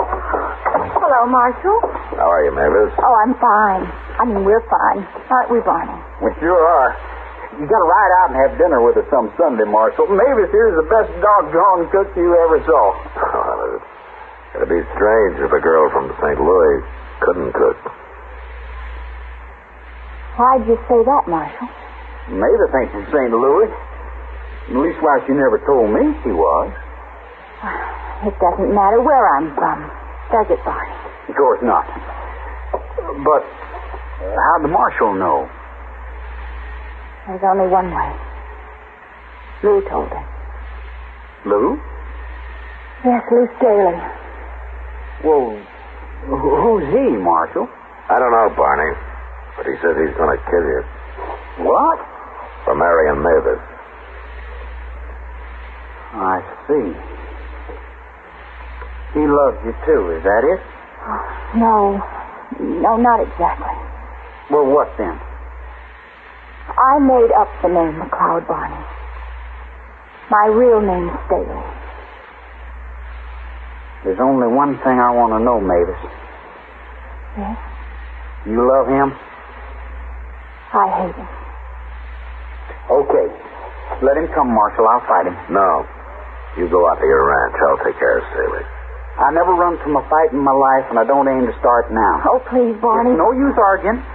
If this Staley's looking for me, he can find me. I'll go about my business like always, but I'll sure keep one eye open.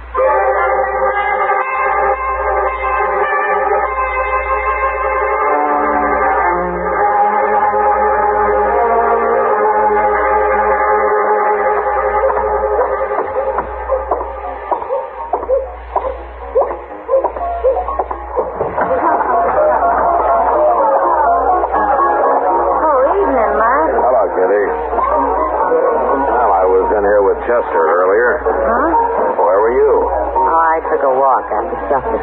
Anything to get out of the saloon for a while. What did you want me for? Kitty. Yeah? That man over there at the bar, the tall, dude-looking fella. You see him? Who is he? Well, his name's Lou Staley. You ever hear of him? No. I thought maybe Mavis McLeod might have said something about him. She's never mentioned him, but I've hardly seen her since she got married. What's it about? Well, Staley's kind of disappointed over Mavis getting married. Said he's going to kill Barney, and then me, and I don't know who all. Oh, for heaven's sake. He followed her out here from St. Louis. Well, that's it. Jealous lover. No. Mavis' real name is Staley. What? Yeah. Well, I guess Mavis kind of fooled all of us. I can understand Staley wanting to kill Barney. Now, that's not my business how Mavis messes up her life or anybody else's, but murder's wrong, Kitty, no matter what the cause, it's wrong. Matt, look. Yeah, I see her. She's seen us, too. Hello, Marshal. Kitty? You shouldn't be in here, Mavis. I know, Kitty, but I had to come. Where's Barney? He's talking business with some cattle buyers over at the Dodge House. He doesn't know I'm here. This is no place for you, you know. Well, it's good enough for Kitty, isn't it? Why own the place? I explained all that to you. Well, I didn't come here for fun.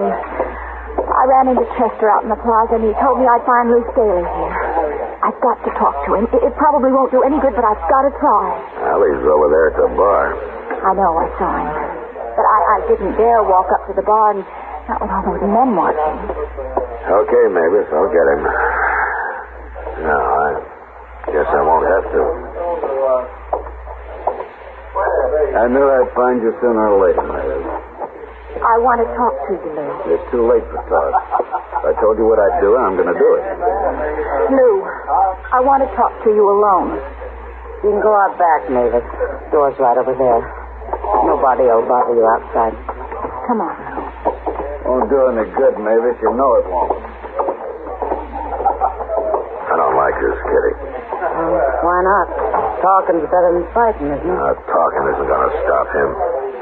Now, there's something wrong about him. Sort of like he can't hear or see anything but himself. Like he's all alone in the world.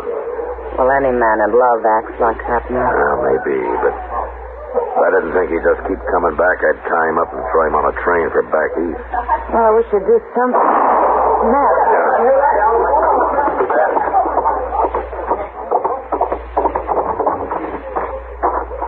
Matt, look, it's Mavis.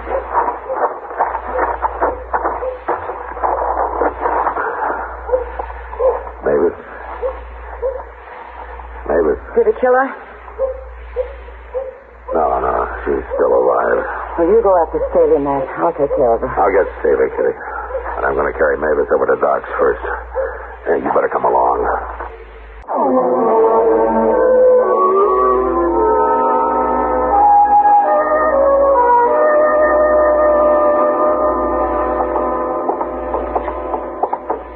I declare, Mr. Dillon, that's the worst thing I ever heard of, shooting a lady. Doc says she's got a fair chance, Chester. You're going to tell Barney about it and then go after Lou Staley, huh? I'm going to do more than that. You are? What? You'll see. I hope Barney's still here at the Dodge House. Yeah, I hope so, too. Maybe that's him standing over there. I know that one fella.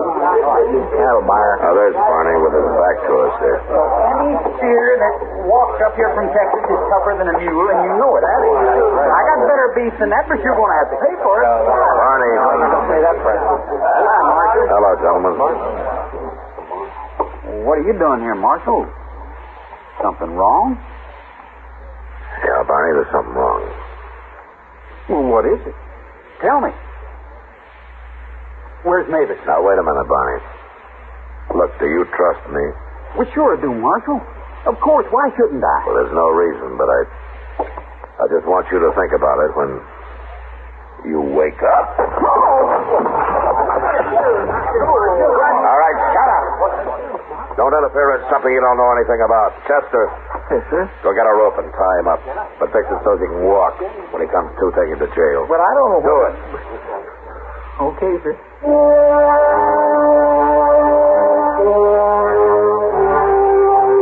I warned the cattle buyers there not to say a word to anybody about Barney, and then I went out looking for Lou Staley. I tried every saloon and gambling house in Dodge, and I finally gave up. Went over to the jail and got Chester. It was past midnight when we entered the Dodge house once more. Had a talk with the clerk, and went up to Barney and Mavis' room. You reckon Staley's run off, Mr. Jones? No, he won't run till he does what he came here to do.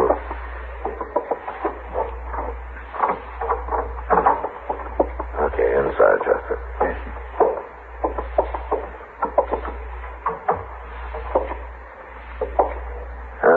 You stand over there, Chester, so you'll be behind the door when it opens. Staley's sure going to be surprised if he does come here, ain't he? Unless that clerk downstairs bungles it. On my land, all he's got to do is say, Barney come in a while ago and went upstairs.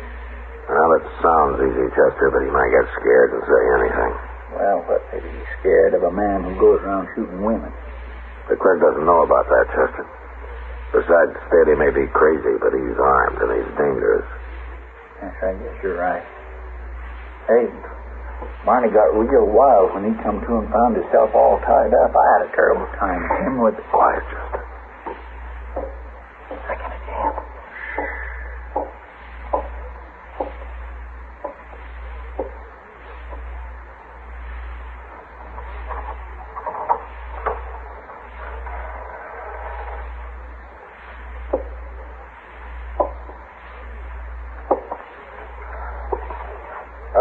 Barney, you coward. Where are you? Hold it right there, Staley. Oh.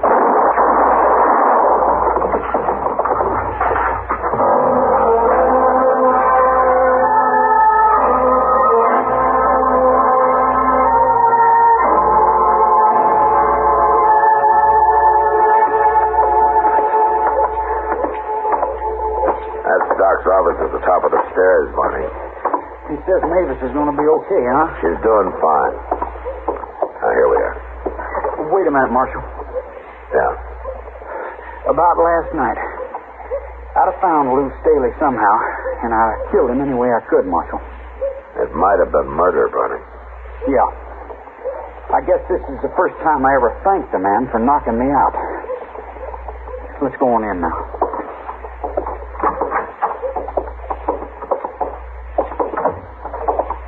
Hello, Matt. Barney?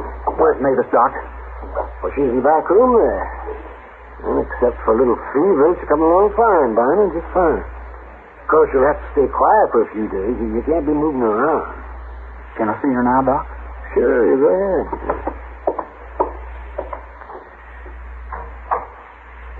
Matt, Mavis told me about the shooting. You know what happened? What, Doc? She tried to take Staley's gun away from him, that's what. They were fighting over it, and it went off. He didn't try to kill her at all. You know, it's funny about Staley. What? Most men would have tried to kill a wife that ran off and married somebody else. A wife? Yeah. Is that so? Oh, you don't. And Mavis seems like such a nice girl. Well, you never know, Doc. Master Dillon? Yeah. Mavis would like to see you. Okay.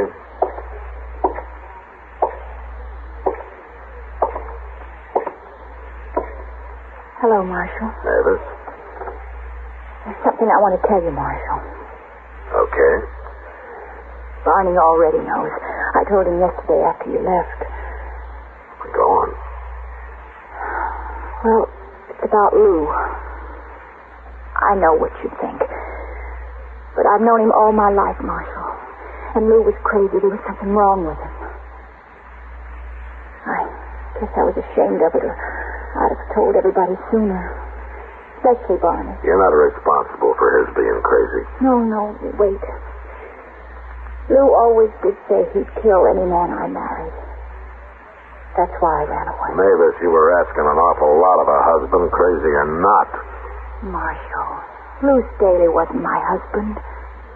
He was my brother. What?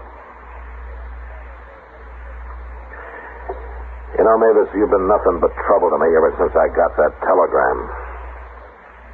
And I don't ever want to see you again. Unless it's across your dining room table some Sunday.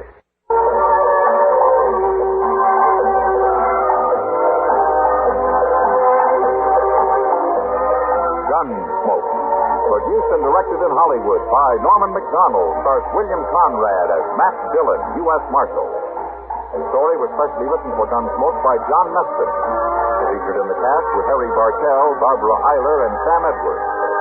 Barley Bear is Chester, Howard McNear is Doc, and Georgia Ellis is Kitty.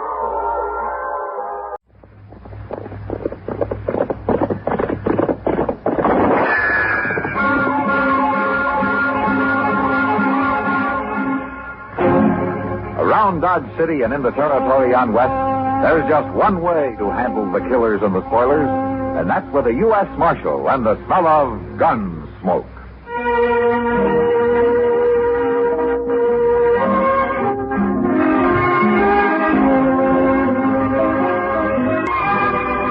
Gunsmoke, starring William Conrad, the story of the violence that moved west with young America, and the story of a man who moved with it. I'm that man, Matt Dillon, United States Marshal. The first man they look for and the last they want to meet. It's a chancy job, and it makes a man watchful and a little lonely.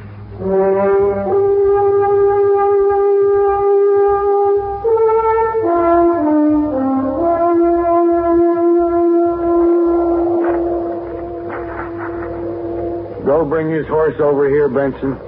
Sure, Jake. And wait till we get him up on his horse before you tie that rope, Duval. There'd be too much slack otherwise. All right. We couldn't hang you very good with your feet touching the ground, could we, Tillman? No, Jake, you couldn't. We've been neighbors a long time, Tillman. If I could figure some way to make it easy for you, I'd do it. That's all right. You get to hanging, I could put a bullet in you. I'd be beholden to you. Okay, I'll do it then. And would you drop by and tell my wife on your way home, Jay? Sure. I figured on doing that anyway. You know, I always liked you, Tillman. It's gotten too bad about this. Sure. You're mighty calm for a man with a noose around his neck. You men got your minds made up. Well, we can't have no man stealing horses around here. None of us feel safe less than we've caught him and hung him. I reckon I'd feel the same way, Jake. Well, of course you would. You'd hang me just as fast if I'd done it. I would. Only difference is I'd want to be awful sure it was you that done it. Oh, I'm sure. Heck, we caught you red-handed, didn't we? I've told you 100 times. I found them horses running wild. I was driving them back to you. Now, Tillman, you was headed in the other direction. They'd got away from me. I was trying to turn them back. Excepting that we don't believe you. None of us do. Well, ask Jennings. He saw me rounding them up for you. Jennings ain't here. Well, why don't you find him? We can't take the time. You delay a hanging, the first thing you know, the man's got loose. You'd have just encouraged horse thieving. Well, like I said, you got your minds made up. We got to protect ourselves, Tillman. Here's his horse, Jake. Get mounted, Tillman. Sure.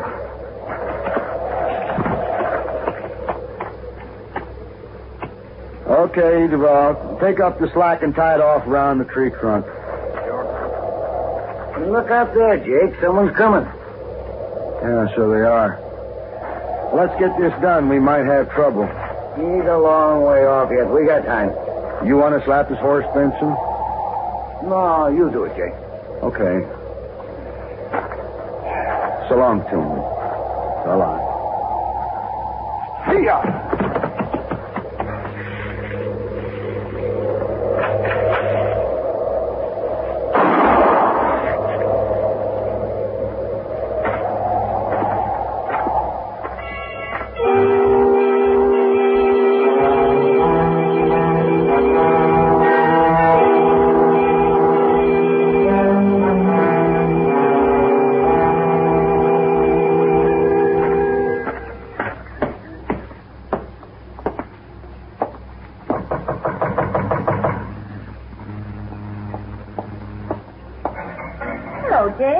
Hello, Miss Tillman. Come inside.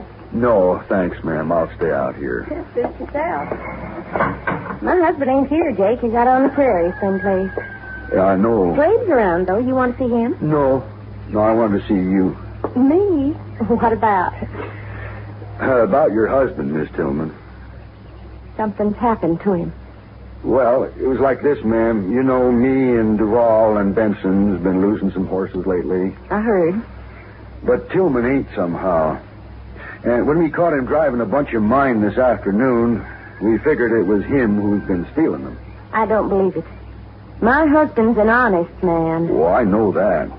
Now, Jennings saw him rounding them up where he found them running wild on the prairie. I guess whoever had stole them got scared and left them there.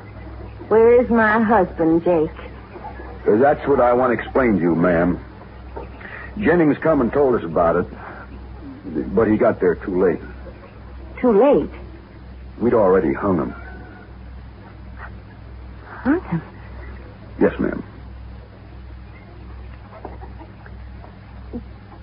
Clabe? Clabe! Come out here.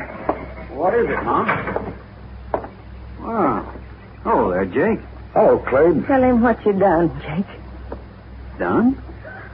Clabe, we hung your old man this afternoon. You what? We hung him for stealing horses. They found out he didn't do it. After. Yeah. I guess the joke's on us, all right. Ma, wait a minute. Ma? She's kind of upset, Clabe. You better go with her. Somebody ought to kill you, Jake. No, don't talk like that. I said we were sorry. Well, I gotta go get home. It's getting kind of late, and my missus will have supper on. So long.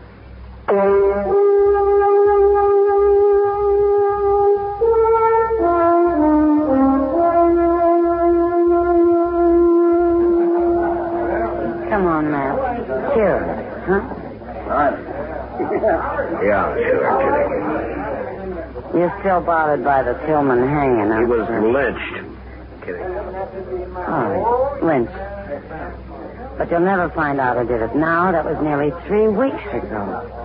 I got a pretty good idea who did it. Just can't be sure. Huh? Who? Probably some of the ranchers out there who've been losing their horses. Benson and Duvall and Jake Kaiser in particular. Benson? I heard he got shot the other night, right in his own house.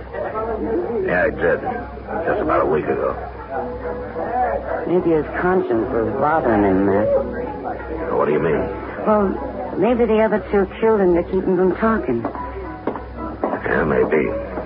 Anyway, he had it coming to him. Still murder, Kitty.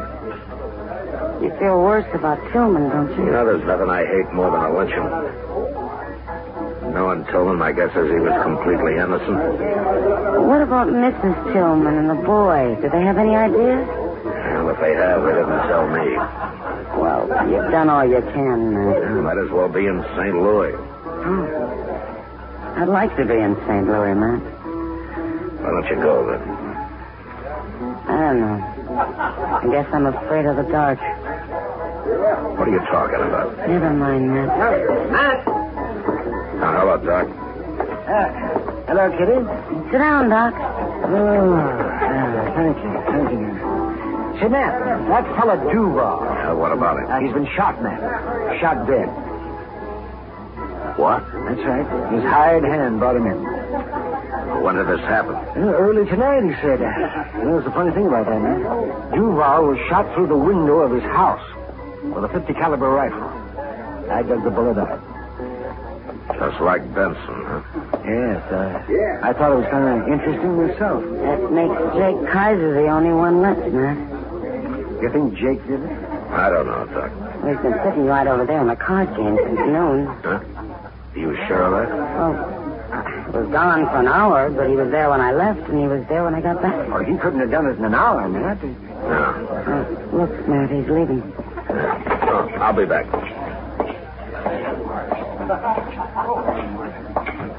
Jake. Oh, hello, Marshal. Let's sit down a minute, huh, Jake? I want to talk to you. Sure, Marshal.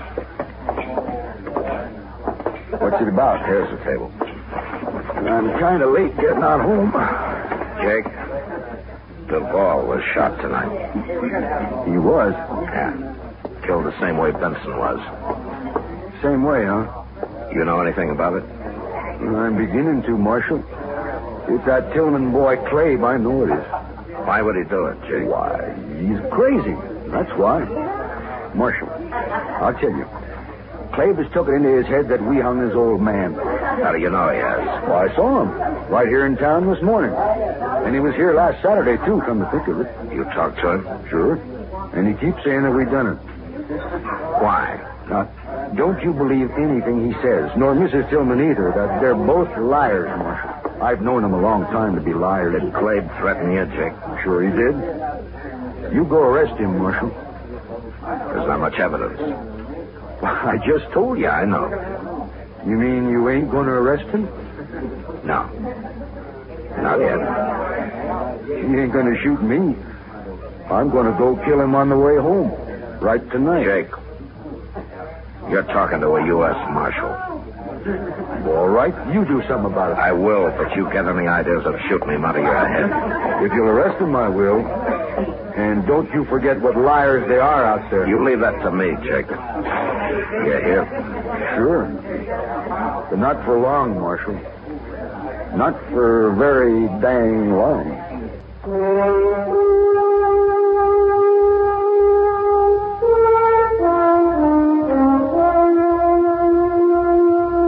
Jake Kaiser was a senseless kind of a man, and I knew he'd probably go kill young Clabe Tillman the first time it happened to occur to him again. Still, I couldn't arrest Clabe for 2 murders just on Jake's word that Clabe had threatened him. I needed a lot more evidence than that. And the only way of getting it I could think of was from Clave himself. So the next morning, Chester and I rode out to the Tillman place. It was only about 15 miles from town, and we got there early.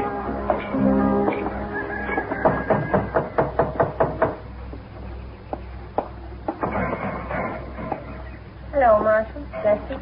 Morning, Miss Tillman. Come on inside. Thank you. Sit down. I don't want to bother you, ma'am. No bother. Well, I was looking for Clave. I'd like to talk to him. He's out back. He'll be here in a minute. Good. Miss Tillman, Duval was killed last night. All right. Well, don't you care? Several people have been murdered around here lately, Marshal, including my husband. You think Benson and Duval were in on that? I didn't say they were. What about Jake Kaiser? You're prying, Marshal. That's the trouble with the law. It's always prying. What do you want Clave for? I thought he might tell me what he knows. You won't. We don't know nothing. And Clave ain't shot nobody. He was in Dodge yesterday. Yeah, I know he was. I wouldn't put it past Jake to have shot Duval himself. I thought of that, too. You have any idea why he might have? No? Well, here's Clave now. Oh, we got visitors. Hello, Clave. Marshal? Chester? All right, Clave. You been hunting this morning? Nah. Put that rifle back where it belongs, son. Okay, Mom. I was shooting hawks with it yesterday. Left it in the barn. You should have brought it in last night, son. Sure, but... well, it was dark when I got back, Ma. I didn't see it out there. I should have brought it in myself. What are you doing here, Marshal? Duval was murdered last night, Clave. He was? Yeah, shot, same as Benson. Well, what do you know? Jake Kaiser thinks you did it. He does, huh? He also said that you threatened to kill him next. Maybe I ought to. Clave, don't talk like that. You know, there's a law against murder. They murdered my pa. Where was the law then? I'd have him in jail right now if I knew who they were. Too bad you weren't there, Marshal. I could still arrest Jake. We don't know nothing about Jake, do we, son? No. No, we don't know nothing. Okay. But you'll hang for murder if you kill him, Clave. Come on, Chester.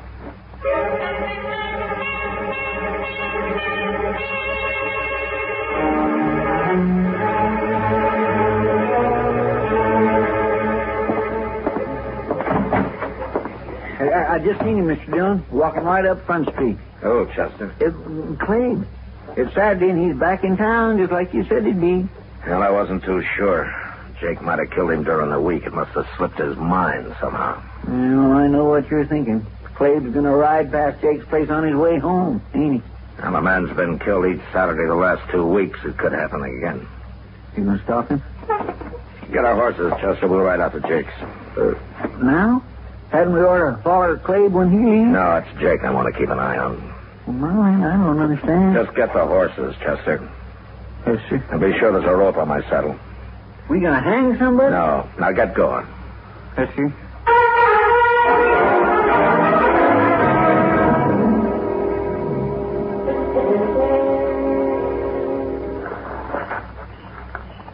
Old Jake's just sitting in the house here, plumb unconcerned, Mr. Bill. Somebody's coming. I wish they was a moon tonight. No, it's better dark. Just stay out of the way of my rope. You going to rope him? Quiet now.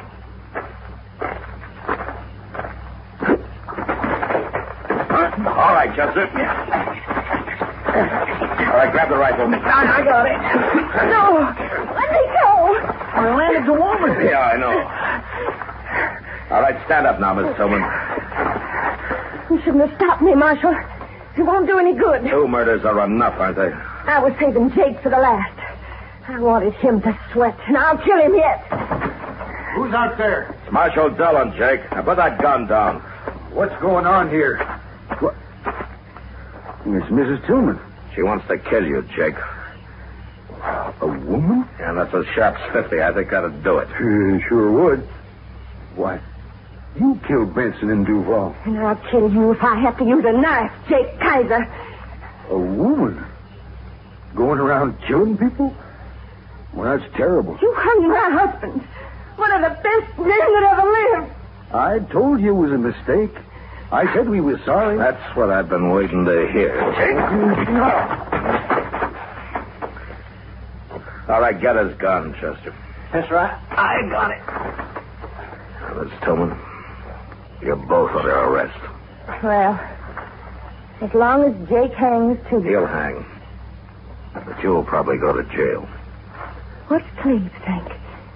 He knew about this when he found a rifle in your barn last week, but I guess he figured there was no way to stop you.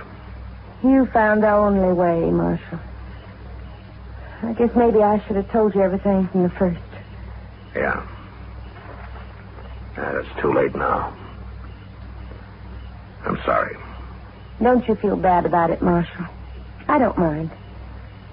I don't really mind at all. You want to know something, Miss Tillman? That's the worst part of it. All right, come on, let's get back to Dodge.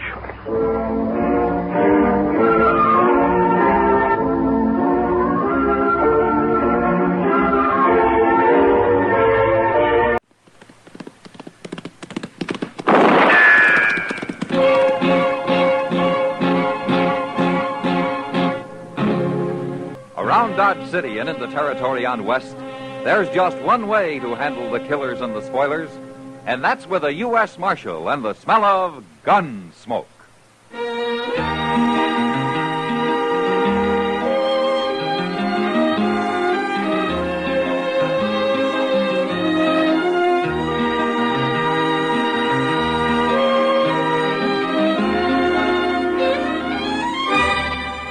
Gunsmoke, starring William Conrad. The transcribed story of the violence that moved west with young America. And the story of a man who moved with it. I'm that man, Matt Dillon, United States Marshal. The first man they look for and the last they want to meet. It's a chancy job, and it makes a man watchful and a little lonely.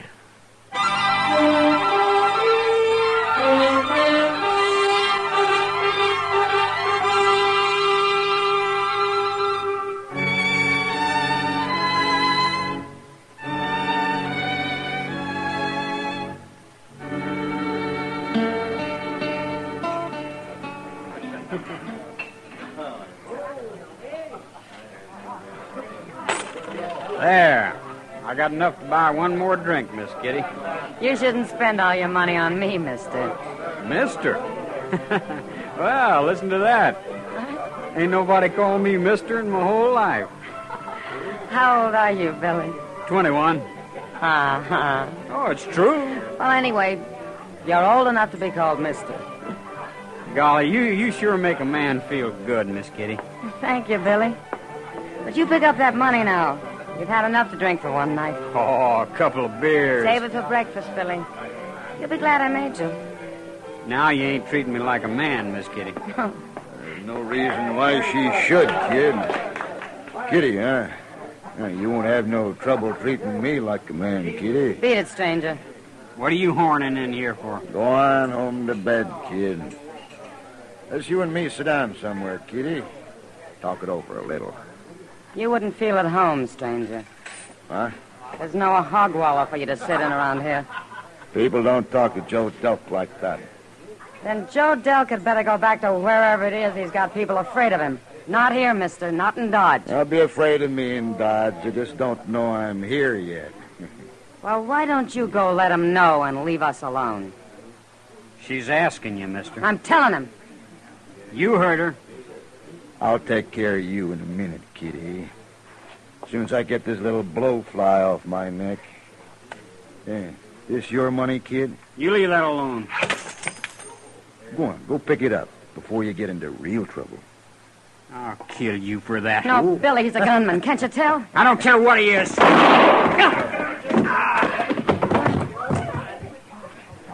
You killed him. He was only a kid. I wouldn't care if he was a grown man. He didn't have a chance against a professional like you. Nobody I've ever met has. But now people begin to know Joe Delk's in town. I never heard of Joe Delk. Well, maybe not, mister, but you've seen what he can do. I didn't see it. Matt, That poor kid. I don't even know his last name. What happened, Kitty? I'll tell you what happened, mister. He got to crowding me, same as you're doing right now. This is Marshal Dillon you're talking to. Oh, Marshal Dillon, eh? Well, I don't mind eating a Marshal now and then. Did he murder the boy, Kitty? No, he didn't, Matt. Kid drew first. Yeah. Must have been easy for you, Delk. Real easy, Marshal. It was kind of fun. Fun? Killing that nice boy. Fun. Yeah, taking my time that way. What are you doing? Give me my gun. You're not going to be needing a gun, Delk.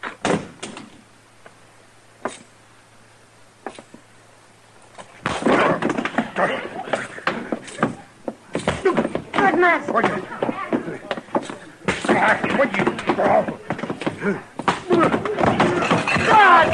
God! He sure never expected that, did he? No gunman would, Kitty. But he's sure never going to forget it.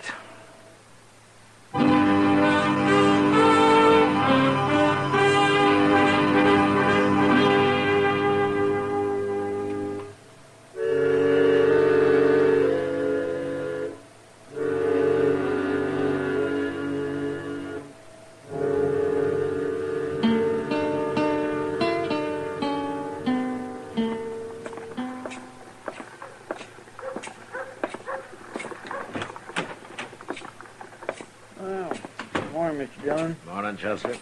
I let Delk out of his cage.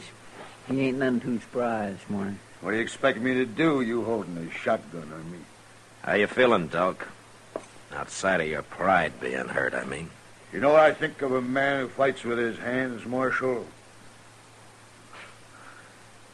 I don't care what you think about anything. He's a coward. That's what he is. It took you by surprise, didn't it? Of course it did. And it hurt you, too, didn't it, Delk? Hurt you pretty bad. You wouldn't want to go through that again, would you? No. No, I wouldn't. Because I'd kick you half to death next time. Now, what are you doing in Dodge, anyway? Coming on the Santa Fe yesterday. I said, what are you doing Look, here? Marshal, just because I had to shoot a man in self-defense. Boy. He had a gun, didn't he? Against you, he might as well have had a stick. It was still self-defense.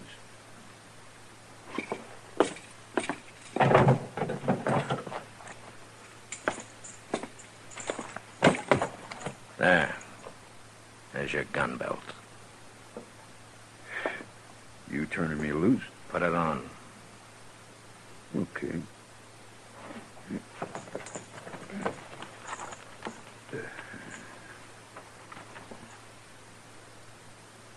Now, I can't reach you from here with my fists, Delk.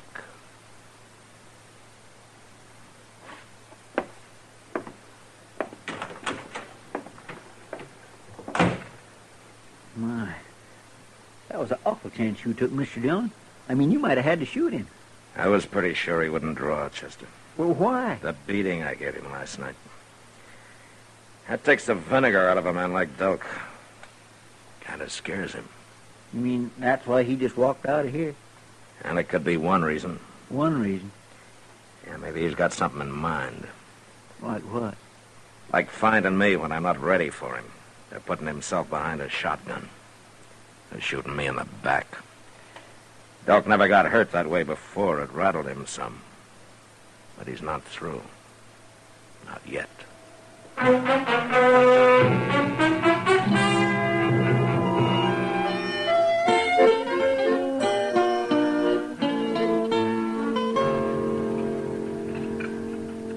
I borrow your spoon to stir my coffee, Matt? Ah, sure, Kitty. Here Thanks. you are. You'd think this restaurant could afford more than one spoon to two customers. Well, if they did, they couldn't afford the quality beef they serve. Then I won't complain. I'd hate to think of eating any lower off one of those animals. You know something, Kitty? Huh? Before long, some bright fella's going to get the idea of raising cattle in one small area where they can live peaceful and grow fat and juicy. Sounds like a great idea, Matt. Why don't you start it? No, I got a job. Well, sure, I forgot. After all, a job with a future like yours. Oh, now, Kitty. I can see your gravestone. He didn't die rich, but he sure died stubborn. I like that. I think I'll use it. You won't be there. Well, maybe you'll take care of it for me, huh? Having dinner with you is real pleasurable, Matt. Well, thank you, Kitty. Don't mention it. Mr. Dillon. Hello, Miss Kitty. Sit down, Chester. Have some coffee with us. We ain't got time, Miss Kitty. Doc's going to be waiting outside any minute. Doc? He wants you to go to the Dodge house with him, Mr. Dillon. Oh, what for? To see Joe Delk. Don't tell me somebody's finally shot that ape. No, it ain't that. He was over the Texas Trail drinking all day yesterday. He sent word to Doc he's sober now, but he's got the shakes and needs something to fix him up. The wolf poison might help. Oh, why does Doc want me along, Chester? Maybe he don't trust old Delk. Anyway, he says he won't go see him alone. Yeah, well, maybe he's right. I never heard of a gunman fool enough to drink so much he got the shakes, Matt. No, neither did I, Kitty. Maybe it ain't even true, Mr. Dillon. Maybe he's got something fancy in mind, like you said. Yeah, maybe.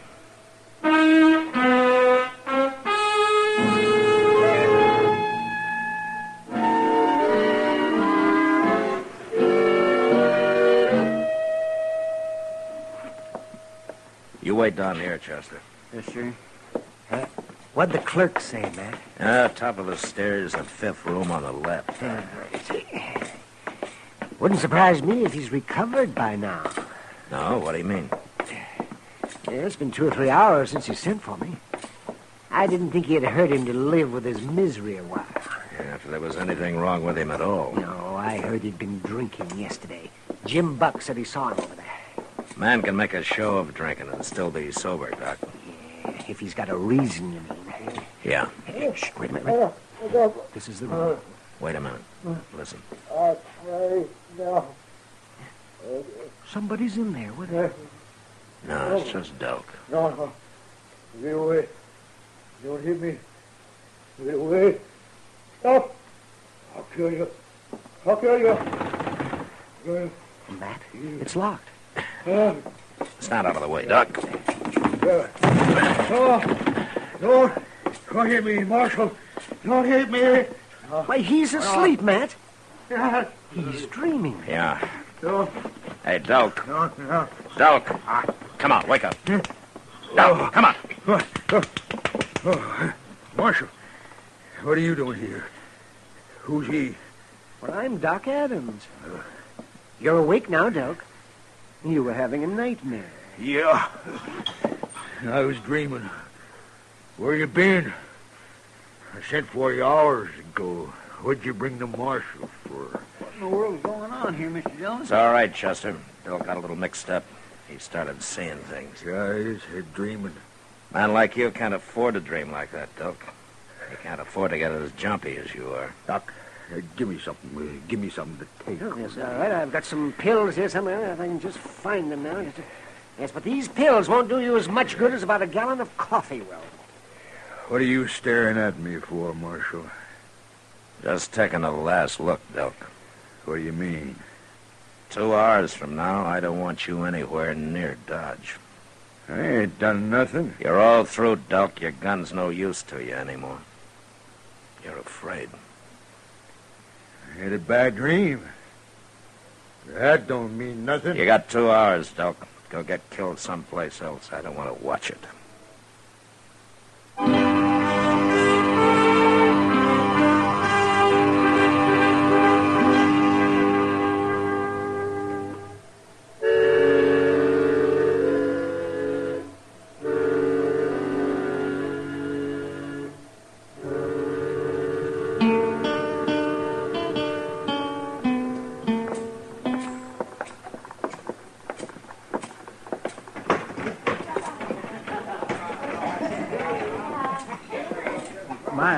I shouldn't ought to even be in here, Mr. Dillon. Oh, why not, Chester?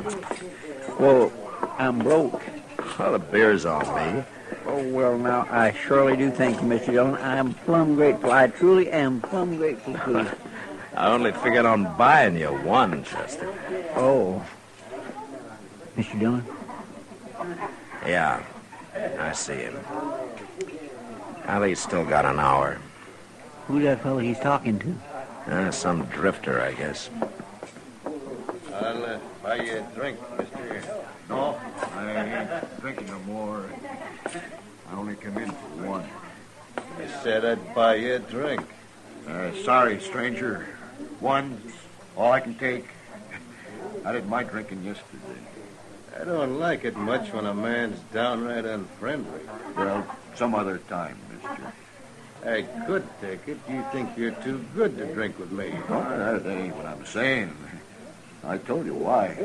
You'll drink with me? No, I can't. All right. You're wearing a gun. No. Mr. Dillon?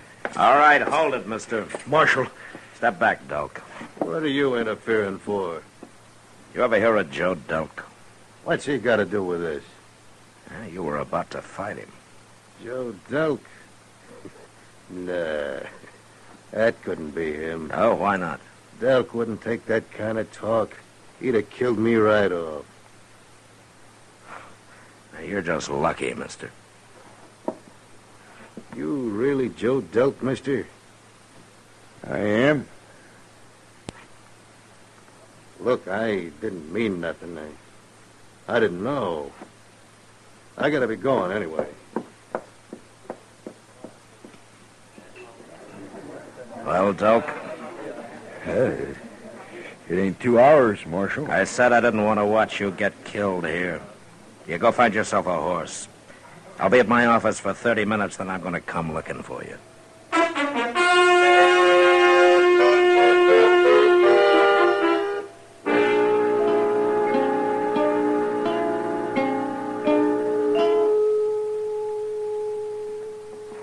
The 30 minutes is up, Mr. Dillon. Yeah.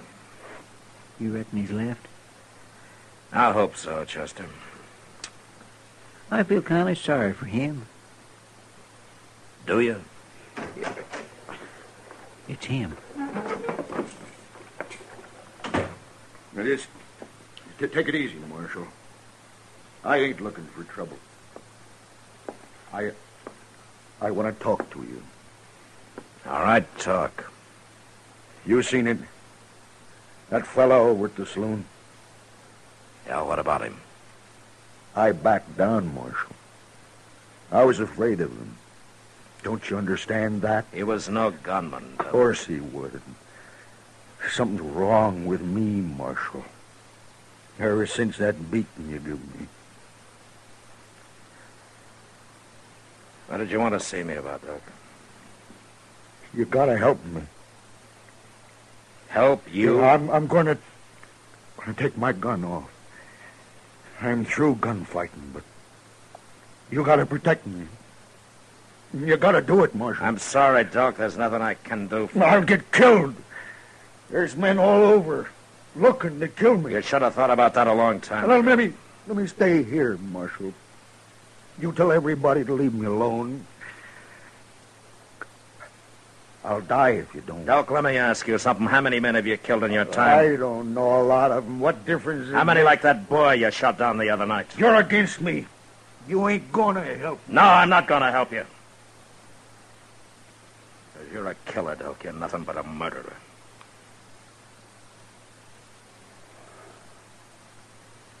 All right. I'll go. I don't know where, but I'll go.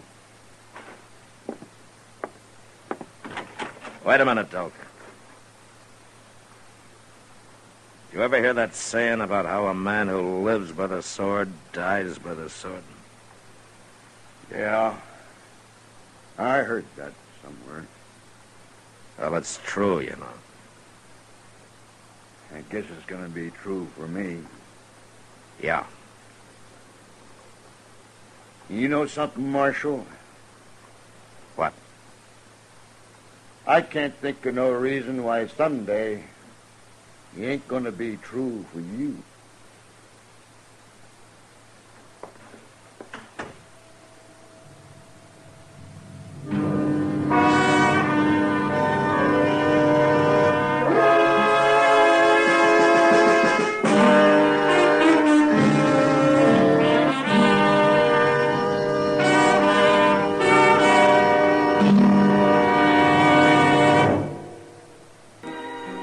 Gunsmoke, Produced and directed by Norman Macdonald, stars William Conrad as Matt Dillon, U.S. Marshal. Our story was specially written for Gunsmoke by John Meston, with music composed and conducted by Rex Corey. Sound patterns by Tom Hanley and Bill James. Featured in the cast were John Daner, Sam Edwards, and Clayton Post. Parley Bear is Chester, Howard McNear is Doc, and Georgia Ellis is Kitty.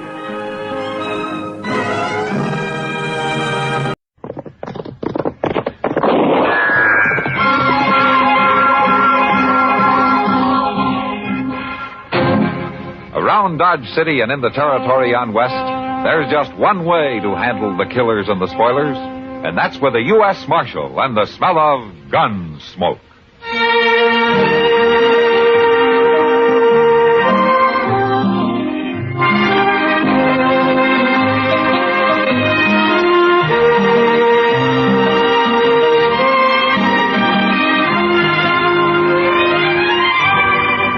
Gunsmoke, starring William Conrad.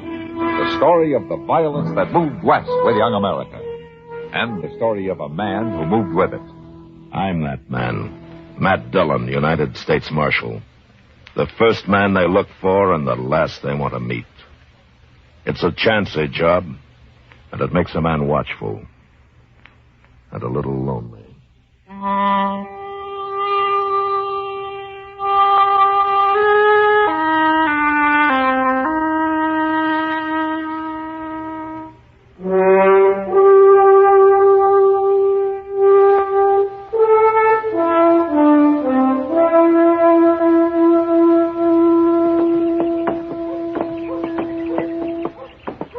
You don't have to walk me all the way, Doc. Oh, why, it's a pleasure, Kitty. I don't often get to be seen with a beautiful woman. Now, Doc. Yeah, that's true. What's more, you know it. Oh, there you go. And I was just beginning to enjoy myself. There's Matt. Just came out of his office. Let's go say hello to him. He's sitting down. We better hurry before he falls asleep. Wish I had a job like his. Say, where's Chester these days, anyway? Yeah, he's still visiting a friend out at Fort Dodge. Some old army pal from the war. Is he ever coming back? Of course he'll be back as soon as he gets tired of the cooking out there. Matt, you've got company. Hello, Matt. Hello, Kitty. Doc, why don't you sit down? Thank you. Just for a minute. I gotta get to work pretty soon. You been shopping? Yeah, but I didn't buy anything. What about all those clothes and stuff you told me you ordered? Well, that's different. It is. Well, sure. No, don't explain it to me now. It's too hot today. Huh? Who's this? I don't know. He's a stranger to me. Well, he's from Texas, that's for sure. Look at that rig.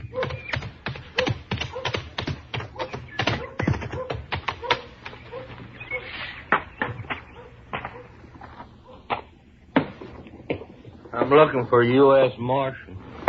You're wearing a star. Maybe you're him. Sit down, stranger. You Matt Dillon? That's right. Oh.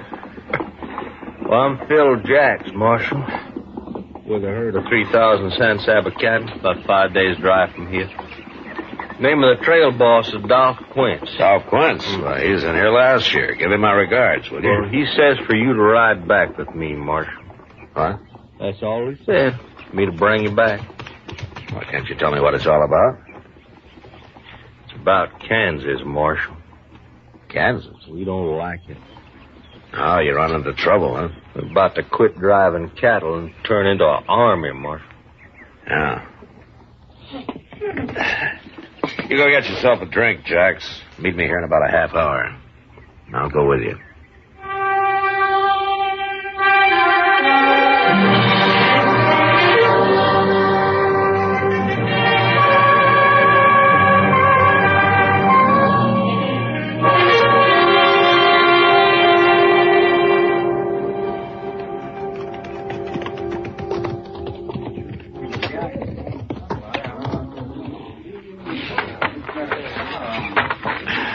You just drop your saddle anywhere, Marshal. I'll turn your horse in with a remuda.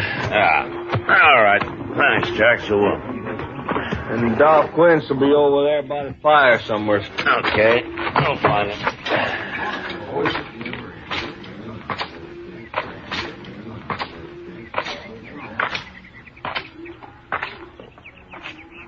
Hello, Dolph. How are you, Marshal? Good to see you again. Hey, it's fresh meat in camp. Ask the cook for a plate. Oh, thanks. I will. Well, now, I'll go with you. I need some more coffee. You like buffalo veal? Huh? One of the boys roped and shot a calf this morning. Sure, I like it fine. Guess it was buffalo that scared our horses last night. Whole mule broke loose. Hey, cook, give this man a plate of meat. Yeah, sure thing, Dolph. Yeah, it looks mighty good, doesn't it? Give me some coffee, will you? Yeah. Thank you. Sure. Nestor woman came to the bed ground before daylight this morning and asked if we had any little calves that had been dropped during the night. She probably picks up calves from all the herds that pass this way. We'd have to get rid of them anyway. So I'll let her have them, even if she was a Kansan. Oh? You know, if it had been a Kansas man asked for calves, I don't think I could have talked these boys into allowing it. Oh, is that so? It sure is, Marshal. Tell me, Dolph, have you seen any Kansas jayhawkers on the way up? How'd you know? That's a pretty good guess. 2 nights ago, some of them jayhawkers managed to sneak up on Snyder over there when he was out on guard. They stripped him and flogged him and stampeded the cattle. We had our hands full for the next few hours, or we might have caught up with them. Any trouble since? Well, not yet. You know, Dolph, the ordinary Kansan hates jayhawkers as much as you do. There's nothing but shifty, murderous criminals. They got started on the Missouri border during the war, and they got the taste of blood in their mouths. I don't know, it's like I got no place to go. We can show them a place. Well, they're bandits, that's all. You got bandits in Texas, but that doesn't make every Texan one, does it? It's kind of hard to make the men see it that way, Marshal. Well, I know it is. I just hope they understand it before a regular war breaks out.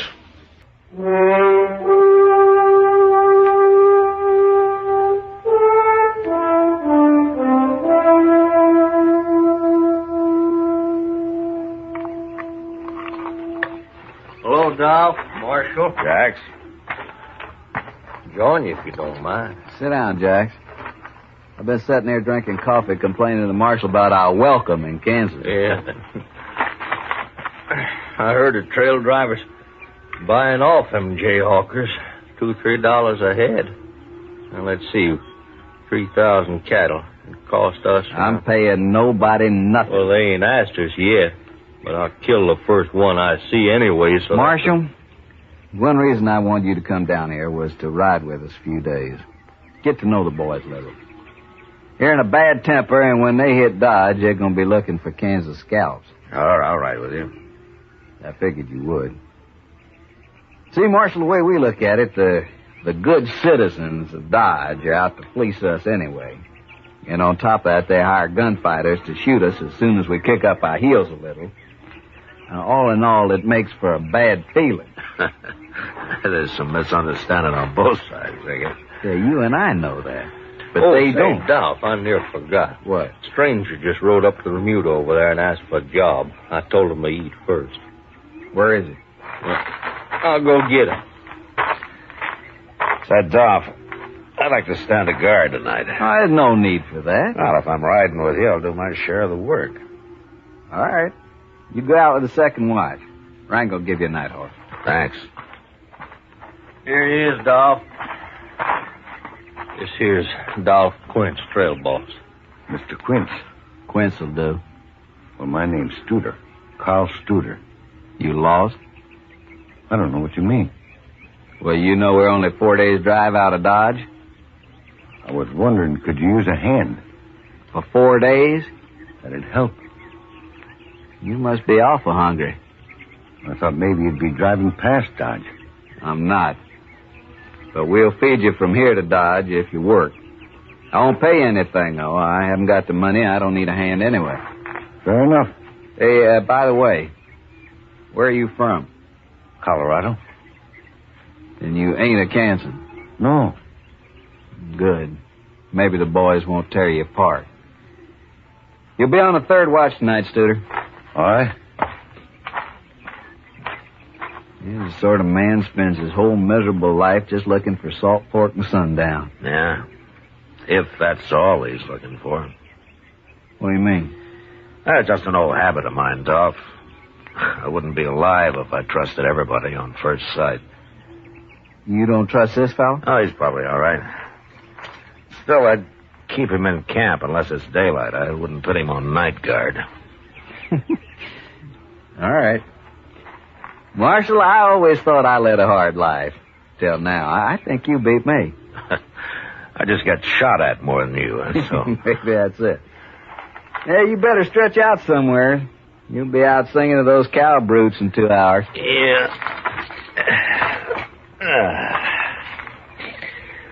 Well, I'll see you later, though. Breakfast at 4. You find it don't take long to stay all night at this ranch.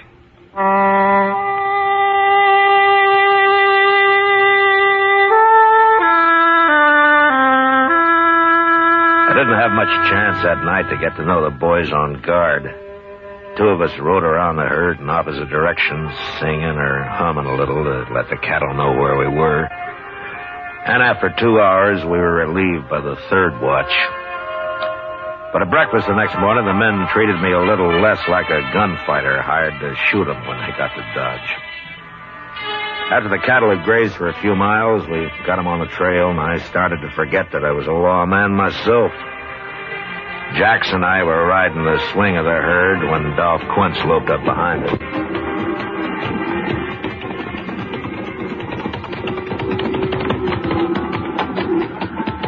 Hey, how's it feel to be a trailhand, Marshal? There's nothing to it if I could sleep all winter like you do. Where would you spend your money? I already offered to trade jobs with him, Dolph.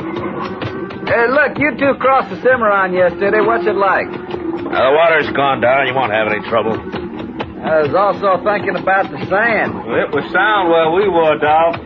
Yeah, then we'll cross right there. You go up ahead and ride point, Jack, and lead us to it. All right. Take that new fella Studer with you. I don't need him. I want him up front where I can see him. Oh, okay.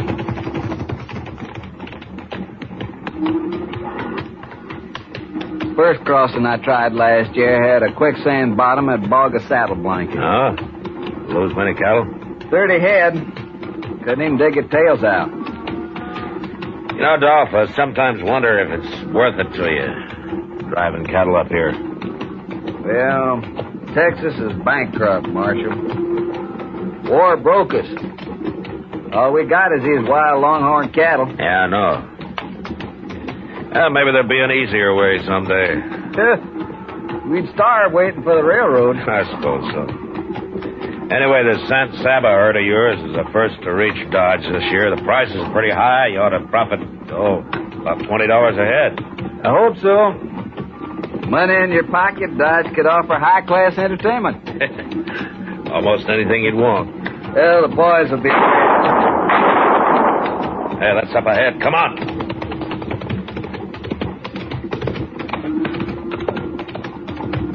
Look, he's got a blanket. He's starting to stampede. Yeah. Is that Jack's horse running loose? Yeah, and here's Jack's lying on the ground. They shot him, Marshal. That man with a blanket, that's Studer. I'm going after him, Dolph. You take care of Jack. Here go the cattle. They're off.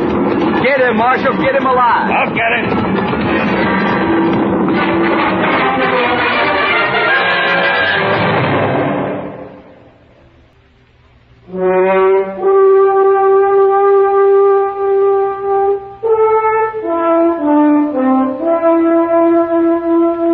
As I followed Studer, a few shots whipped past my head, but they didn't come from him. They came from behind a small rise he was headed for. Whoever was shooting was still too far away from me for me to worry about. I wanted to take care of Studer first, and slowly the distance between us closed. I pulled my rifle out of the boot and I snapped one off at him. He threw up his hands and pitched forward out of the saddle.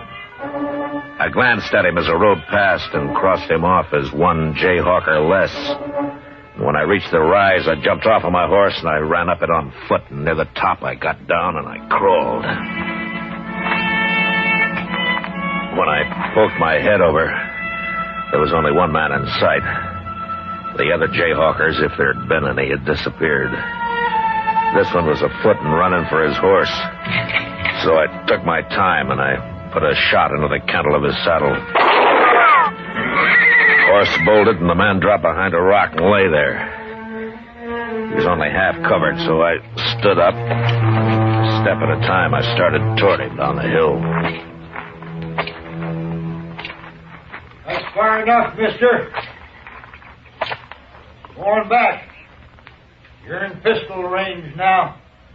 All right, fella, put down and come forward. All I want's a horse. Now get out of here. We won't bother you no more. You sure won't. Just let me on the horse. Listen to me, I'm a United States Marshal. You give up, and I promise you there'll be no lynching. You'll get a fair trial. No. If you don't give up, you're gonna die right where you are. Let me go.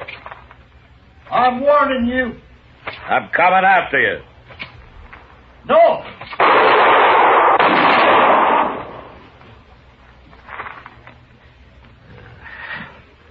You just had to try it, didn't you?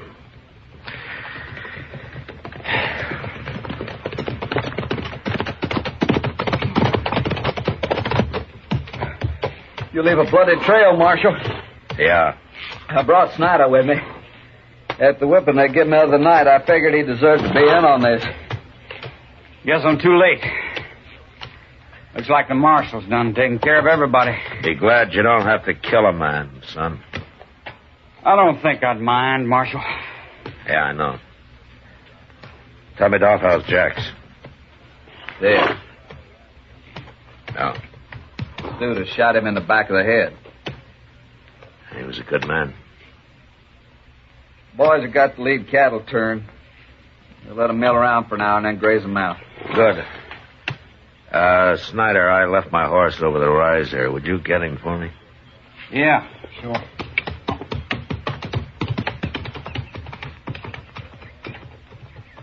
Looks like you walked right down onto this man. Well, I tried to take him alive like you asked. Guess I just wanted to hang him myself. Anyway, I'm glad he's dead. Yeah, sure.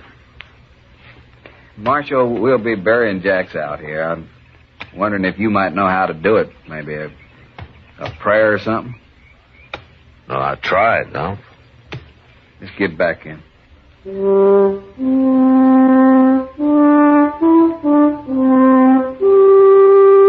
When we got back to where Jax had fallen, the cook had driven the chuck wagon up and was busy fixing coffee for the men, even though it was far from noon. The cattle were spread out and feeding now, and one by one the men rode up, sober, quiet. With just a glance at Jax, where he lay covered by his saddle blanket. A grave was soon dug, and with the end gate of the chuck wagon for a headstone, Phil Jax was placed in the ground and covered with prairie earth. Their hats in their hands, the Texas men had watched the service in silence. When it was done, they turned and walked away.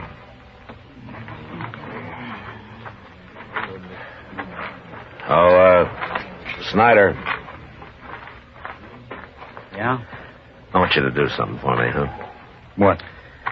Well, I smuggled a quart of wagon yard whiskey out of Dodge when I came down here. The cook's got it hid in the chuck wagon. Well, now, Marshal. It's not much, but it'll cut the alkali in your drinking water. Why don't you get it and pass it out to the men, huh? Mighty decent of you, Marshal. Always wants a drink of the Marshal's whiskey. Get on over to the chuck wagon.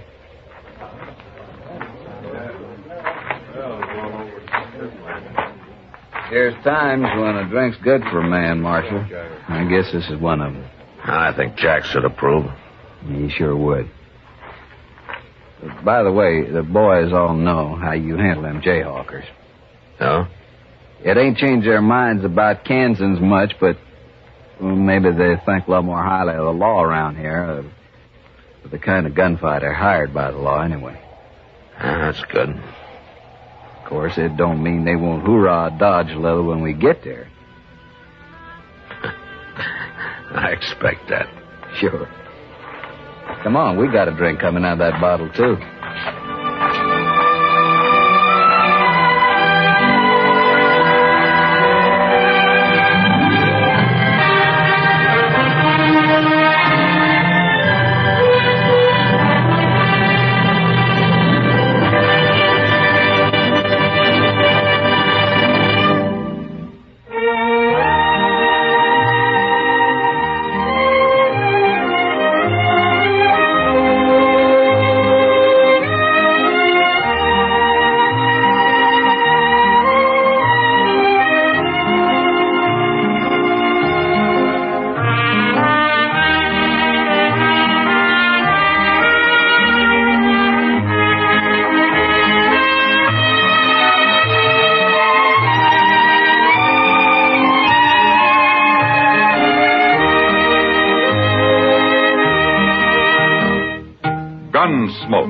Produced and directed by Norman McDonald, stars William Conrad as Matt Dillon, U.S. Marshal. The script was specially written for Gunsmoke by Les Crutchfield, with editorial supervision by John Meston. The music was composed and conducted by Rex Corey. Sound patterns were by Ray Kemper and Bill James. Featured in the cast were Parley Bear as Chester, Howard McNear as Doc, and Georgia Ellis as Kit.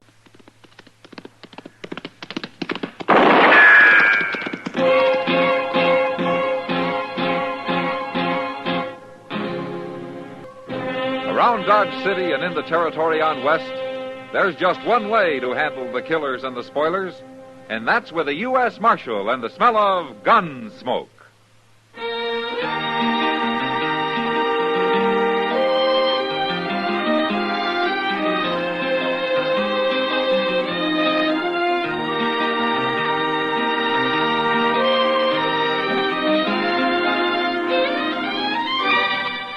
Gunsmoke, starring William Conrad.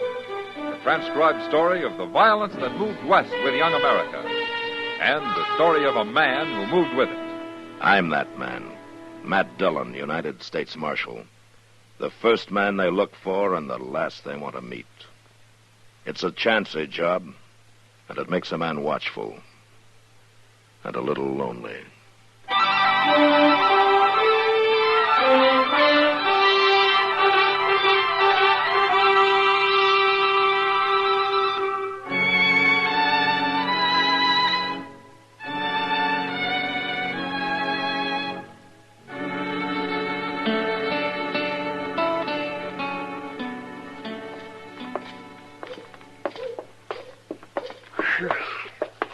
My, ain't that dust awful, Mr. Dillon. Now we need rain, Chester.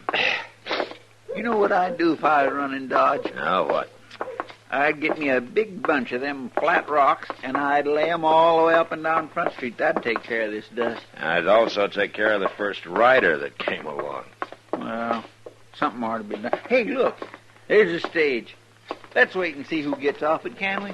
Are you expecting somebody? Well, no, sir. I'm just curious. You know how it is. Well, I know how it is with you. You know, you ought to get yourself a job as a railroad agent or something like that. Oh, I'd like that fine.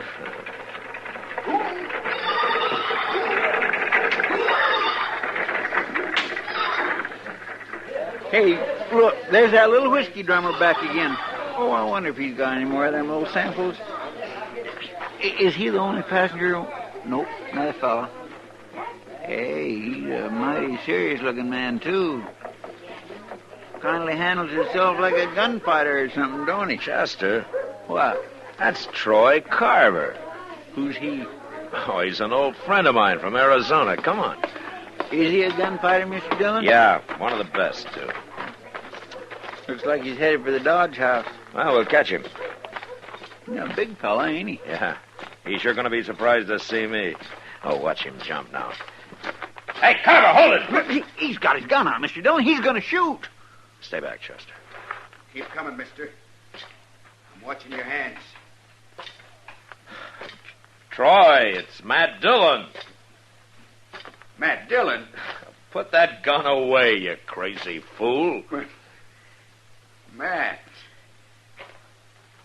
Well, Matt, how are you? Oh, good, Troy. Well, what happened there? Did you recognize me? Yeah, sure, of course I did. Well, you were ready to shoot, Troy. No, I was joking, Matt. Oh, you were? Sure, of course I was. Besides, you come on me awful sudden, yelling like that. Yeah, I guess I did. Well, what are you doing in Dodge, Troy? What are you doing here? Oh, I work here. I'm a marshal. A marshal? Uh-huh. Is that a fact? Come here, Chester. I want you to meet Troy Carver. It's Chester Proudfoot, Troy. Well, I'm pleased to meet you. Any friend of Matt's, Chester. My gracious, you sure do move fast, Mr. Carver. I thought you was going to shoot. Guess you didn't recognize him. Oh, I was just playing. I've known Matt Dillon off and on for 20 years. Yeah, it's so, but it's been a long time since we last saw each other. Nogales, wasn't it? Yeah, that was back in the days when I was still trying to make an honest living. But you haven't told me what you're doing here, Troy. Looking for a fella. Oh? You ever know Lee Poland? Lee Poland? Yeah, a long time ago. Well, the law's finally got him cold. He'll hang for murder when I catch him. When you catch him. I'm a deputy sheriff, Matt. Tucson. What? We got word Lee Poland was going to set up in Dodge, so I come after him. Well, you must have beat him here. I haven't seen him. I got plenty of time. Besides, it'll give me a chance to do a little gambling. Ah. Where you going to stay? The driver told me there's a hotel down the street here. Well, sure, right there. Where? With the Dodge house, right there. Oh, sure. Troy. Yeah? When Poland does show up, I'll help you take him, huh? What'd you say that for? Well, no reason, except that Poland's mighty fast with a gun. I ain't exactly a beginner, Matt. Well, I didn't mean that, Troy. Well, why should anybody take a chance with a man like Lee Poland? If we both go up against him, he'll probably give up without a fight. You talk like you think I'm afraid of him. No, of course I don't. I'll handle him. It's my job, and you stay out of it. Right.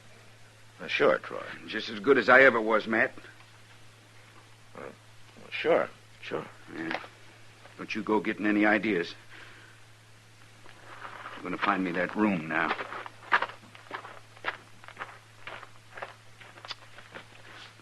Mr. Dillon? Yeah, Chester. I swear I don't understand him. I mean, he about shoots you. Then he gets mad at you for wanting to help him.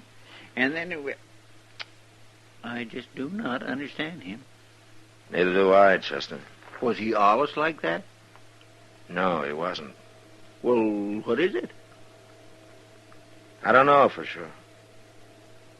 But I better find out.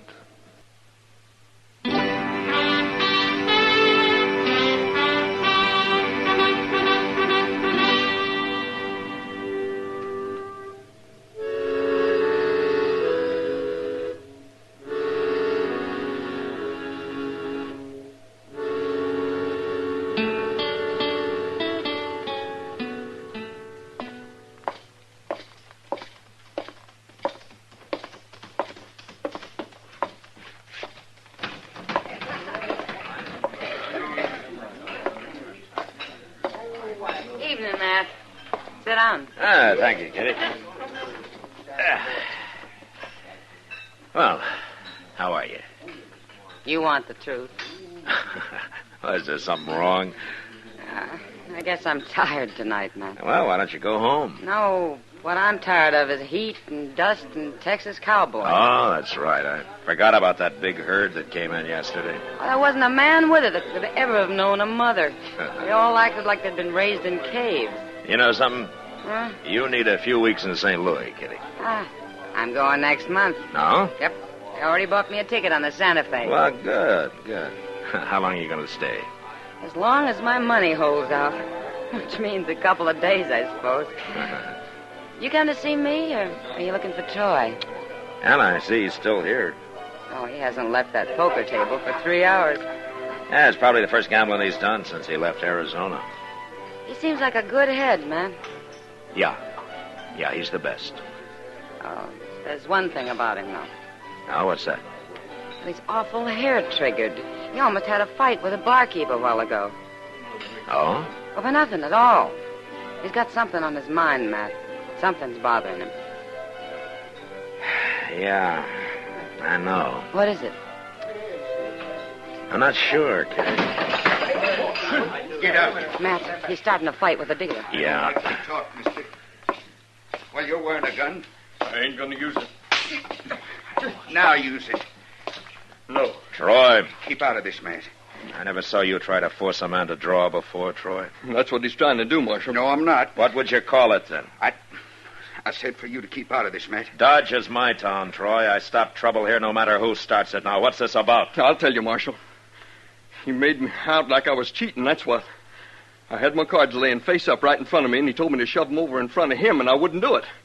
They were showing plain enough right where they was. I don't deal crooked, you know that. I didn't say you was dealing crooked. It sounded like it to me. What do you want, Troy? It ain't no business of yours, Matt. I'm out of this game.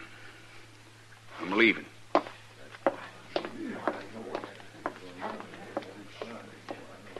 I don't know what's the matter with him, Marshal. He was getting on fine, and then all of a sudden he blows up. Yeah, go back to your game. He'll get over it. He'd better. That fool coming in, breaking up a game like that, telling me what I can do, my card. What's that all about, Matt? I'll tell you later, Kitty. I gotta leave now. Huh? I want to find Troy as soon as he cools off a little. It looked like you and him were having an argument. Yeah, we were. But I know what's wrong with him now. And it isn't good, Kitty. It isn't good at all.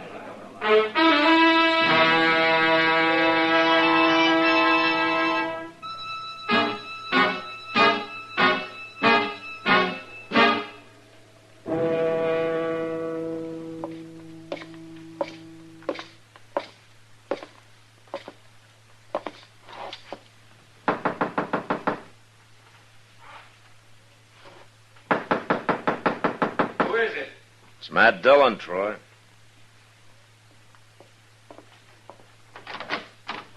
Well, what are you doing here? I want to talk to you. Want it?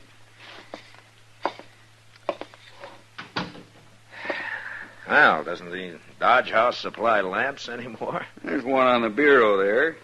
Light it if you want. Okay, I think it will. I like sitting in the dark. Nothing wrong with that, is there? Well, I didn't say there was, Troy. Okay. Well, is it all right if I sit down? Help yourself. Yeah, thank you. What's on your mind, Matt? Don't you know, Troy? Wouldn't be asking if I did. Look, Troy, we've been pretty good friends in the past. I wouldn't be here otherwise. What are you talking about? Well, being good friends, I figure, kind of gives me the privilege of interfering. Interfering with what? With you. How? With me? Troy, you know what I'm talking about. You gotta quit, Troy. You gotta get out of this business while you're still alive. I don't know what you're saying. All right, I'll spell it out for you. I wasn't 30 feet from you on the street today, and you couldn't even recognize me. I should have known then. I was joking you. I told you that. Well, what about the sign on the Dodge House? It's a pretty big sign, you know. I hadn't even looked at it. All right, what about tonight? That dealer's cards weren't more than 3 feet away, and you couldn't read them. I got a right to check a man's cards if I want. You just won't admit it, will you? You're making things up. You get a crazy idea and you run away with it. How are you going to recognize Lee Poland when he hits town, Troy? Smell him out? I told you, I don't know what you're saying. Don't you? All right, then I'm going to say it real clear. Who ever heard of a half-blind gunfighter? Who ever heard of a man that can't see going up against somebody like Lee Poland? That ain't true. It's true, all right. Troy, you shouldn't even be wearing a gun. The only reason you haven't been killed already is because this can't have been going on for very long. Matt, there's nothing... No, now you listen to me. Now, pride is a good thing, Troy, but it's not worth dying for. Not this way.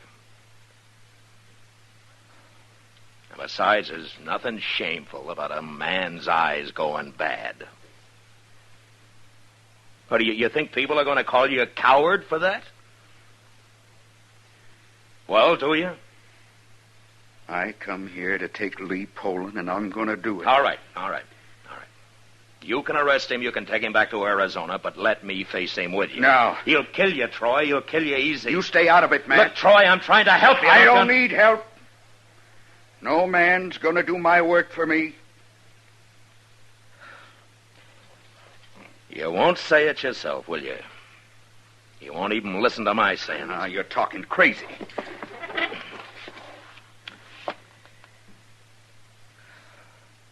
That's all you got to say, huh? That, and you keep out of this. I mean it, Matt. Now, you ain't leaving here till you promise. Go on, say it. You're a fool, Troy. There ain't another man in the world could call me that. All right. Now keep out of it.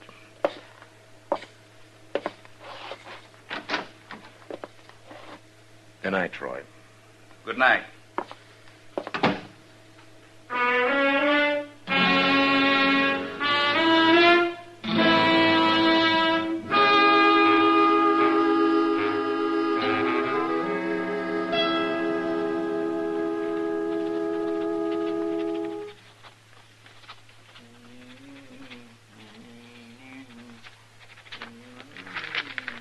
Oh, Chester.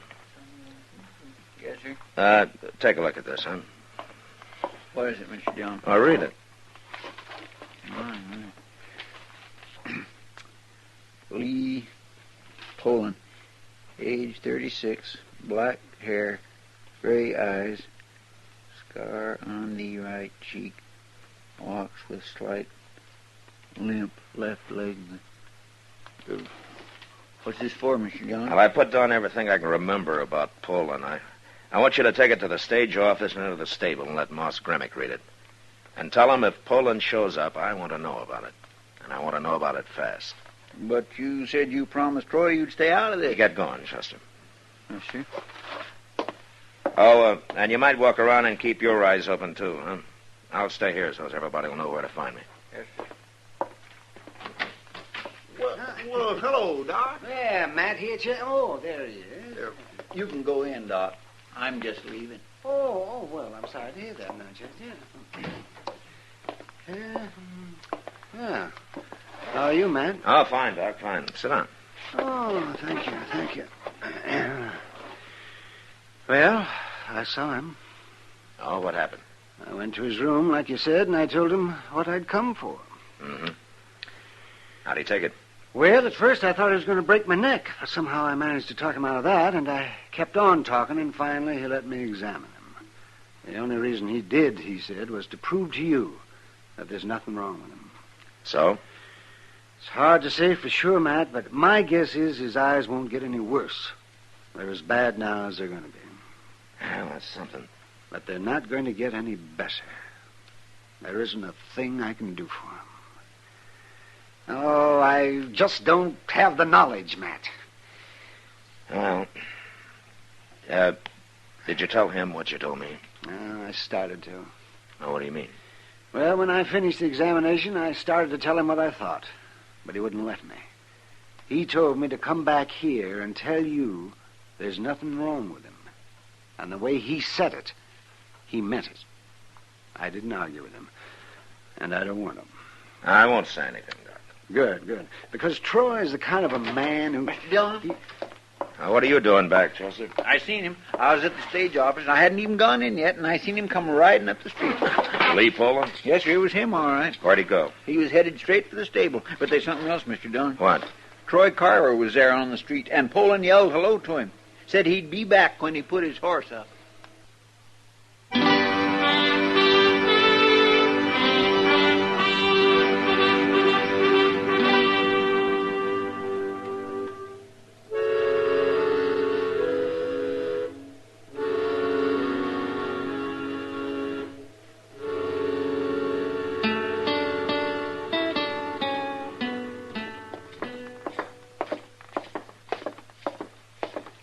There's Troy Carver, just across the street there. He ain't moved at all. Yeah, he's waiting for Poland to come back.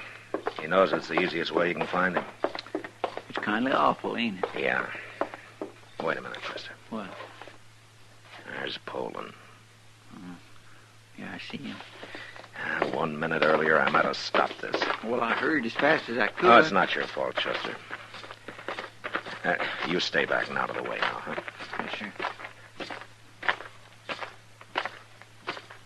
Poland! Hold it! Hold it right there! Matt, what are you doing here? Well, if it ain't Matt Dillon. Don't you pay him no mind, Poland. Look at me.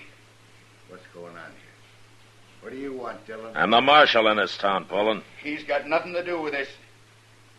I'm arresting you, Poland. I'm arresting you for murder. Now, wait a minute. I ain't facing the two of you. It's me you're facing. Me, not him. That's enough, Troy. Don't come no closer. I want your gun. Now unbuckle your belt and drop it right there. No. Do it, Poland. You heard him. Shut up, Matt. You keep out of this. You can't face both of us, Poland. You said so yourself. Get out of here, Matt. I'm not moving, Troy. I don't understand this. But I sure don't like it. You haven't got a chance, Poland. I always got a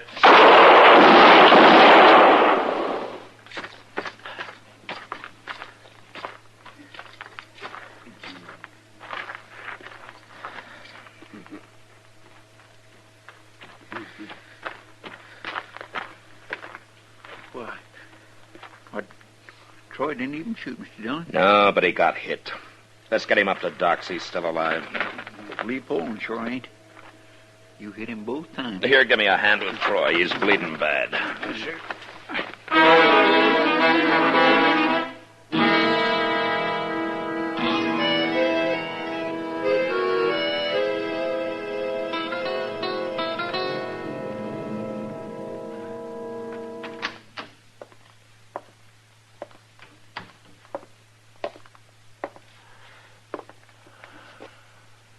Matt?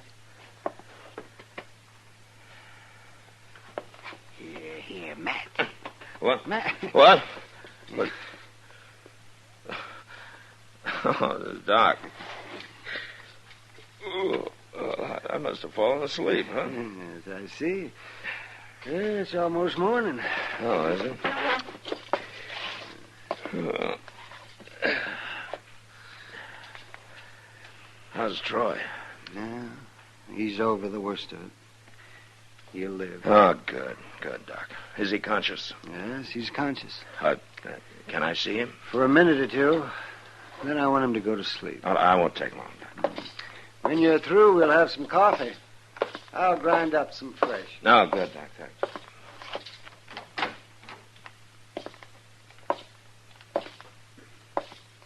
Hello, Troy. Matt? Yeah, Doc says you're going to be all right. You shot me, Matt. Yeah. You broke your word. You promised to stay out of it. I know, Troy. Man ought to keep his word. Yeah. I shouldn't have believed you in the first place. No, I guess you shouldn't. And I wouldn't have either if I'd been thinking straight. I wasn't thinking straight about something else, too. Oh, is that so? You want to know what it was? Oh, sure. I don't see very good no more. A gunfighter, he's got to be able to see better than I do. All right. I'm going to quit. Now you satisfied? Yeah. Yeah, I'm satisfied, Troy.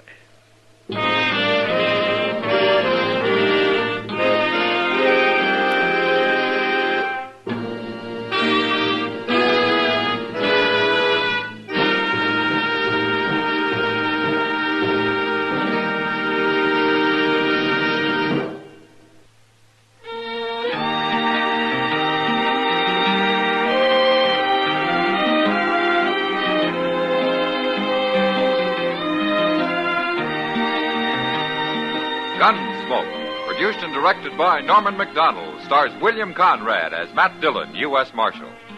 Our story was specially written for Gunsmoke by John Meston, with music composed and conducted by Rex Corey.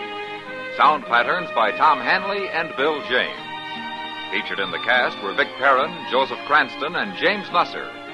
Harley Bear as Chester, Howard McNear as Doc, and Georgia Ellis as Kitty.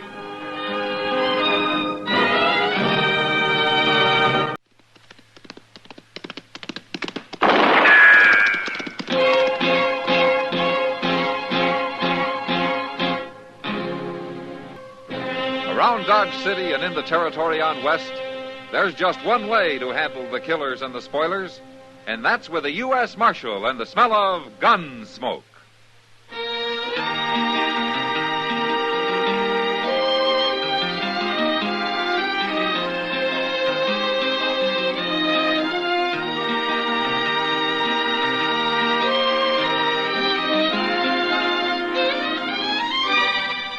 Gunsmoke, starring William Conrad. The transcribed story of the violence that moved west with young America. And the story of a man who moved with it. I'm that man. Matt Dillon, United States Marshal. The first man they look for and the last they want to meet. It's a chancy job, and it makes a man watchful. And a little lonely.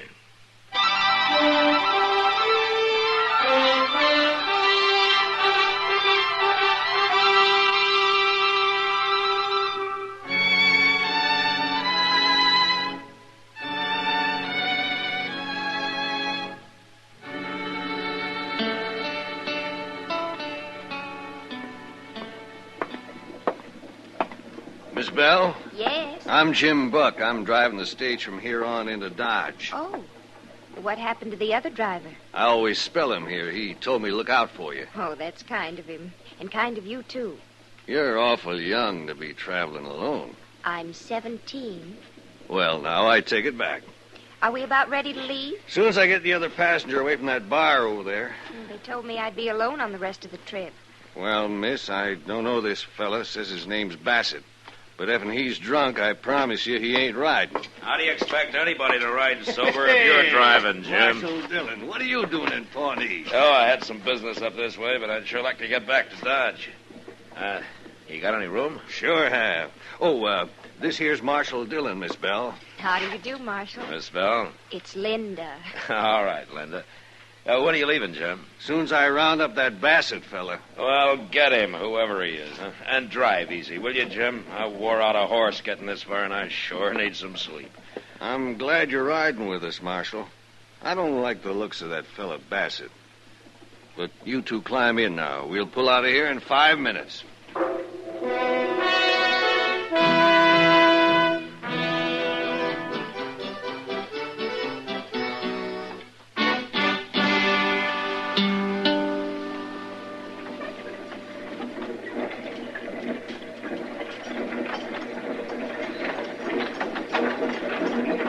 Nice day.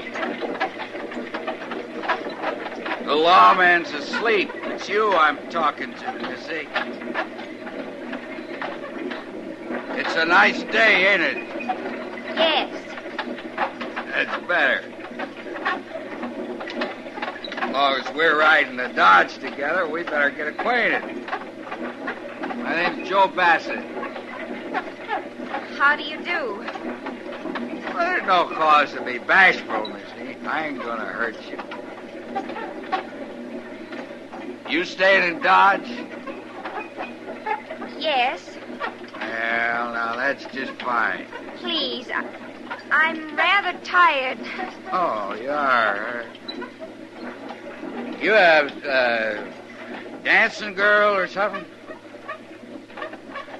Ah, you're too young for that, ain't you?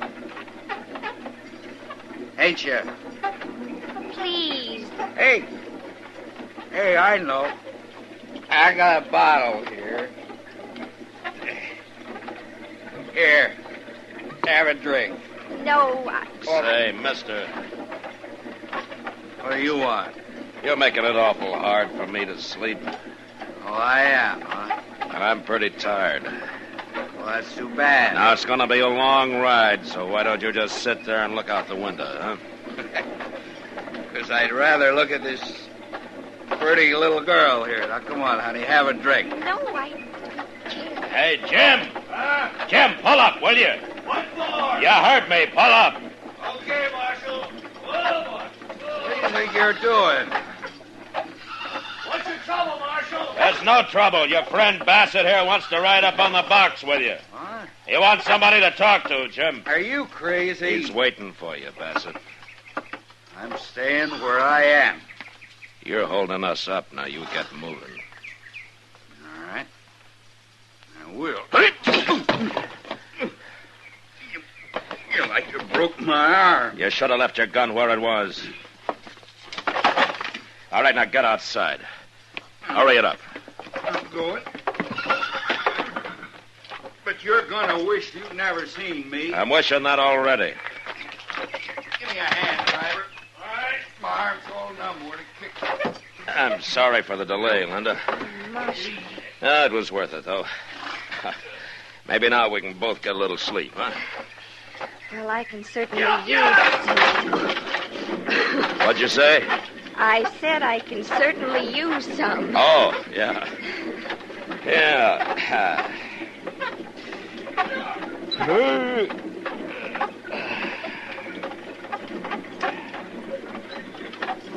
You know, I feel as though I hadn't slept since I left St. Louis.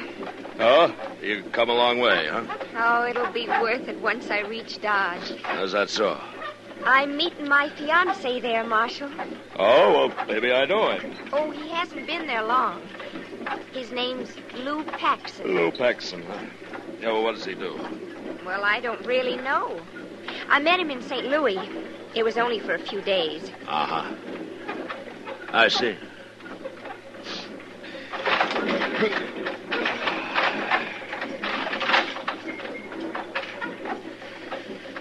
Marshal, What?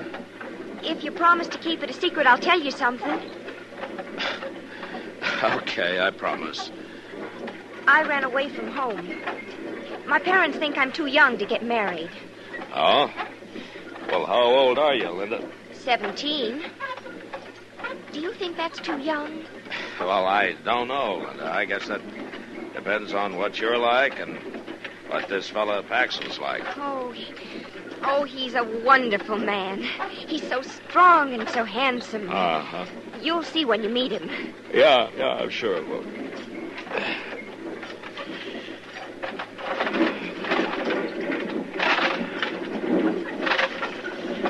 Marshal, Yeah. are there a lot of men in Dodge like that man, Bassett? Oh, why do you ask, Linda? Well, he frightens me. He's not going to forget what you did to him just now. Oh, well, you let me worry about Bassett, huh? I don't like him. Well, I don't like him either, but why don't we forget about him and try to get a little sleep, huh?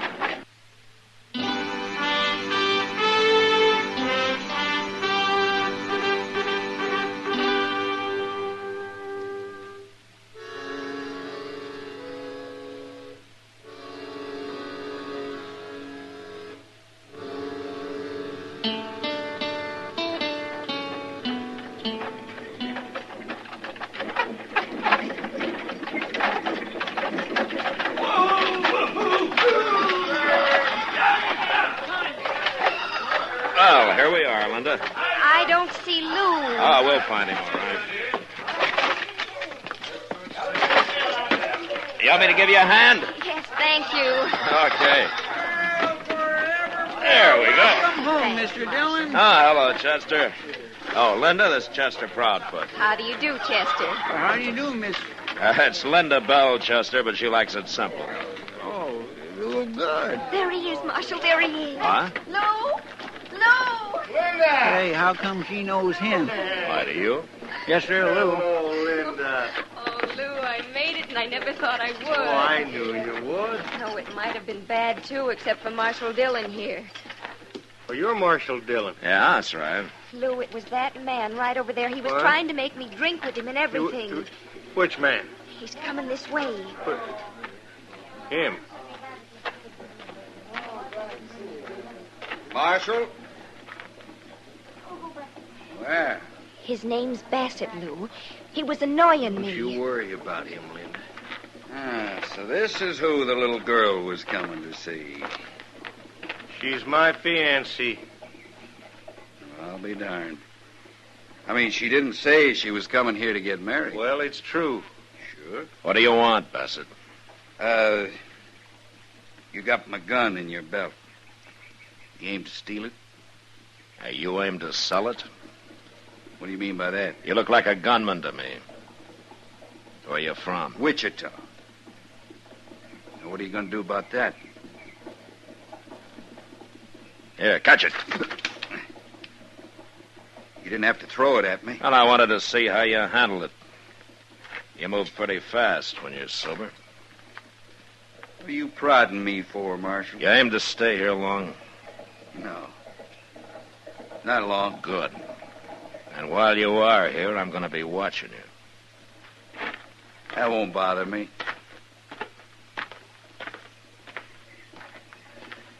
Well, Marshal, I got to thank you for taking care of Linda. Yeah, sure. Now, I don't know who that Bassett fella is, but he shouldn't have been bothering her. No, that's right. Well, come on, Linda, we'll get your stuff.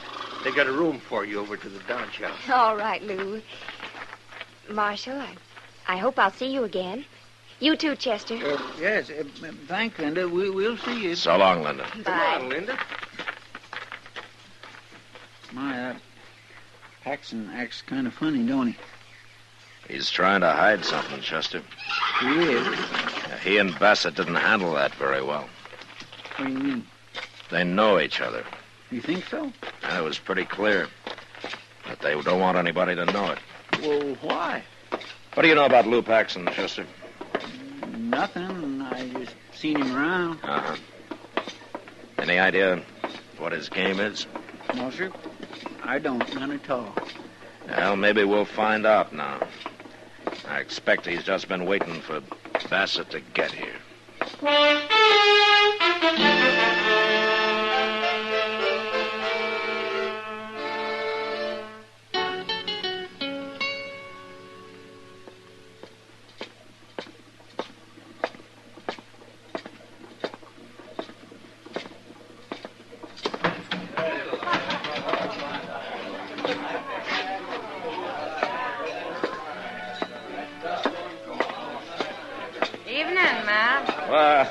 Hello, Kitty.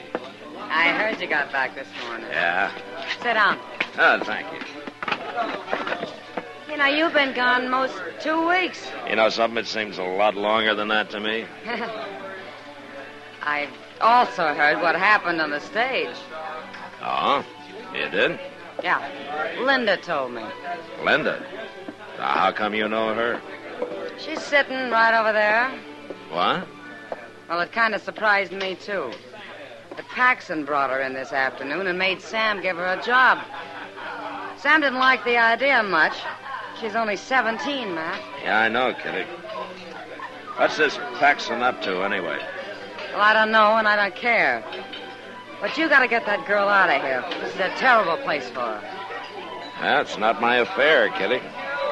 Since you're the only one who can do it, it is your affair. Now, Kitty, I can't interfere in a thing like this. Why? Because nobody's stolen anything or killed anybody? Because there's no law against it?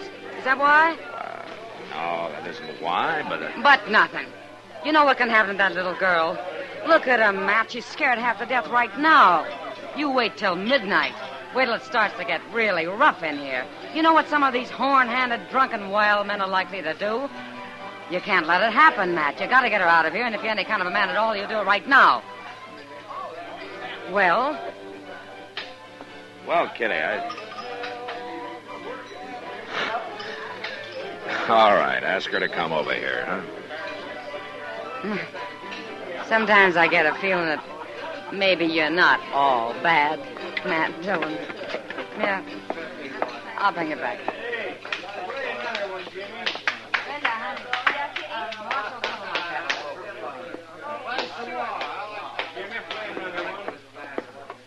Here we are. Ah, hello, Linda. Kitty said you wanted to see me, Marshal. Yeah, that's right. Sit down, won't you? All right. You don't have to be scared of the marshal, Linda. Oh, I'm not really. But, well, tonight I feel scared of everybody. Then why do you stay here, Linda? Lou says I've got to. Why? He says it's to keep me out of the way. Oh? Out of the way of what? I don't know. But if I'm here, he knows where I am, and he can always come to find me. But I don't like it here, Marshal. I'm not used to men like these. Linda, I want you to go back to your room, and I want you to stay there. Oh, I can't, Marshal. Lou'd get angry. You don't have to tell him about it. But he'll find out. He'll find out all right, Linda. As soon as I explain things to Sam here, he'll find out from me.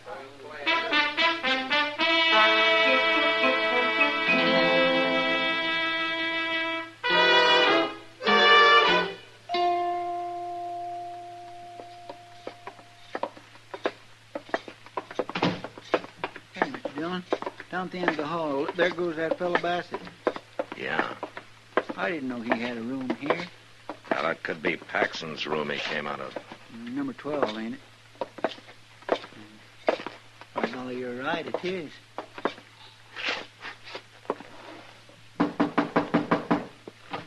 Now, listen here, Oh. Thought it was someone else. Bassett's gone, Paxton. What do you want, Marshal? I want to talk to you. What about? Why did you pretend you didn't know Bassett at the stage this morning? I don't know him. Well, he just walked out of your room.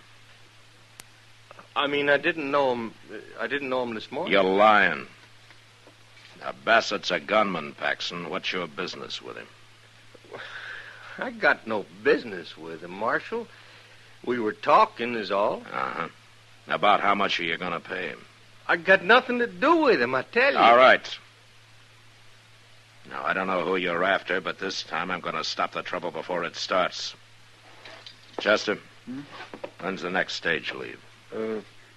Not till day after tomorrow, Mr. Dillon. But there's a Santa Fe out in the morning. I'll be there to see that you're on it, Paxton. I can't leave, Marshal, you've got no right to make me. You're leaving, and you're leaving alone. What? A man who'll put an innocent 17-year-old girl to work in the Long Branch isn't going to keep her if I can stop it. I got her out of there, Paxton, and I told Sam she's not to come back. Well, I got good reason for her being there. Oh, and what are they? Well, it's none of your business. Marshal, you're interfering in something you got no right. As far as Linda's concerned, maybe I am, but I'm doing it anyway. That you and Bassett are different. And I'm going to run him out of town tomorrow, too. You're making a mistake, Dillon. If I am, you can stop it. What's that mean? Start talking. No. Okay. Come on, Chester.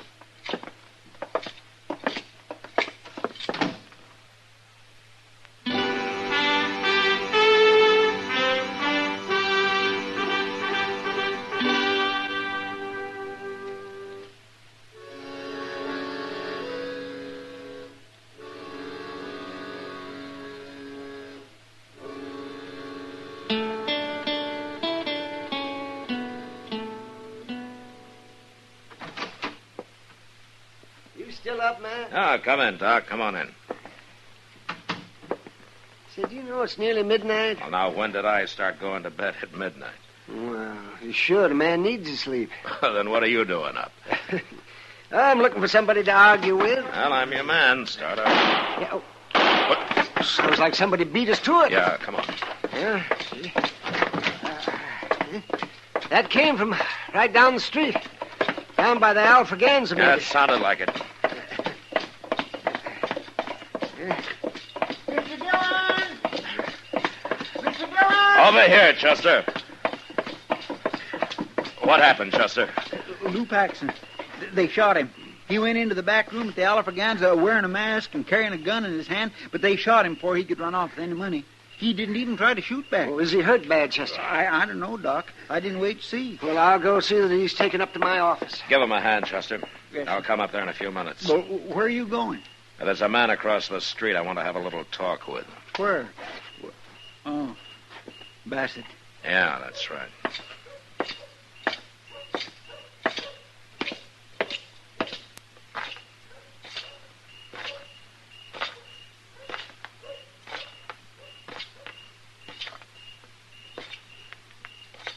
evening, Marshal.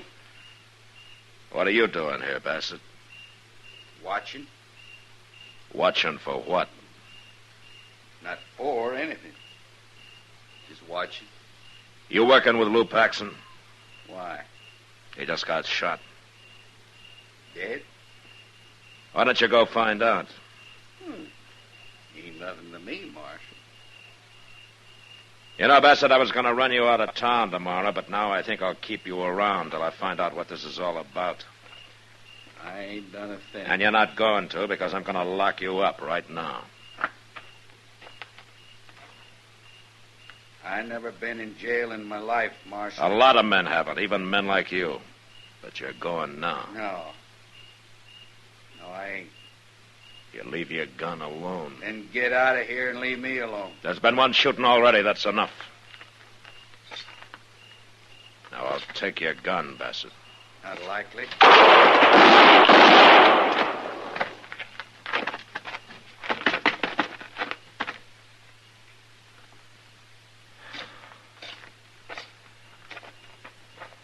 He missed you, Mr. Dillon. Thank goodness he missed you. He was in too much of a hurry, Chester. Is he dead? He died standing. I knew there'd be trouble. I just had to wait and see what happened. Go get Linda and bring her up to Doc's, will you? Yes, sir.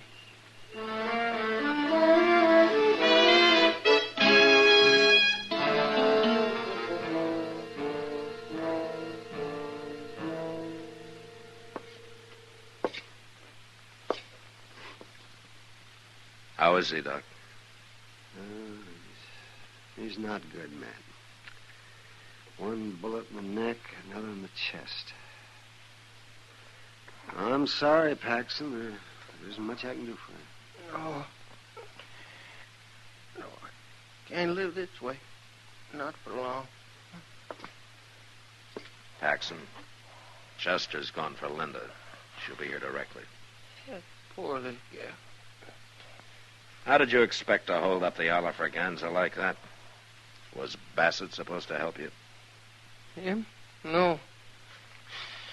He was just waiting for the money. What? I tell you, it don't matter. It's what he come here for. We robbed a stage up north. And I run off and I spent the money in St. Louis. And he followed me here. He found me. No wonder you didn't want to tell me what it was all about. He said he was going to hurt Linda if I didn't get the money, so I figured she was safer where there was a crowd around. Bassett's dead, Paxson. Is he? So am I. Just am I.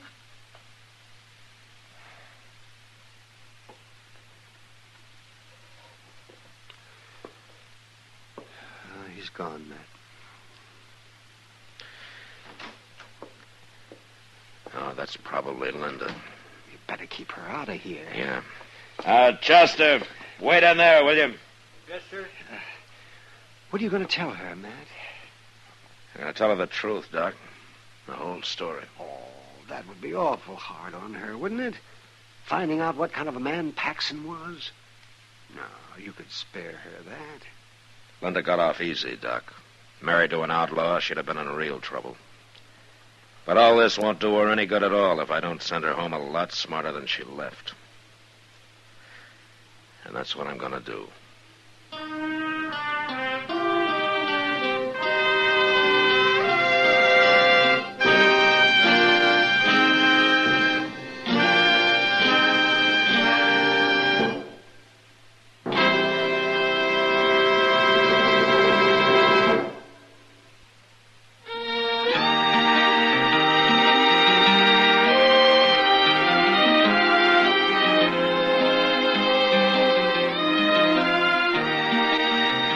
Gunsmoke, produced and directed by Norman Macdonald, stars William Conrad as Matt Dillon, U.S. Marshal.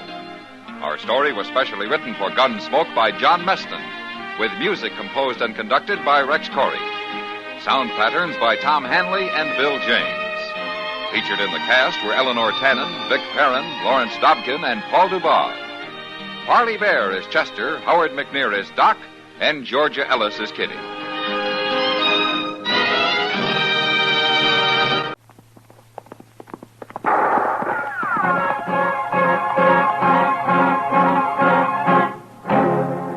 In Dodge City and in the territory on West, there's just one way to handle the killers and the spoilers, and that's with a U.S. Marshal and the smell of Gunsmoke.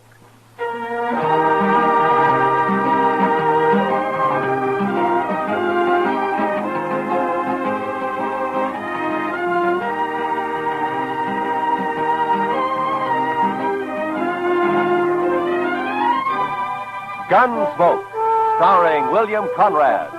The story of the violence that moved west with young America. The story of a man who moved with it. Matt Dillon, United States Marshal.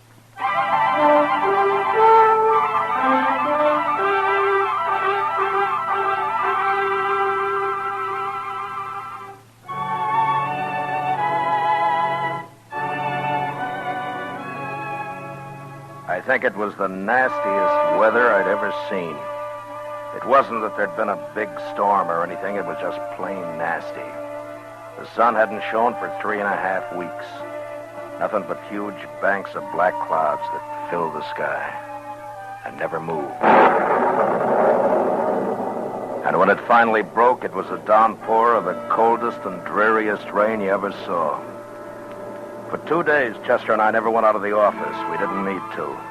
There was nothing going on in town. There wasn't a soul on the streets. Everybody just holed up. Chester and I kept the fire going in the stove and tried to keep as warm as we could. And then on the morning of the third day... Mr. Dillon? Mr. Dillon! What? Wake up, Mr. Dillon. What? What is it, Chester? What's the matter, huh? Come over here and look out the window. My goodness sakes alive. Oh, what's the matter? What's happened?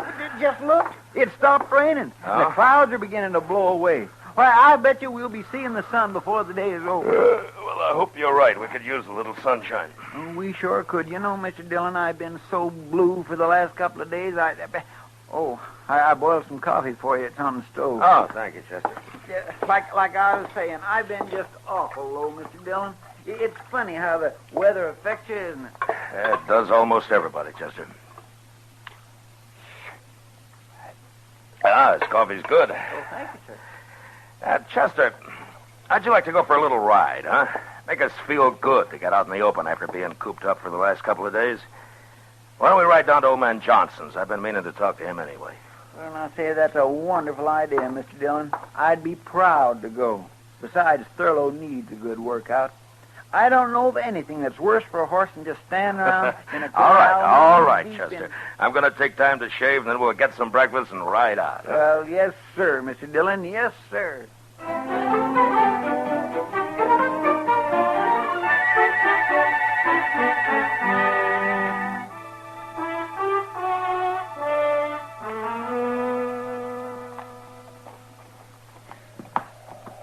You were right, Mr. Dillon.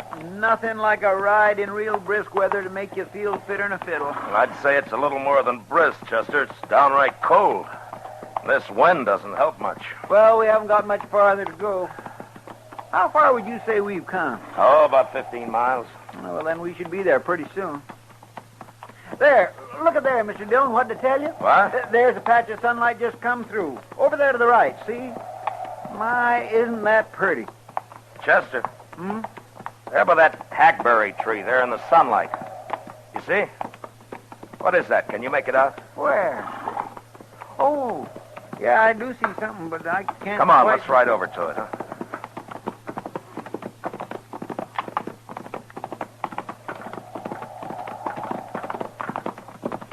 Why, Mr. Dillon, it looks like somebody all huddled up leaning against the tree. Why, it's an Indian. Yeah, a woman. Hey, pull up here. Oh. I don't think she's heard us. Hello there. Why, she didn't even look up, Mr. Dillon. Hello. Is something wrong? Well, there sure must be. Let's walk up, Chester.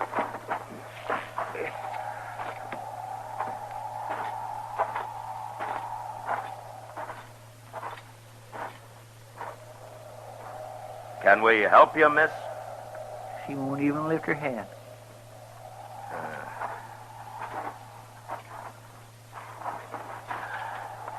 Miss, what's wrong?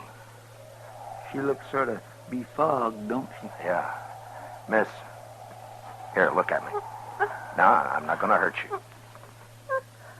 Chester, she's burning up with fever. Well, what in the world is she doing way out here in the middle of nowhere anyway? Being out here in all this weather, she's probably caught her death in the morning. Yeah, you may be right, Chester. We're going to have to get her back to Dodge fast. She needs the doc real bad. Get the horses. We're going to have to hurry.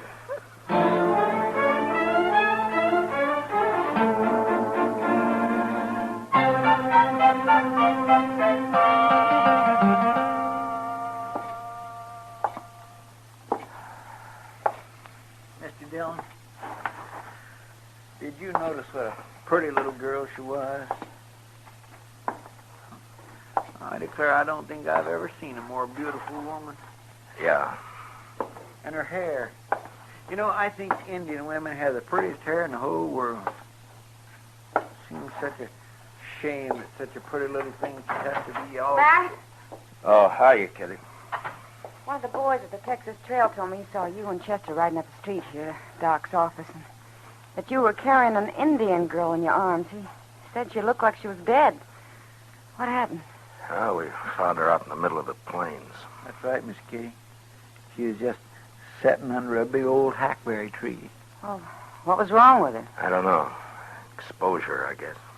Doc don't think there's much chance for her, Miss Kitty. Oh, that's too bad. Matt, you better come in. Yeah. Kitty. Doc?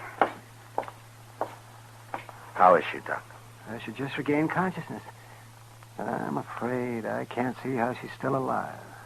Well, you think I could talk to her? Well, you can try. Certainly won't hurt anything. But I'd like to find out who she is so that I could notify her people if... Well, you better hurry.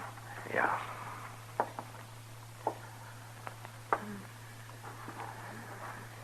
Miss? Miss, can you hear me? Miss, listen to me. Go away. Please. Tell me who you are. Leave me alone. Won't you talk to me? Now, what's your name? I want to die. What happened?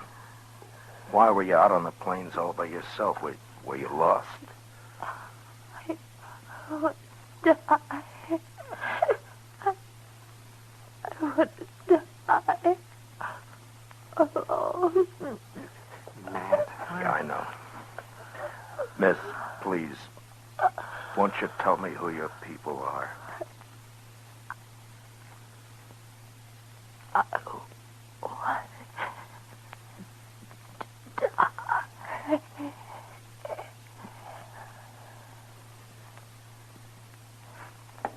Well? Doc, I'll be outside with Chester and Kitty.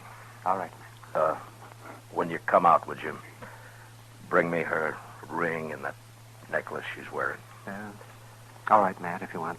But what... Just bring them to me, will you?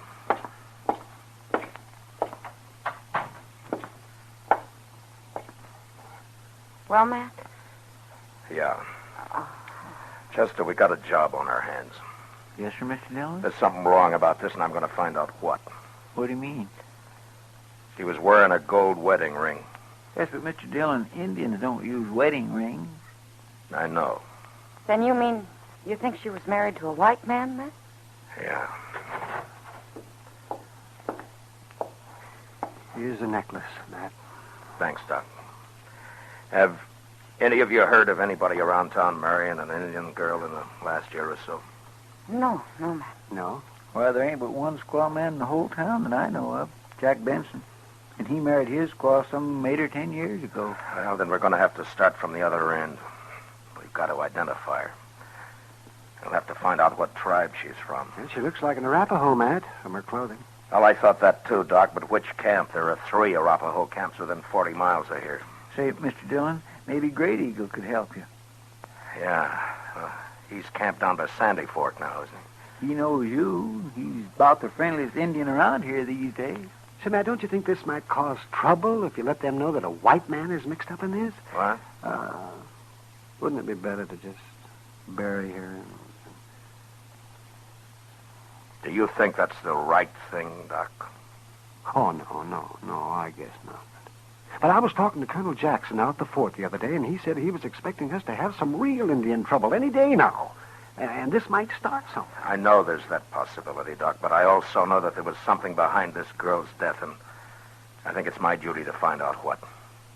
I'm sure I can talk to Great Eagle and get what information I need without stirring up anything. I hope you're right, Matt. Yeah, I hope I am, too. Chester? Yes, Mr. Dillon? Get our things ready. We'll start for Great Eagle's camp tonight.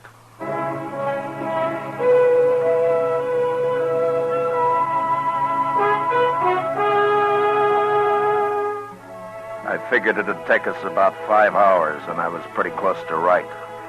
The sun had been up maybe 30 or 40 minutes when we came to the crest of a range of hills.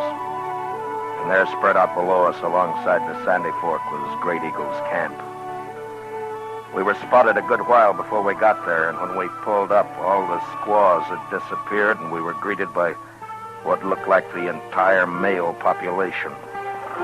They just stood and watched us sullenly as we dismounted.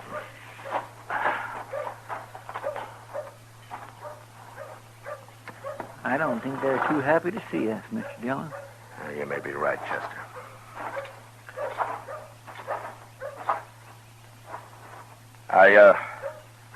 I've come to see your leader, Great Eagle.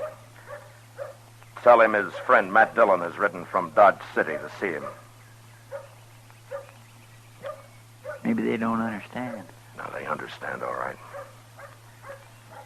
Please tell Great Eagle it's of importance that I see him.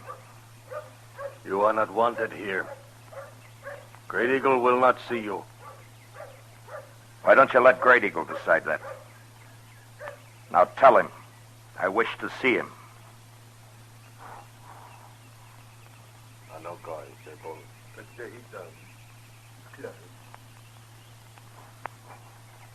Great Eagle is ill, but I will tell him you are here.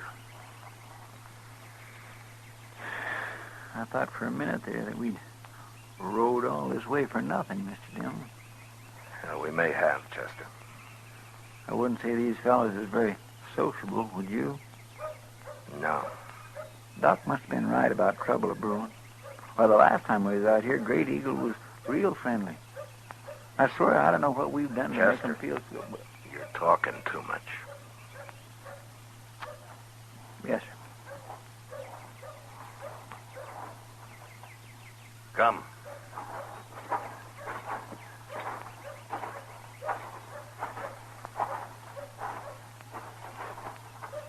Here. Inside.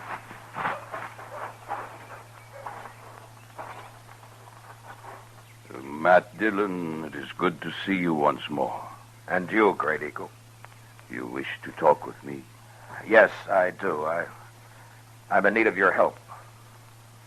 To be able to return your many kindnesses pleases me. I would first like to explain to you that I am aware of the unrest between your people and mine. And it's my desire that what I tell you be as a confidence between friends. If it were known, it might cause further trouble. It will be as a confidence. Thank you. Well, yesterday we found a young girl on the plains. She suffered from exposure. So we took her back to Dodge City for medical attention as fast as we could, but we were too late. She was of your people. Her clothing told me that, so I came to you to help me identify her.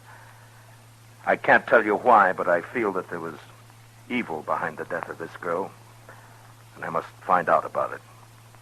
You see, she was wearing a gold wedding ring, the ring of a white man. Can you describe the girl? Well, I can only tell you that she was of great beauty, and, well, here, she wore this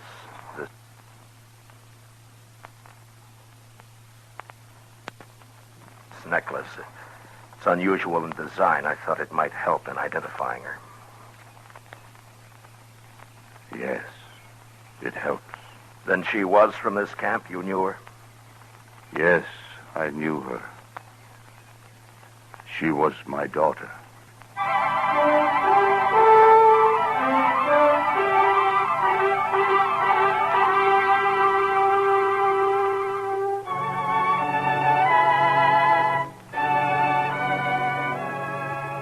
I looked at Great Eagle's face, and all of a sudden, Doc's warning came back to me. I saw Chester out of the corner of my eye. He looked exactly the way I felt, that hopeless feeling of not knowing what to do. I guess we must have stood for maybe a minute. Nothing was said. This man sitting before us, this man of great dignity with his bronze face showing no emotion, just staring into nothing, holding the necklace in his huge hands. Great Eagle, we had no idea. Thank you. I understand. I'm sorry to have to ask this now, Great Eagle, but do you know what might have happened? I know nothing. Where is my daughter? She is at Dr. Adams' office in Dodge City. She will be buried here. I will come for her. You mean come into Dodge? I will be there before sundown of this day. Well, Great Eagle, with this unrest between our peoples, I don't think it would be but wise to come right into town. There are people there that might cause trouble. Before sundown, I will come for her. But isn't it running a chance unnecessarily? We could arrange to meet you on the other side of the river, or maybe... Before sundown of this day, with my braves, I will come into Dodge City for my daughter. But you can't bring your braves right into... All right, Great Eagle, I'll do what I can to see that there's no trouble. Before sundown, then.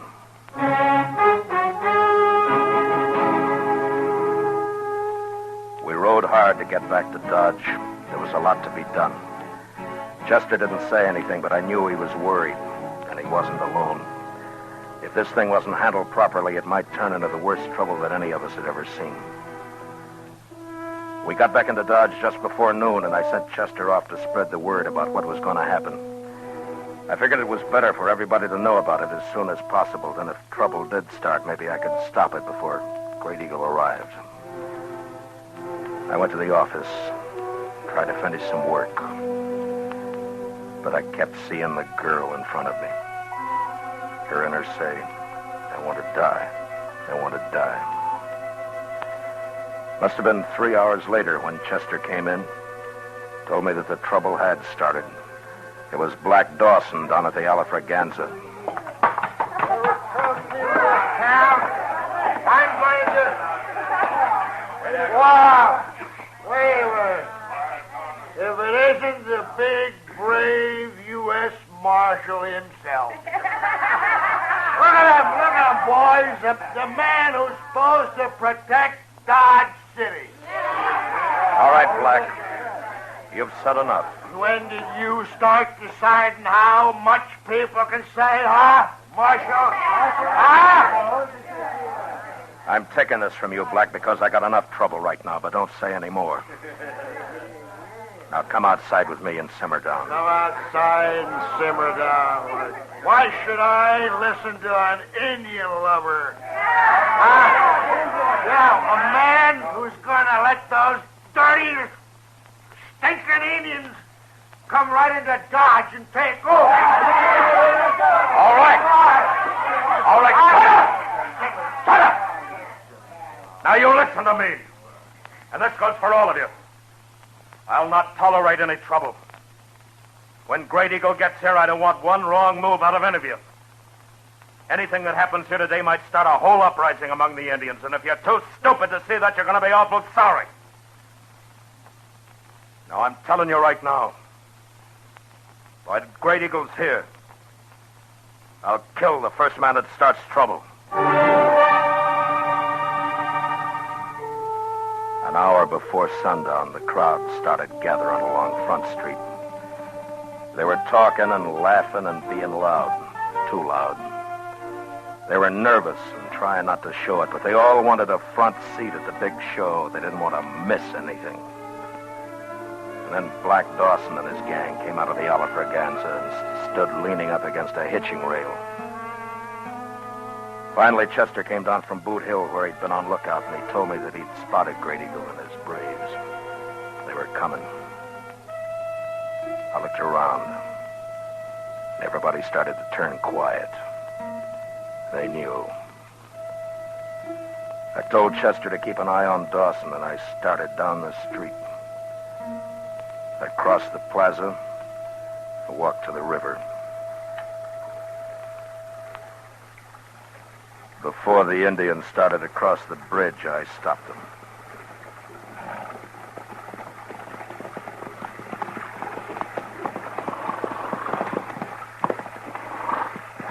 Great Eagle, I can't let you bring all your braves in. You may bring 2, and that's all. You see all those people over there? They're just itching for trouble, and I can't chance it. I'm sorry, but that's the way it is. I would bring all my braves. I'm sorry, Great Eagle, but don't try it.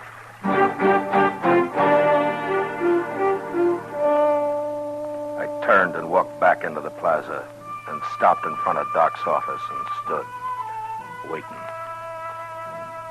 Great Eagle and his band didn't move. They just sat there on their horses, looking into the plaza. The crowd had stretched all along Front Street now, and they'd turned very quiet.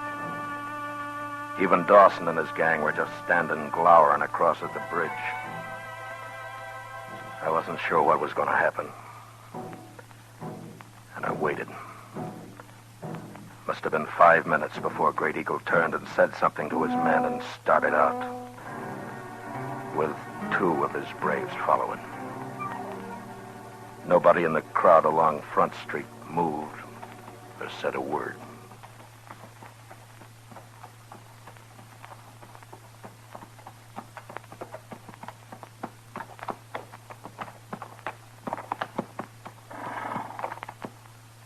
Where is she? In here.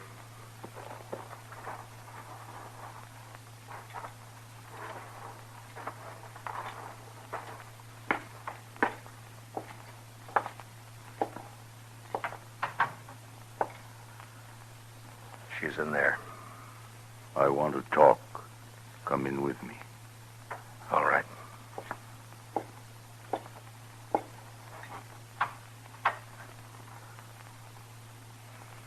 Anoli.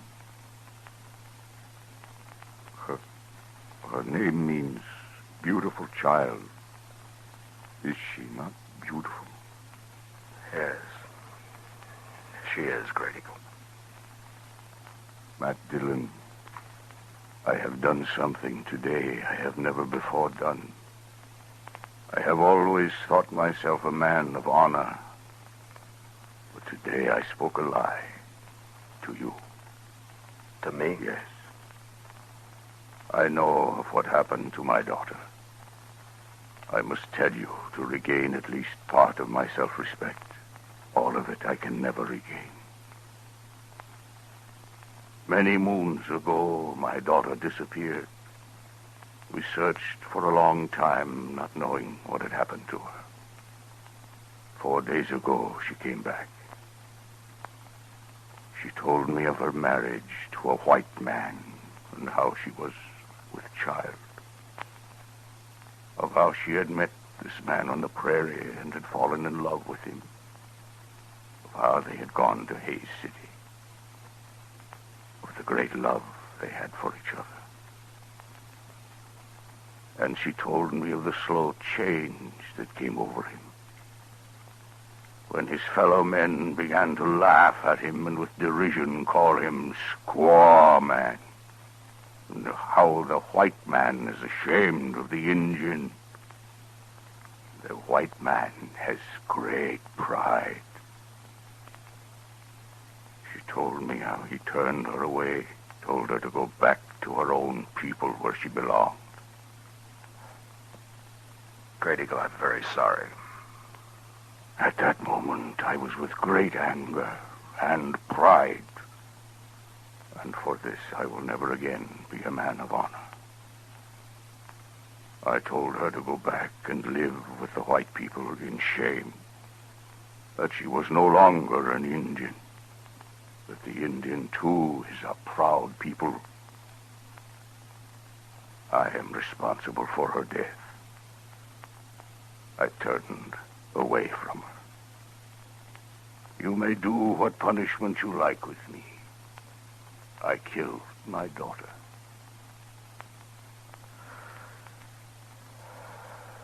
No, Great Eagle, you didn't kill your daughter. She died because of pride. Yours and the white man's. As to your punishment, I think you're getting it right now. Now take her and go.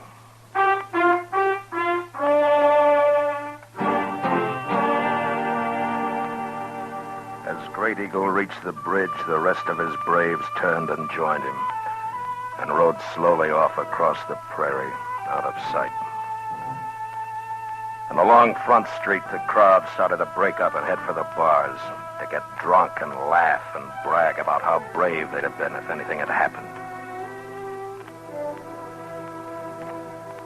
Chester and I stood for a long time, and the streets were almost empty. It was sundown. Mr. Dillon, I'd be right proud to buy you a drink. Chester, don't ever use the word proud in front of me again. Yes, sir. I'm sorry, Mr. Dillon. No, Chester, I'm sorry.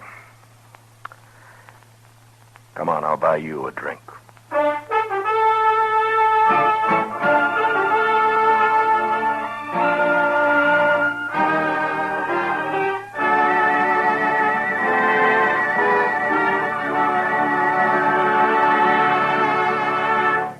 Gunsmoke, under the direction of Norman Macdonald, stars William Conrad as Matt Dillon, U.S. Marshal. Tonight's story was written for Gunsmoke by William Conrad, with music composed and conducted by Rex Corey. Featured in the cast were John McIntyre as Great Eagle, with Michael Ann Barrett, Lawrence Dobkin, and John Daner. Parley Bear as Chester, Georgia Ellis as Kitty, and Howard McNear is Doc. Join us again next week as Matt Dillon, U.S. Marshal, fights to bring law and order out of the wild violence of the West in Gunsmoke.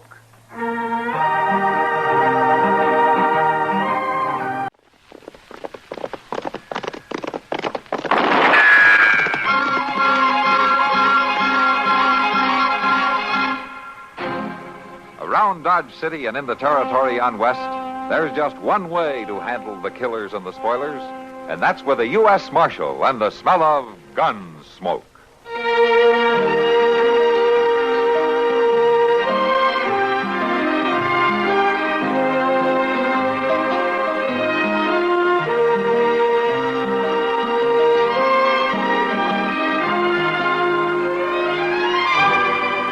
Gunsmoke, starring William Conrad, the story of the violence that moved west with young America, and the story of a man who moved with it. I'm that man, Matt Dillon, United States Marshal. The first man they look for and the last they want to meet. It's a chancy job, and it makes a man watchful and a little lonely.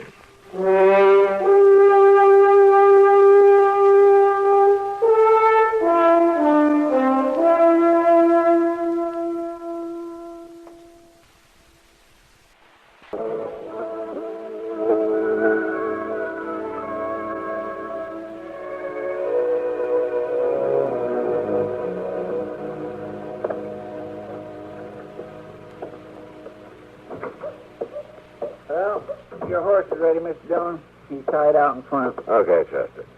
And the papers for Giftworth? Uh-huh. I still don't see why you got to ride clean out there just for him to sign them. Can't he do it next time he comes to town? Now, these are land rights papers, Chester. Government stuff. Jake's not doing me any favor by signing them. Well, when will I expect you back, Mr. Dillon? Tomorrow evening, probably, unless Jake isn't at home when I get there. It might take longer, I don't know. I see. By the way, there's something you can do while I'm gone, if you will. Yes, sir. What's that? That door out back, been off the hinges 2 winters now. Oh, Should be awful nice to have it fixed, wouldn't it? well, it's awful hot for that kind of work. Yeah, Mr. too Dillon. hot in the summer, too cold in the winter, huh? I'll fix it, Mr. Dillon. Good, Chester. And you might clean up out back a little, too. Those cells look like we've been boarding cattle out there, not men. Yes, sir. Well, I'll see you in a couple of days. Bye, Mr. Dillon. Have a nice trip. Sometime I think I might maybe just go to San Francisco and get me a job being a rich millionaire gold digger. Live at a nice big hotel, not never wash up nothing, never never do nothing at all except drive around in a fancy rig and have people say, "Good morning, Mr. Proudfoot." Oh, hello, Doc. Yeah, I saw Matt riding out a minute ago. Yeah, he's went. Where's he headed for? He's went out into the country. Won't be back for a day or so. We left you here alone, huh? Well, now, it kindly looks that way, don't it? Must be an important mission. Well, he probably wants to travel alone. Fast and light. That ain't it at all. He would have took me, but he wants me to stay here and kind of keep an eye on things. Oh, you mean he wants to know how many killings took place? And how many times the bank was held up, huh? Things like that? Doc, I ain't quite as useless as you seem to think. I know. I got more to do than ride around all over the country in an old buggy handing out sugar pills to defenseless old ladies or just walking up and down the plaza looking for somebody to gossip with. I don't need some old sawbones to tell me what good I am or not. The cook at Delmonico's told me they've got antelope stew today. I don't care what the... Antelope stew? I was kind of looking for someone to eat with. Antelope stew? Are you hungry by any chance? Come on, Doc. If we don't hurry, it'll be all gone.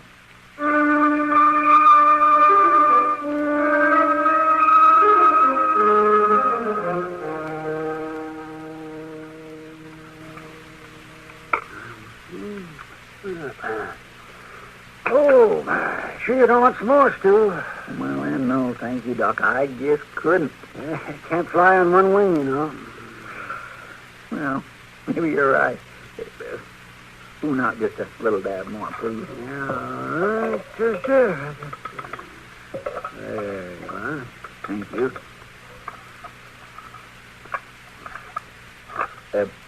Doc, you know that fellow just come in? Huh? No. Why? Well, he's sure looking at you funny. He's coming over here. I'm Bryce Harp, Judge. What? I said my name's Bryce Harp. You remember me. Well, no, I'm sorry, I don't. You got a convenient memory, Judge. Judge? What's this judge business? He ain't no judge, mister. A whole lot more likely he'd be on the other side of the bench. Pure luck I run in. Now, wait a minute, mister. I'm a doctor. I'm not a judge. What? A doctor, I said. Oh, he's a doctor, sure enough, mister. And if there's something wrong with your horse, he can prove Oh, it. shut up, Chester. So that's it. You're hiding out. Now, wait a minute. Now, what in the world are you talking about? Judge Kennebrew, big man in Wyoming. Horse doctor in Kansas. What happened, Judge? They tell you I was getting out? I haven't the slightest idea what you're talking about, my friend. I'm talking about 7 years in state prison. 7 long years you sentenced me to, Judge. 7 years to think about what I'd do when I got out. I tell you, I'm not a judge, you fool. You ask anybody, they'll tell you. I'm Doc Adams. Judge, I don't care what you call yourself or what you claim to be. I've been waiting 7 years to meet up with you again. And it ain't likely you nor anybody else can talk me out of killing you. Killing? That's all I've been waiting for, Judge. And I don't much care how I catch you either.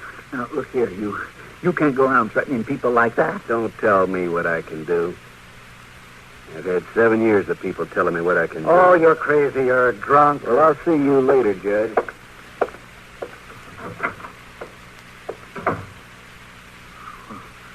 I'll be doggone. Well, I've been called a lot of things in my life, but never a judge. He said he was going to kill you, Doc. Oh, they mistook me for someone else. Judge, someone or other. You'll find out the truth soon enough. Oh, yeah, but he thinks you're just covering up with this doctor business. Yeah, I don't think there's too much to worry about, Chester. This Bryce Harp is just another pilgrim gone off balance with a hard life out here. He was mighty pale for a prairie man, Doc. Hey, prison palace? Oh, no. Doc, I don't think you should ought to take this so light. Maybe seriouser than you think. Nah, Chester, I know a thing or two about people. Harp's just a little off balance. I probably won't remember a thing about this by nightfall. Yeah. Maybe, but I ain't so sure. Oh, now, look. He wasn't wearing a gun, was he? Well, no. Come to think of it, he wasn't. There you are, you see. The man comes busting in here saying he's going to kill me. He's making threats, and he isn't even armed. Now, just stop threatening. Eat your stew there. Go ahead. Okay, Doc. Guess you know. But I don't mind telling you I sure will be easier when he leaves town. Or Mr. Dillon gets back. Why, rather.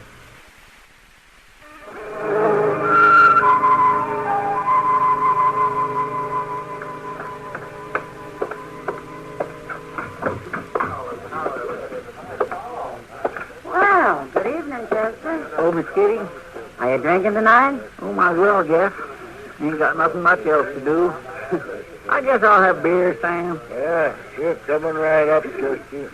I hear Matt rode out to Jake Wood's place.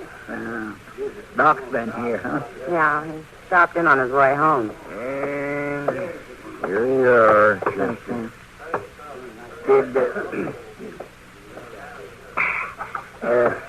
Did Doc tell you about being mistook for a judge? Yeah, having his life threatened? That man must be crazy. Doc says he's harmless. He don't even carry a gun. Well, it's a good thing. Fancy Doc as a judge. I sure would hate to come up before him if he was. If he got through chewing on you, there wouldn't be enough left to send to jail. Oh, no, he's not that bad. You don't know him like I do. Give me a beer, barkeep. That's him. That's Bryce Harp right there. No, he doesn't look like any tiger to me. Maybe not, but he's still kind of hard to figure out. Hey, you need that whole bar to drink that miserable glass of beer? Huh? You need the whole saloon to show off in? Huh? What's that? You heard me, mister. I don't believe it. You just ain't got enough blood in you to stand there and talk like that. You're wearing a gun. And I'm going to use it to split your head in two. Hold it right there. Oh. Did you see that? He said he didn't have a gun. Hey, just take it easy, mister. Get out of here. Fast. Sure. Sure, I'm going. Forevermore. Wow, I was sure wrong. That man's quite a tiger after all. Why, the way he run Bob Forrest out of here, well, I guess he ain't as harmless as Doc thought. That man is a real menace. Chester, how soon did you say Matt would be back? Tomorrow night, he said. And from the looks of things, that may be too late. It sure might. Miss Kitty, you said Doc was on his way home when he come by? Why? What are you going to do? Well, I better find him and tell him about all this. Maybe you'd better do more than that. Like what? Well, I don't know, but if he's really after Doc, it's no joke. Yeah, I know. Look, Miss Kitty, do you suppose you could keep Harp here for a while? Just keep an eye on him like... Well, I could give him a drink or two in the house. Yeah, you do that. And I'll see you later. I'm going to order Doc's. You got a plan? Well, not yet, but I'll think of something.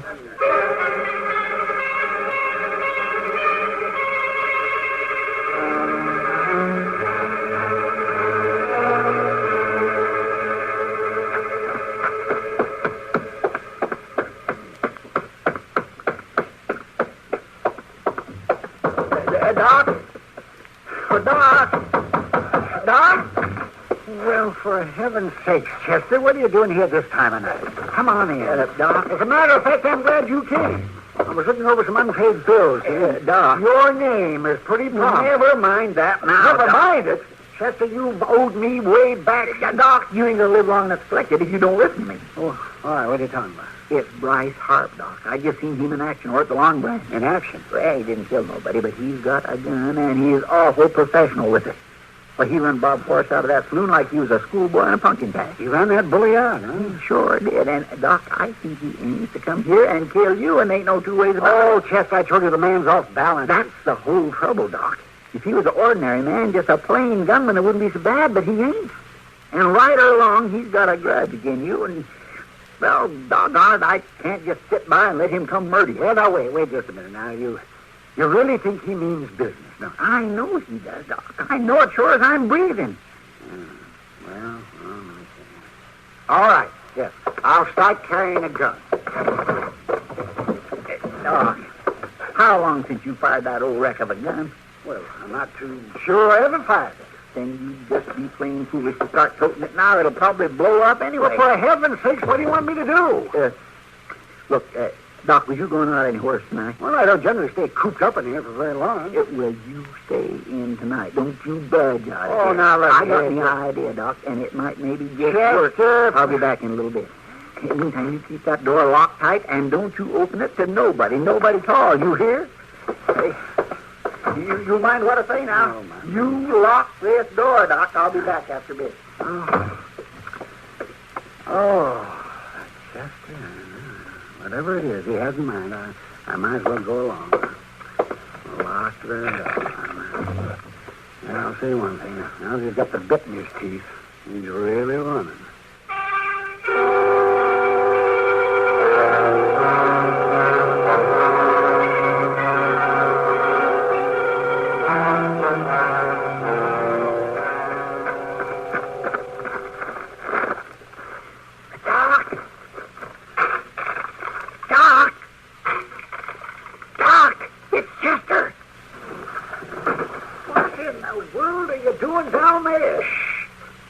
Down your fire rope. Hurry. Oh, wait a minute.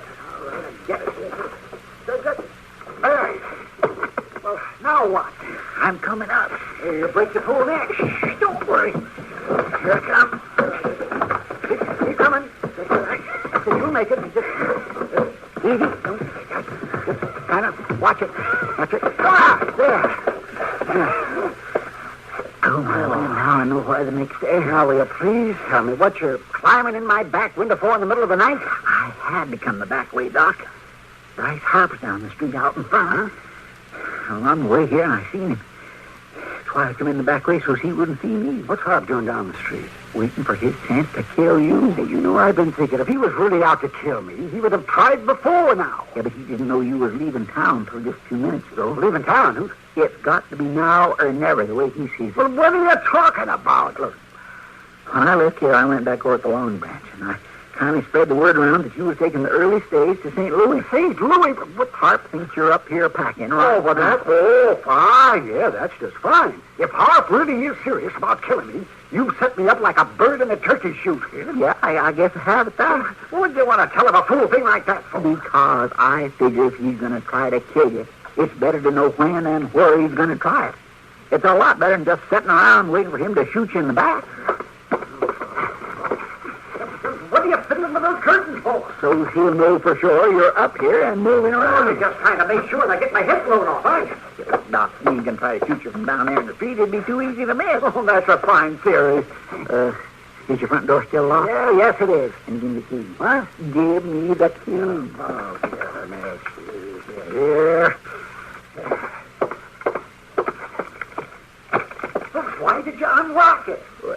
How in the world is Harp going to get in here if the door's locked? If he comes in that door, we're just as good as dead. We're right in the line of fire. Of course we are, Doc, but so is he. You better get yourself a comfortable seat. We may have us a long way. Now, wait, what are you doing? Why did you blow off that lamp? So with the lamp out, you may think you've went to bed. Then we may not have such a long wait. I hope you know what you're doing, Chester. So do I, Doc. So do I. Well, I go... I guess all we can do now is just wait. Yeah.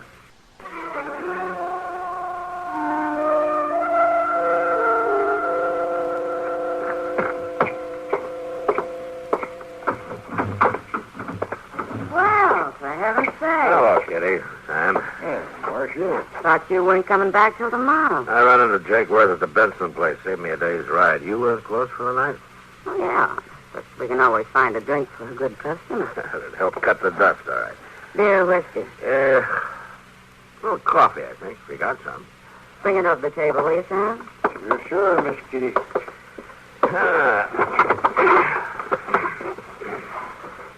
You look tired. Bad day?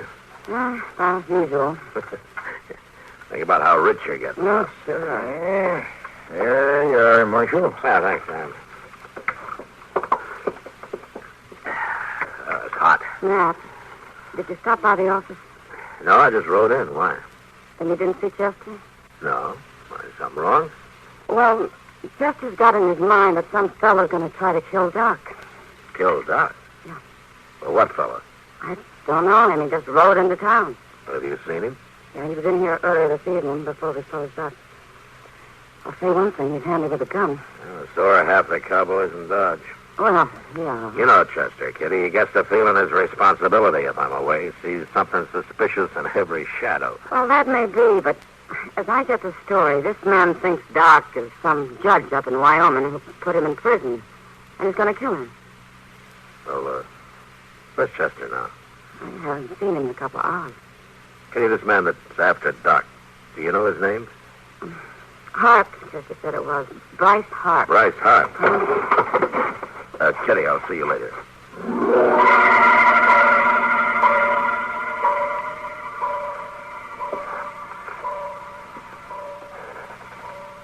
Is Harp still down there, Chester? Yep. Just standing there. Wonder how long he's gonna... Doc? What? He's coming. He's starting for the stairs. Just sit tight now and don't make a sound. No, Chester, are you sure? He'll be there in a minute.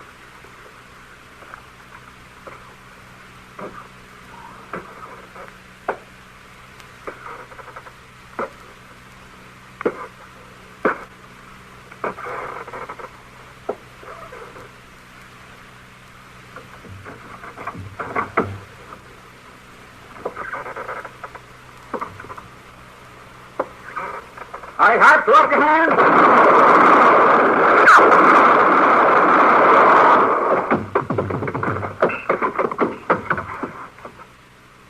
Chester, you all right? Yeah, I think so. Get that lamp lit.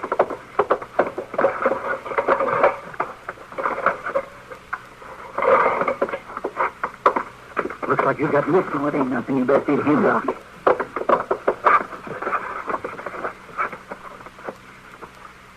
Well, he's still alive, but just barely. Help me get him up there on the table, will you?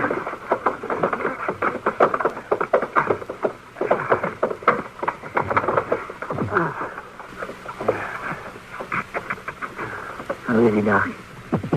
Reckon you'll make it? He took a bullet in the shoulder, but it went on through. Just a matter of cleaning the wound. But this other bullet, here, it's still there, and it's got to come out. What do you think? Well, I don't know, Chester. It's too soon to know just how bad off he is.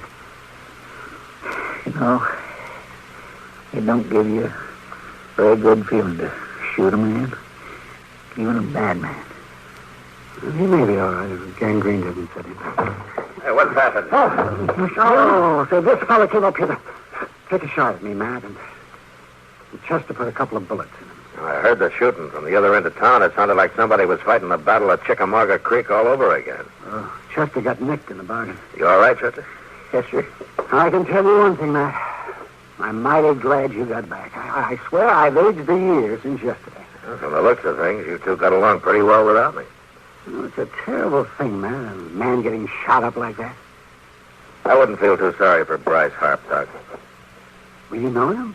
If Chester hadn't stopped him, Harp might have killed you. Well, who is he, Mr. Jones? I've never seen him before, but I know his reputation, and I've seen his picture.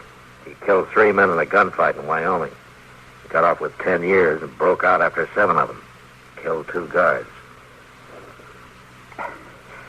Well, there's nothing more I can do here. I think I'll go on home. Yeah, you do that. I'll go along too, Doc. Yeah, I've got work to do. You two go on. Get out of here. Yeah, see you tomorrow, Doc. Oh, Chester. Yeah?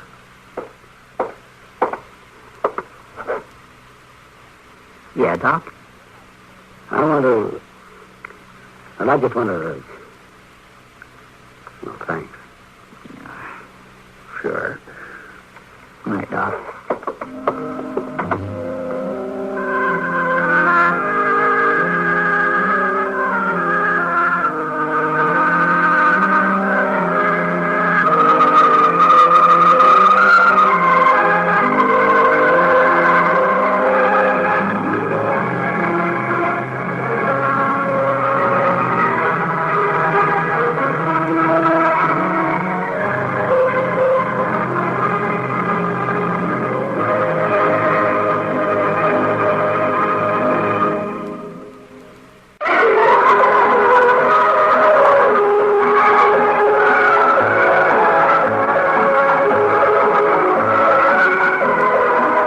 Gunsmoke.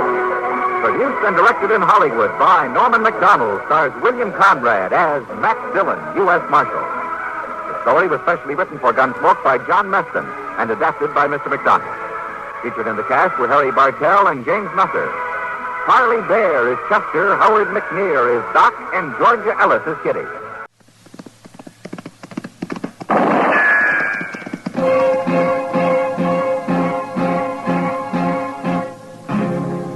Around Dodge City and in the territory on West, there's just one way to handle the killers and the spoilers, and that's with a U.S. Marshal and the smell of gun smoke.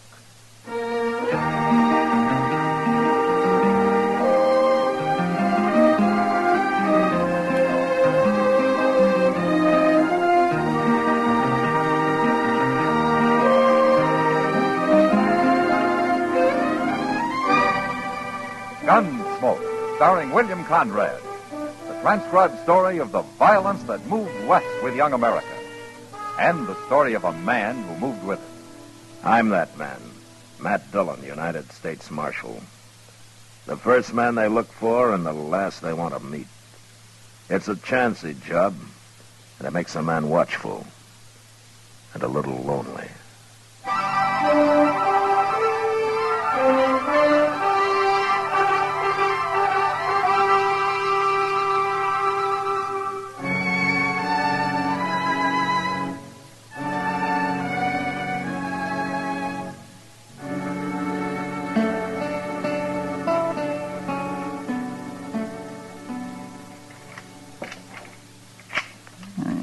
Doggone thing. There. That works. Hello, Chester. Oh, Mr. Dillon? Are you going hunting? No. I saw all kinds of wild turkey about a mile down the Arkansas yesterday. I ain't going hunting, Mr. Dillon. What's the gun and all the shells for, then? Well, shotguns was made for more than shooting birds with. Yeah, that's true. Mr. Dillon, you ever hear me talk about Live Oak County? South Texas? Sure I have. According to you, it's a hideout for bandits. Yes, it is. And they've got a saying down there that if the law ever did catch any of them, there ain't enough good men around to act as a jury to try the bad ones. Well, that's very interesting, Chester, but you're a long way from Live Oak County now. Well, part of it's moved up here. What? Asa Ledbetter. He's in Dodge. Asa Ledbetter? Is he an outlaw? No, sir. But I seen him at the Long Branch, and there's only one thing he's here for, Mr. Dillon. Well, what? To kill me.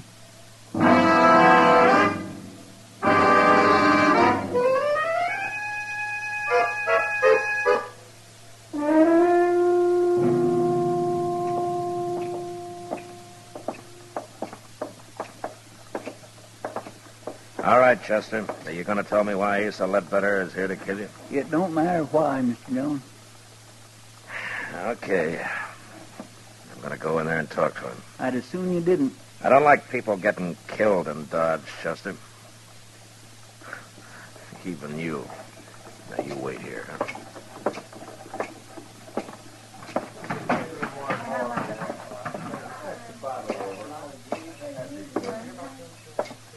Hello?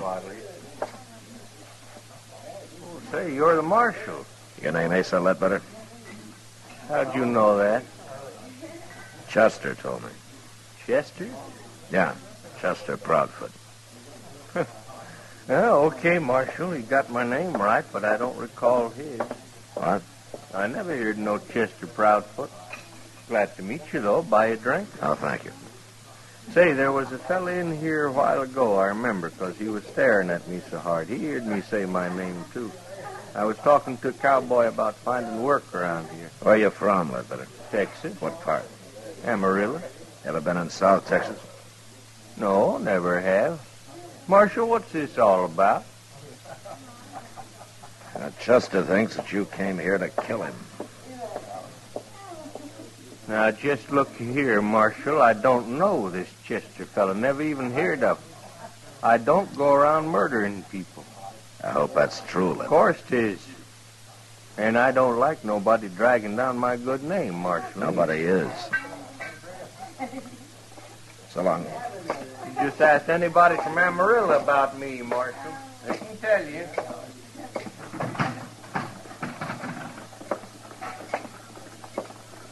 Chester, I feel like a darn fool standing out here. are you sure you haven't got Asa Ledbetter mixed up with somebody else? Not hardly. He claims he never heard of you. He's been looking for me for years. Why, Chester? It don't matter why, Mr. Dillon. If I'm dead, all that matters is I'm dead. Why don't you take a few days off, huh? Go fishing or something. You don't believe me, do you? I didn't say that, Chester. Well, you'll be sorry, Mr. Dillon. You'll be real sorry.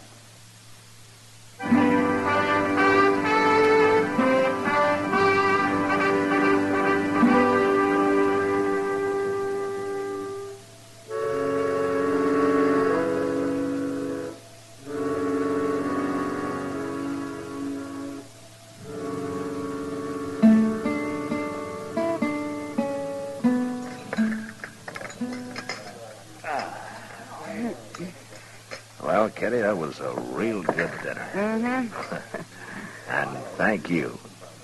Thank me. Well, I thought you were paying for it. You're the one who needs a vacation, not Chester. Oh, but you're a rich woman, Kitty. Let's talk about Chester. Does he really think Asa Ledbetter's after him? Well, that's what he says. It's not like Chester to make up a thing like that. No. Matt? You stay here. No, I'm going with you. It's a couple of drunken cowboys. You going after him? It's Chester, Matt, down there by the alley. Come on.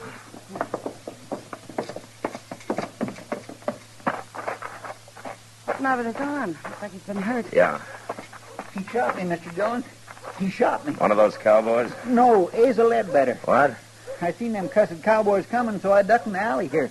And Ledbetter was down at the end of it, just waiting for me. I think he just hired them fellas to set up a commotion so he could get a shot at Here, me. let me see that arm. Bullet went right in here, Mr. Dillon. It didn't break nothing, though. Chester, you've been hurt worse than this a dozen times. Now, look, if you ducked in the alley, you were probably facing the street, weren't you? Yes, it was. All right, then Ledbetter wouldn't have been behind you. The bullet entered from in front. It was him, I tell you. Or the wild bullet from those cowboys. You think I'm lying? Well, I think you're worrying yourself into seeing things. I'm going up to Doc's, if I can make Now, it. wait a minute, Chester. Where's Ledbetter staying? Well, he told me the Dodge House, Matt. All right, I'll go talk to him. Sure. You go talk to him. How many times do I have to be shot around here before anybody believes me?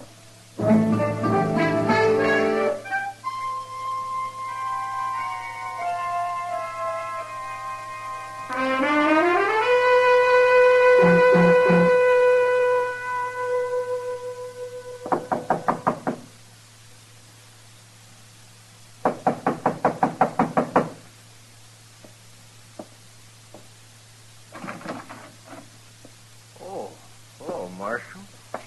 Ledbetter. Something wrong? How long you been in your room here? Oh, I've been taking a nap, Marshal. Up until them drunks out there woke me up. Chester says you tried to shoot him a few minutes ago. Now, Marshal, I'm getting sick and tired of this Chester. What's he trying to do anyway? He's pretty certain about it. Bound and determined to get me into trouble. I'm doggone if I know why. There must be some reason. Well, sure. If there is, I don't know it. I'll be glad when I find me a job and get shut of this town. Never did hear nothing good about Dodge anyway. We try to keep it peaceful. Oh, sure, but it's like you say. Probably ain't enough good men left to act as jury to try the bad ones. No? Just where do they say that, Ledbetter? Oh, I don't know. You heard it before, ain't you? Yeah, I've heard it before. It's a saying down in South Texas in Live Oak County. Well, that may be, Marshal. And I heard it in Amarillo. Now, ain't that possible? Yeah, I guess it is. Marshal, listen here. If I come here to kill a man, what did I be waiting around for? A change of weather? It don't make sense, does it? No, it doesn't make sense. Any part of it.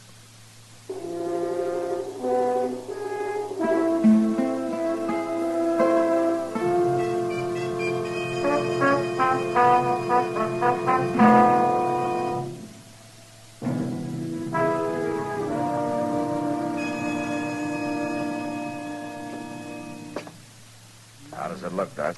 Well, it's just a scratch, man. A scratch? I suppose if I come in here scalped, you'd say the barber just give me too tight a haircut. Now, Chester, be brave, boy. Let's see. There we are. In a week, you'll never know you got hit. Well, it's a mercy it wasn't my gun arm. Chester, I told you Asa Ledbetter was in his room the whole time. You mean he told you? I asked the desk clerk on the way out. Then he was lying, too. Chester, how long since you've had a good night's sleep? Now, Doc, don't you start that. Well, you admit you didn't actually see Ledbetter in that alley. But next time you'll see him all right, won't you? Whether he's there or not. Have you finished doctoring my wound? Oh, now, wait a minute. Getting mad won't help you. Well, maybe it... Well, where are you going now? Who cares where at I'm going?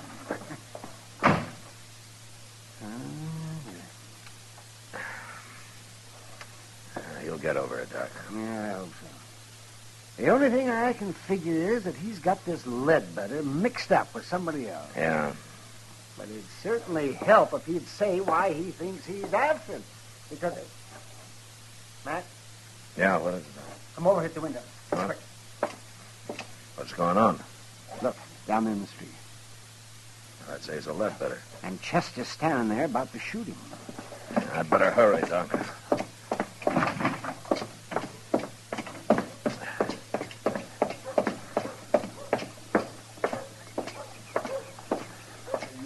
Getting plumb good and tired of you. And why don't you do something about Chester. it? You stay out of this, Mr. Dillon. I don't like gunfighting, no matter who starts it. I didn't start it. He come here to shoot me. Marshal, he is crazy. Ought to be locked up.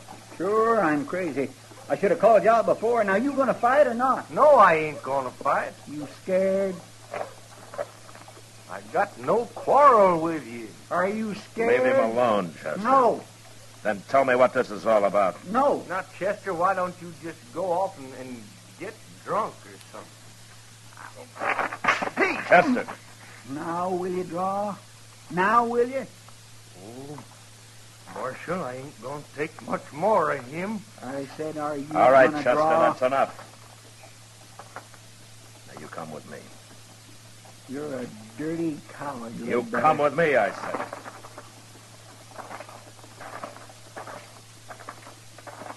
You're with him, ain't you? You and Doc and everybody. Maybe you are crazy. Sure. Oh, sure. Well, where you going? I'm going to get me a drink. Alone.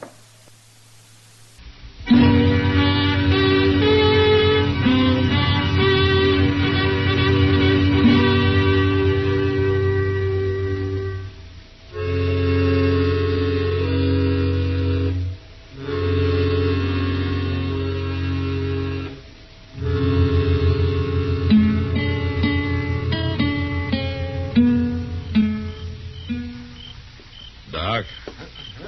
Is that you, Doc? Oh, man. Why, it's 3 o'clock in the morning, man. Yeah. You been on a call? Well, I haven't been romancing the ladies. Yeah, is Chester asleep? Yeah, he's asleep. But not in the office. Well, why not? Where is he? I locked him in the cell out back. You locked him in... What? He got drunk, Doc. By sundown, he was as drunk as I ever saw him. Well, maybe he needed it, Matt. Maybe it'll bring him out all this. Well, something's got to. Yes, it does. Well, I'm going to go to bed now, Matt. You better go, too. Yeah, I am, Doc. I think I'll use Chester's bed in the office tonight. I'll see you tomorrow. Yeah, good night, Doc.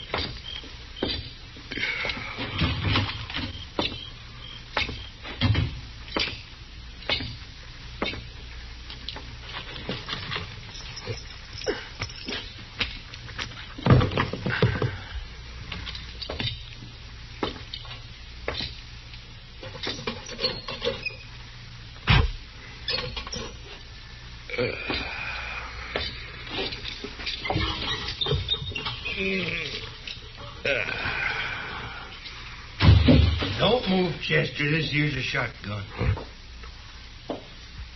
All right, now get off that bed and get over to the window. Go on.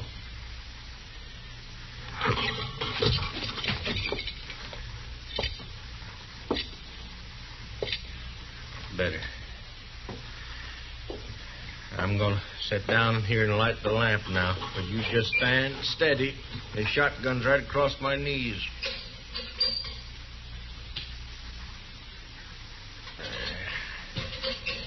Now, Chester, you and me, we're going... Marshal? What you doing here? Well, I was trying to get some sleep. Well, you don't sleep here. It's Chester's bed, all right. Where is he? Now, he's around. Somewhere. Where you go? Stand still. Marshal, stand still. I mean it. Well, I was just going to close the back door here. You left it open. I want it open. All right. I'll open it wide. Here, Marshal. No call for that. All right, where's Chester at? I don't know where he is, Ledbetter. You're lying. Yeah, I'm lying. He got drunk this afternoon. You brought him over here. I thought you put him to bed, but since you didn't, there ain't but one place he'd be. Right out there in that cell behind you. You walk right past him on your way in, Ledbetter. Get out of that doorway, Marshal. No. I'll shoot you if you don't. You'll shoot Chester if I do. Now move, I say. I can't oblige you, Ledbetter. I'm sorry. I'll kill you, Marshal.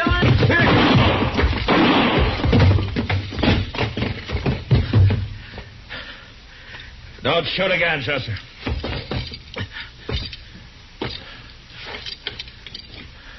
Mr. Dillon?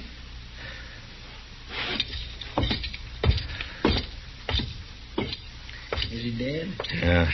You hit him in the head with the first shot, Chester. Pure luck. I heard you kick that door. It woke me up. So I wonder anything could wake you up tonight.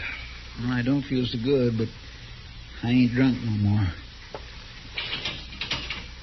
Say, you got me locked in here. Yeah, I thought of that, but I forgot to take your gun away from you. That was mighty careless of you, Mr. Dillon. Well, it doesn't matter now. You knew I had it. You was going to let him shoot at you so as it'd wake me up and I'd have a chance at him.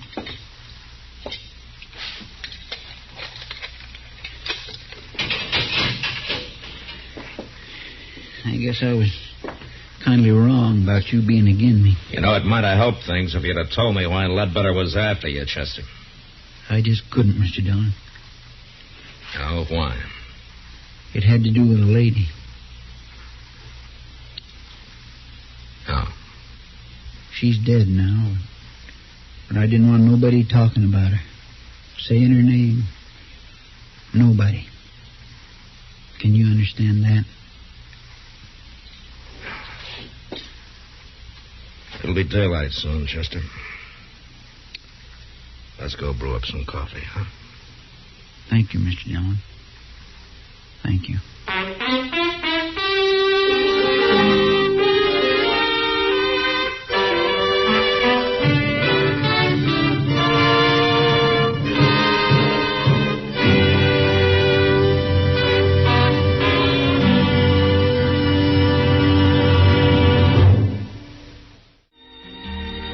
Gunsmoke, Produced and directed by Norman McDonald, stars William Conrad as Matt Dillon, U.S. Marshal. Our story was specially written for Gunsmoke by John Meston, with music composed and conducted by Rex Corey. Sound patterns by Tom Hanley and Bill James. Featured in the cast was Lawrence Dobkin as Asa Ledbetter, Harley Bear as Chester, Howard McNear as Doc, and Georgia Ellis as Kitty.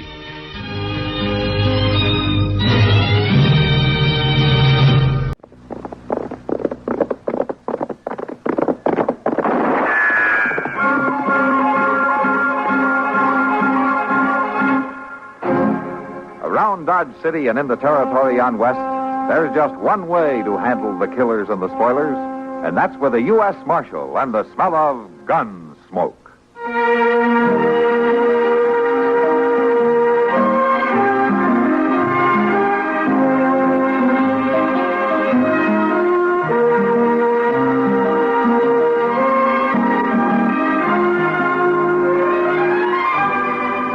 Gunsmoke, starring William Conrad. The story of the violence that moved west with young America. And the story of a man who moved with it. I'm that man. Matt Dillon, United States Marshal. The first man they look for and the last they want to meet. It's a chancy job, and it makes a man watchful. And a little lonely.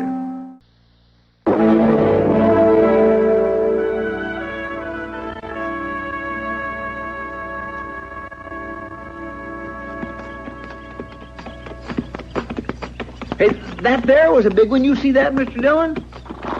No, I didn't, Chester. Oh, my. If you're counting heads, I didn't see it either. Only heads I'm counting is catfish, Crown. And that there was number 6 since we've been riding down here along the riverbank. You right sure you can count that high? To 6? Well, you ain't saying you can go higher. Now, you listen to me, Ben Crown. I can count high as need be. I'll stand up to anybody doing sums. Ain't that a fact, Mr. Dillon? Mr. Dillon. What? What was that, Chester? Well, I was just remarking to Ben Crown how I can do my sums with the best of them. Well, that's fine. It come to mind the way I was counting catfish. How are you on Cottonwoods? Oh, every bit as good. Well, I count 3 just ahead there. Yes, sir. 3 it is, Mr. Dillon. All right, we'll stop there and water the horses. Yes, sir. And you can do your sums while we're resting, Chester. Sort of keep your hand in, you might say. I'll tell you something, Mr. Crown. Me and Mr. Dillon, we brought in prisoners before that was a sight funnier, and you are just a sight funnier. All right, let them drink it, Chester. Yes, sir. Well, how about my horse? Water it. With my hands tied? You can hold the saddle horn, you can water your horse. I ain't scum, Marshal. I'm not a killer, neither. Just on your say-so. It's not my say-so, Crown. You're the face on the wanted poster. That's all I know. And that's good enough for you, is it? Good enough for me to bring you in. Now, you gonna water your horse? I'm gonna catch a wink. I'm not gonna forget you, Marshal. You might want to think on that. I'm not gonna forget you.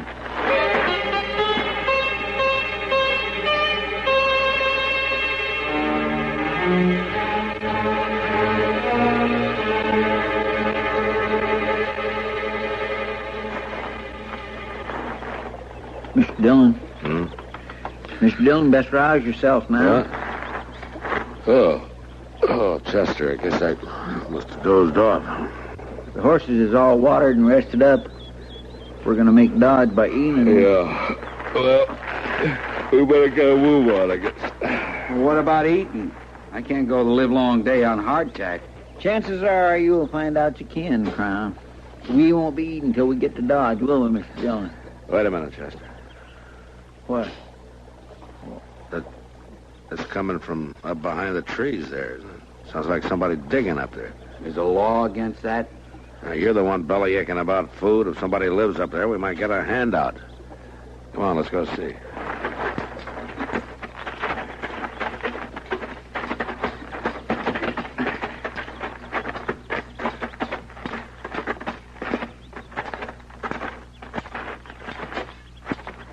Well, she ain't even looking up, Mr. Dillon. She must have heard us, though.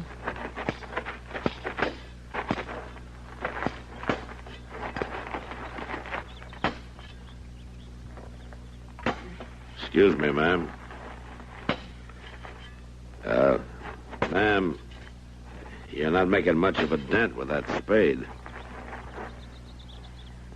Now tell me something I don't know. You look like you could use some rest. I don't need you now. You could have come earlier. 2 days, 3. It might have mattered then. I sure don't need you now. Mr. Dawes, you just skin and bone. You're no good to me coming now. Well, you sure shouldn't be out in the heart of the day this way.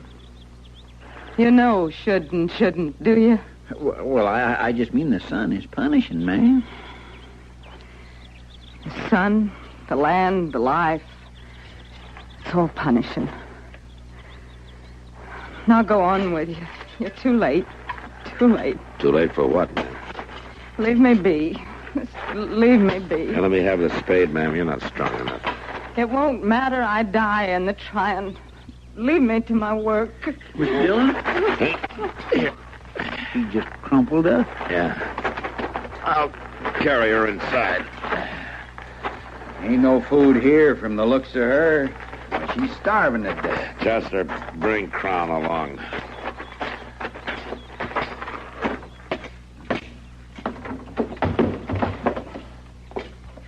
I'll just spread out that bed so you can put her down, Mr. Dillon. Now, there's a cot here.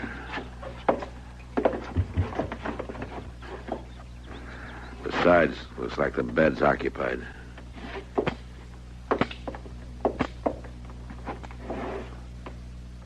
He's dead. Yeah. 2, 3 days dead. Like she said, she was trying to dig a grave. Why, that poor thing. She must be near crazy all alone here and him dead. All right, start a fire, get some water boiling, find some coffee, find some food if you can. Right away, Mr. Dillon.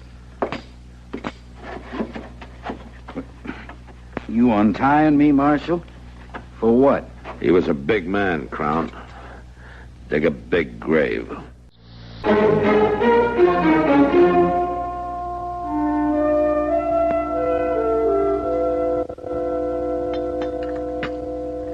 You feeling some better, ma'am?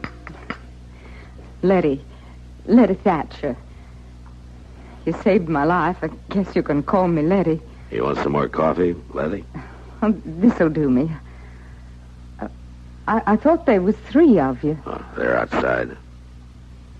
I guess you found Luther. Yes, we found him.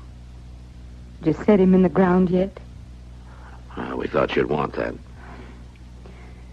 I've been trying to do it myself all these days. I lost track of how many. He was a long time dying, a long time lying there dead. I couldn't help him die, and I couldn't help him once he did. You got no neighbors? Nobody fool enough to live here but Luther Thatcher. He was bound he wouldn't live near no settlement. It'd choke him, he said. Crowd around him and choke him. Well, I could have stood a little of the choking myself. We're heading for Dodge City, Letty. We'd be glad to take you along. I'm the marshal there. Might be able to help you get settled. Settled at what? At living, with people around. Oh, I don't need folks now. I don't need nothing now. Everything I got's here. You can't stay on here alone, Letty. Off this way, it's not safe for a woman alone. Safe? I don't know what that means, Marshal. Don't talk safe to me. I got the roof Luther left me. I got a stove and a bed. But you can't work the land. We couldn't find much food around. We got potatoes in the ground. And the Lord knows the prairie's alive with rabbits. I'll make do. Well, can't force you to come with us, Letty. But if something like pride is keeping you here now, that's a big price to pay. Pride. I'll show you something, Marshal. Here, out the window. Now, if you look close, you can still make 'em out. Toward the river from Luther's grave, there's 5 more. You see, just little mounds of dust now. But you can make 'em out. Yes, I can make 'em out. My babies. 5 of them. 1 for each year we've been here. Them and Luther now. All I got in the world is here, Marshal. I'm not leaving them. You're not afraid to stay? I guess I'd be afraid to go.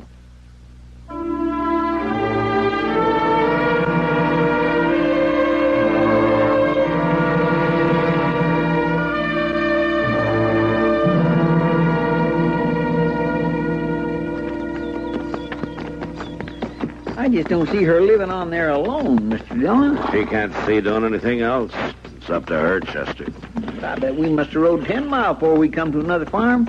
She just sat out there in the middle of nowhere, no one to tend for her, see to her. Why don't you go back and marry her, Chester? You're so all-fired sorry for her. I got a kindly feeling for her, that's all. You collect stray cats, too, do you? Digging a grave makes you pretty mean, doesn't it, Crown? His kind just naturally born mean, Mr. Dillon. I don't see the sense of choking up over a mule-stubborn old woman. You gave her the chance to get out. She's bound she's going to stay. Well, let her. Don't cry for her. You're a practical man, Crown. I'm that, all right, Marshal. But you don't know the first thing about a woman's age. If Letty's 25, she's not a day older. She looks 50. Part of it's the prairie. Part of it's the wear of living. The strain she's been under. She could use some plain good food, too. Plump her up a little dab. She'd be right pretty. Some good plain food. Now, that don't hurt nobody. I'm going to be awful surprised if it makes you any better looking, Ben Crown.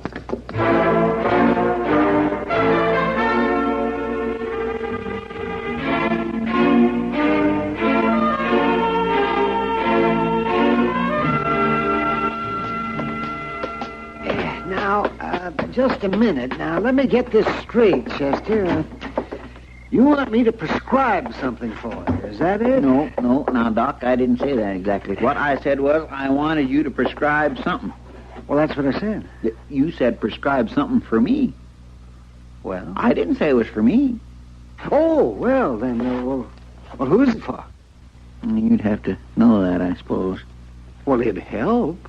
Now, you tell me who it is, and I'll go and see him. No, I can't do it that way. Chester, there are times when you don't make any sense at all, and this is one of them. Now, I've had a busy day, and I'd just as soon go to bed as play this game, whatever it is, with you. It's no game, Doc. My goodness, it's serious as can be. Now, look, I'll tell you. Let's say it's me that's ailing. Well, I don't know any powers that'll fix what ails you. Well, let's say I'm off my feet. Off your feet? I'm dragging around, half-starved. I need something to pick me up, like a tonic. That's it. Now, you just give me a nice bottle of tonic, and we'll forget the whole thing. A nice bottle of tonic? It don't matter the color, red or green. I got red from the last medicine show that come through here, but I ain't in the least particular as to color. Just something to put the bloom in my cheeks again. Oh, for heaven's sakes, Chester. Well, now, Doc, I aim to pay. Now, you listen to me. In case you don't recollect, we just came from dinner at Delmonico's. You ate steak and eggs and 2 helpings of stew, bread and gravy. And a slice of pie. All right. Now, I don't call that being off your feed. And you're not dragging around. You're waddling around from eating too much. You don't think I need a tonic, do you?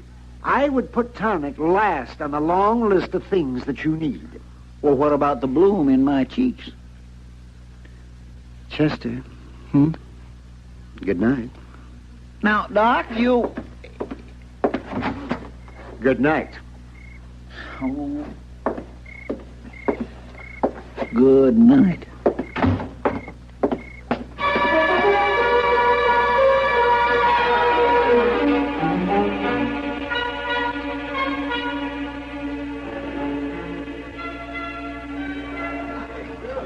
Was it a hard trip, Matt? No, they're all hard, Kitty. We rode most of the way to Abilene for nothing, as it turned out.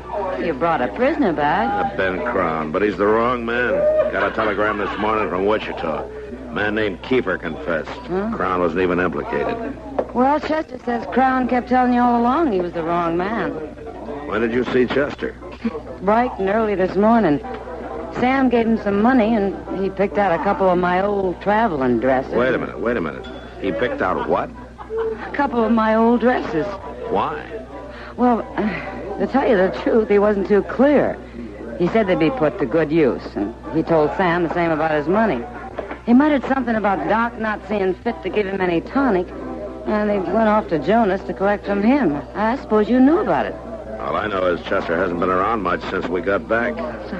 I kidded him a little about it, asking him if he'd picked himself a wife while he was gone. And, well, I know this sounds far-fetched, but I swear he blushed. I'll be darned. Well, where are you going? I think I better go find Chester. Now, Matt, if you're not supposed to know, don't you dare tell him I told you. No, I won't, Kitty. This is something I think I'd rather Chester told me himself.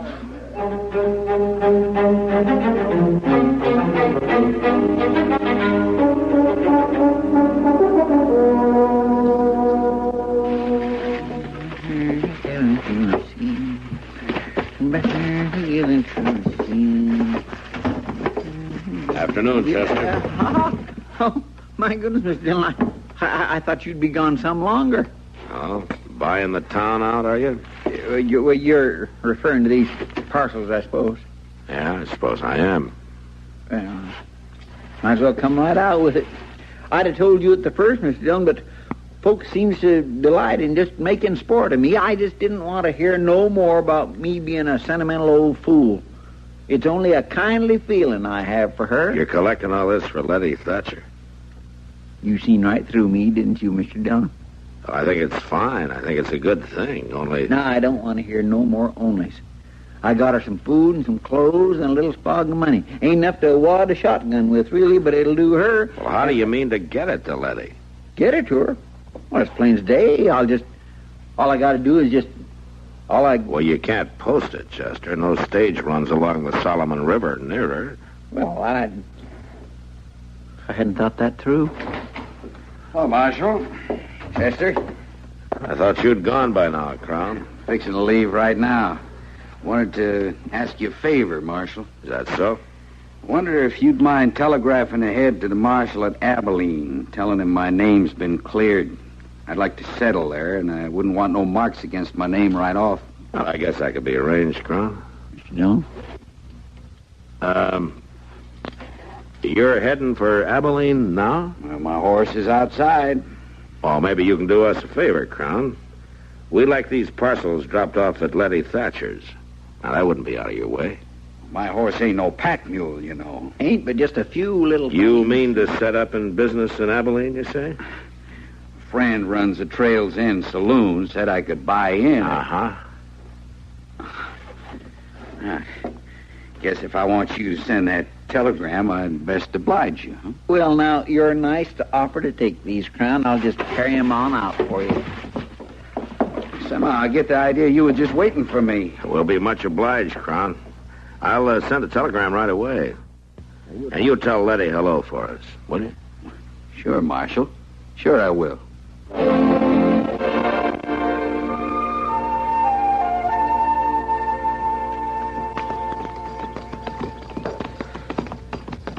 By ding, Letty sure is going to be surprised. Us showing up here not a week after Crown come through. I still don't see why she stays on out here. She'd be much better off in town.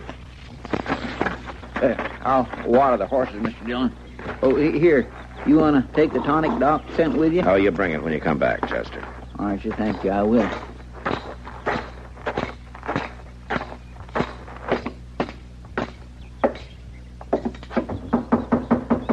Letty, it's Matt Dillon. Letty? You come any closer, I'll blow you off the prairie. Now, Letty, put that shotgun down. Any nearer at all, I'll kill you. Well, what's wrong, Letty? What's happened to you? You go on back and tell the good people of Dodge I sure thank 'em. Only the clothes is ripped and he ate the food. And the money's not worth much now. Crown was here, then, huh? Here. Here 3 days and nights. So don't come to collect any thank yous. I paid, Marshal. I paid for all was given me. Now, Letty, you need care. You can't stay on here. I'm going to take that gun and you're going to go back to Dodge City. No. I'm through with men forcing me. I'll die or I'll kill, but I'm not enduring any more. Letty, I'm not going to harm you. Now, I'm your friend. I am not going to harm you, Letty. Now, you give me that gun. No. Come on. Oh, no. Chester! Come up here. Oh, my land, what... Oh, ma'am. This is Crown's work, Chester. I want you to stay here. When she's able, pack her up and take her back to Dodge. Oh, yes, sir, I sure will, but what about you? I'm riding to Abilene.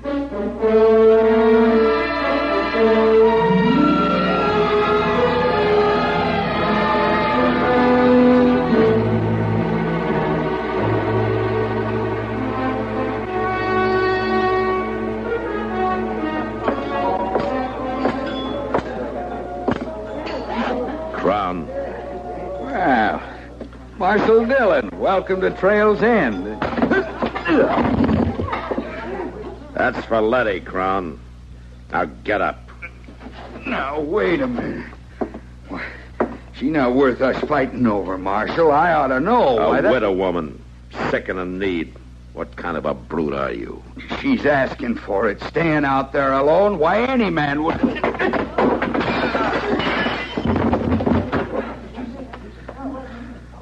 If anybody cares, he needs a doctor.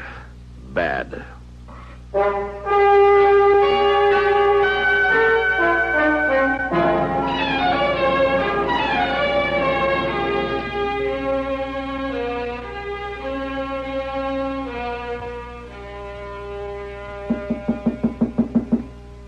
Come in. Hello, Letty.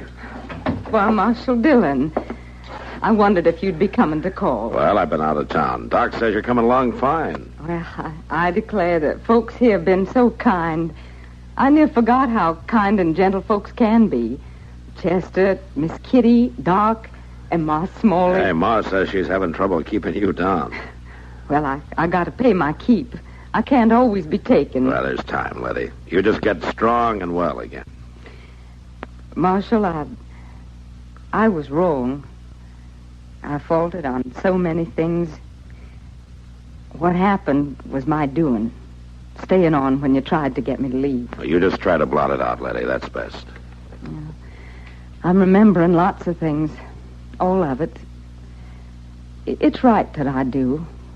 Luther, rest him, seeing the good of it out here, wanting to make a place for us. All I could ever see was what we were losing. You lost a lot.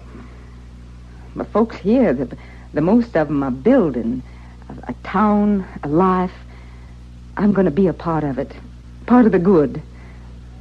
I owe it to Luther. No, you owe it to yourself, Letty. I tell you, the West needs women. Women to be part of the good. Well, for so long, I just said to myself, I wish I'd die. Well, I wish you'd live, Letty. But you're the only one can do that. Nobody else can do that for you. Well, that's what I'm coming to know, Marshal. That's what I'm coming to know.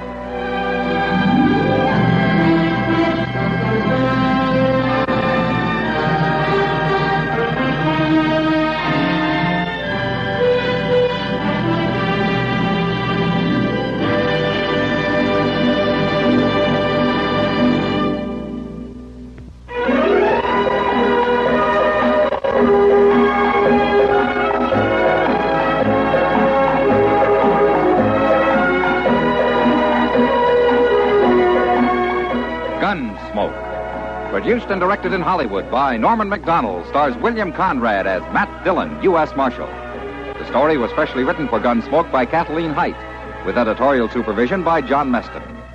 Featured in the cast were Virginia Christine and Vic Perrin. Parley Bear is Chester, Howard McNear is Doc, and Georgia Ellis is Kitty.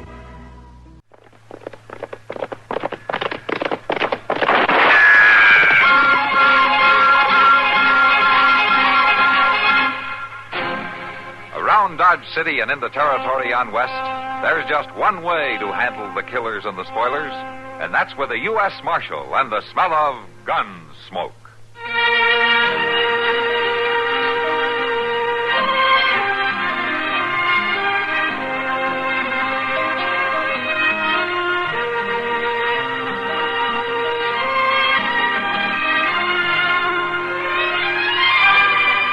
Gunsmoke, starring William Conrad.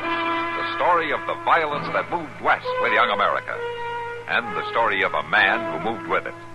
I'm that man, Matt Dillon, United States Marshal. The first man they look for and the last they want to meet. It's a chancy job, and it makes a man watchful and a little lonely.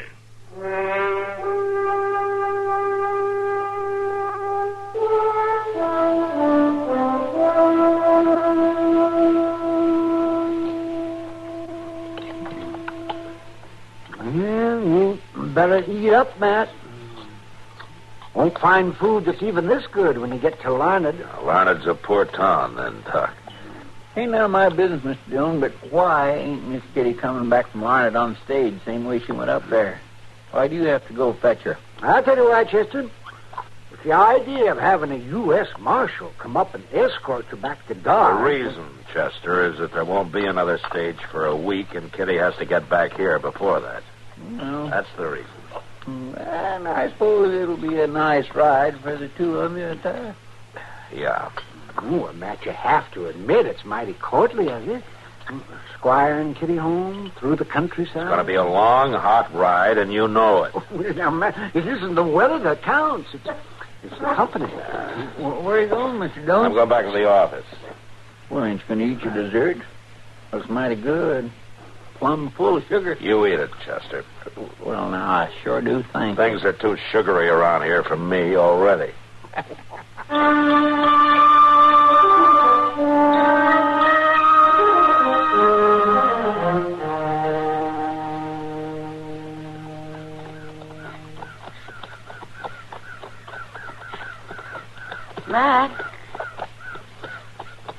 Matt? What? Oh, what's the matter? Oh, for heaven's sake. Were you asleep in the saddle? Well, no, Kitty. Of course not. I just had my eyes closed for a minute. I'm sorry. Well, I guess I can't blame you. Must have taken you most of the night to get up to Larned. And starting right back this way. Still a couple hours to ride. No, I've had tougher rides than this one, Kitty. Say, how did your visit with your friend up there go? Oh, I was glad to see her, Matt. Yeah? Yeah, she's been pretty sick. I'm glad I made the trip.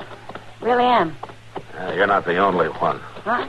What do you mean? Doc and Chester haven't been able to talk of anything else since they found out that I was coming up after you. I can believe that. Hey, look out, Kitty. A rattlesnake. Hold on, Kitty. Don't let him get his head. Hang on, will you? I grab the Kitty!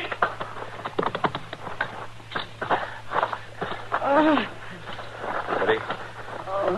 Kitty, are you hurt? I don't know, man. I'm sorry I couldn't hang on. I'm a very good rider. Well, never mind that. Any bones broken? I don't know. I don't think so. Here, let's see if you can sit up. Sure. Come on. Oh. Dizzy. I can't sit up. My head. My head. Now, take it easy, Kitty. Here, let me have a look. Yeah, you bumped it all right. Must have hit a rock. Matt? Are you there? Yeah, sure, Kitty. I'm right here. I can't see very well. Dark. What? No, don't you worry, Kitty. You're going to be all right. You get me home? Yeah, I'll get you home.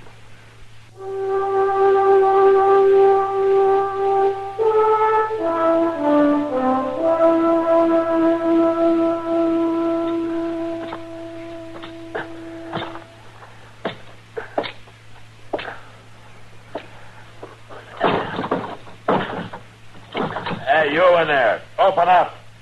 Come on, open up.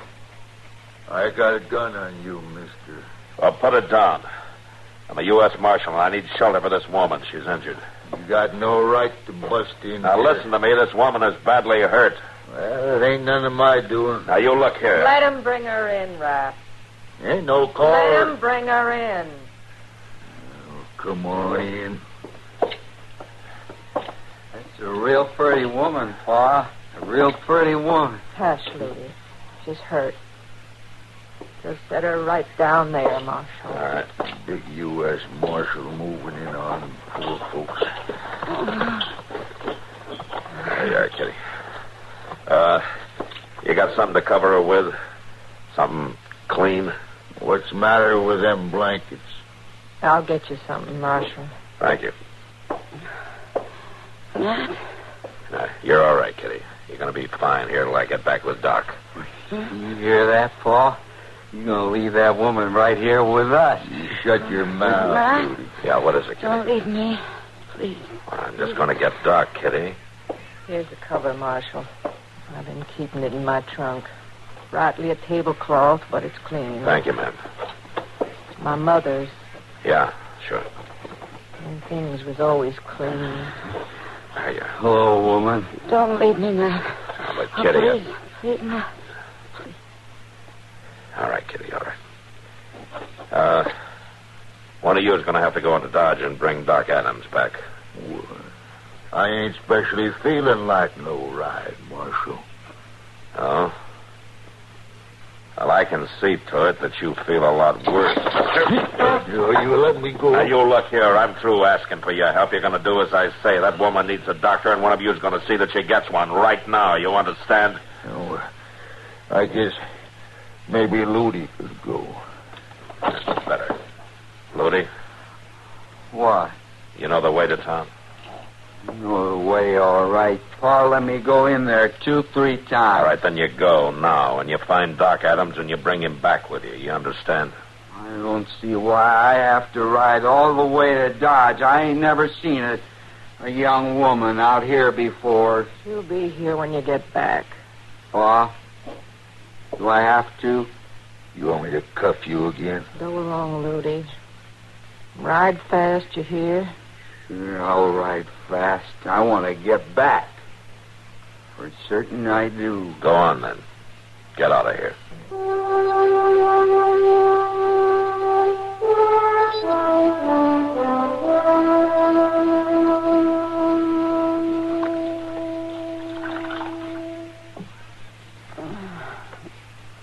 ought to cool your head some, miss. Fever sure has took over. Marshal Dillon. What? What? Oh. What is it, Miss Justin? Come over here.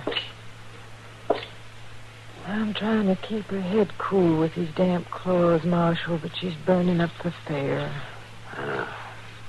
She doesn't look too good. Kitty? Kitty? She can't talk, Marshal. She ain't rightly conscious.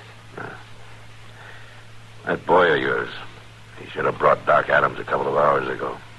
Yes, sir, he should. We can't wait for him any longer. Raph. Hey, Raph. Come on. Wake up. Oh, what's that? Come on, get up. Oh. Well, it ain't daylight yet. That son of yours hasn't shown up. He's been gone over 6 hours. Well, you never can tell about Ludi. Well, I better be able to tell about you. What do you mean? Get your boots on. You're going into Dodge. Oh, And if you don't have Doc back here within 4 hours, I promise you're going to need him a whole lot worse than Kitty does. But Ludi took the only horse we got. You can ride mine. Go on now. Well, I ought to at least get paid for it if I go. You'll get paid for it plenty if you don't. Man ain't got no right to his own home.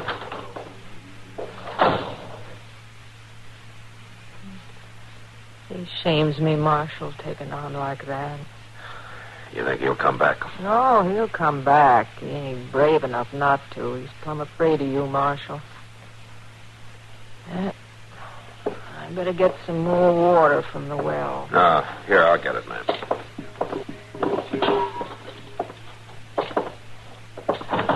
I've got a gun pointed right at your belly, Marshal. Put that thing down, Ludi. Oh, no. Where's Doc Adams? He ain't here. That's where he is. Ludi, stop talking foolish. It ain't me talking foolish. Stand right still, Marshal.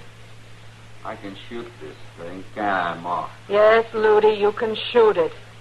But don't you cause no trouble now. It ain't me gonna cause no trouble. Didn't you even go for Doc, Ludi? No, Marshal. I had me a plan. A real good plan. Why, you young pup. Ludi! Right there, Marshal. Next time I'll hit you. I'm a real good shot. What are you trying to do? I come back to get the woman. What? Got it all worked out. You know, if I didn't come back, you'd send Pa out. Now, that ain't so crazy, is it? I had to wait for that, all right. Pa'd never let me do it. Well, I'm not about to let you do it either. I'm telling you the truth, Marshal. I wouldn't want to kill you. Killing's bad. But if I have to shoot at you again, I'll hit you sure. Ludi! Now, listen, Ludi. You can't take that woman out of here. She's badly hurt. I got that all figured out in my head. I stole me a wagon, and I got it hid a little ways from here. I'll just carry her out to it, and I'll take her away. And when she gets all right, she's going to be my woman. Ludi, please. I got a right to have a woman just like anybody. She's the first one I ever had a chance to. Ludi, will you listen to me? No. I told you. I'll care for her till she's well. And I see her lying there so pretty. I knew she was the one I wanted. I'm going to take her right now. You sit down in that chair, Marshal. Go on. Sit down.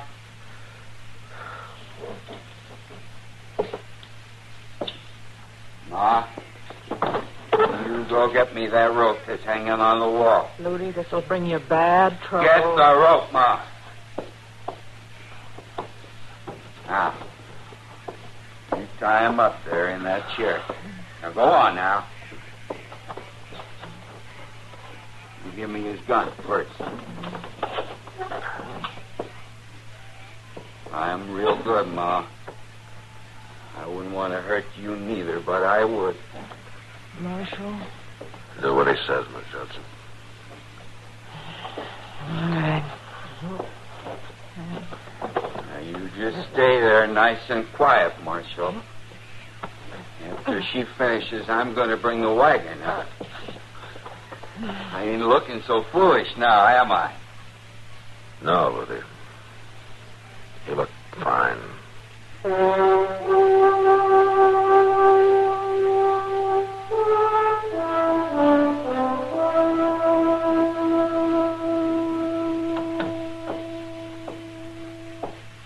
Out of sight, Marshal. I'll untie you now. Thanks. You'll have to go after him. I will.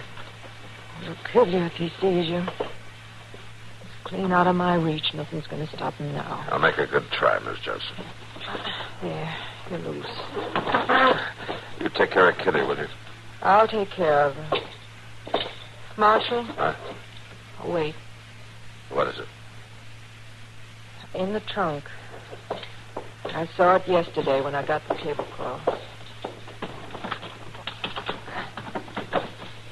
Here, Marshal. Now, you take it. You're giving me a gun? I can't let you go out there without one. Not the way Ludi is. Here's some bullets. Thanks. Try not to hurt him too much, Marshal. I'll try, man. I'm afraid he's in no mood to handle easy.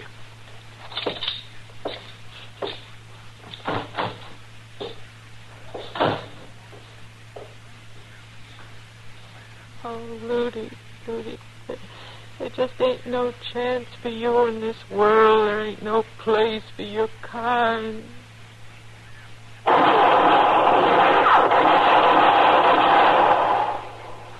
Ludi.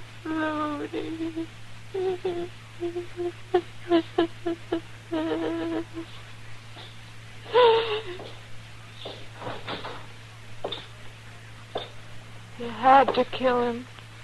Didn't you? I'm sorry, Miss Judson. He's out there. Yes, ma'am.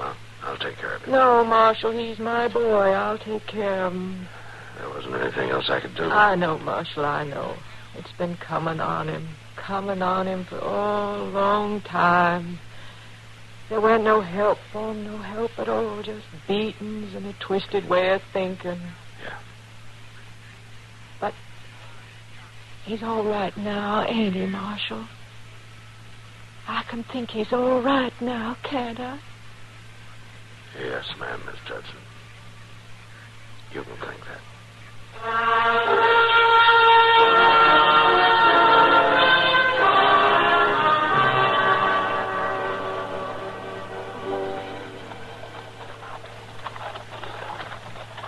Matt, hey, Matt, stop the wagon, will you? Sure, Doc. Whoa! Holla! Ha! What's the matter? Something wrong, Doc? No, everything's all right. Kitty's just coming out of it. She wants to see you. Oh? I'll be right there. How is she, Doc? She's gonna be all right, Matt. Yeah, no, Kitty, no. You mustn't try to sit up yet. That's crazy, Doc. I'm fine. You'll do what he says, Kitty, if I have to tie you down. Okay. I guess I have caused you enough trouble, Matt. You gave me a turn when you were lying there unconscious. I will say that. I don't remember a thing after you first carried me into that shack. I guess it was pretty silly. What do you mean? Oh, insisting like you did that you stay with me and not leave me to go get Doc. Nothing would have happened to me in that place. I guess I was just spooky about it. Well, I was a little spooky myself, Kitty, before we got through.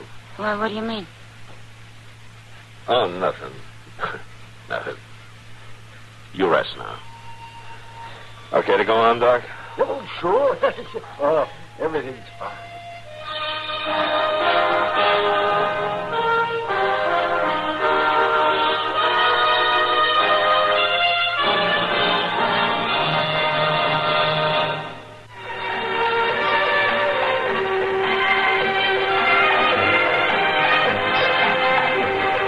Gunsmoke. Produced and directed by Norman McDonald, stars William Conrad as Matt Dillon, U.S. Marshal. The story was specially written for Gunsmoke by Marion Clark, with editorial supervision by John Meston. Harley Bear is Chester, Howard McNear is Doc, and Georgia Ellis is Kitty.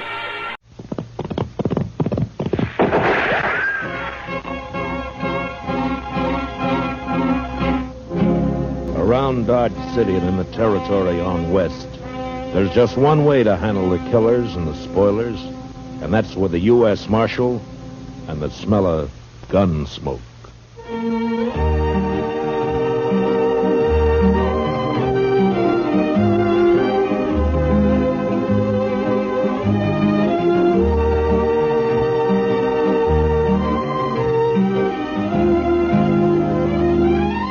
Gunsmoke, starring William Conrad.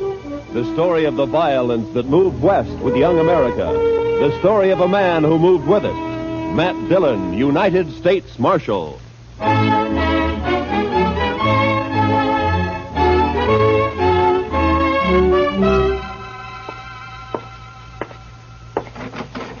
Chester. Chester. Chester, where are you? Back here, Mr. Dillon. Well, come on out. Yes, sir, Mr. Dillon. As soon as I get my boots on. Your boots on? What are you doing, sleeping? No, sir. Just washing my feet. Well, now, I hope you didn't have any plans for tonight. What did you want me to do, Mr. Dillon? Well, I want you to stay on Front Street for a few hours while I go up and have a totty with Big Kate. But if you're going to be busy... No, sir, well... I haven't got anything to do. I'd be proud to stay here. Just look at the dust in that street. Uh-oh. Mr. Dillon? Huh? Looks like Major Randall from Fort Dodge crossing over here. Ah. Open the door for him, Chester. Major will like that. Come in, Major Randall. Come in, sir. Marshal Dillon. Hello, Major. Marshal, I want to talk to you about last Saturday's affair. Well, Saturday was a pretty lively day around here, Major. Which affair do you mean? You surprised me, Marshal. 2 United States Army soldiers were murdered while driving a supply wagon from here to Fort Dodge. A government payroll was stolen, and you seem to have taken no interest in the matter. Well, now, Major, protecting the Army isn't exactly... The Army can protect itself, Marshal. That isn't the point at all. Well, if that's true, Major, how come there were only 2 soldiers carrying your payroll? You got plenty of men out there and plenty of guns. Where were they? On maneuvers. On maneuvers? In my command, Marshal, troops remain in garrison as little as possible. Well, then you were asking for trouble, Major, knowing that there was a payroll coming in. The arrival of the payroll was secret. Even the 2 men carrying it didn't know what it was. Well, the word must have got out somehow. It seems to me, Major, like somebody out at the fort must have told them. There are no traitors in my command, Sheriff. Major, I'm not a sheriff. You see, it's more Never like mind. Marshal, I demand to know what you intend doing about this crime. All right, I'll tell you, Major. Nothing. What? If I knew who did it, I'd make the arrest, but I don't, so there's nothing I can do. I see.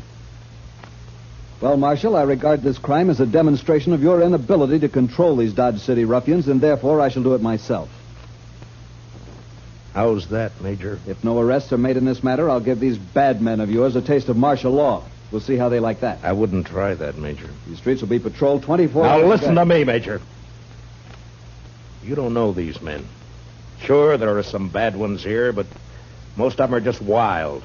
Free and wild. But you run the Army in here, and they'll all fight. Let them.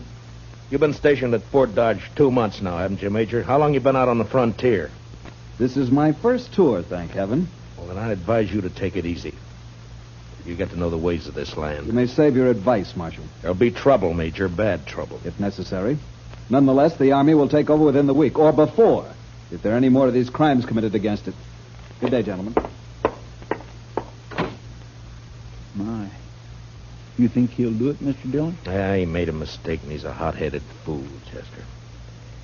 You try it. Well, can't you stop him? I don't know. Well, I'll be at Big Kate's later on. You can find me there if you need me. All right, Mr. Dillon.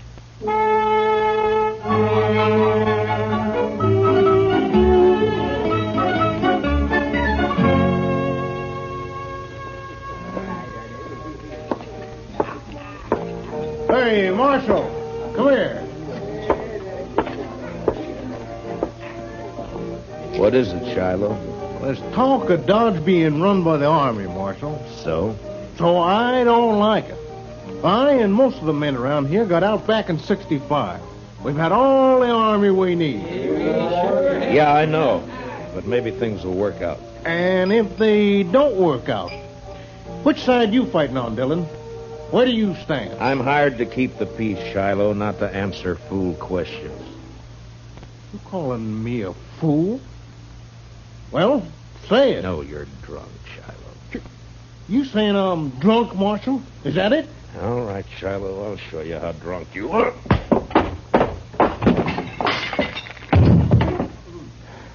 Now, when he comes around, tell him I took his gun.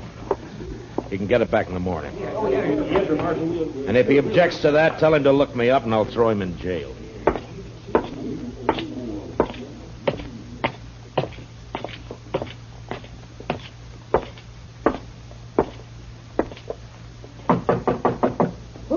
It's Matt, Kate. Well, come on in. Well, sit down, Matt. I'll fix your toddy. Thank you, Kate. You could thank me best by buying a drink at the bar downstairs once in a while. Well, why should I? Get better whiskey for free up here. At least you're honest. Well, what's in the wind, Marshal Dillon? Would you just come up here because you're tired of sitting with your back to a wall? You're right, Kate. It's the only place in Dodge where I can relax. That's probably just because you don't consider me worth killing. How old am I, Matt? Oh, what? You heard me. Well, I never thought much about it, Kate. You sure didn't. What are you getting at, anyway? Just that if I was 20 years younger, you probably wouldn't come here at all. No? And why? Here's your toddy. Forget it. Anything you say, Kate. You know, Matt, you ought to get yourself a girl. Oh, now, Kate, don't start I mean that, it. please. Sure, somebody like, we'll say Connie Dell. There's a real pretty girl. A lot of fire, Oh, too. you're sure a conniving old woman, Kate. You're just no good at all, you are. You say worse than that. I told Connie she'd come up and have a drink with us the next time you showed. Yeah, all right, Kate, if it pleases you. It does. Connie! Now, there's fresh cigars in that box by your chair, Matt. Well, now. Had them brought in by the Santa Fe Railroad all the way from St. Louis. Evening, Miss Kate. Oh, come on in, Connie. I've corralled the marshal for you. Sit down, honey. I'll fix you a drink. Don't let her talk bother you, Connie. Well, I did ask to meet you, Marshal. No? Why? Why'd you want to meet me? Maybe just to see if you're really as cold and cruel as you seem downstairs. And? I can't tell yet. But I don't think you are. Yeah, a profession like mine leaves its mark on a man. There's always trouble of some kind, isn't there? Most always. Like this army business now. Yeah. Will it be bad, Marshal? It could be. Well, I'll figure it this way, Matt. The Major's in trouble, and he's trying to cover it up by threatening to take over Dodge. Any more difficulties, and he will do it. Blasted greenwood. Say, Connie, your corporal been in? He left a while ago. Well, what's he say? How do the soldiers feel about all this? Well, I don't think they want to mix it with all these gunmen and buffalo hunters and the like. Yeah. The Major will wish he were back on maneuvers if it starts. Maneuvers? So that's where they've all been. No wonder it's been so quiet. But that corporal of yours, Connie, how come he didn't go out? He's not my corporal, Miss Kate. He's just a lonely kid. All right. Seems like he spends more time here than at the fort. How does he manage that? Oh, they made him a clerk, a sort of bookkeeper. His time's pretty much his own. Uh-huh. Well, he's lucky. He's got a good, safe job, too. Suppose it is. Well, I'd better get back. Now that we've met, Marshal, you might stop and buy me a drink next time you're here. I'm afraid not, Connie. No? You're too distracted. I might get careless and shot at. I take that as a compliment, Marshal. It is. Good night, Marshal. Thanks, Miss Kate. Don't you mention it, honey. Well, Matt? You said her name's Connie Dell, Kate. Where's she from? I never ask the girls anything. Yeah, maybe, but you always find out. Now, come on, tell me. Hayes City, last. Uh-huh. What's the name of this corporal who's been sniffing around? Bowers, Corporal Bowers. Oh, here, let me sweeten that toddy for you. All right. You put me in mind of a man I knew back in Wichita. Yeah? He was the slipperiest, side-windingest, stubbornest man I ever knew.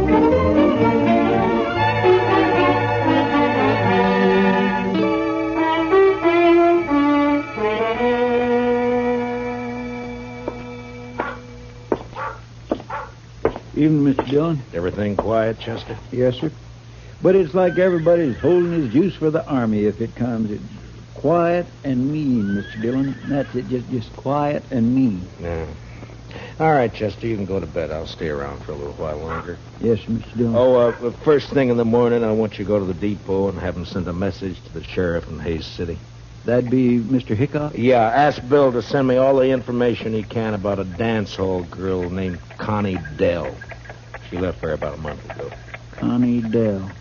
I'll do it, Mr. Dillon. And bring me the answer as soon as it comes in, huh? Well, we ought to have it by tomorrow evening. Yeah, I hope so. Well, good night, Chester. Good night, Mr. Dillon.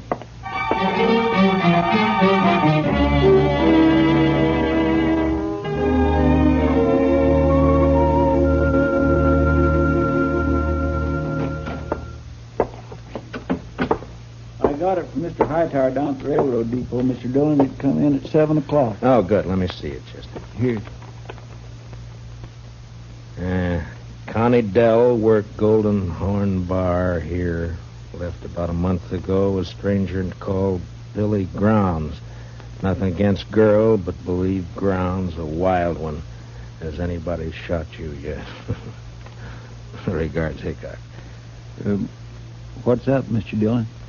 Well, I don't know, Chester. I don't quite know.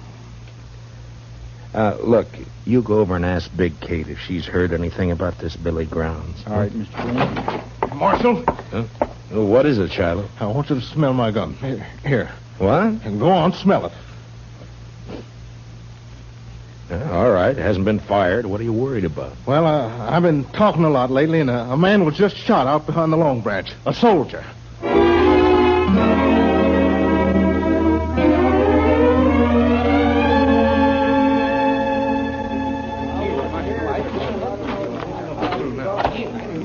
Any witnesses to this? Well, who saw it? I just heard the shot. I want to know who killed this soldier. Well, maybe nobody did see it, Marshal. And maybe nobody cares much about it anyway. Just a soldier. All right, you men, I'm going to tell you something. If I don't find who shot this man, the Army will move in here for sure. Not the whole army, Marshal. They won't all move in. Why not? My shop's rifle can kill buffalo at 200 yards. I reckon it'll kill soldiers at 3. Hey, let me through here. Let me through here. Hello, Marshal. Well, what have we got this time? Soldier. Yeah. Well, he needs an autopsy just like anybody else. Where's the man that shot him? He get hurt, maybe? Take a good look, Doc. He isn't even armed. This isn't a shooting. This is a murder. Hey, you're right, Marshal. Oh, well, I'll get him up to my office. Here, now give me a hand, somebody. You may have a better day tomorrow, Doc, but I hope I can spoil it for you. I'm riding out to Fort Dodge right now.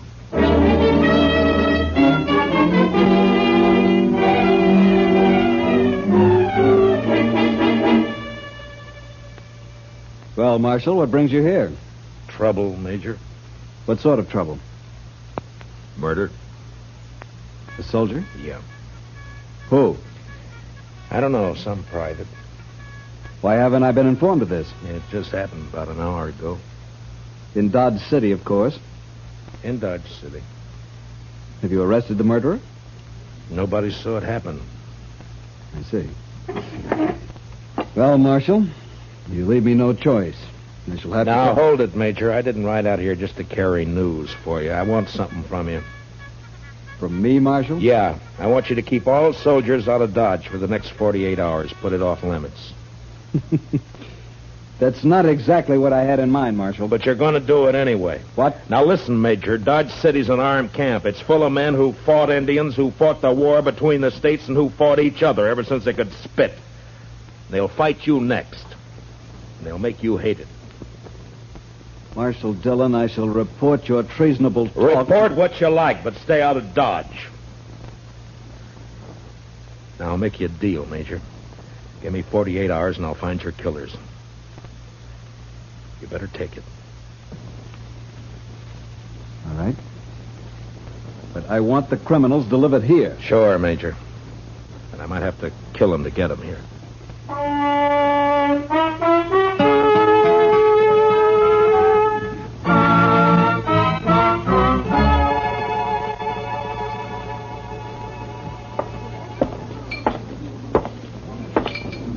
Hello, Doc. You drinking up the profit you made off of that soldier? Hello, Marshal. The boy's name was Bone, according to the letter I found on him. Uh-huh. Anything else? Yes. Dug a couple of slugs out of him. It's a funny thing, Marshal. I haven't happened on lead like that since 65. What do you mean, Doc? Well, I'd swear that boy was shot with a cavalry pistol. I'll see you later, Doc.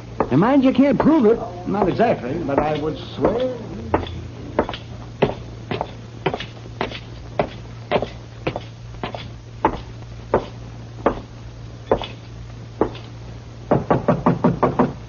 Come in. Hello, Kate.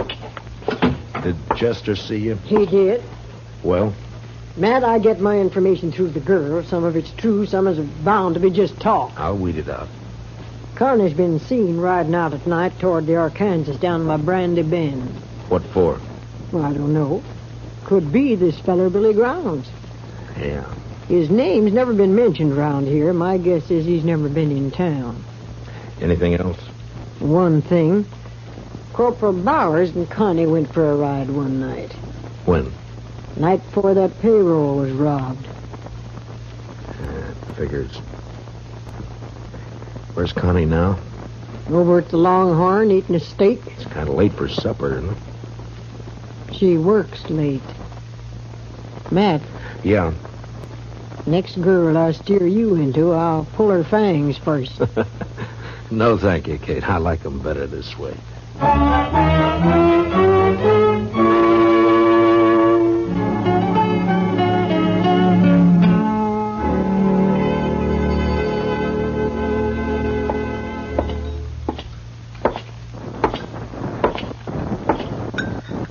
Good evening, Connie. Well, this is a surprise, Marshal. May I sit down? Of course. Thank you. You sure Corporal Bowers won't mind? Don't be silly. Anyway, he's away at the fort. Huh? What time do you leave, Connie? I don't know, about 7, I think. Why? Anyone with him? Yeah, Private Bone. Marshal, you think Bauer shot him, is that it? You know any reason why he would, Connie? They were friends. They worked together in the bookkeeping office. I see. Tell me, Connie, Bowers say much about his job there? Well, what he does and all? No, Marshal, he never talked about it. Handled expenses for supplies and the like? Figured out the payroll? I don't know. Bowers would be in a good spot to know when to expect the payroll money in, wouldn't he? Even when it was kept a secret? You'd have to ask him, Marshal. I don't know anything about the Army. But this isn't why you found me here, is it? Of course not, Connie. I'm sorry. Hey, you look real pretty tonight. Why, thank you, Marshal. You really mean it? Sure. Sure I do. I have to work late tonight, but I can get off tomorrow evening. Marshal, would you go for a ride with me? There'll be a moon. Where would we ride to, Connie? I don't know. Anywhere, maybe along the Arkansas. Oh, I know. Let's ride down toward Brandy Bend. All right, Connie. We ride down to Brandy Bend.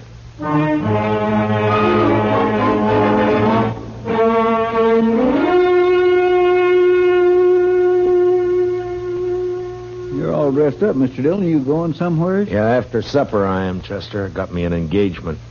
Going riding with Connie Dell in the moonlight along the river. Is she a nice girl, Mr. Dillon? All girls are nice, Chester. Some fall in with bad company, that's all. Yes, sir. Mr. Dillon? Yeah? Who'd this one fall in with? Me? Oh, now, Mr. Dillon, that's not so. Then who'd you think, Chester? Well, come on, tell me. Billy Grounds? You don't give me much credit for romance, Chester. No, sir. Well, don't look so worried about it.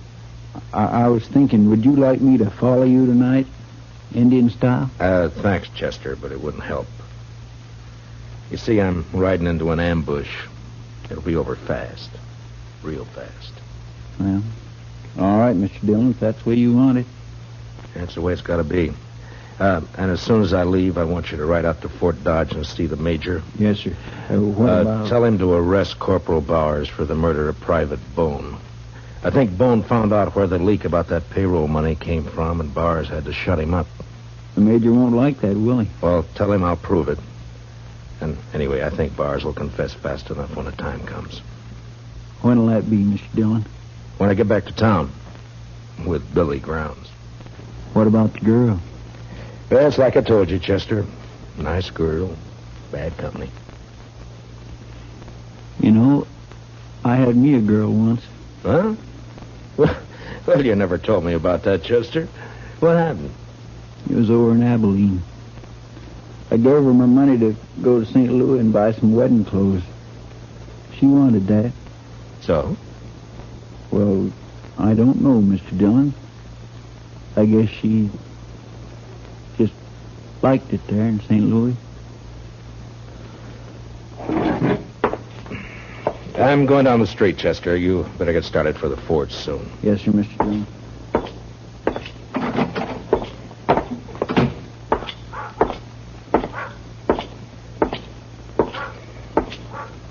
Evening, Marshal. Hello, Shiloh. I feel another drunk coming on, Marshal. Well, then check your guns back there with Chester. What if the army comes tonight? I'll need my gun. And stay sober. But if the army doesn't come, I'll have stayed sober for nothing. Every man's got his problem, Shiloh. But if I see you drunk and wearing your gun, you'll wake up broken-hearted in jail tomorrow. Some night I'm going to get drunk enough to draw on you, Marshal. That so, Shiloh? Then some night you're going to die.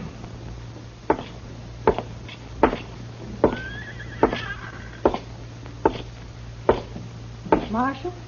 Oh, hello, Connie. I got off a little early. Shall we go now? Anytime. I keep my horse at the National. I'll meet you at the edge of town. Oh? You ashamed to be seen with me? Well, no, Marshal. But, well, you know how people talk. Sure, Connie. I'll wait for you just down the trail.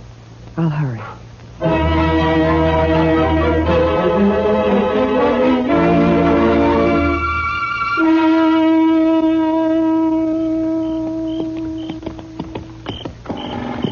We come pretty fast, Connie. You want to get on for a minute? I'm all right.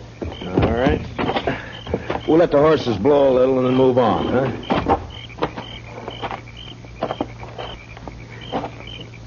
You nervous, Connie? No. Why? Well, then sit down and relax. All right. This better? Yeah. Sure is a nice night. Yeah, it's beautiful. You're not even looking at it, Connie. Is something on your mind? No, of course not. Why should there be? I don't know. You tell me. It's nothing, Marshal, really. Connie, let me ask you something.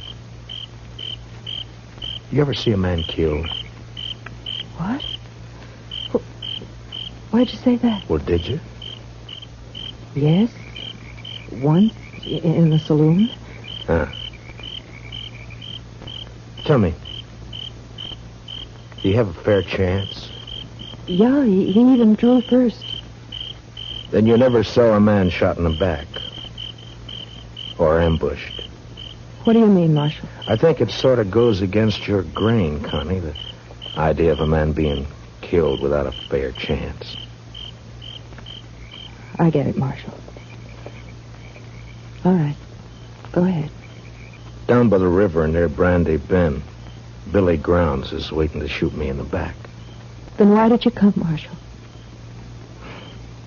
It's my job. I suppose you know about everything. I think so. What are you going to do? Connie, unless I made a mistake about you, I think you're going to let me have a fair chance at him. Somehow. Why should I? What does it mean to me? I don't know, Connie. I don't know. But you think about it. You think about it all the way to Brandy Bend. Now, come on, let's ride.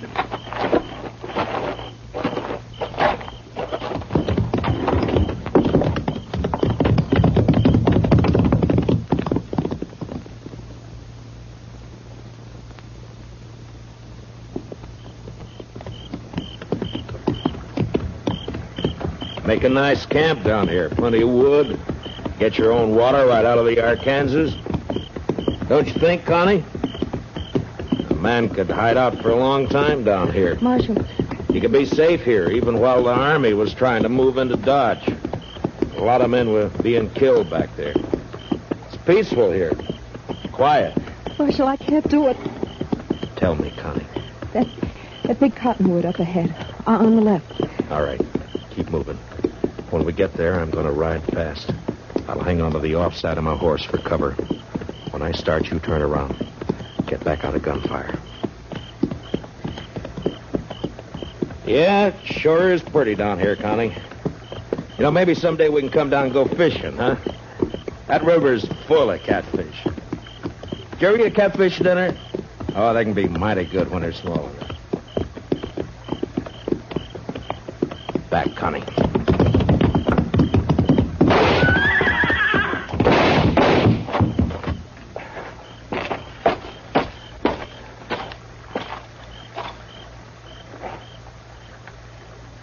Connie?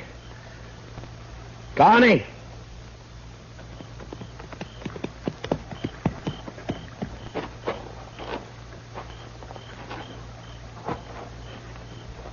Yeah, he's dead, Connie. I'm all right, Marshal. I'm sorry about this, Connie. I'm sorry I had to do it. He killed your horse. I'll show you where his is. And the money.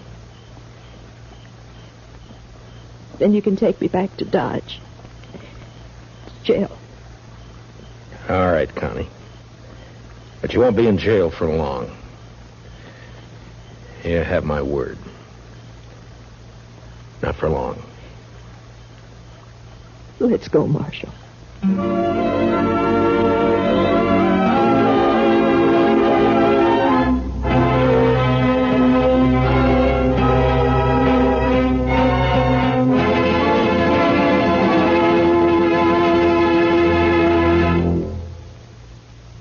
Gunsmoke, under the direction of Norman MacDonald, stars William Conrad as Matt Dillon, U.S. Marshal. Tonight's story was especially written for Gunsmoke by John Meston, with music composed and conducted by Rex Corey. Featured in tonight's cast were Michael Ann Barrett and Jeanette Nolan, with Harry Bartell and Don Diamond. Parley Bear is Chester, and Howard McNear is Doc.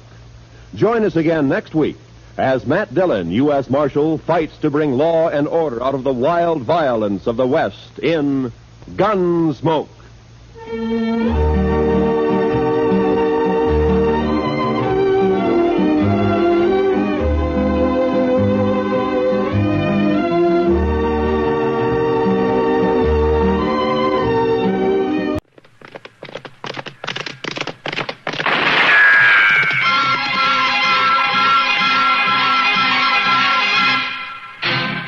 Around Dodge City and in the territory on West, there's just one way to handle the killers and the spoilers, and that's with a U.S. Marshal and the smell of gun smoke.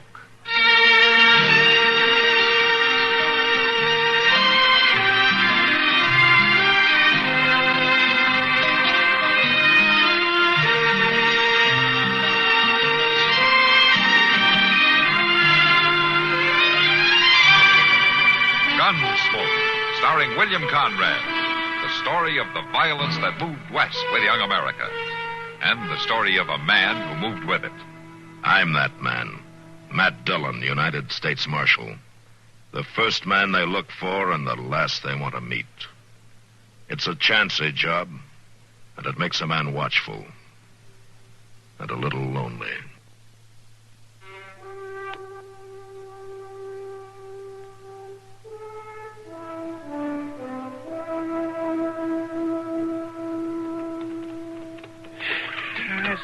Goodness, Mr. Dillon, this trip down from Hayes City seems to get longer every time. Well, it's sure longer when it's hot, Chester. That's just what I was thinking. Hey, Mr. Dillon, Yeah. do you suppose the ground sort of stretches out like when the sun's burning down real strong? That's an interesting idea, Chester, but no, I don't suppose.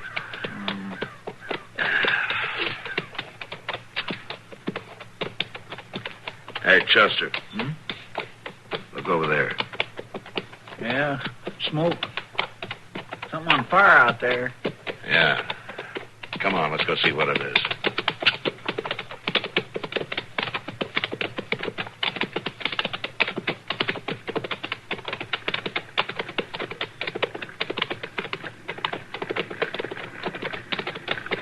The wagon, Mr. Dillon, but there sure ain't much left of it. That's pretty far gone, all right. Get out, Chester.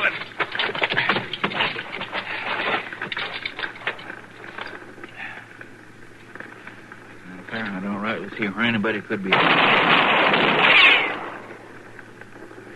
Maybe he's down on the other side of the wagon. You just keep your head low, Chester. Head on, Chester. Just don't seem right. Nobody's shooting at us. Nobody's shooting. Listen there. Those cartridges are gone off by themselves, Chester. What? They're in the wagon. The fire made them explode. Well, I guess maybe that... Guess that could happen, all right. Yeah. It sounds like that was the last one. Yeah, well, I'd just soon be sure, Mr. Dillon. Now, I don't mind being shot at by somebody I can see, but... Come on, Chester. Let's have a look around.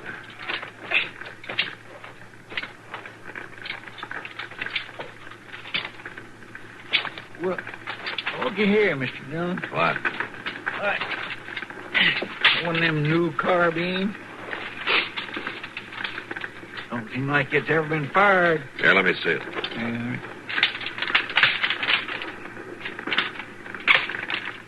Yeah. That's a new Army model, Chester. Don't look like no Army wagon over there, though. No, it doesn't. Now, let's take a closer look.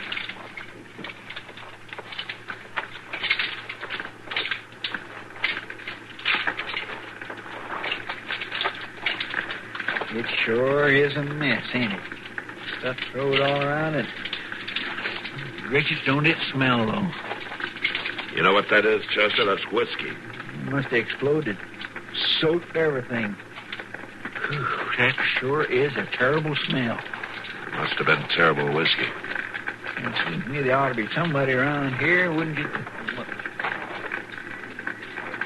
Mr. Dillon? Yeah, I see it. Come on.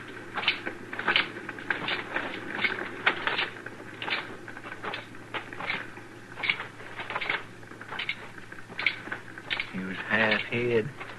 Just his boots sticking out.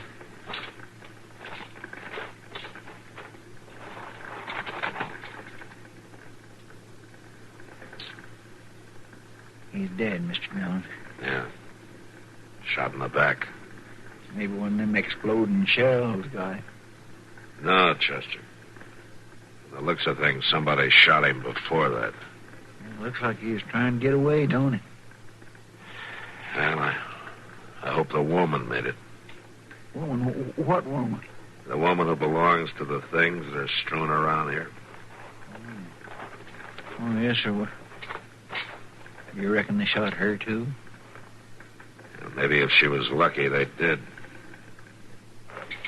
Now, let's get the horses and have a look around.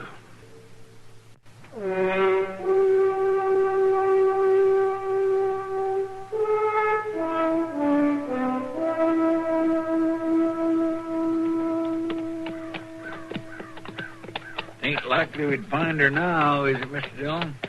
It don't seem to me she could have wandered this far. No, I guess not. But we'll have a look along the creek before we turn back. The ladies I've knowed ain't been much good at walking very far, I'll tell you that. Of course, I ain't knowed them all. Wait a minute. Listen, Chester. What? Be quiet. Yeah. Come on.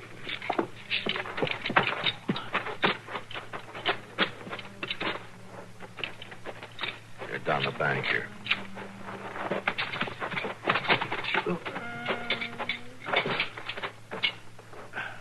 She's there, Mr. Dillon. Yeah. Gun. Fire. My boy. Ma'am? My boy.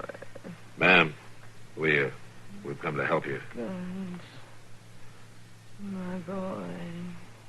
Dead. Yeah. We know that, ma'am. Are you hurt? Running. To die. Die. You're not going to die, ma'am. She sure ain't making no sense. No. Here, help me turn her over, Chester. Take it easy.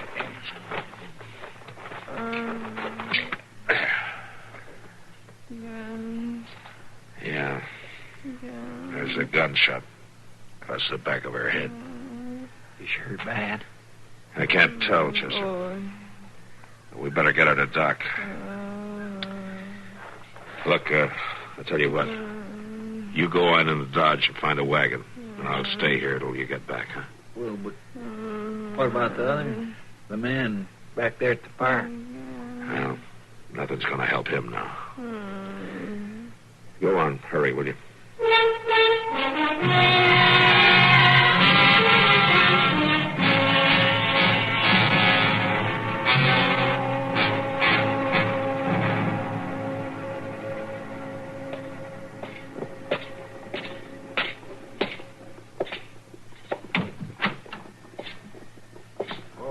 Hello, Matt. Come on in. No, thanks, Doc. Now, how is she? Well, I don't know, Matt. No, what do you mean? I've checked her over, but I'm not sure I can tell you if she'll make it or not. That wound must have been worse than it looked. It's not the wound so much. Well, of course, that's part of it, but it's more her mental state. I can't get to her. I can't even get her name out of her. When do you think she might be able to talk, Doc? I don't know. These things can go either way. She could suddenly snap out of it, or she could suddenly sink deeper. I just don't know. Well, you let me know if there's any change, will you, Doc? Sure I will, Matt. Because without her help, I'm never going to know what happened out there.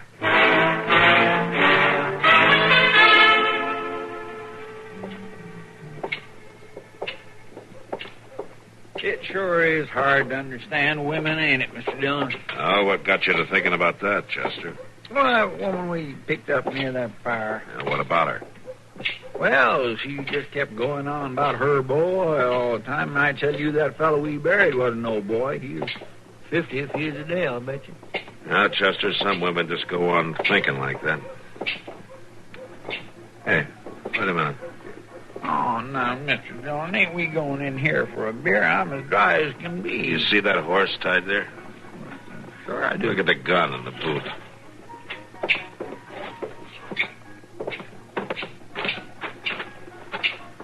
I declare, Mr. Dillon, it's a carbine, a brand new Army carbine, just like the one we found out at that fire. Yeah. You know whose horse it is? No, sir, I sure don't. Looky here, there's some initials carved here in the saddle leather. I.R. or either L.R. No, it's J.R. Oh. J.R. All right, Chester, let's go in.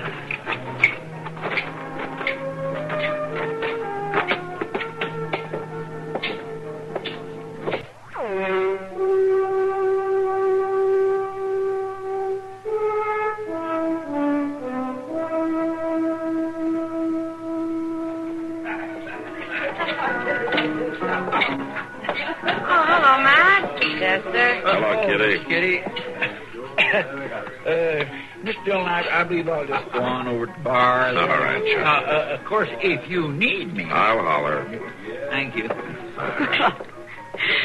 Well, Matt, your trip took a little longer than you planned, didn't it? Yeah, we ran into a little trouble on the prairie a few miles from town. Huh? Bad trouble? It was bad enough. Kitty, anybody around here today with the initials J.R.? J.R.? Yeah. You're not looking for Johnny Ringo, are you? No, I hope not. Now, try again. J.R. Oh, well, sure. Joe Ramsey came in. I don't know what he needed with a saloon. No? What do you mean? He already smelled like the inside of a whiskey barrel. He did. Is he still here? Yeah, way back there. What? Table near the end of the bar. You see? You know which one he is? I can tell. See you later, Kitty. All right.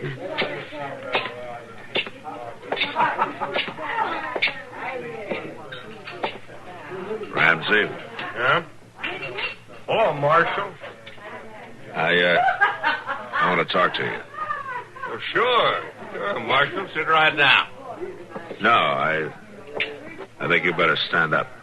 Oh, I see now, Marshal. You got no call to talk rough to me. Come on, stand up.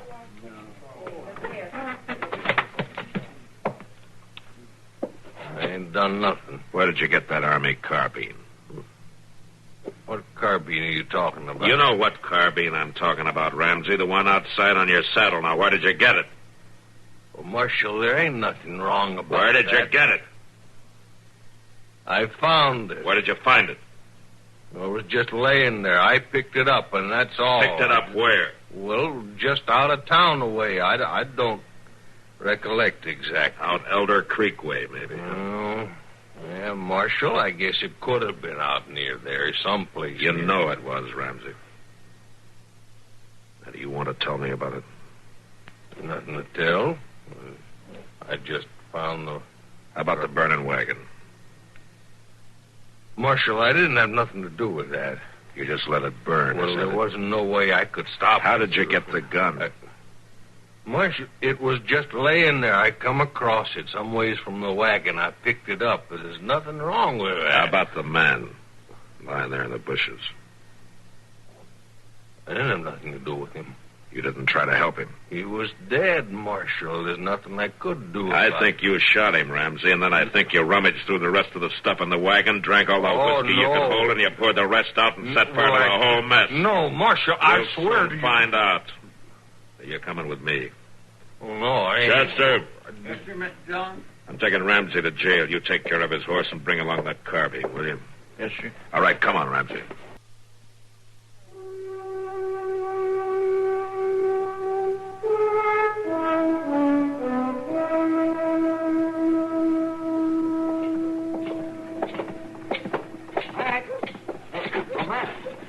Yeah, what is it, Doc? What's she doing here? She came out of it and insisted on seeing you. I'll bring her into the office. I got to lock this man up. Sure. Come along, man. Marshal. I want to talk to the marshal. Why, you just come with us, ma'am. Right in here. You ain't taking me in. Oh, stop, Ramsey. No. Stop or I'll shoot.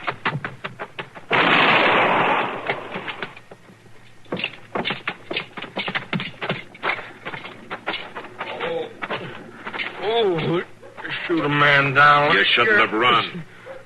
Doc? Yes? Is he hurt bad? No, I don't think so. Oh. You just winged him in the arm. All right, come on, Ramsey. Get up. Doc can take care of you after you're in jail.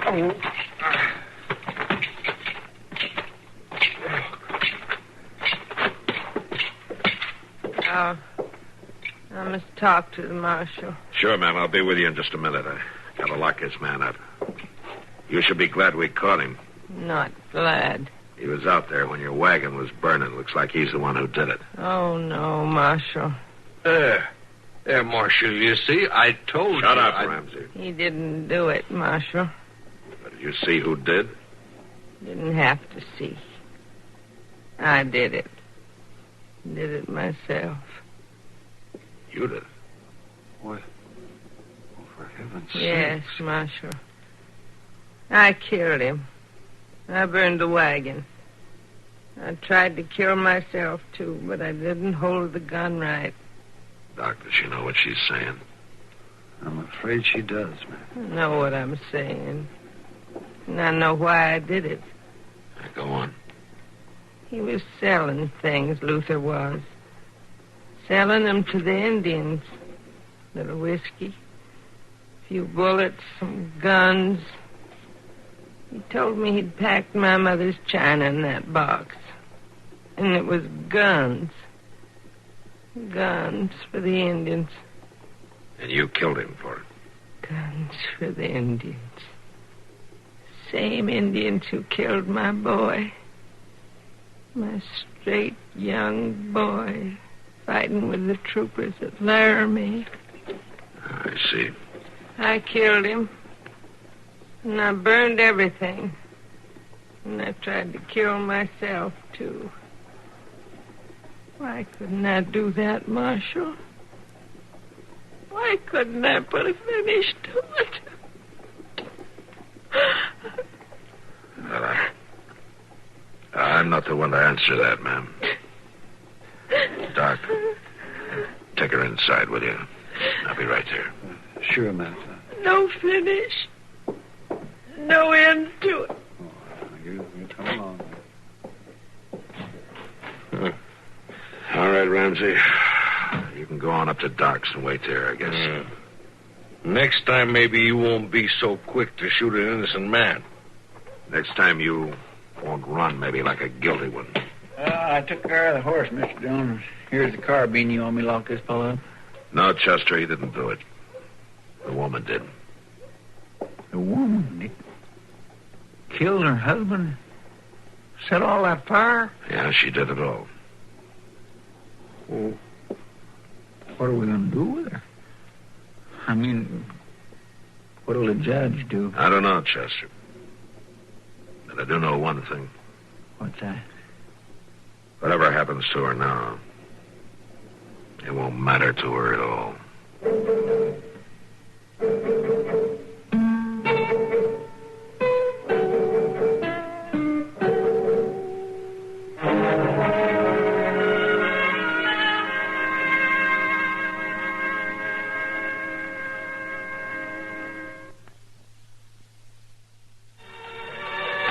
Gunsmoke. Produced and directed by Norman McDonald, stars William Conrad as Matt Dillon, U.S. Marshal. The story was specially written for Gunsmoke by Marion Clark, with editorial supervision by John.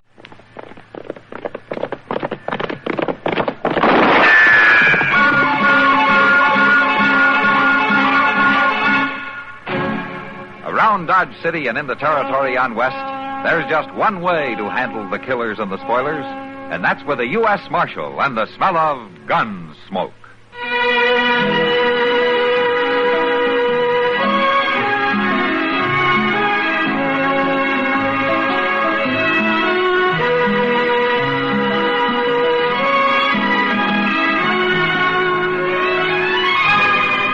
Gunsmoke, starring William Conrad. The story of the violence that moved west with young America. And the story of a man who moved with it. I'm that man. Matt Dillon, United States Marshal. The first man they look for and the last they want to meet. It's a chancy job, and it makes a man watchful. And a little lonely.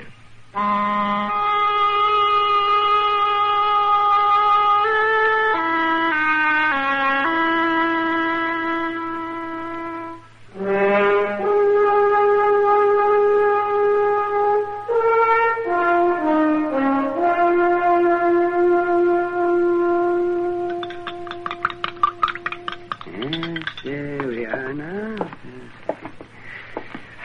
There you go, Job. Drink her down. Yeah, but what's in it? It's just something to taste bad, so you'll remember a doctor's been here. Hey, go ahead, drink it.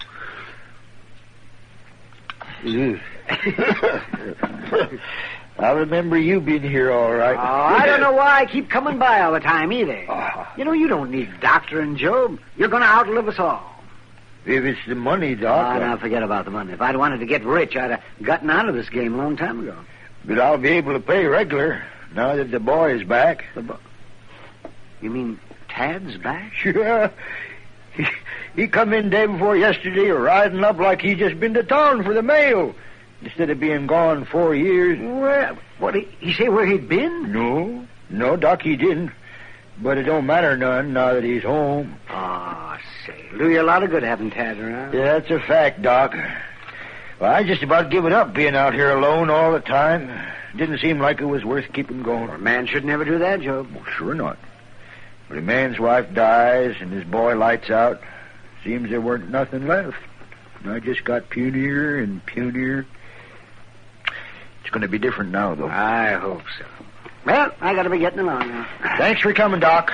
Oh, say, Tad's outside there someplace. Why don't you stop and see him? That boy sure growed up man-sized. Yeah, you bet, Job. I want to see him. Goodbye. Bye.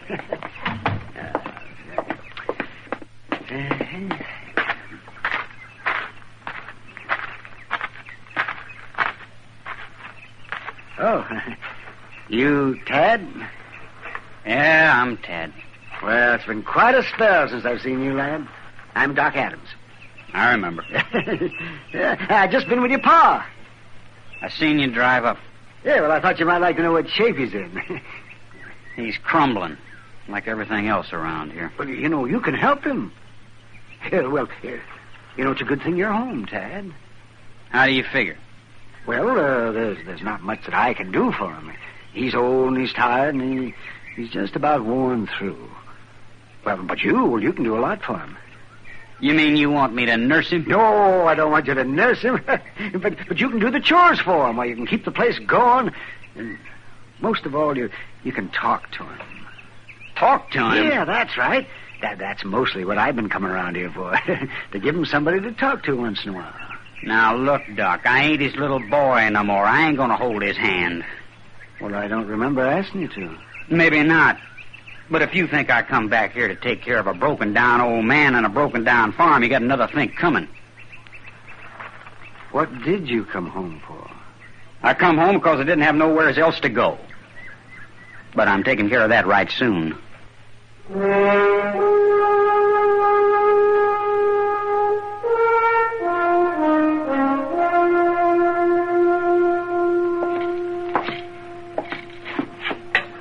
Have some coffee, Doc? Might make you feel better. I don't know. Chester make it? Yeah. That'd make me feel worse. But I guess I'd rather have dyspepsia than the problem Job's got. All right, pour me a little bit. Okay. Job's boy, huh? You know, as I remember him, he wasn't worth much as a kid. But he's grown up the same way. I tell you, Matt, that boy's as worthless as they come. It's too bad his 4 years away didn't do him any good. He's just bigger and meaner, that's all. Hello, Chester. Chester. Well, what's the matter with you two? Doc just had some of your coffee. That always makes a man pretty sober. Oh, now, Mr. Dillon, it ain't that bad. Oh, that was a fresh egg I used in it this time. Matter of fact, it wasn't as bad as usual, Chester. Well, now, Doc, I'm glad. Doc's just been telling me about seeing old Job this morning. Say, don't he have a boy named Tad? That's right. It's about all he has got. Well, it's a shame. Huh? What do you mean? I've been watching him down at the Long Branch this evening. You mean he's there now? He was when I left. And I must say, Mr. Dillon, he don't look to me like he's going to be much comfort to his pa. Is he causing trouble?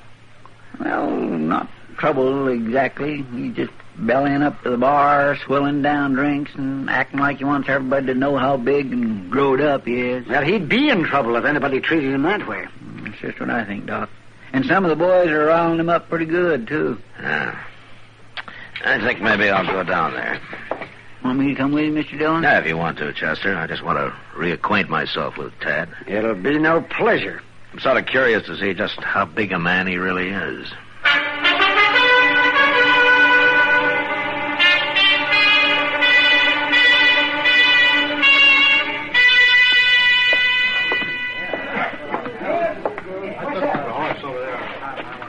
Why don't you move over, mister? All right, boy. There's room for both of us at the bar. Just don't crowd me. Ain't you Job Harley's boy? Yeah. Hear your pa's been feeling poorly lately. Getting any better? I ain't noticed. He's real sick, ain't he? He's done. The place is done. Yeah, hey, good thing you come home. You can look after him a little bit. That any of your business? Just sort of figured. You can keep your figuring to yourself. Every low-living bum in town thinks I come home to nurse the old man. Now, easy, boy. I quit being a boy when I left here, mister. I've been doing man-sized things for 4 years. Why don't you shut up? Shoving me. And straighten yourself up out of my drink. Go on now, get. I'll show you. Oh, I said... Shove me, will you? You're gonna die for that, mister, right now. All right, hold it there. What? Drop the gun. Now, you stand back. I said drop it. Blast you! Pick up the gun, Chester. Yes, sir. Give me that! You stand where you are. All right, Tanner, what happened here? I shoved him, Marshal. Why? Because he's a mean, ornery, no good, and I got tired of listening to him talk, that's all. I got a right to have my gun. Here, now you simmer down. You're Tad Harley, aren't you? How do you know? I've been hearing about you. Listen, Marshal, You got some special trouble with Tanner here? He's been crowding me, just like everybody else in this town. Oh, about what? About the old man. About how I should be looking after him. What's wrong with that? It ain't what I come here to do, that's what's wrong with it. And it ain't nobody's business what I do. Not as long as you mind your own, it isn't. You got no call to tell me what to do, Marshal. I'm not telling you what to do. I'm telling you what not to do. You gonna give me back my gun now? All right, give it to him, Chester. Well, I don't... All right. Someday this town's going to find out about me. Find out good.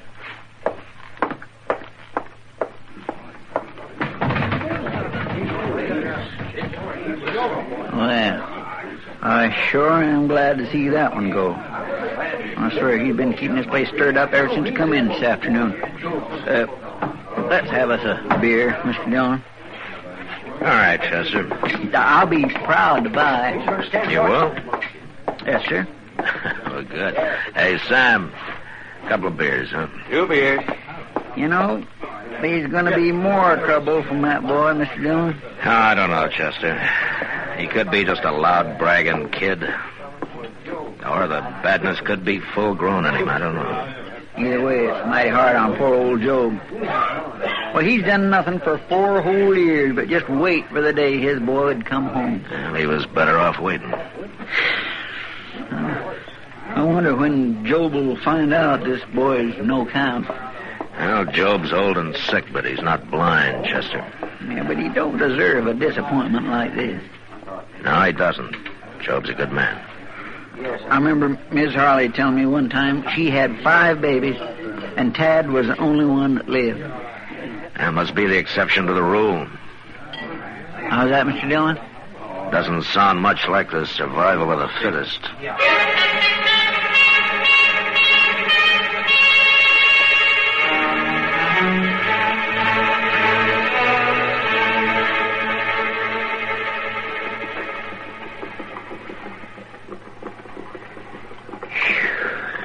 I swear it's so hot. Man works up a sweat just whittling. With the sun burning down like this, Mr. Dillon, makes it hard for a body to remember the cold and shivering misery of the wintertime, don't it? You suffer pretty bad in the winter, don't you, Chester? Well, I guess I don't exactly suffer. But wouldn't you think there'd be some way of taking some of this heat and packing it away so as you could spread it around in the wintertime? You work on that, Chester. We sure don't need it all today. That's a fact. Say, you know, then maybe they could save up some of the cold of the wintertime and use it on days like this. I'm going to spell you a riddle, Chester. Hmm? They already do that. They do? Sure, in our ice house. Sure, in an ice house. Sure enough they do, don't they? Look, ain't that Lynn Baylor riding up there? Yeah. Hello, Marshal. Chester? Hello, Len. Oh, Len. Hey, Marshal, I just come by Job Harley's place. He's awful anxious to see you. Oh, what's the trouble? Well, he didn't tell me, Marshal. He just said to ask you to come out there right away. Oh, my. I hope that boy of his ain't been acting up none. Well, I better go out there and see, I guess. You watch the store, will you, Chester? Yes, sir, I will, Mr. Dillon.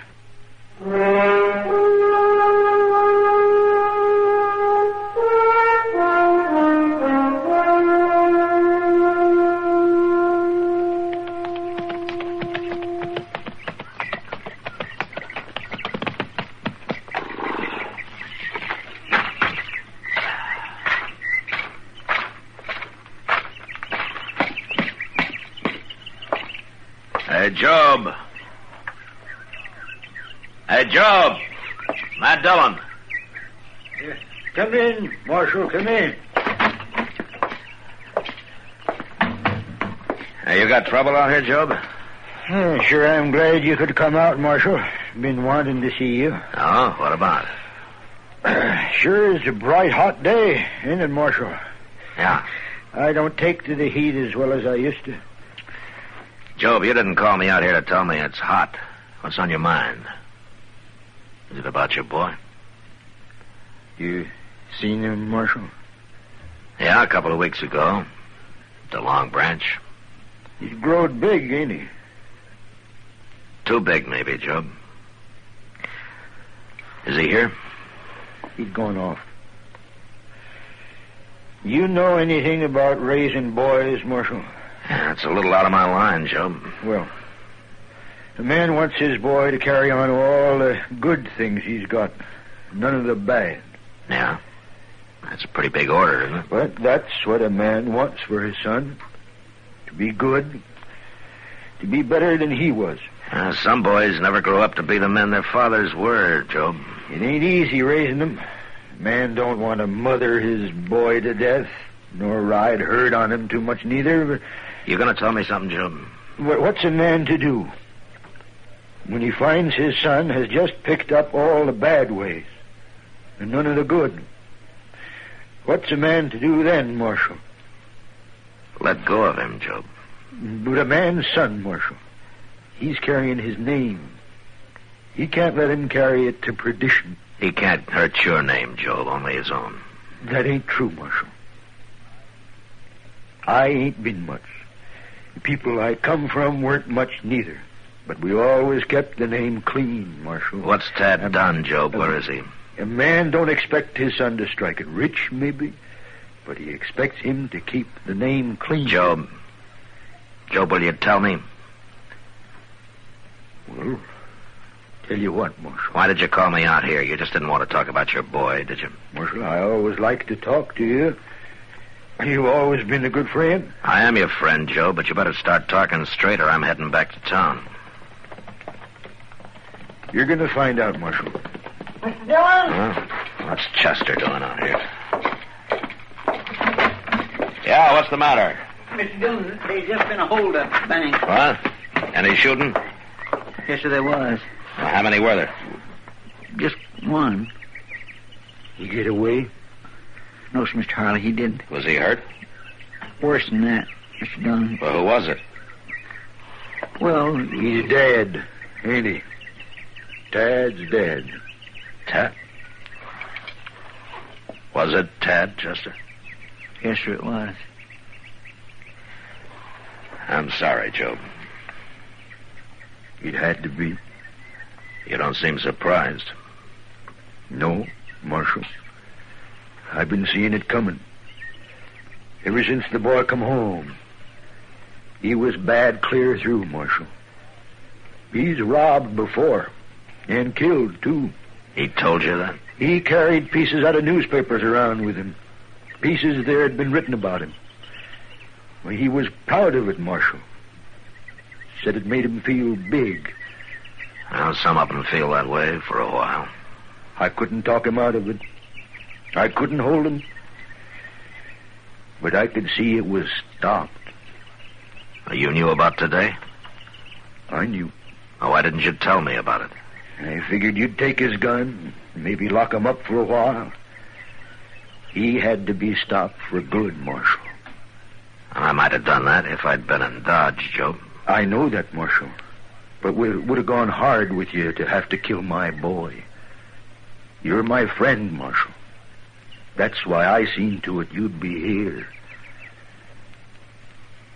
And then I sent word to the bank that Tad was coming.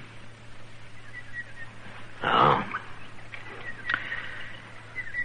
You made a hard choice, Job. Well, it's like I told you, Marshal. Man has to keep his name clean.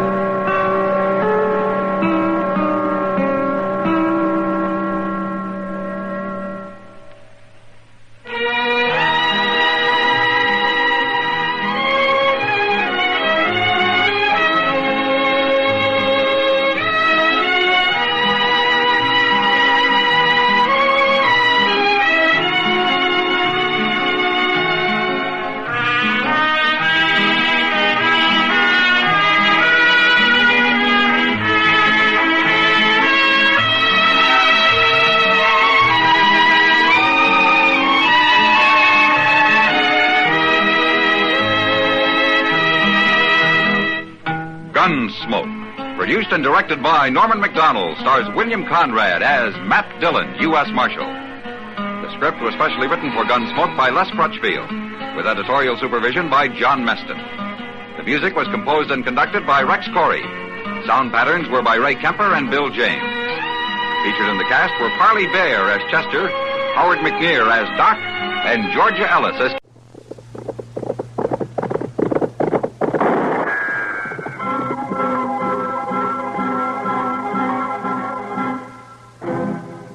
Around Dodge City and in the territory on West, there's just one way to handle the killers and the spoilers, and that's with a U.S. Marshal and the smell of gun smoke.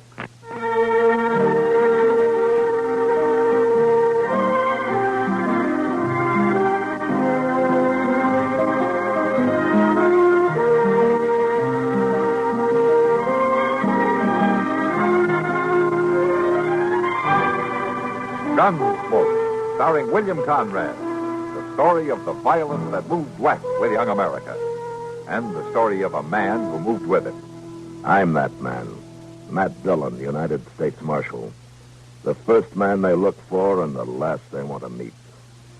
It's a chancy job, and it makes a man watchful. And a little lonely.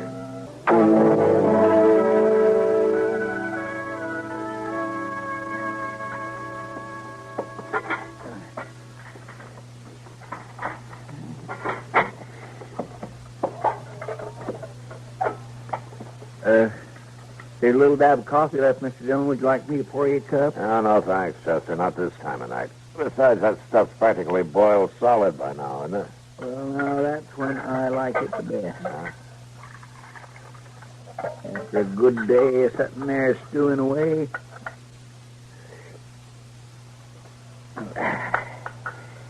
gives a man a lot of vinegar.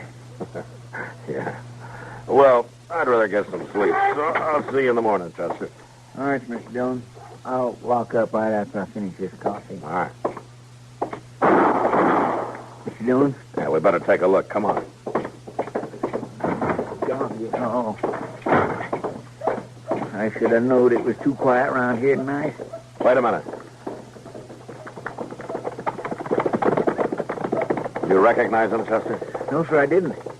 The dark and all, I seen there's two of them, though. Yeah, well, they left one behind. Behind? Down there in the street. My gracious, Mr. Dillon. You think that's what them shots was? We'll know in a minute.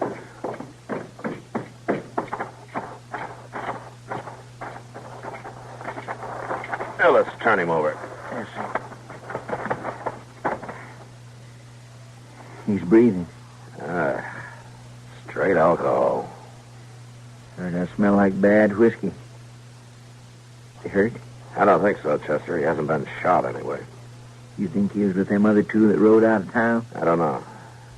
Maybe we better put him away for tonight so we can ask him in the morning. All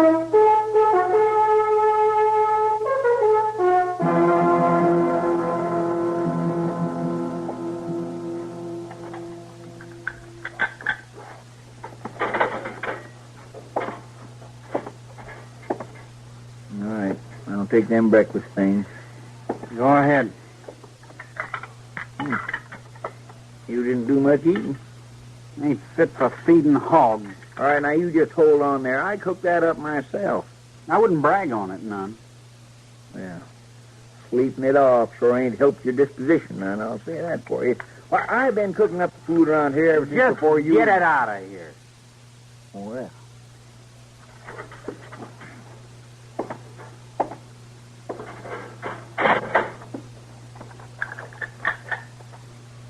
Ain't good enough for anybody. That's what he says. Plenty good enough for anybody. That's what it is. That's the trouble, Chester.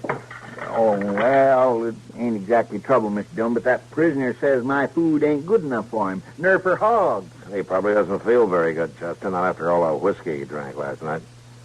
Anyway, you can't suit everybody, especially with that food.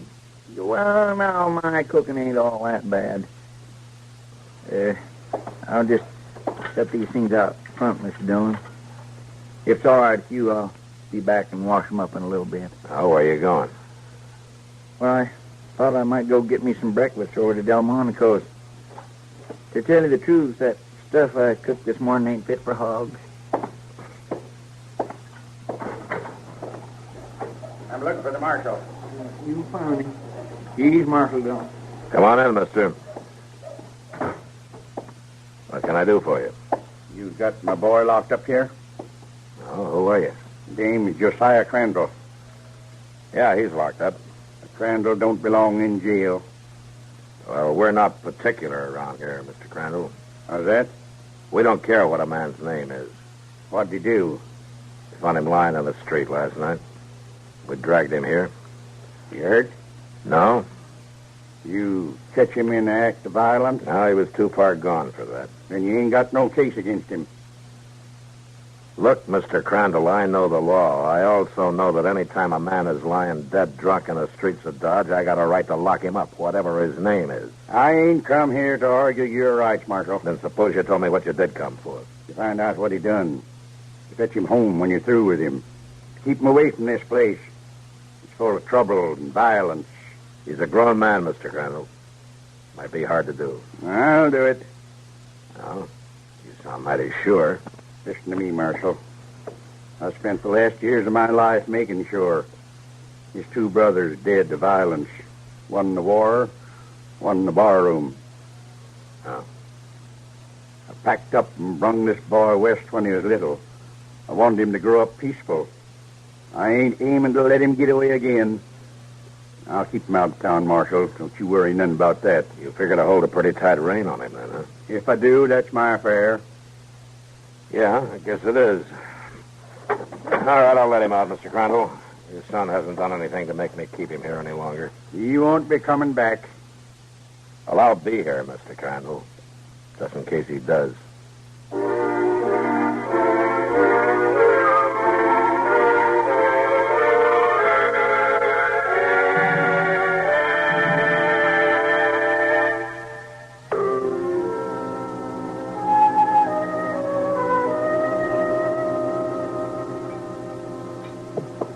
And, Kitty, whatever happened to that funny little whiskey drummer? Let me see now. What was his name? Hank Willett? That's it, yeah. I told him to try and peddle that bad whiskey at the other places in Dodge.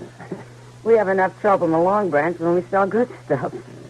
Well, the last decent whiskey I drank was the day Lincoln died. And it sure didn't come from behind that bar. Well, if you hate the Long Branch so much, Doc, I don't see why you spend so much time on it. Kitty, he doesn't mind it a bit. He's just an old ornery grouch, and he's got to complain about something. If it wasn't the whiskey, it'd be the heat. If it wasn't the heat, it'd be flies. Yeah, flies. Well, I tell you one thing for sure about those. There's nothing bigger and meaner than a Kansas blowfly. How about another beer, Doc? Might make you feel better. No. I've had my siesta for the day. I got things to do. I can't sit around all day. You coming, Matt? No, Doc. I think I'll stay here for a little while. Oh, enforcing the law in the Long Branch, no doubt. Yeah, something like that. Some people have work to do for a living. So, I'll see you later, Kitty. Matt? Goodbye, Doc. So long, Doc. You know, it wouldn't hurt him to sit around and waste time for a while. I guess it wouldn't, Kitty. Doc works awful hard. Yeah, gets mighty little for it. Yeah. Well, I guess I'll go over and get that beer. You want one? No, thanks, Matt. I'll be right back, then. Hey, Kitty. Yeah? A young fellow that just come in. Bartender, give me a whiskey. Rob Crandall? Mm-hmm. Does he come in here often? No, he doesn't. It's the first time I've seen him in a couple of weeks. I think I better have a talk with him. Excuse me a minute. Sure.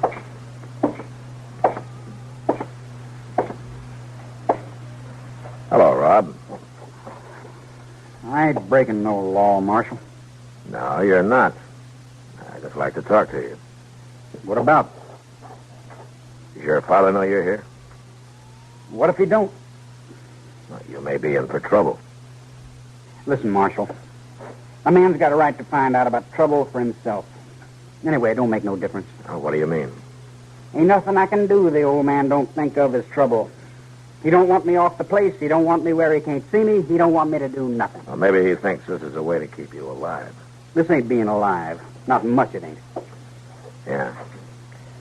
Well, if I were you, You Rob... ain't me, Marshal. And I ain't going to stay here and listen to no lectures. I'm getting out of here. Well, it's your business. It sure don't seem like it.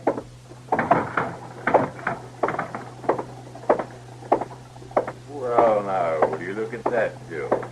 Here he comes, big as life. The boy who wanted to ride with us. Don't look like a night in jail hurt him none. You mind if we walk along with you, kid? You can do what you want. Why, that ain't very friendly and not even giving us the time of day. he ain't got nothing to say. At least he might just tell us about that trouble he got in the other night. Never mind about that. Maybe he's sore late because we rode out on him that way. Yeah, maybe that's it. Well, I tell you, kid, there's times when you just got to get moving. And you wasn't exactly able to move now, was you? I ain't complaining. Well, nice. That's real nice. Just for that, I'm going to give you an invite to another little ruckus we got planned. Yeah, kid. You come along on this when you really feel growed up. I ain't riding with you. What's the matter, boy? You scared of going to jail again? I ain't scared. I just ain't riding, that's all. You can quit following me. Listen here, kid. No, never mind, Joe. You let him go. A papa's boy like him, you can't count on him for nothing. Go on. Get out of here. Sure, kid. We'll get. You change your mind, though. You get tired of listening to Papa. You know where we are. After all, boy, you got to grow up sometime.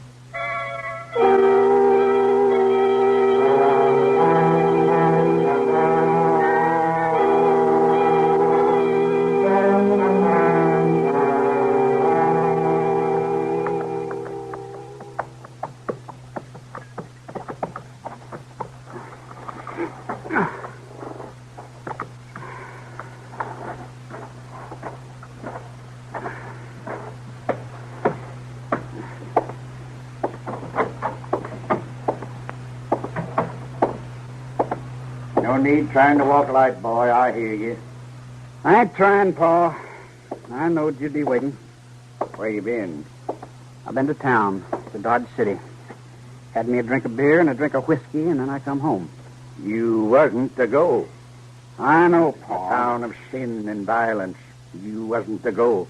Pa, I'm full growed. You're still my son. A man's got to find out things for himself. If I'd have known a little more, I wouldn't have got into jail that last time. I got to learn things. The way your brothers learned. Oh, I know that ain't never stopped rankling you, Pa. What happened to Jess and Ab. But it ain't going to happen to me. It's the gospel that ain't going to happen to you. I ain't going to let it happen. I brung you out here to grow up in peaceful ways. I ain't going to see you start off in the ways of violence. I ain't done nothing wrong, Pa, and I ain't aiming to do nothing wrong. Touch me that But whip. I ain't going to stay hog-tied to this place, neither. Touch me that whip. Now, you listen here, Pa. Fetch me the whip off the wall. I ain't going to fetch it, Pa. No more. All right, then. I'll get it myself. Now, don't you use that, Pa. Some lessons are hard learned. I ain't a little boy no more. Put it down, Pa. You'll stay on the place. Give it to me. Hand me back that whip. I ain't handing it back. As long as you're my son, as long as you live under my roof. Seems like I got a choice, Pa. I can wrestle you for the whip every time I come home, or I can walk out of here. You ain't to leave. I'm leaving. And I ain't coming home to no more whippings. I ain't coming home at all.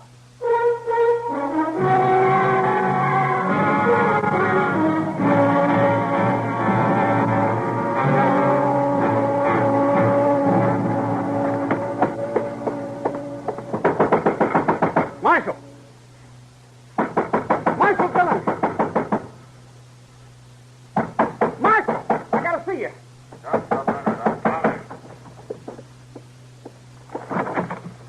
What are you doing here this time of night, Crandall? What's the trouble? I gotta see you. All right, come on inside. Now, what's the matter? I come to tell you something. Oh, you weren't too anxious to talk to me the other day at the Long Branch. I know, Marshal. But I gotta tell you this. All right, then, tell me. It's about the morning stage. There's a gold shipment. Well, what about it? It's going to be held up out at Ryder's Corners. Oh? How do you know about it? I was with them. Lake Burns and Joe York. They was planning it out at their shack. And what were you doing there? I walked out on my old man last week. He whipped me. But I didn't mean to walk into nothing like this. Burns in New York, huh? Why would they take you in on the job? Well, I was supposed to stand lookout. But I didn't bargain for nothing like that. Uh-huh. So you're right in to tell me about it instead, huh? It's the truth. I swear it's the truth. It's kind of hard to believe that they'd let you get away if you knew so much. They're out there with a jug, and they're drinking pretty hard. They ain't going to know I was gone. Rob, you willing to ride out there with me in the morning? Show me the plan. I'm willing, Marshal. All right. Maybe you are telling the truth. But just to be sure that nothing goes wrong, I'm going to keep you here tonight. In jail? Yeah, in jail. Well, that's all right with me, Marshal. Tell me something, Rob. What? What made you change your mind? What made you decide not to look for trouble after all? Oh, I ain't strictly against trouble, Marshal, but I ain't got nothing against those folks on that stage. I ain't for somebody getting hurt. I guess I ain't for violence any more than my old man is. Yeah. All right, Crandall, you remember where the cells are. You stay there until morning. Now start walking.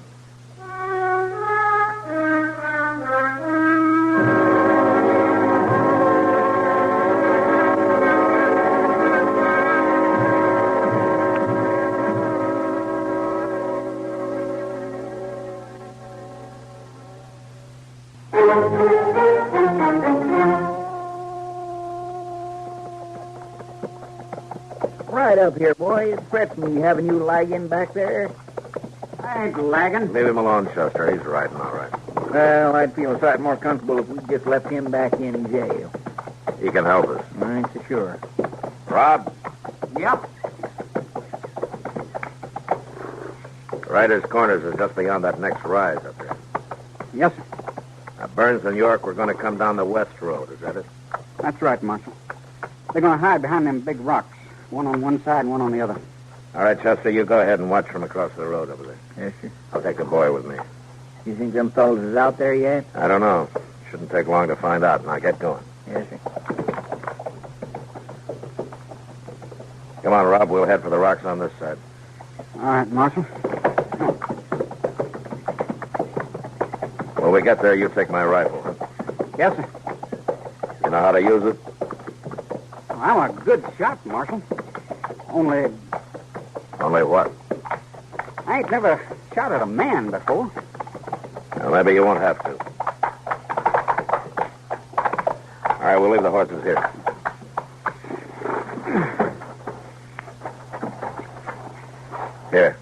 Here's the rifle.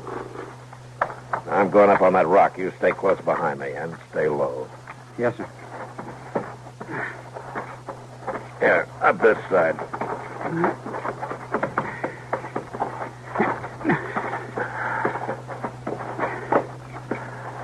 All right, get on.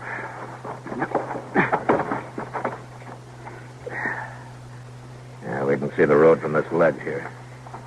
Well, they should be coming down that way. You better hope you're telling the truth, son. I am, Marshal, I swear. We'll see soon enough. Off there. There's horses. Yeah. You watch them till you're sure those are the men. Then I want you to get down and stay down, you understand? I understand. All right. I ain't quite close enough yet. Yeah, Marshal. That's them. That's them. All right. I'm going to climb down to the road, but you stay here. I'll come with you. I said for you to stay here, Rob. Now, don't you give me any trouble. All right, Marshal.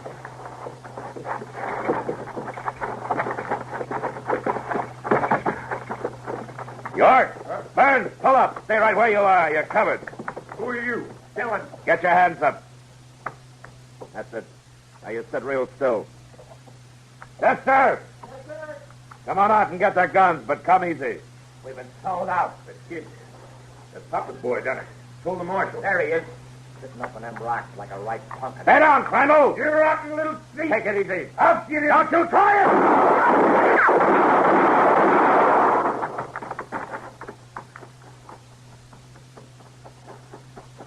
Mr. Dillon? You all right? Yeah, Chester, I'm all right. You got him. Both of them. Come on, Chester, let's see about the boy.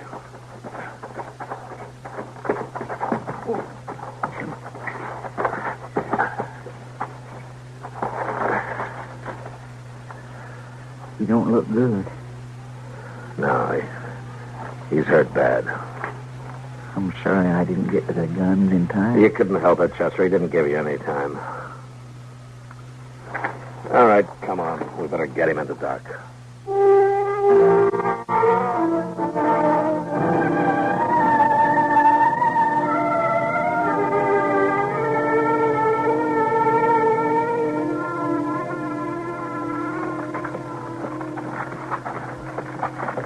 Pull up here, Chester. Yeah,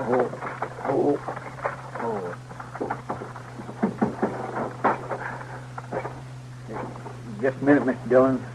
I'll help you. No, never mind, Chester. I'll take him.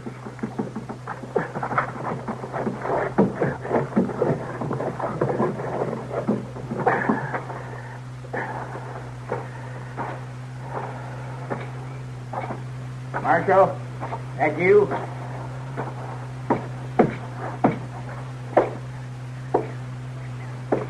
Marshal?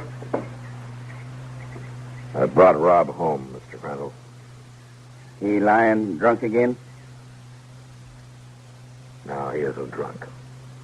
You hurt? Bad hurt? He's dead. Bring him in.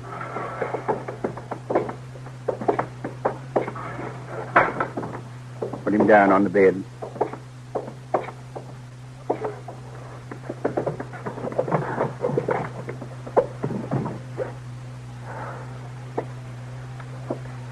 Doc did everything he could.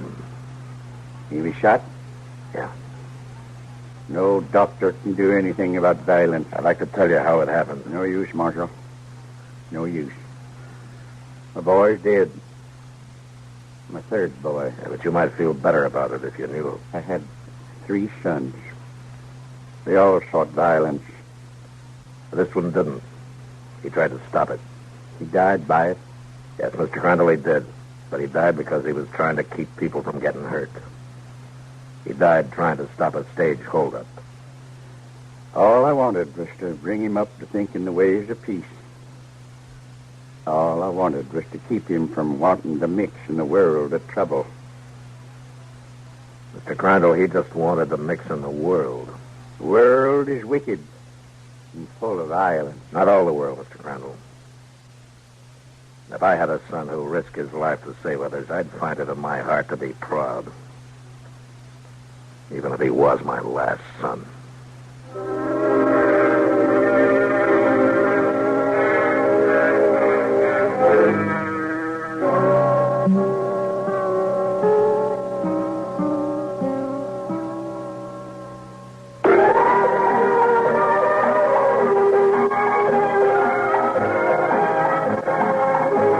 Gunsmoke, produced and directed by Norman MacDonald, stars William Conrad as Matt Dillon, U.S. Marshal.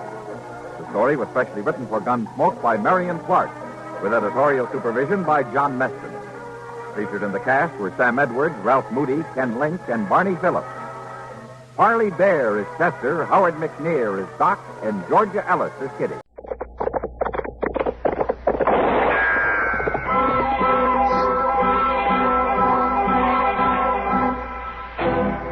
Around Dodge City and in the territory on West, there's just one way to handle the killers and the spoilers, and that's with a U.S. Marshal and the smell of gun smoke.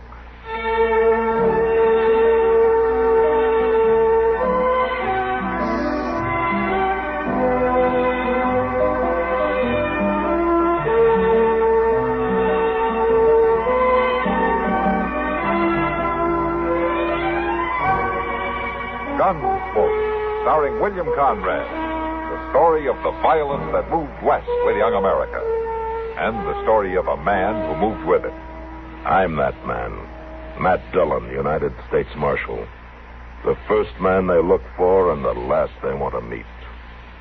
It's a chancy job, and it makes a man watchful and a little lonely.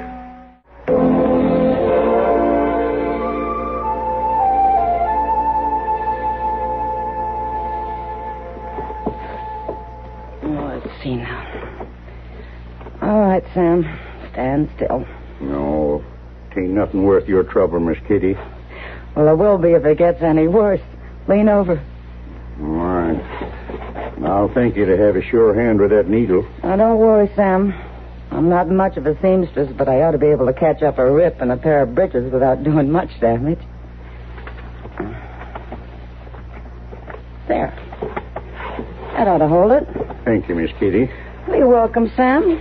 I just hated to see you start the day with a hole in your breeches. With that trail herd doing town, it's going to be hard enough. Yes, ma'am. Well, what in the world's that? Hey, look at him go there. He's heading for them swinging doors. Maybe he can play the drum in there. I gotta hide someplace, Miss Kitty. I ain't hurting nobody. Now, look here, Well, Rabbit. I'll handle this, Sam. All right, you two, settle down. Why, old Ratty Raffy's got a friend. You two go along. He's hiding behind a gal. Play your drum for her, Raffy. I said get along. Big, strong man, aren't you, picking on the likes of Raffy? Now, you get out of here. And don't come back. Well, what do you know about that? It's all right now, Raffy. They've gone. I wasn't doing nothing wrong, Miss Kitty. No, of course you weren't. Come on over and sit down, huh? You know, it's a drum, Miss Kitty. They give me misery on account of the drum. Yeah, I know, Raffy. Ain't nothing wrong about wearing the drum? No, of course there isn't. He give it to me, that captain, for Antietam. He told me to wear it proud. I always done that, Miss Kitty. I know you have, Raffy. I don't hardly play the drum calls no more. Don't see much need. Well, no. With the war over and all. But I always wear it. Like the captain said, I wear it proud. And folks give me misery. Well, I got no right to do it. You can always come in here when they do, Raffy. You don't have to be afraid. You're a true good lady, Miss Kitty. Oh, I don't know about that. Yes, ma'am, you are. You're a true good lady. Raffy, are you hungry? Well, I ain't weak with it, Miss Kitty, but it's a fact I ain't ate yet. Well, we'd better fix that. Well, I ain't taking no more handouts. But if you're hungry, Raffy... I can work, Miss Kitty, if folks would just let me.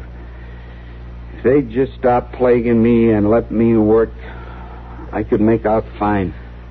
All right, then, Raffy. Sam? Yes, Miss Kitty? Come here a minute, will you? Sure thing. Take Raffy out to the woodshed, will you, Sam?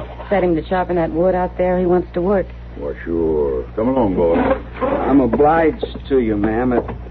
Oh, Miss Kitty? What is it, Raffy?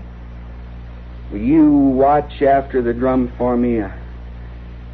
I wouldn't want nothing to happen to it after the captain trusted it to me like he did. Sure, Raffy, sure.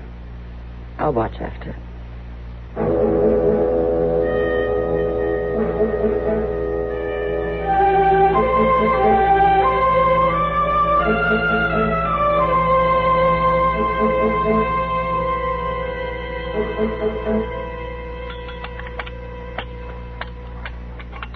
No, it was enough to break your heart. As soon as he chopped the wood, he came back in, and I gave him his money, and he hung that drum around his neck again and left. Poor boy. Yeah. You want some more gravy, Kitty? No, thanks, man. Doc? No, not for me. It's better with this food not to cover it up while you're eating it. You know where Raffy went, Kitty? No, I don't. He just appears now and again, and he's always in trouble. Somebody's always plaguing him, as he says. No, it's a shame. What's the answer to it, Doc? What makes Raffy... Well, what makes him the way he is? That's hard to say, Kitty. Maybe it's just too much war. He must have been very young during the fighting. His mind hasn't grown any older. Why would he hang on to the drum, then, Doc, if it reminds him of a bad time? You can't tell about these things for sure, Matt. Maybe because the drum was the last thing he was ever proud of. Oh, Miss Kitty? Marshal. Hello, Dobie. Hello, Dobie. I couldn't help overhearing your conversation. I was sitting right over there. You got good ears. Hey, I think it's important to know what this fellow Raffy might do. The town has a right to know. Well, they can't tell for sure. He might go along just as he is for the rest of his life, wearing that drum around his neck and being crucified for it. And then again, he might decide to turn on somebody someday. Well, you couldn't blame him. Well, then, Marshal, I say you ought to take steps. How do you figure that, Dobie? Well, either way, he isn't doing the town any good. He might turn mean and cause trouble. Even if he doesn't, he gets in the way of the town's normal citizens wandering around that way wearing that drum night and day. Oh, come on now, Dobie. I can't arrest the boy for that. Well, Doc just said he might cause trouble. It'd be better to act now than... You listen to me, Dobie. If he causes trouble, it'll be because he's been driven to it by normal citizens. You might spend some time talking to him about it. Dillon? Right here, Chester. Like somebody's been after Chester. What's the trouble? Mr. Dillon, you better come right away. It's that Raffy Blight. I told you, Marshal. What's he done, Chester? He ain't done nothing. But some of the boys has got him treed down there at the liver stable. You better come with us, Doc.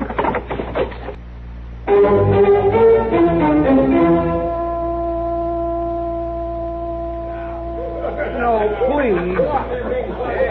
Go ahead, Sloat. Give the rope another little pull. Swing the drum out there. No. Sure, Bull. If you want it, Raffy, you'll have to crawl out on that branch. My drum. You give me my drum. Crawl on out there. But it's too far. Oh, you can do it, sure. Hey, he looks just like a monkey up there, don't he? You don't even have to be up no tree to look like a monkey. Swing the drum out more, Sloat. Down the end of that limb there. Well, it's getting kind of thin down there, Bull. I said swing that drum. All right, Bull, all right. Go ahead, kid. Let's see you get your full drum. Crawl out there. No. Go ahead, crawl. Please, mister. Oh, come on now. If you want it, go get it. It's too far. If you don't crawl out and get it, Raffy, I'm going to shoot it full of holes like this. Please don't shoot it. I'll get it. Go on, then. That's right.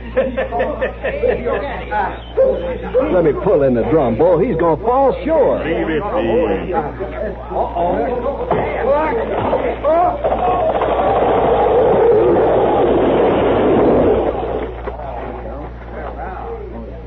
Bull, he's hurt himself.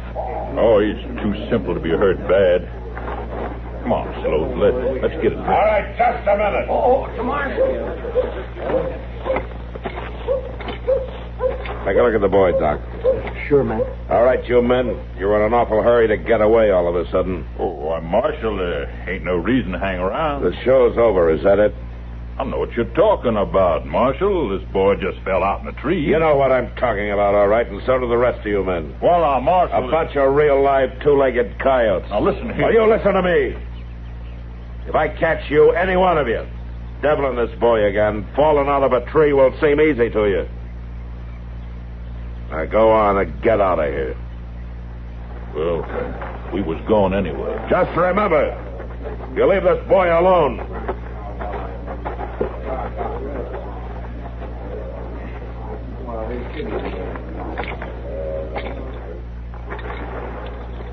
How is he, Doc? Well, can't tell yet, man. He's unconscious. I'll have to get him to the office. All right. A couple of you men give us a hand here to get him to Doc's.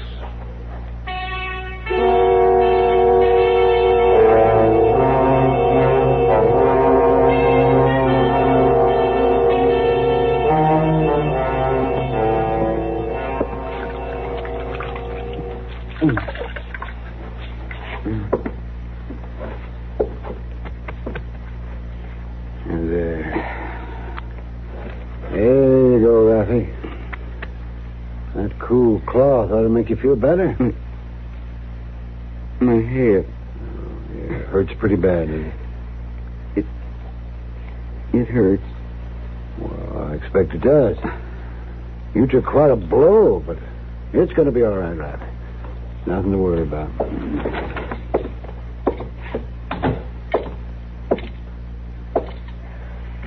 he come to, Doc? Yes, Matt. He's conscious. You gonna be all right? I think so, Matt. Yeah, there's no signs of a fracture or concussion. No, that's good.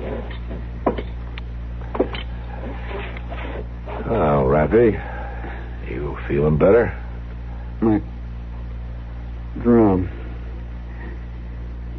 You got my drum? Yeah, I got it. It's down in my office. Well, nothing happened to it. No, I think it's safe enough. That's good.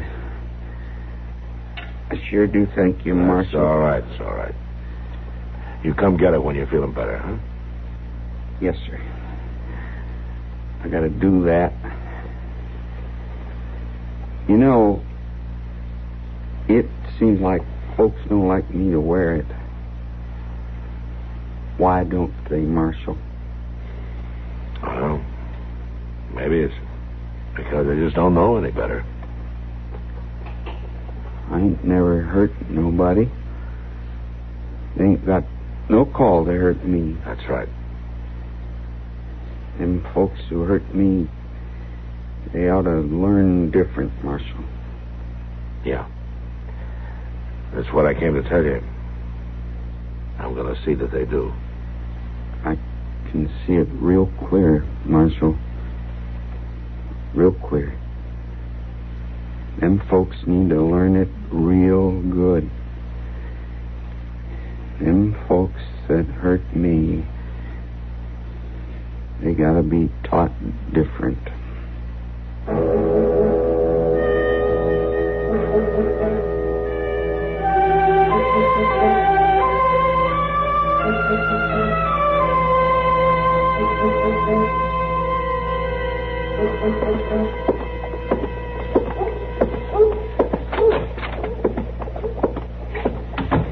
Here's mail, Mr. Dillon.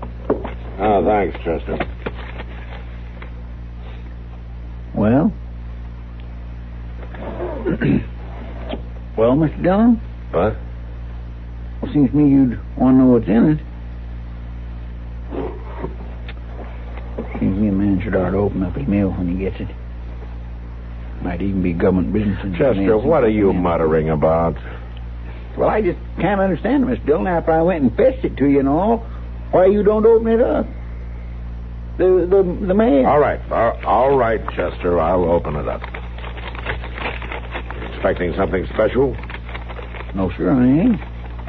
Tell you the truth, I could see there wasn't nothing there worth bothering about. You put on a pretty good show of bothering. Well, it just seems to me that a man should ought to open up his mail, whether it's worth anything or not. Oh, you wouldn't listen, Marshal. You were too bullheaded and stubborn to listen. What's on your mind, Dobie? I told you last week right there in the restaurant. I told you ought to do something about it. Oh, come on, Dobie. What are you sputtering about? That boy, that Raffy Blight. I told you he'd cause trouble. Well, what's happened? It's worse than I even expected. And you could have prevented it. Dobie, quit babbling and tell me what's happened. He's killed him. Who's been killed? Bull Ramsey's been killed. And Raffy did it. They found a drumstick by the body. And now we got a lynching on our hands. Where are they? They're taking him to hang him. And it should never happen. Dobie, where are they? They're taking him out west of town. All right, come on, Chester. Bring the rifles.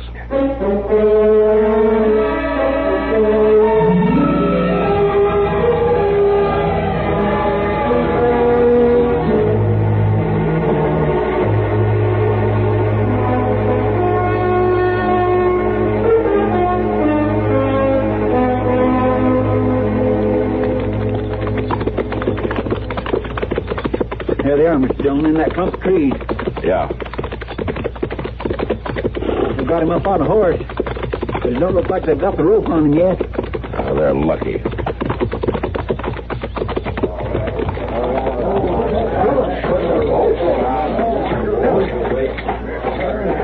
All right, let him go. We was just trying to help the law, Marshal. I'll take care of the law. I said let him go. Sure, you can have him if you want to waste jail space on a murderer. I gotta have a lot more than your say-so on that, Sloat. Why, it's plain as plain. Everybody knows he had it in for Bull. Never mind, Sloat. If he needs to be tried, he'll be tried by a judge, not by you. And that drumstick... I said never mind. Chester. Yes, sir. Untie Raffy's hands and take that gag out of his mouth. Yes, sir. Then lead his horse over here. That's my horse he's on, Marshal. You ain't gonna take it. He's riding it back to town, Sloat, and I wouldn't argue about it if I were you.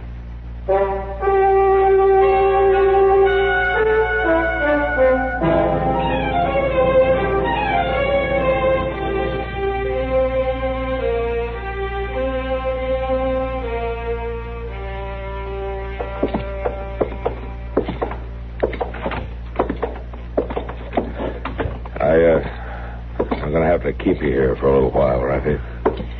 It's all right, Marshal. You ain't one to plague me. No. No, nobody will plague you here. Now, you can go on in. Thank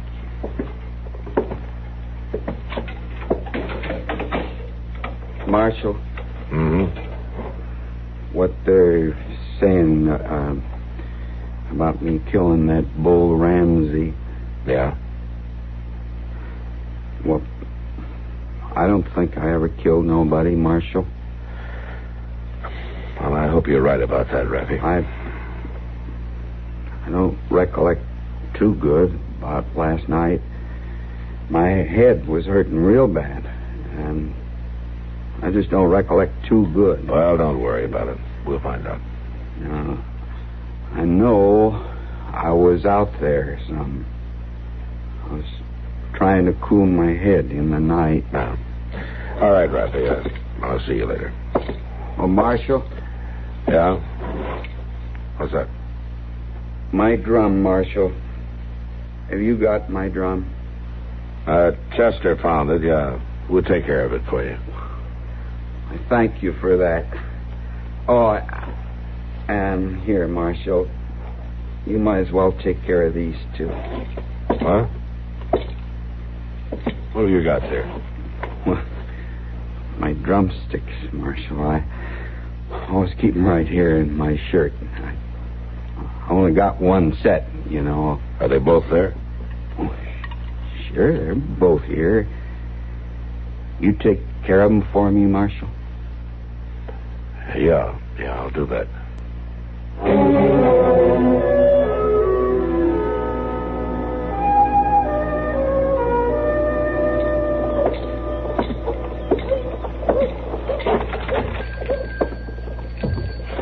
There you are, Mr. Curtin. Here's your change. And here's your parcel. I'll be right with you, Marshal. No hurry. Thank you, Mr. Jonas. I should have that new bolt calico any day now. Oh, that's fine. I'll stop in again soon. Goodbye, Mr. Jonas. Goodbye, Miss Curtin. Now then, Marshal, something I can do for you? I sure hope so. Tell me, Jonas, do you sell drums here? Well, I had a couple a few years ago. But ain't stocked them recent, Marshal. Tell you the truth, I don't get much call for drums in Dodge City. I suppose not. I guess you don't get a call for drumsticks either, huh? Well, now, that beats all. Now, what do you mean? You'd think we was getting ready for a parade or something. How's that? You're the second feller in 2 days come in here to ask him after drumsticks. Oh? Well, who was the other one? Well, I don't rightly know his name, Marshal. Big, thin fella. Used to steam around town with Bull Ramsey. Yeah. But you didn't have any drumsticks, is that right? Oh, I found a pair, Marshal. But I didn't really need it. Oh, what do you mean? Well, this fella only wanted one. I made him buy the two, though. Now, what in tarnation would a fella want with just one drumstick, Marshal? I'll see you later, Jonas.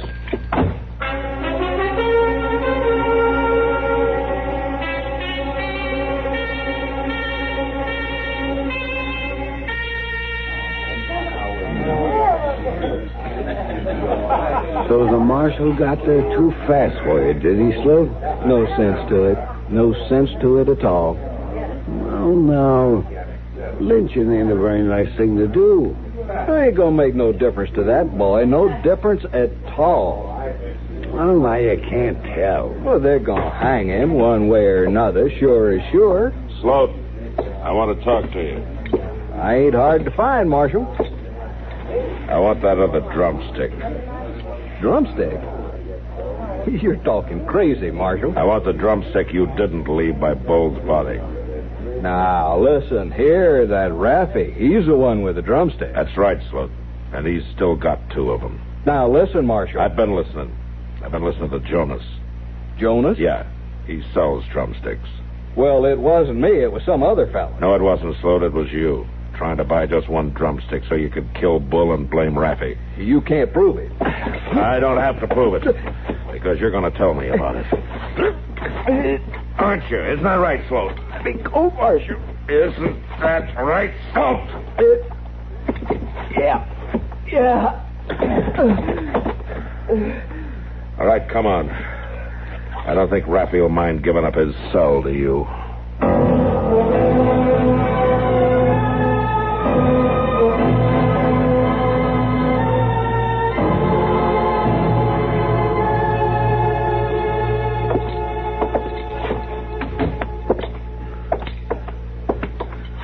All right, Raffy. Here's your drum. Thank you kindly, Marshal. I sure am proud to be wearing it again. Yeah. Well, things ought to be better for you around here now. I don't think folks are going to bother you anymore. I'm right glad to hear that. I'm pretty sure we can fix you up with some odd jobs. Jonas and Dobie already got some chores you can do. Thank you, Marshal, but I think it's time for me to be moving on. Well, I can't say I blame you after the way they treated you in Dodge. But things will be better now. Maybe they will, Marshal. But it's time I moved on anyway. I don't know why. Well, I don't know why either, Marshal. But I don't rightly belong nowhere. I keep looking for a place. I ain't never found it yet. I just gotta keep moving on. Well, that's up to you. Funny, ain't it, Marshal, for a drummer boy like me to be always out of step? There are a lot of folks more out of step than you are, Raffy. I see them all the time.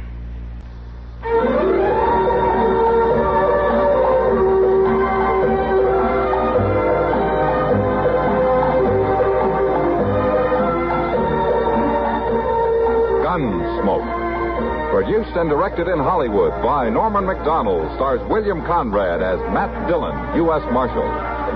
The story was specially written for Gunsmoke by Marion Clark, with editorial supervision by John Meston. Harley Bear is Chester, Howard McNear is Doc, and Georgia Ellis is Kitty.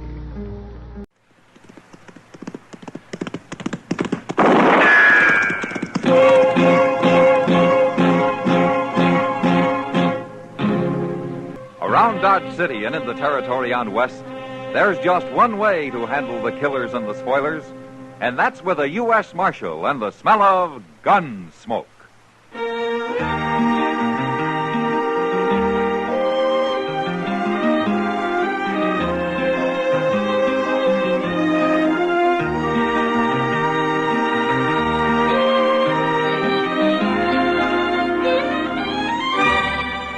Gunsmoke, starring William Conrad.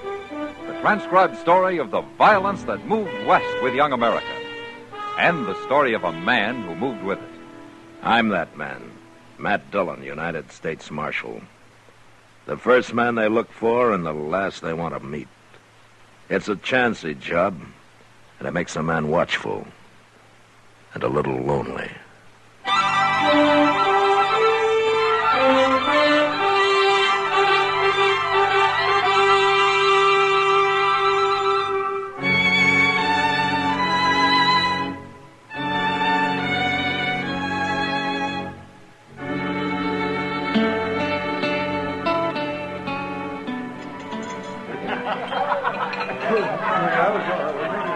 Matt? Yeah, what, Kitty? Come over to that table in the back. I want you to meet Ida Stewart. All right. Ida's only been working here about a week. Isn't that Gil Barden sitting with her? Yeah, Oh, hello, Miss Kitty. Marshal Dillon. Hello, Gil. Ida, I brought the marshal over so she could meet him. How do you do, Marshal? Pleasure, Ida. Gil's been telling me a lot about you. He's quite an admirer of yours. Well, it's good to know I got some friends. You always did right by me, Marshal. You never caused anybody any trouble, Gil. And I don't aim to. Well, if you'll excuse us now, I promised I'd try to bring Gil a little luck at Faro. See you again, Marshal. Sure, Ida. Come on, Ida. And you'd better bring me luck, too. She sure has a way with kids. Kids? What? Gil's 20, Kitty. To me, that's a kid. Well, I've known kids who were men at 16. Oh, sure. But there aren't many of them. Yeah, maybe it's good to take your time growing up, huh? Oh, maybe. As long as you don't take forever. Like Henry Gant over there. He must be 40, and all he's ever learned to be is a loudmouth bully. I don't call him grown up. Well, I don't care much for Gant myself, Kitty. Look at him right now, Matt. He's trying to horn in on Gil and Ida. Yeah. That Gant's mean. It's going to be trouble, Matt.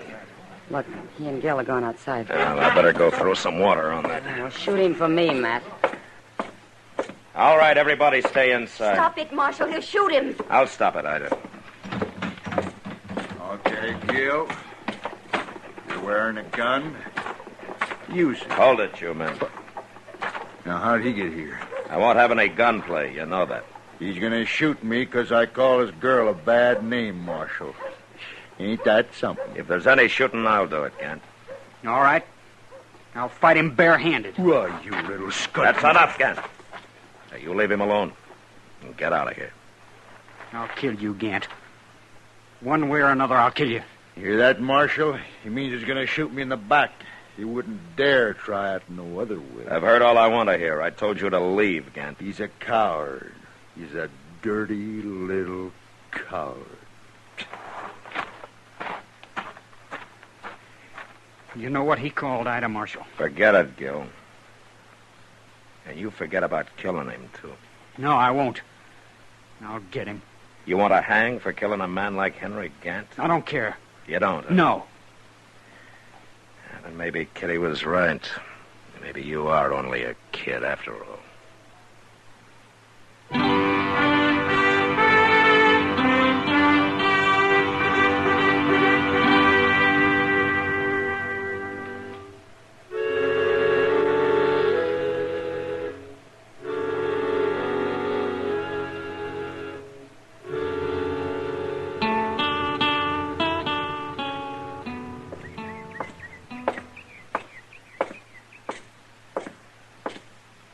Morning, Doc. Eh? Oh, well. Good morning, Matt. Good morning. You've been sleeping in that chair all night? Oh, I wasn't asleep. Oh? Well, your eyes were closed. You ever hear of a man doing a little thinking? What were you thinking about, Doc? Oh, about sitting out here in the morning sun, settling my breakfast and breathing fresh air, wishing good for my friends and evil for my enemies. That's pretty stout thinking, Doc. Well, I was doing fine till you came along and spoiled it. Now I might as well go up to my office and back to the sordid trade I'm in. Now, what's his hurry? Who is it? Gil Varden. Maybe he's being chased by Indians. Yeah, he sure acts like it. Or maybe he's just exercising his horse. I'll stick with the Indian theory. Yeah, oh, my. When I was a young man, I used to ride like that. Oh, I was fearless as an eagle. No wonder the women loved me. You know, you better get up to your office, Doc. You don't handle this fresh air too well. Oh, you think I'm lying? I know. You never heard about the time the preacher's daughter and I were about to elope, huh? You didn't hear that, did you? I helped carry you home the night you invented that story, Doc. Mr. Dillon! Mr. Dillon! Seems like everybody's in a hurry this morning. Henry Gant's been killed, Mr. Dillon. What? A cowboy found him half a mile north of town. He was shot in the back. Gant was shot in the back. Yes, sir, shot in the back. Must have happened last night sometime. Well, we won't have much trouble catching his killer. He just rode by here. All right, let's go, Chester. By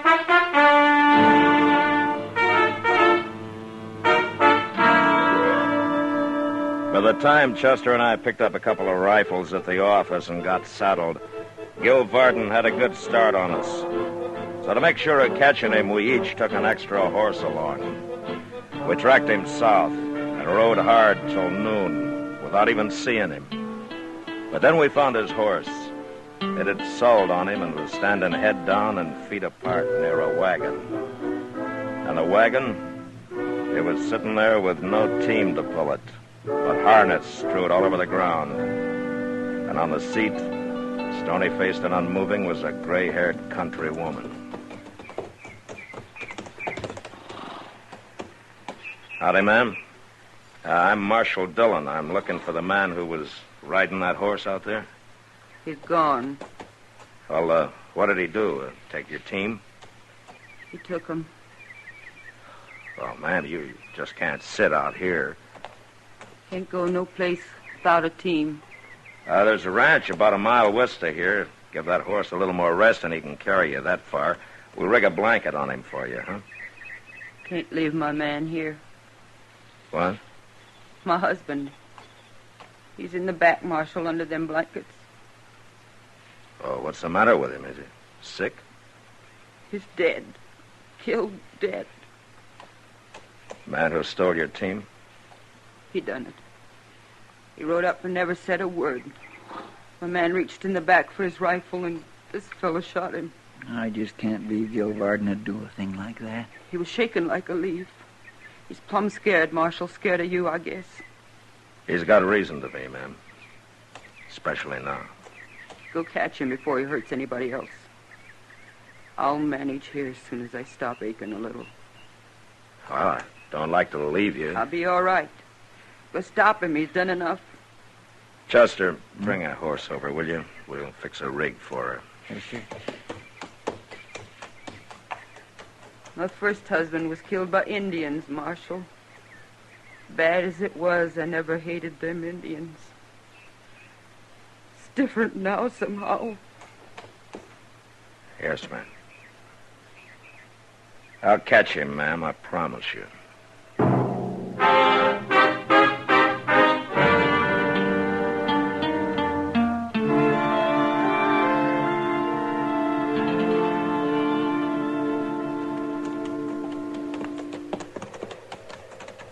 I sure do feel sorry for that poor lady, Mr. Dillon. Well, I guess Gil figures he can't hang but once, Chester. What got into him? He's the last man in the world I'd expect to run wild killing people. Like she said, he's scared. Blind, crazy scared. No telling what he'll do next. My. Hey, look. There's a couple of buffalo out there. Yeah, I've been watching them, but they aren't buffalo. No? They're horses. Yeah, you're right. One of them just put his head up. Say, it must be that team. They're big enough. Yeah. I don't see Gil. No. Say, maybe he's laying out in the grass there waiting for us. Yeah, maybe. There's something on the ground there. Looks like a man. It is a man, and he's lying face up. He must have got throwed and knocked out, huh? I've won that team. Gil's a better rider than that. Well, something's happened to him. That isn't Gil, Chester.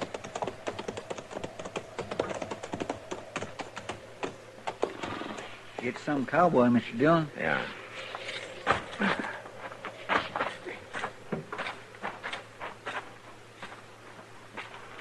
He's been shot. Well, it looks like Gil did a little horse trading, Chester. The rough way. He left this fellow the team and a bullet in the chest. That boy's really gone crazy. We'll catch him quick enough unless this man was riding an awful good horse. There's no way of telling about that. No.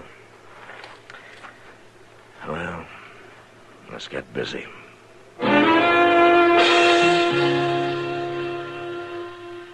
We buried the stranger as best we could, and then took up Gil Varden's trail again. By mid-afternoon, his tracks showed we were closing on him. Still, it was almost dusk before we saw a sod hut up ahead and a saddled horse standing in front of it. At one side was a corral holding two other horses. But Gil and whoever owned the place were nowhere in sight. We made a circle, rode up behind the hut, and dismounted. He ain't been here very long, Mr. Dillon. That horse of his is still winded. Well, I don't know whether to wait for him to come out or go in after him. It'd be a lot safer to wait, if you ask me. There might be somebody in there with him.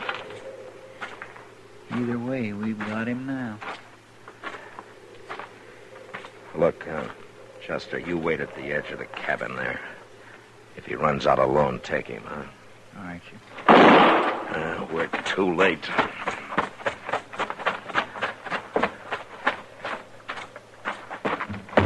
All right, drop your gun, Gil. No!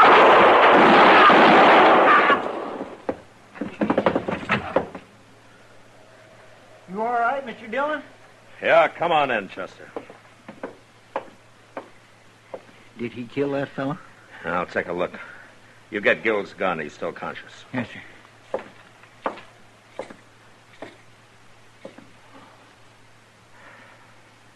Yeah, he killed him, all right. Gil don't look hurt too bad. I tried to shoot him in the shoulder, but I'm afraid one bullet went a little low. His eyes is open. Gil, can you talk? You busted my chest. Here, let me open your shirt for you.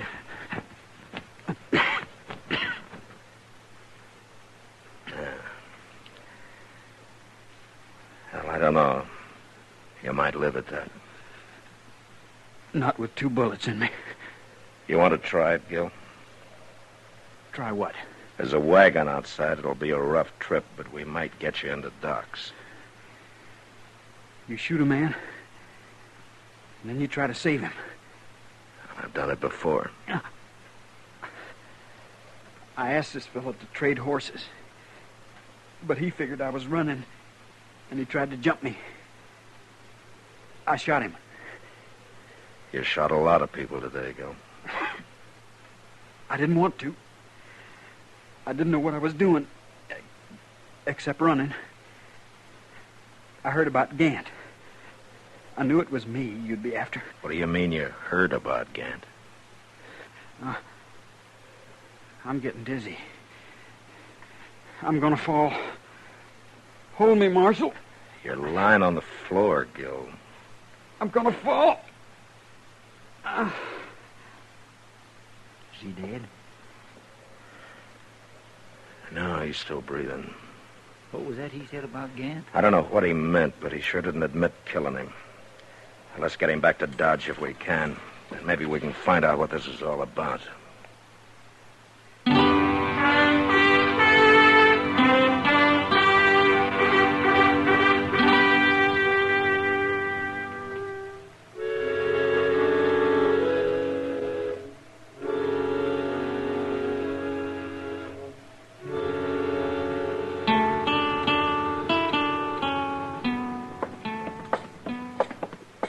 You go back up to Doc's, Chester. I'll wait in the office. When Gil comes to, you let me know. All right, Mr. Dillon. He's an awful tough boy, ain't he? Yeah, he had to be to survive that trip. It wore me out, and I wasn't even shot. Oh, say, if you leave the office, you'd better let me know where at you'll be. Yeah, I will, Chester.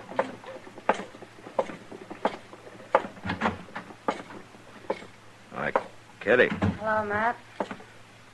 Hello, Ida. Well, what are you girls doing here? We've been waiting for you, Matt. We heard you brought Gil in this morning. Yeah, he's up at Doc's. How is he, Marshal? But he's got 2 bullets in him, Ida. He survived that wagon trip, but Doc can't tell much yet. What do you think? Well, he's still alive, and I've seen men pull through shot up a lot worse than he is. Even if he does live, he'll hang, won't he? Yeah, he'll hang. I'm sorry, Ida. It's all my fault. Your fault. Ida did it, Matt. Did what? Killed Henry Gant. Ida killed... Yeah, she came and told me about it after she had left. Gant tried to run off with her, but she got his gun away from him and she killed him with it. Is this true, Ida? Or are you trying to cover for Gil? Gil's gonna hang anyway, it's true. Then it was self-defense. Why didn't you come tell me about it? I was scared to. I didn't think about it being self-defense. I was too scared to think. Yeah, she was, Matt. I had a terrible time calming her down. She's telling the truth, all right. Yeah, I believe her. If Gil hadn't run everything, it'd be fine. He got scared, too, Ida. Real scared. But why? He didn't do anything. Well, he'd threatened to shoot Gant. When he heard about it, well, I guess he was like you. He just stopped thinking.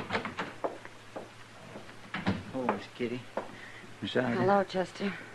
I didn't expect to find you here. Is Gil conscious, Chester? No, sir, he ain't. How is he? He's dead. He died just a couple minutes ago. Doc done all he could for him. That poor scared kid. You killed him, Marshal. Why?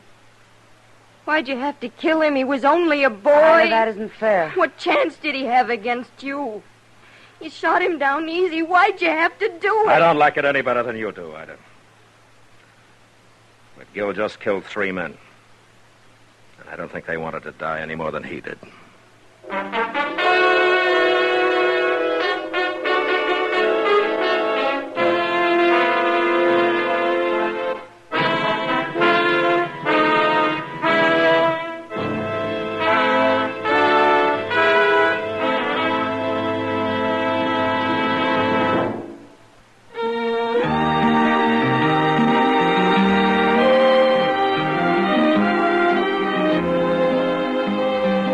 You know, Dodge City was the end of the railroad and the beginning of the frontier.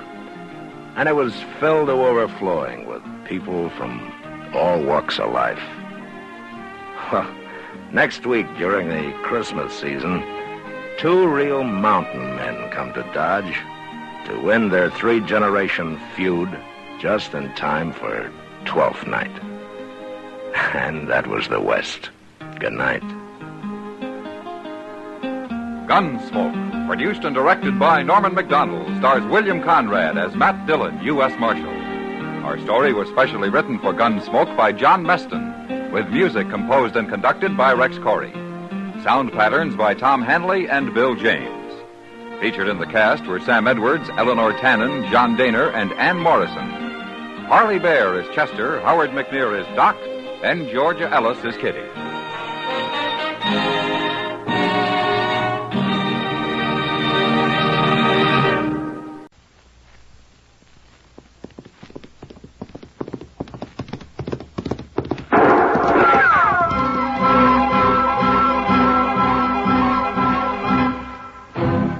Around Dodge City and in the territory on West, there's just one way to handle the killers and the spoilers, and that's with a U.S. Marshal and the smell of gun smoke.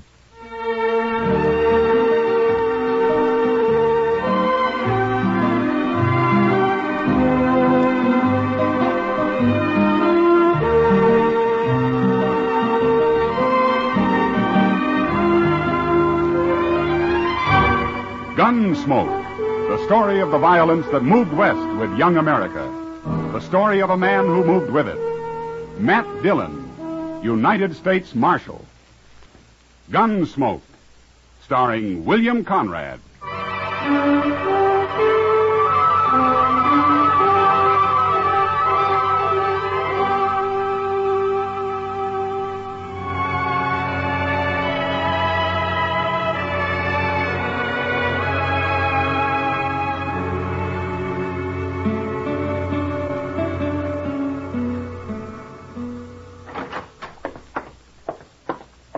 Fella here looking for you, Mr. Dillon. Oh, hello. My name is Brandt, Marshal. I and my son got a ranch up in the South Fork of the Solomon. Oh, what can I do for you, Mr. Brandt? Well, I ain't no ways responsible, you understand. It's been kind of put on me, you might say. Oh? What has? Well, Marshal, the Indians started it. They was riding for horses just a couple of days ago. And they'd have got them and probably me, too, but for this kid they had along. A kid? Yeah. And he tried to come in ahead of the rest of the Indians, and he showed himself too soon as what happened. My son saw him in time to warn me, and we put up a standoff fight, and them Arapahoes didn't get a single horse. Well, what's the trouble, then? We got the kid. He's still there, wilder than a deer. He got shot in the leg a little. We brought him into the house after. I want to know what to do with him, Marshal. Oh. Well, how old's the boy, Mr. Brandt? Hard to say. I bet he's 12 or under. That's pretty young to be on a raiding party. Yeah, it sure is. But he's awful wild. He's tried to kill me twice already. Well, then why don't you turn him over to a reservation somewhere? They'll take care of him. Well, I can't do that, Marshal. They wouldn't have him. Well, why not? Well, he ain't an Indian. He's a white boy. A white boy? Sure acts like an Indian, though. I think he's been living with them Arapahoes a long time. That's what I think. Well, I don't know what I can do about it, Mr. Brandt. One thing is sure, Marshal. I can't keep him no more. And it don't seem right, for a white boy to go back living among them Arapahoes. No. So you got to come up there with me and do something about him. But Mr. Brandt, I'm U.S. Marshal. I'm hired to keep the peace, not to play nursemaid to orphans. Yeah. You're the only man I've heard of around here that I thought might help that boy. Well, if you want, you want. I'll just run him off into the prairie, I guess. All right. All right, Mr. Brandt. We'll ride back with you in the morning.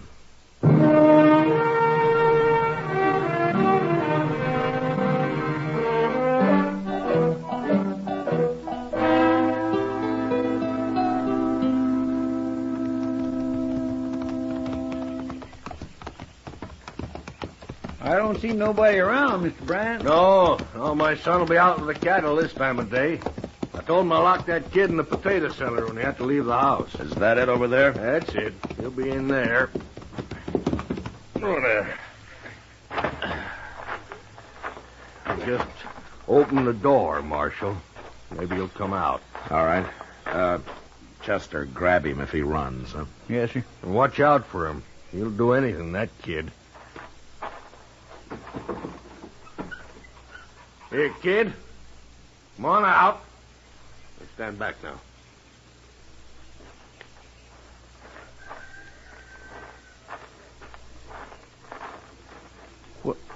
Well, look at him.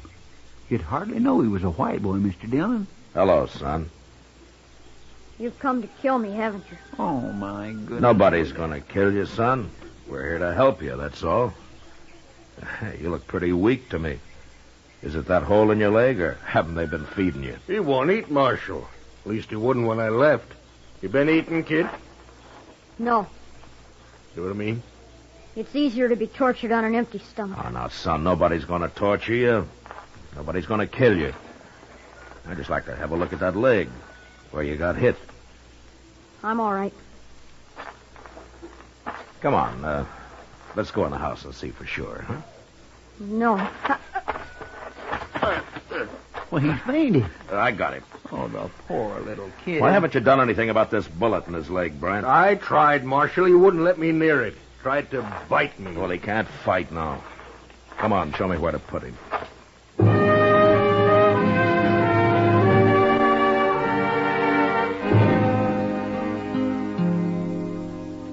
I carried the boy into the house, laid him out on a bed, and went to work.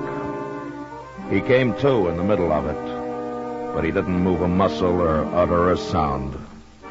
The bullet wasn't buried very deep. I dug it out, cleaned the wound as best I could. When it was over, I got some strong tea down him, and then he went to sleep. A couple of hours later, I noticed he'd waked up, and I went over to the bed. You fixed my leg. Sure, of course I did. Why? Well, you might have died if I hadn't. A wound like that gets infected. Arapahoes don't care if their prisoners die. Well, you're not a prisoner here. Yes, I am. Look, what's your name, anyway? Yorkie. Well, is that all? It's all I remember. Is that what the Arapahoes told you? Yes. They won't give me another name till I'm a brave.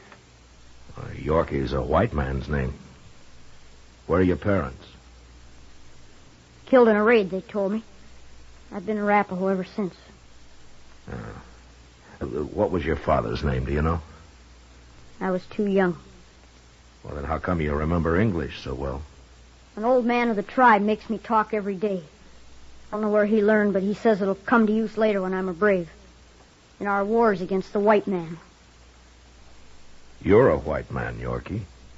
Yes, but I live with the Arapahoes. Well, you did, but you're back among your own people now. You gotta learn to live a different life. No. Wait, you mean you want to go back with the Indians? First, I have to make a big coup. Make a big coup? What for? I'll be killed if I don't. What are you talking about? I allowed myself to be seen and expose the raiding party. So I'll be killed if I don't make a coup and return with a scalp or some horses. You? A kid like you? Unless you kill me first. Oh, Yorkie, if I was going to kill you, why did I take that bullet out of your leg? I don't know. Well, nobody's going to kill you. Now, just get that out of your head. And you're not going to kill anybody either, or steal any horses, so forget about it. If I make a big coup, my mistake on the raid will be forgiven. And I'll be the youngest brave in the whole tribe. Well, we'll argue about that later. But what were you doing on this raid in the first place? A white boy must prove himself many times. It's harder than for an Indian. That's why they let me come. Oh, I see. Yeah, you've got quite a problem, haven't you, Yuki? But right now, why don't you go back to sleep for a while, huh? I'll have some soup for you when you wake up.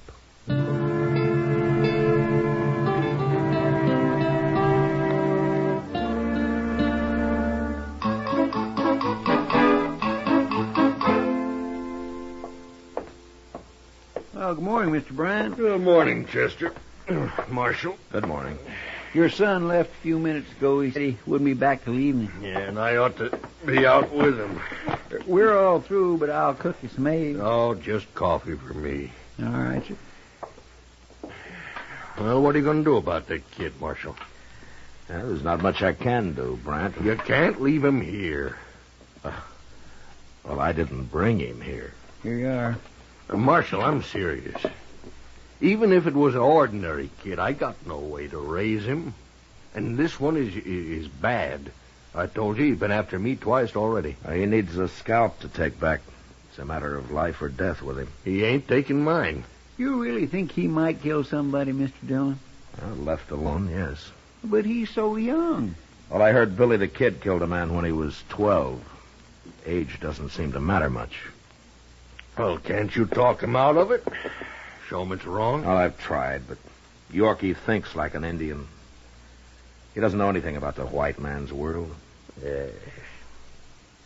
How's he feeling this morning, anyway? Well, I'd hoped his fever would be down, but it isn't.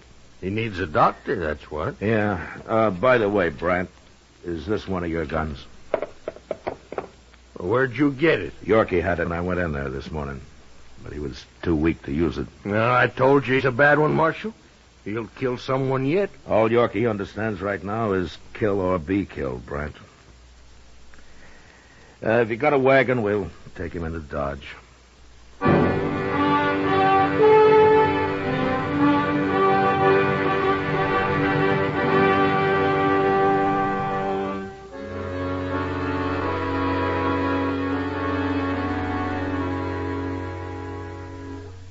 On the drive into Dodge, Yorkie never moved or never said a word.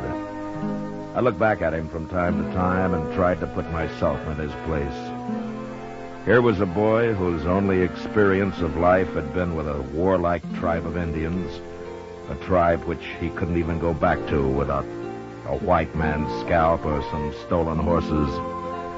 Now, this in itself would be a problem for a grown man. But little Yorkie also put himself a prisoner, sooner or later to be killed. It was no wonder that during the next few days, as he lay on the couch in Doc's office, he watched us with wild, restless eyes. In spite of his obvious courage, I think he was a little frightened.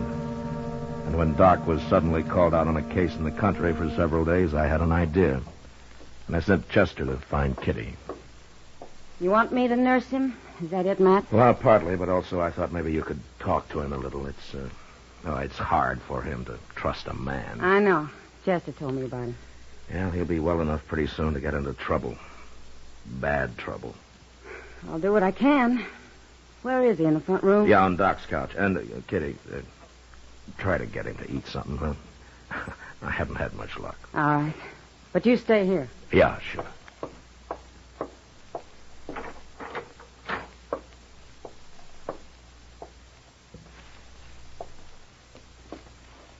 Hello, Yorkie. Who are you? My name's Kitty. I'm going to take care of you. Why? Because you're sick. Wouldn't you take care of somebody who's sick? Not an enemy. We're not enemies, Yorkie. Even if we were, I'd take care of you. Prisoners get well by themselves, or they die. Not from me, they don't. Anyway, you're not a prisoner. You can leave any time you want to. Is that the truth? Of course it is. Unless you do something wrong, like killing or stealing. But let's not talk about all that. I want to know about you. All sorts of things. What it was like with the Arapahoes, or what you remember about when you were younger. I won't tell any secrets. I don't want to know any secrets, Yorkie.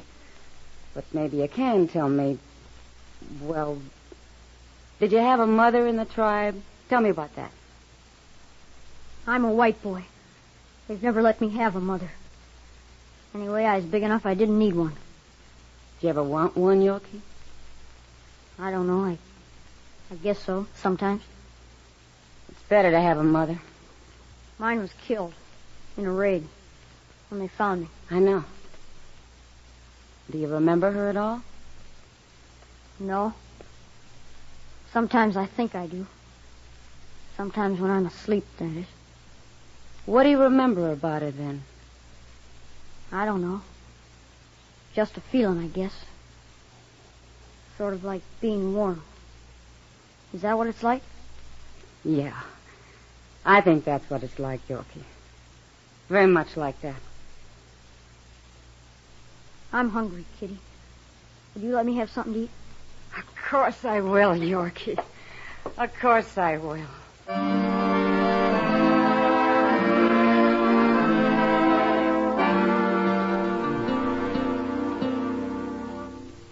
Kitty spent as much time with Yorkie as she could manage. And whenever she'd been with him, he always seemed calmer and less frightened. And we began to have hopes that maybe the boy would take to his new life after all. Chester and I were busy, and except for taking some food up now and then, we turned Yorkie's care over to Kitty completely. When'll Doc be back, Mr. Dillon? Oh, I forgot to tell you, Chester. He sent word he'd have to be out there another day. I guess Miss Taylor's been mighty sick. You think maybe Yorkie could just live with Doc? I don't know what to do with him, Chester. We sure got to do something with him. Yeah. Where's Yorkie? Well, he's upstairs, Kitty. Have you been up there today? Have you seen him? No, I thought you were with him. I couldn't get here till now. Yorkie's gone, Matt. What? I'll go take a look. I've already searched the place here and there. Well, let's look in the street, Chester. Maybe somebody's seen him. You better find him. That's all I can say. Yeah, we'll find him, Kitty. Don't worry. Maybe he's got hold of a gun. I hope not. Anyway, if he's as smart as I think he is, he'll locate a horse to get away on first. Maybe a couple of them. Doggone it. Just when I was beginning to think he was going to settle down a little. You never know. But I still got faith in that kid somehow, Chester. Here, let's cross over to Moss Grimmick's stable there, huh? All right, sir.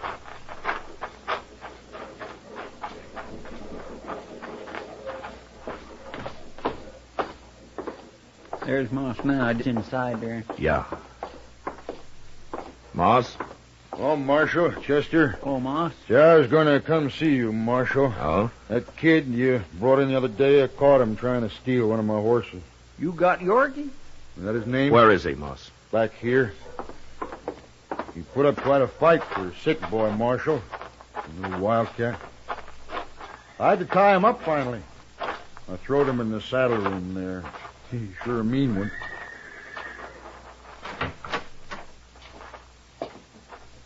There he is, little devil. He'll hang yet. Give me your knife, Chester. Oh, don't untie him, I'll Marshal. handle him, Moss. Here you are, Mr. Dillon. Yorkie, I'm sorry this happened. I'd have given you a horse if you'd have asked me. There. I wasn't going to steal him. And what was you doing riding him out of that stall, young fellow? Wait a minute, Moss. Yorkie, you say you weren't going to steal him? No. What were you doing then? Kitty didn't come, and I got lonely. I don't know. Well, I think I do, Yorkie. You just wanted to be around something familiar, something you know. Isn't that right? I guess so. And you've lived with horses all your life. You know them pretty well. So you came over here. I wasn't going to steal him. I just wanted to get on him. You know, I half believe the boy, Marshal. He's telling the truth, Moss. Yorkie, I'm sorry I treated you rough. Why don't you tell me? You were going to kill me. Me? Kill anybody? A kid? Guess you don't know me very well.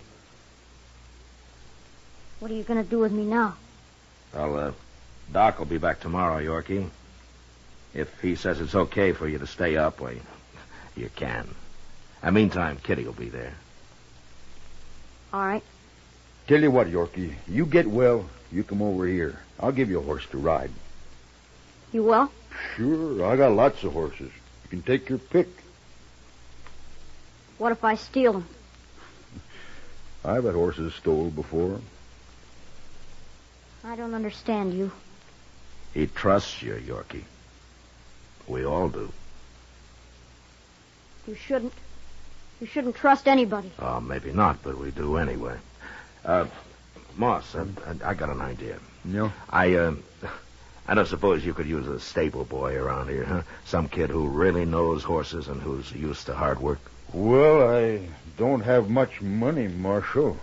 If I could feed him a little and maybe fix him in bed in the saddle room here. Of course, a good boy's like a good horse. There's bound to be some hot blood in him. Try to lift my hair, I'll whop him good. That clear, young fella?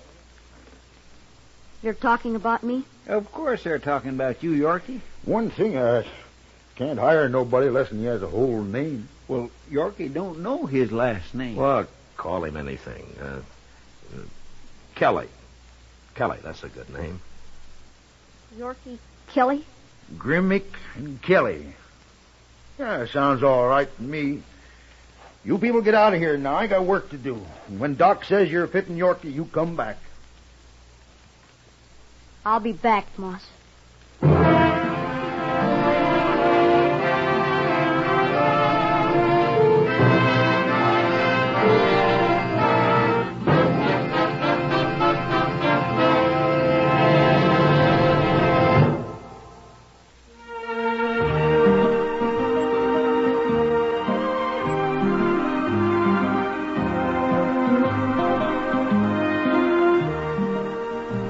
Gunsmoke, under the direction of Norman MacDonald, stars William Conrad as Matt Dillon, U.S. Marshal.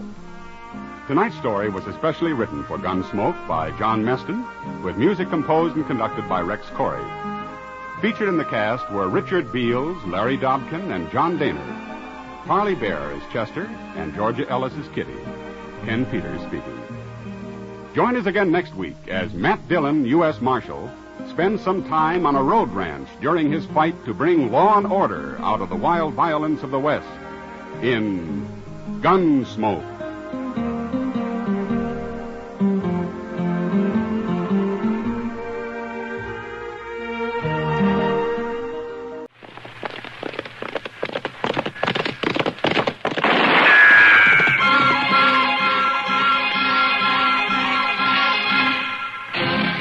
Around Dodge City and in the territory on West, there's just one way to handle the killers and the spoilers, and that's with a U.S. Marshal and the smell of gun smoke.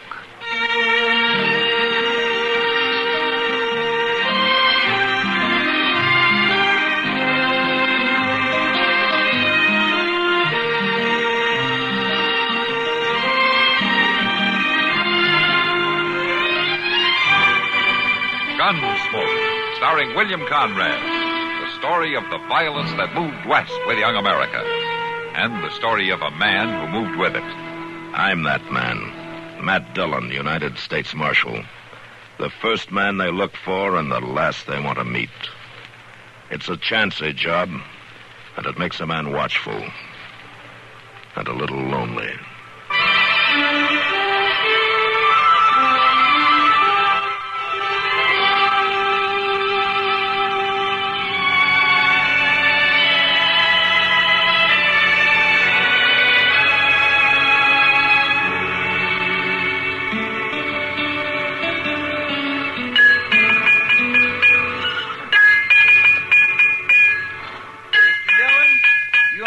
This fire built up?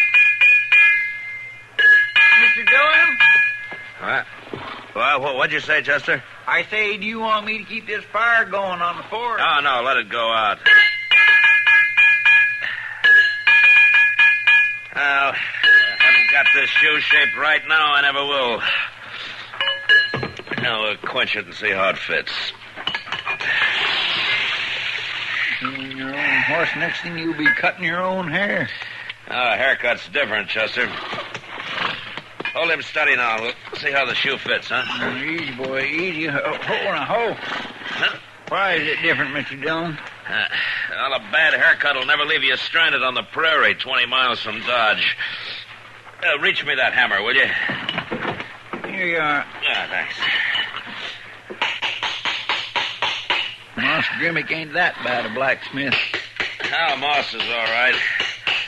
But I could still ride easier when I shod the horse myself. Just finicky, that's all. Oh, maybe. Moss does all right on my horse. I ain't throwed but one shoe in the last 6 months. Yeah? Well, that's just one too many. There. Whoa. Well, I'll trim the hoof now, and that'll stay on till it wears off. Well, after all that trouble, it ought to. I swear to goodness, Mr. Dillon, if I was horse put up here? Yeah, I guess so. It's a livery stable. I'll give him extra half ration of grain. He rode hard today. How's that so? Where'd you come in from? Man got to tell his life history before he can leave a horse here? No. All you got to do is find the stable man. Ain't you him? He's up the street getting himself a cup of coffee. I'm the marshal. Oh. I didn't mean no offense, Marshal. There's none taken. My name is Argo, Ben Argo. Mighty proud to make your acquaintance. How do you do? I was aiming to come looking for you as soon as I got my horse took care of. Why? You see these here saddlebags? Yeah? What about them? They look kindly heavy. Well, they are heavy. Whew. I got a year's hard work up north of here at Gold Hill Diggings in them sacks. For near $15,000 placer gold. Gold Hill, huh? I hear they had quite a strike up there. Oh, it's a big one, all right. A few months of hard work, a man can quit rich. Providing he's lucky enough to keep what he makes. Now, what do you mean? Oh, Marshal, there's more crooks and outlaws up there than there is honest miners. The only way I hung on to this was take it out to the diggings with me in the daytime and sleep on it nights with a gun in my hand. Now, you can rest easy, Argo. Things are different here in Dodge. Maybe so. I'd still like to put these saddlebags up in a safe place for the night.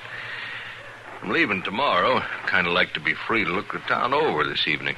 Never been here before. Now, the bank's already closed. Yeah, and a fellow down the street tells me there's a storekeeper. Takes care of money for folks sometimes. Now, that'd be Wilbur Jonas, but only in case of an emergency, like when stage passengers hit town late, you know? Some of that kind. Well, Marshal, maybe you could tell him that this is an emergency. Well, is it? Well, I ain't a man to spook easy, but there's fellers up in Gold Hill knowed how much I left with, knowed where I was headed. I might have been followed. All right, Argo. I'll send Moss to take care of your horse, then you meet me over at Jonas's store. I'll wait for you there. I'm much obliged, Marshal. It's no trouble. Come on, Chester. Yes, sir. Mighty grateful to both of you. You think somebody could have followed him to Dodge, Mr. Dillon? I don't know, Chester. Just depends on what his reasons are for lying. Lying? Yeah. Well, what are you going to do about him? For the time being, nothing. Just going to have to wait. Look, you better tag him around and keep an eye on him anyway, huh? Yes, sir, Mr. Dillon.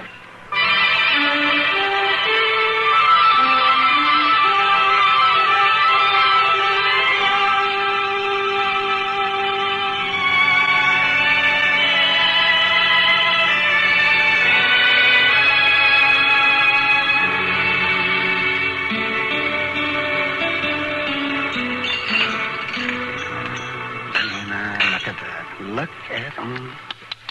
That does it. That's the final straw. Look at that, will you, Matt? Look at what, Doc? The stuff they slap on a plate and call food in this town. Just look at that. Well, Doc, if you don't like beefsteak... Beefsteak? Oh, beefsteak, he says. Matt, that is buffalo. Oh, buffalo's good meat. Not when it's a 7-year-old bull and tougher than a cavalry boot. Matt, you know something? Well? I am pulling stakes. Yes, I am. I'm going back east. Let's see. Last time you said that was about a month ago. I don't care. I mean it. I'm through riding a herd on a bunch of shiftless, no-good prairie rats that never pay their doctor bills.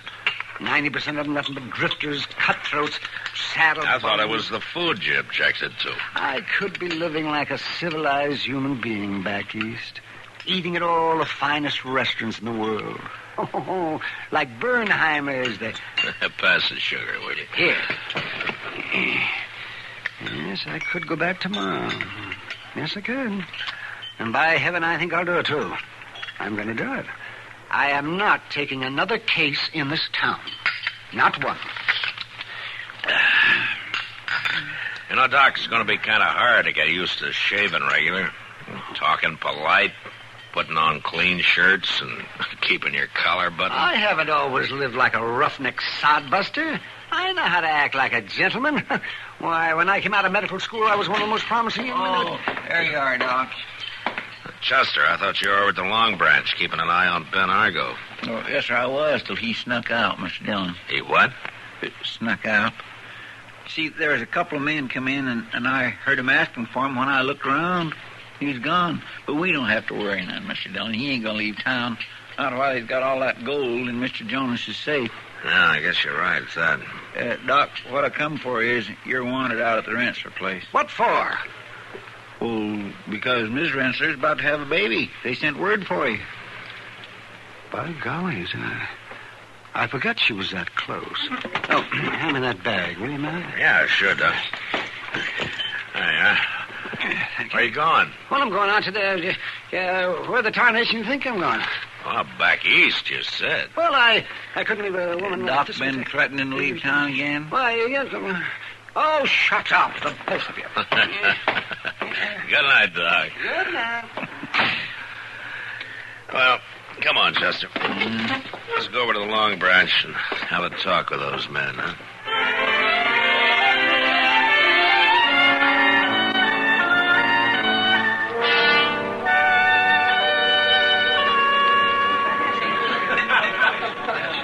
I'm glad you dropped in, Matt. I'm just going to send for you.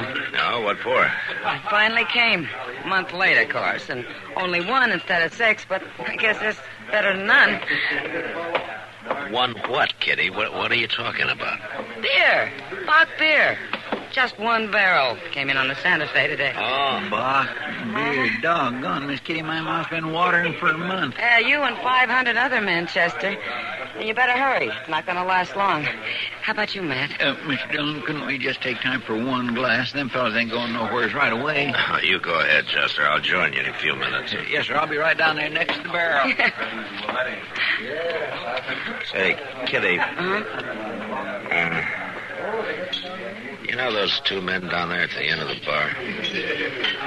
Are those two? Yeah. Well, they came in about an hour ago. I've never seen them before. Prospectors, I think somebody said, from way up around Gold Hill. Ah, I see. They were asking for somebody named Ben Argo, but I've never heard of him either. They don't look very much like prospectors, do they, Matt? I'll see you a little later, Kitty. All right. Yeah, save a glass of that beer for me, will you? Sure, but you better hurry, Matt. Good evening, Marshal. Mr. Jonas? Would you care to join me in a glass? A little later, huh? Very well.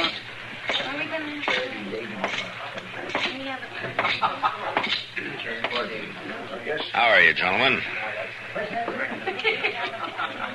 I understand you just got in from Gold Hill.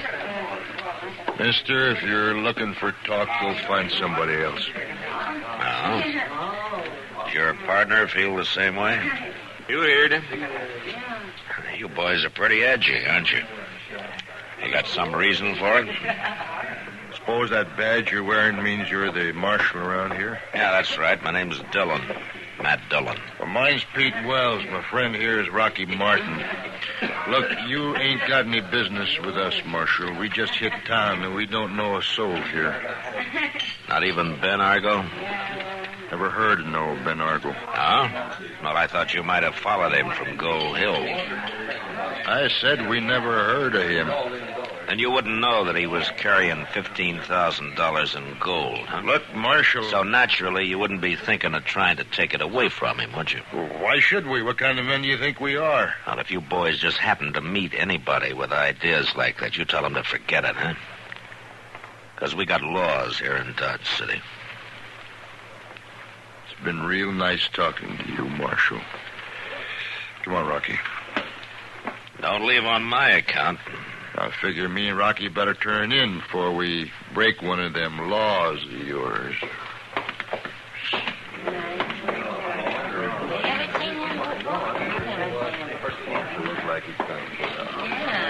That fella up to something? I don't know for sure, Jonas, but they're lying. Ben Argo was lying, too, and I'm not just sure why.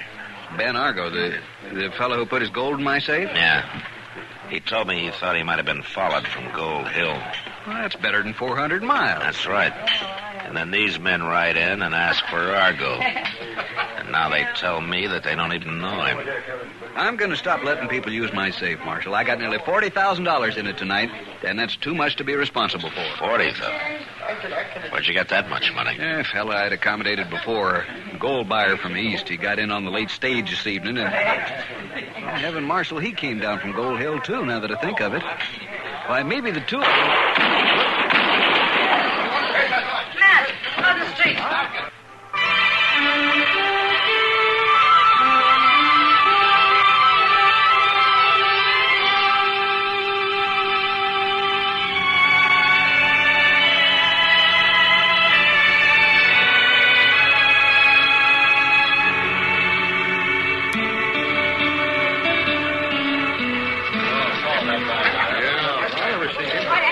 Let me through here, will you, please? Hey, get out of the way. Will you let me through, please? Told you somebody followed me, Marshal, and they jumped me, the two of them, right here in the street. All right, Argo. Let me have a look at it. Must have figured I was packing that gold around with me. Yeah. Well, that's one of them fellas who was in the Long Branch, Mr. Dillon. His name's Martin, according to his partner. Let's turn him over, Chester. Yes, sir. Want me to go see if Doc's left yet, Mr. Dillon? There's no hurry, Chester. You mean he's dead? Yeah. Where'd the other one go, Argo? Dang if I know. Just lit out like a scared rabbit. They didn't have such an easy mark as they thought, I reckon. Have you ever seen him before? Why, sure, up around Gold Hill. Other one's name is Pete Wells. Got a bad reputation up there. Is that so? Huh. Well, they ain't prospectors, never done a day's work in their life. Just rob off of them it does. Well, they missed this time. Yeah, but it's luck is all. I just got a glimpse of them when they stepped out of those shadows over there, and that give me just enough edge to beat them. I see. Hadn't it been for that, I'd be the one laying dead right here in the street. Yeah. I had a hunch somebody was going to make a try for that gold. Well, I guess the next thing to do is to round up Pete Wells. One kill in a night is enough. You figure he's still hanging around somewhere? I wouldn't be surprised. Going to try to get even. Marshal, I ain't safe here. I'm not going to wait until morning. I'm going to pull stakes and ride out of here tonight. Maybe that's what he wants you to do. No, it ain't. It's the last thing he'd be looking for. And when he does find out, he won't know which way I headed. Now, it's up to you. Yeah, I'll be out of here in 10 minutes, Marshal. Provided you find that storekeeper for me so I get my gold out of his safe. And I'll have to look around for him. May take a little time. All right, Mr. Dillon, I thought he was back there. Chester, suppose you stay with Argo in case Pete Wells has another try at him, huh? All right. Well, it won't take long, will it, Marshal? Sooner I get out of Dodge, the easier I'll feel. No, I don't think it'll take very long. Suppose you and Chester meet me over at Jonas's store in about 30 minutes.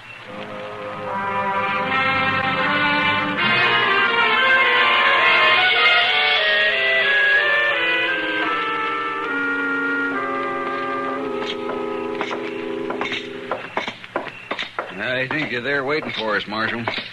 Yeah, it looks that way. That's you, Mr. Dillon? That's right, Chester. You find that storekeeper, Marshal? Yes, he did, Argo. And if you have a habit of bothering folks in the middle of the night, I'll thank you to keep your valuables elsewhere in the future. Don't you fret. Ain't likely I'll be coming through here again.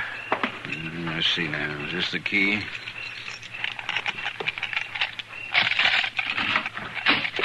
Come in, gentlemen.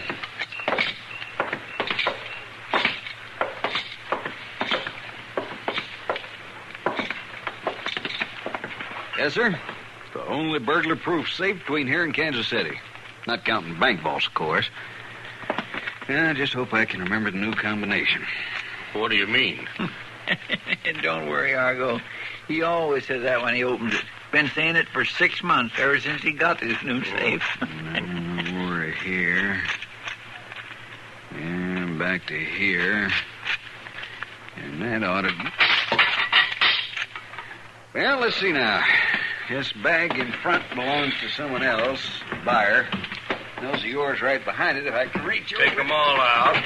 You get your hands up, Marshal. You two. All three of you. Here, what do you think you're up to? Do what he says, Chester. Get your hands up. Now, this is what you were after all along, wasn't it, Argo? To get your hands on that buyer's money. That's right, Marshal. I knowed he was on his way here from Gold Hill. Knowed he always leaves his cash overnight in this storekeeper's safe. So you put that gold of yours in the safe so you'd have a reason to get Jonas to open it later. You figure things out just fine, Marshal. After it's too late to do any good. I knew you were lying the minute I met you, but I had to wait and find out what you were up to. Lying? How? You said you'd been working a placer claim all winter. But you made a big mistake by shaking hands with me. Your hands were as soft as a baby's. I suppose you stole the gold, huh? Why, sure. From Wells and Martin. That's why they come after me. Of course, Wells don't trust the law, or he'd have told you. Well, I think he trusts it now. You're covered, Argo. Huh? Drop that gun. Wells, you found him, Marshal. You set me up on this. That's why you stalled me off. Do what he says. Drop your gun. I ain't dropping nothing. Don't be a fool, Argo!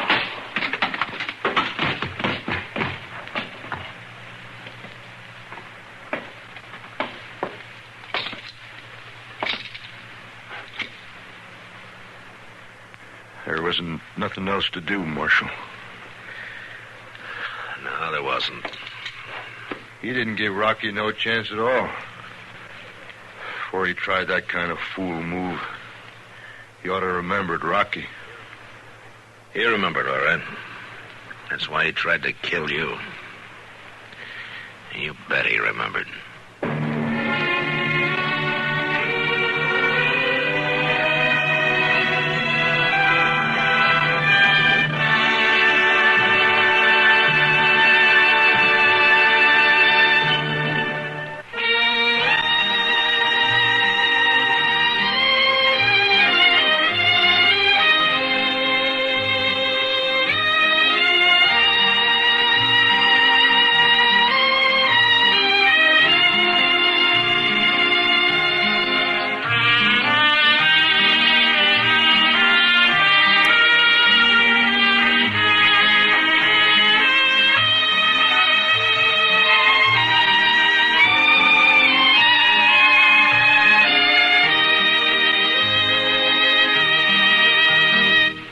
Gunsmoke, Produced and directed by Norman McDonald, stars William Conrad as Matt Dillon, U.S. Marshal. The script was specially written for Gunsmoke by Les Crutchfield, with editorial supervision by John Meston. The music was composed and conducted by Rex Corey. Sound patterns were by Ray Kemper and Bill James. Featured in the cast were Parley Bear as Chester, Howard McNear as Doc, and Georgia Ellis as Kid.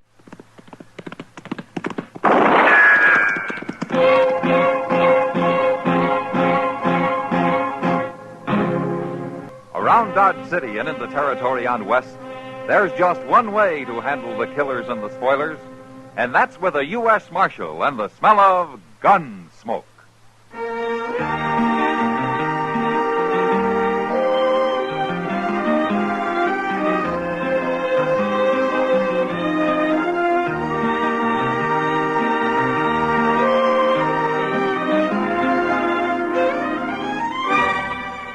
Gunsmoke, starring William Conrad.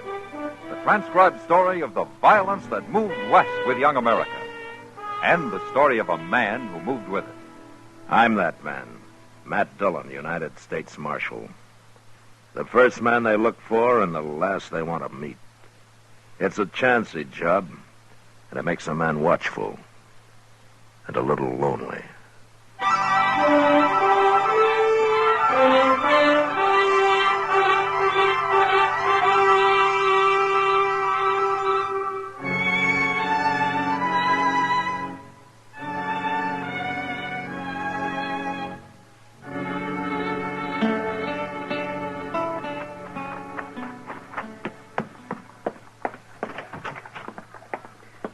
Dillon, I got a telegraph for you. Oh, who's it from, Chester? Well, I think somebody's playing a joke on you. A joke?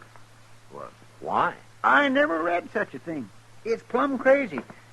I mean, well, here. Maybe you better take a look at it. Yeah.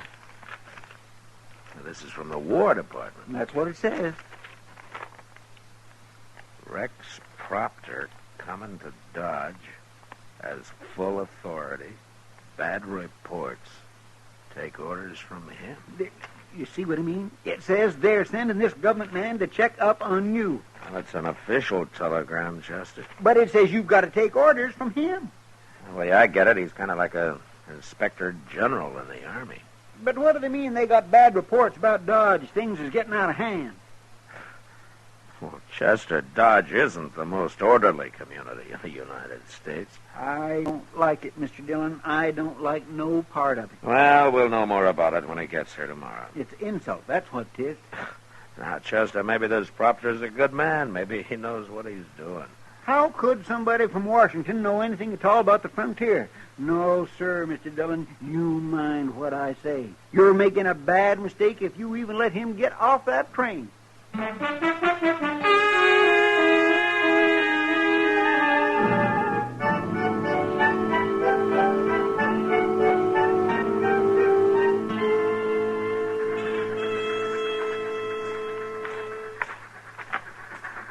There it comes, Mr. Dillon, the good old Santa Fe.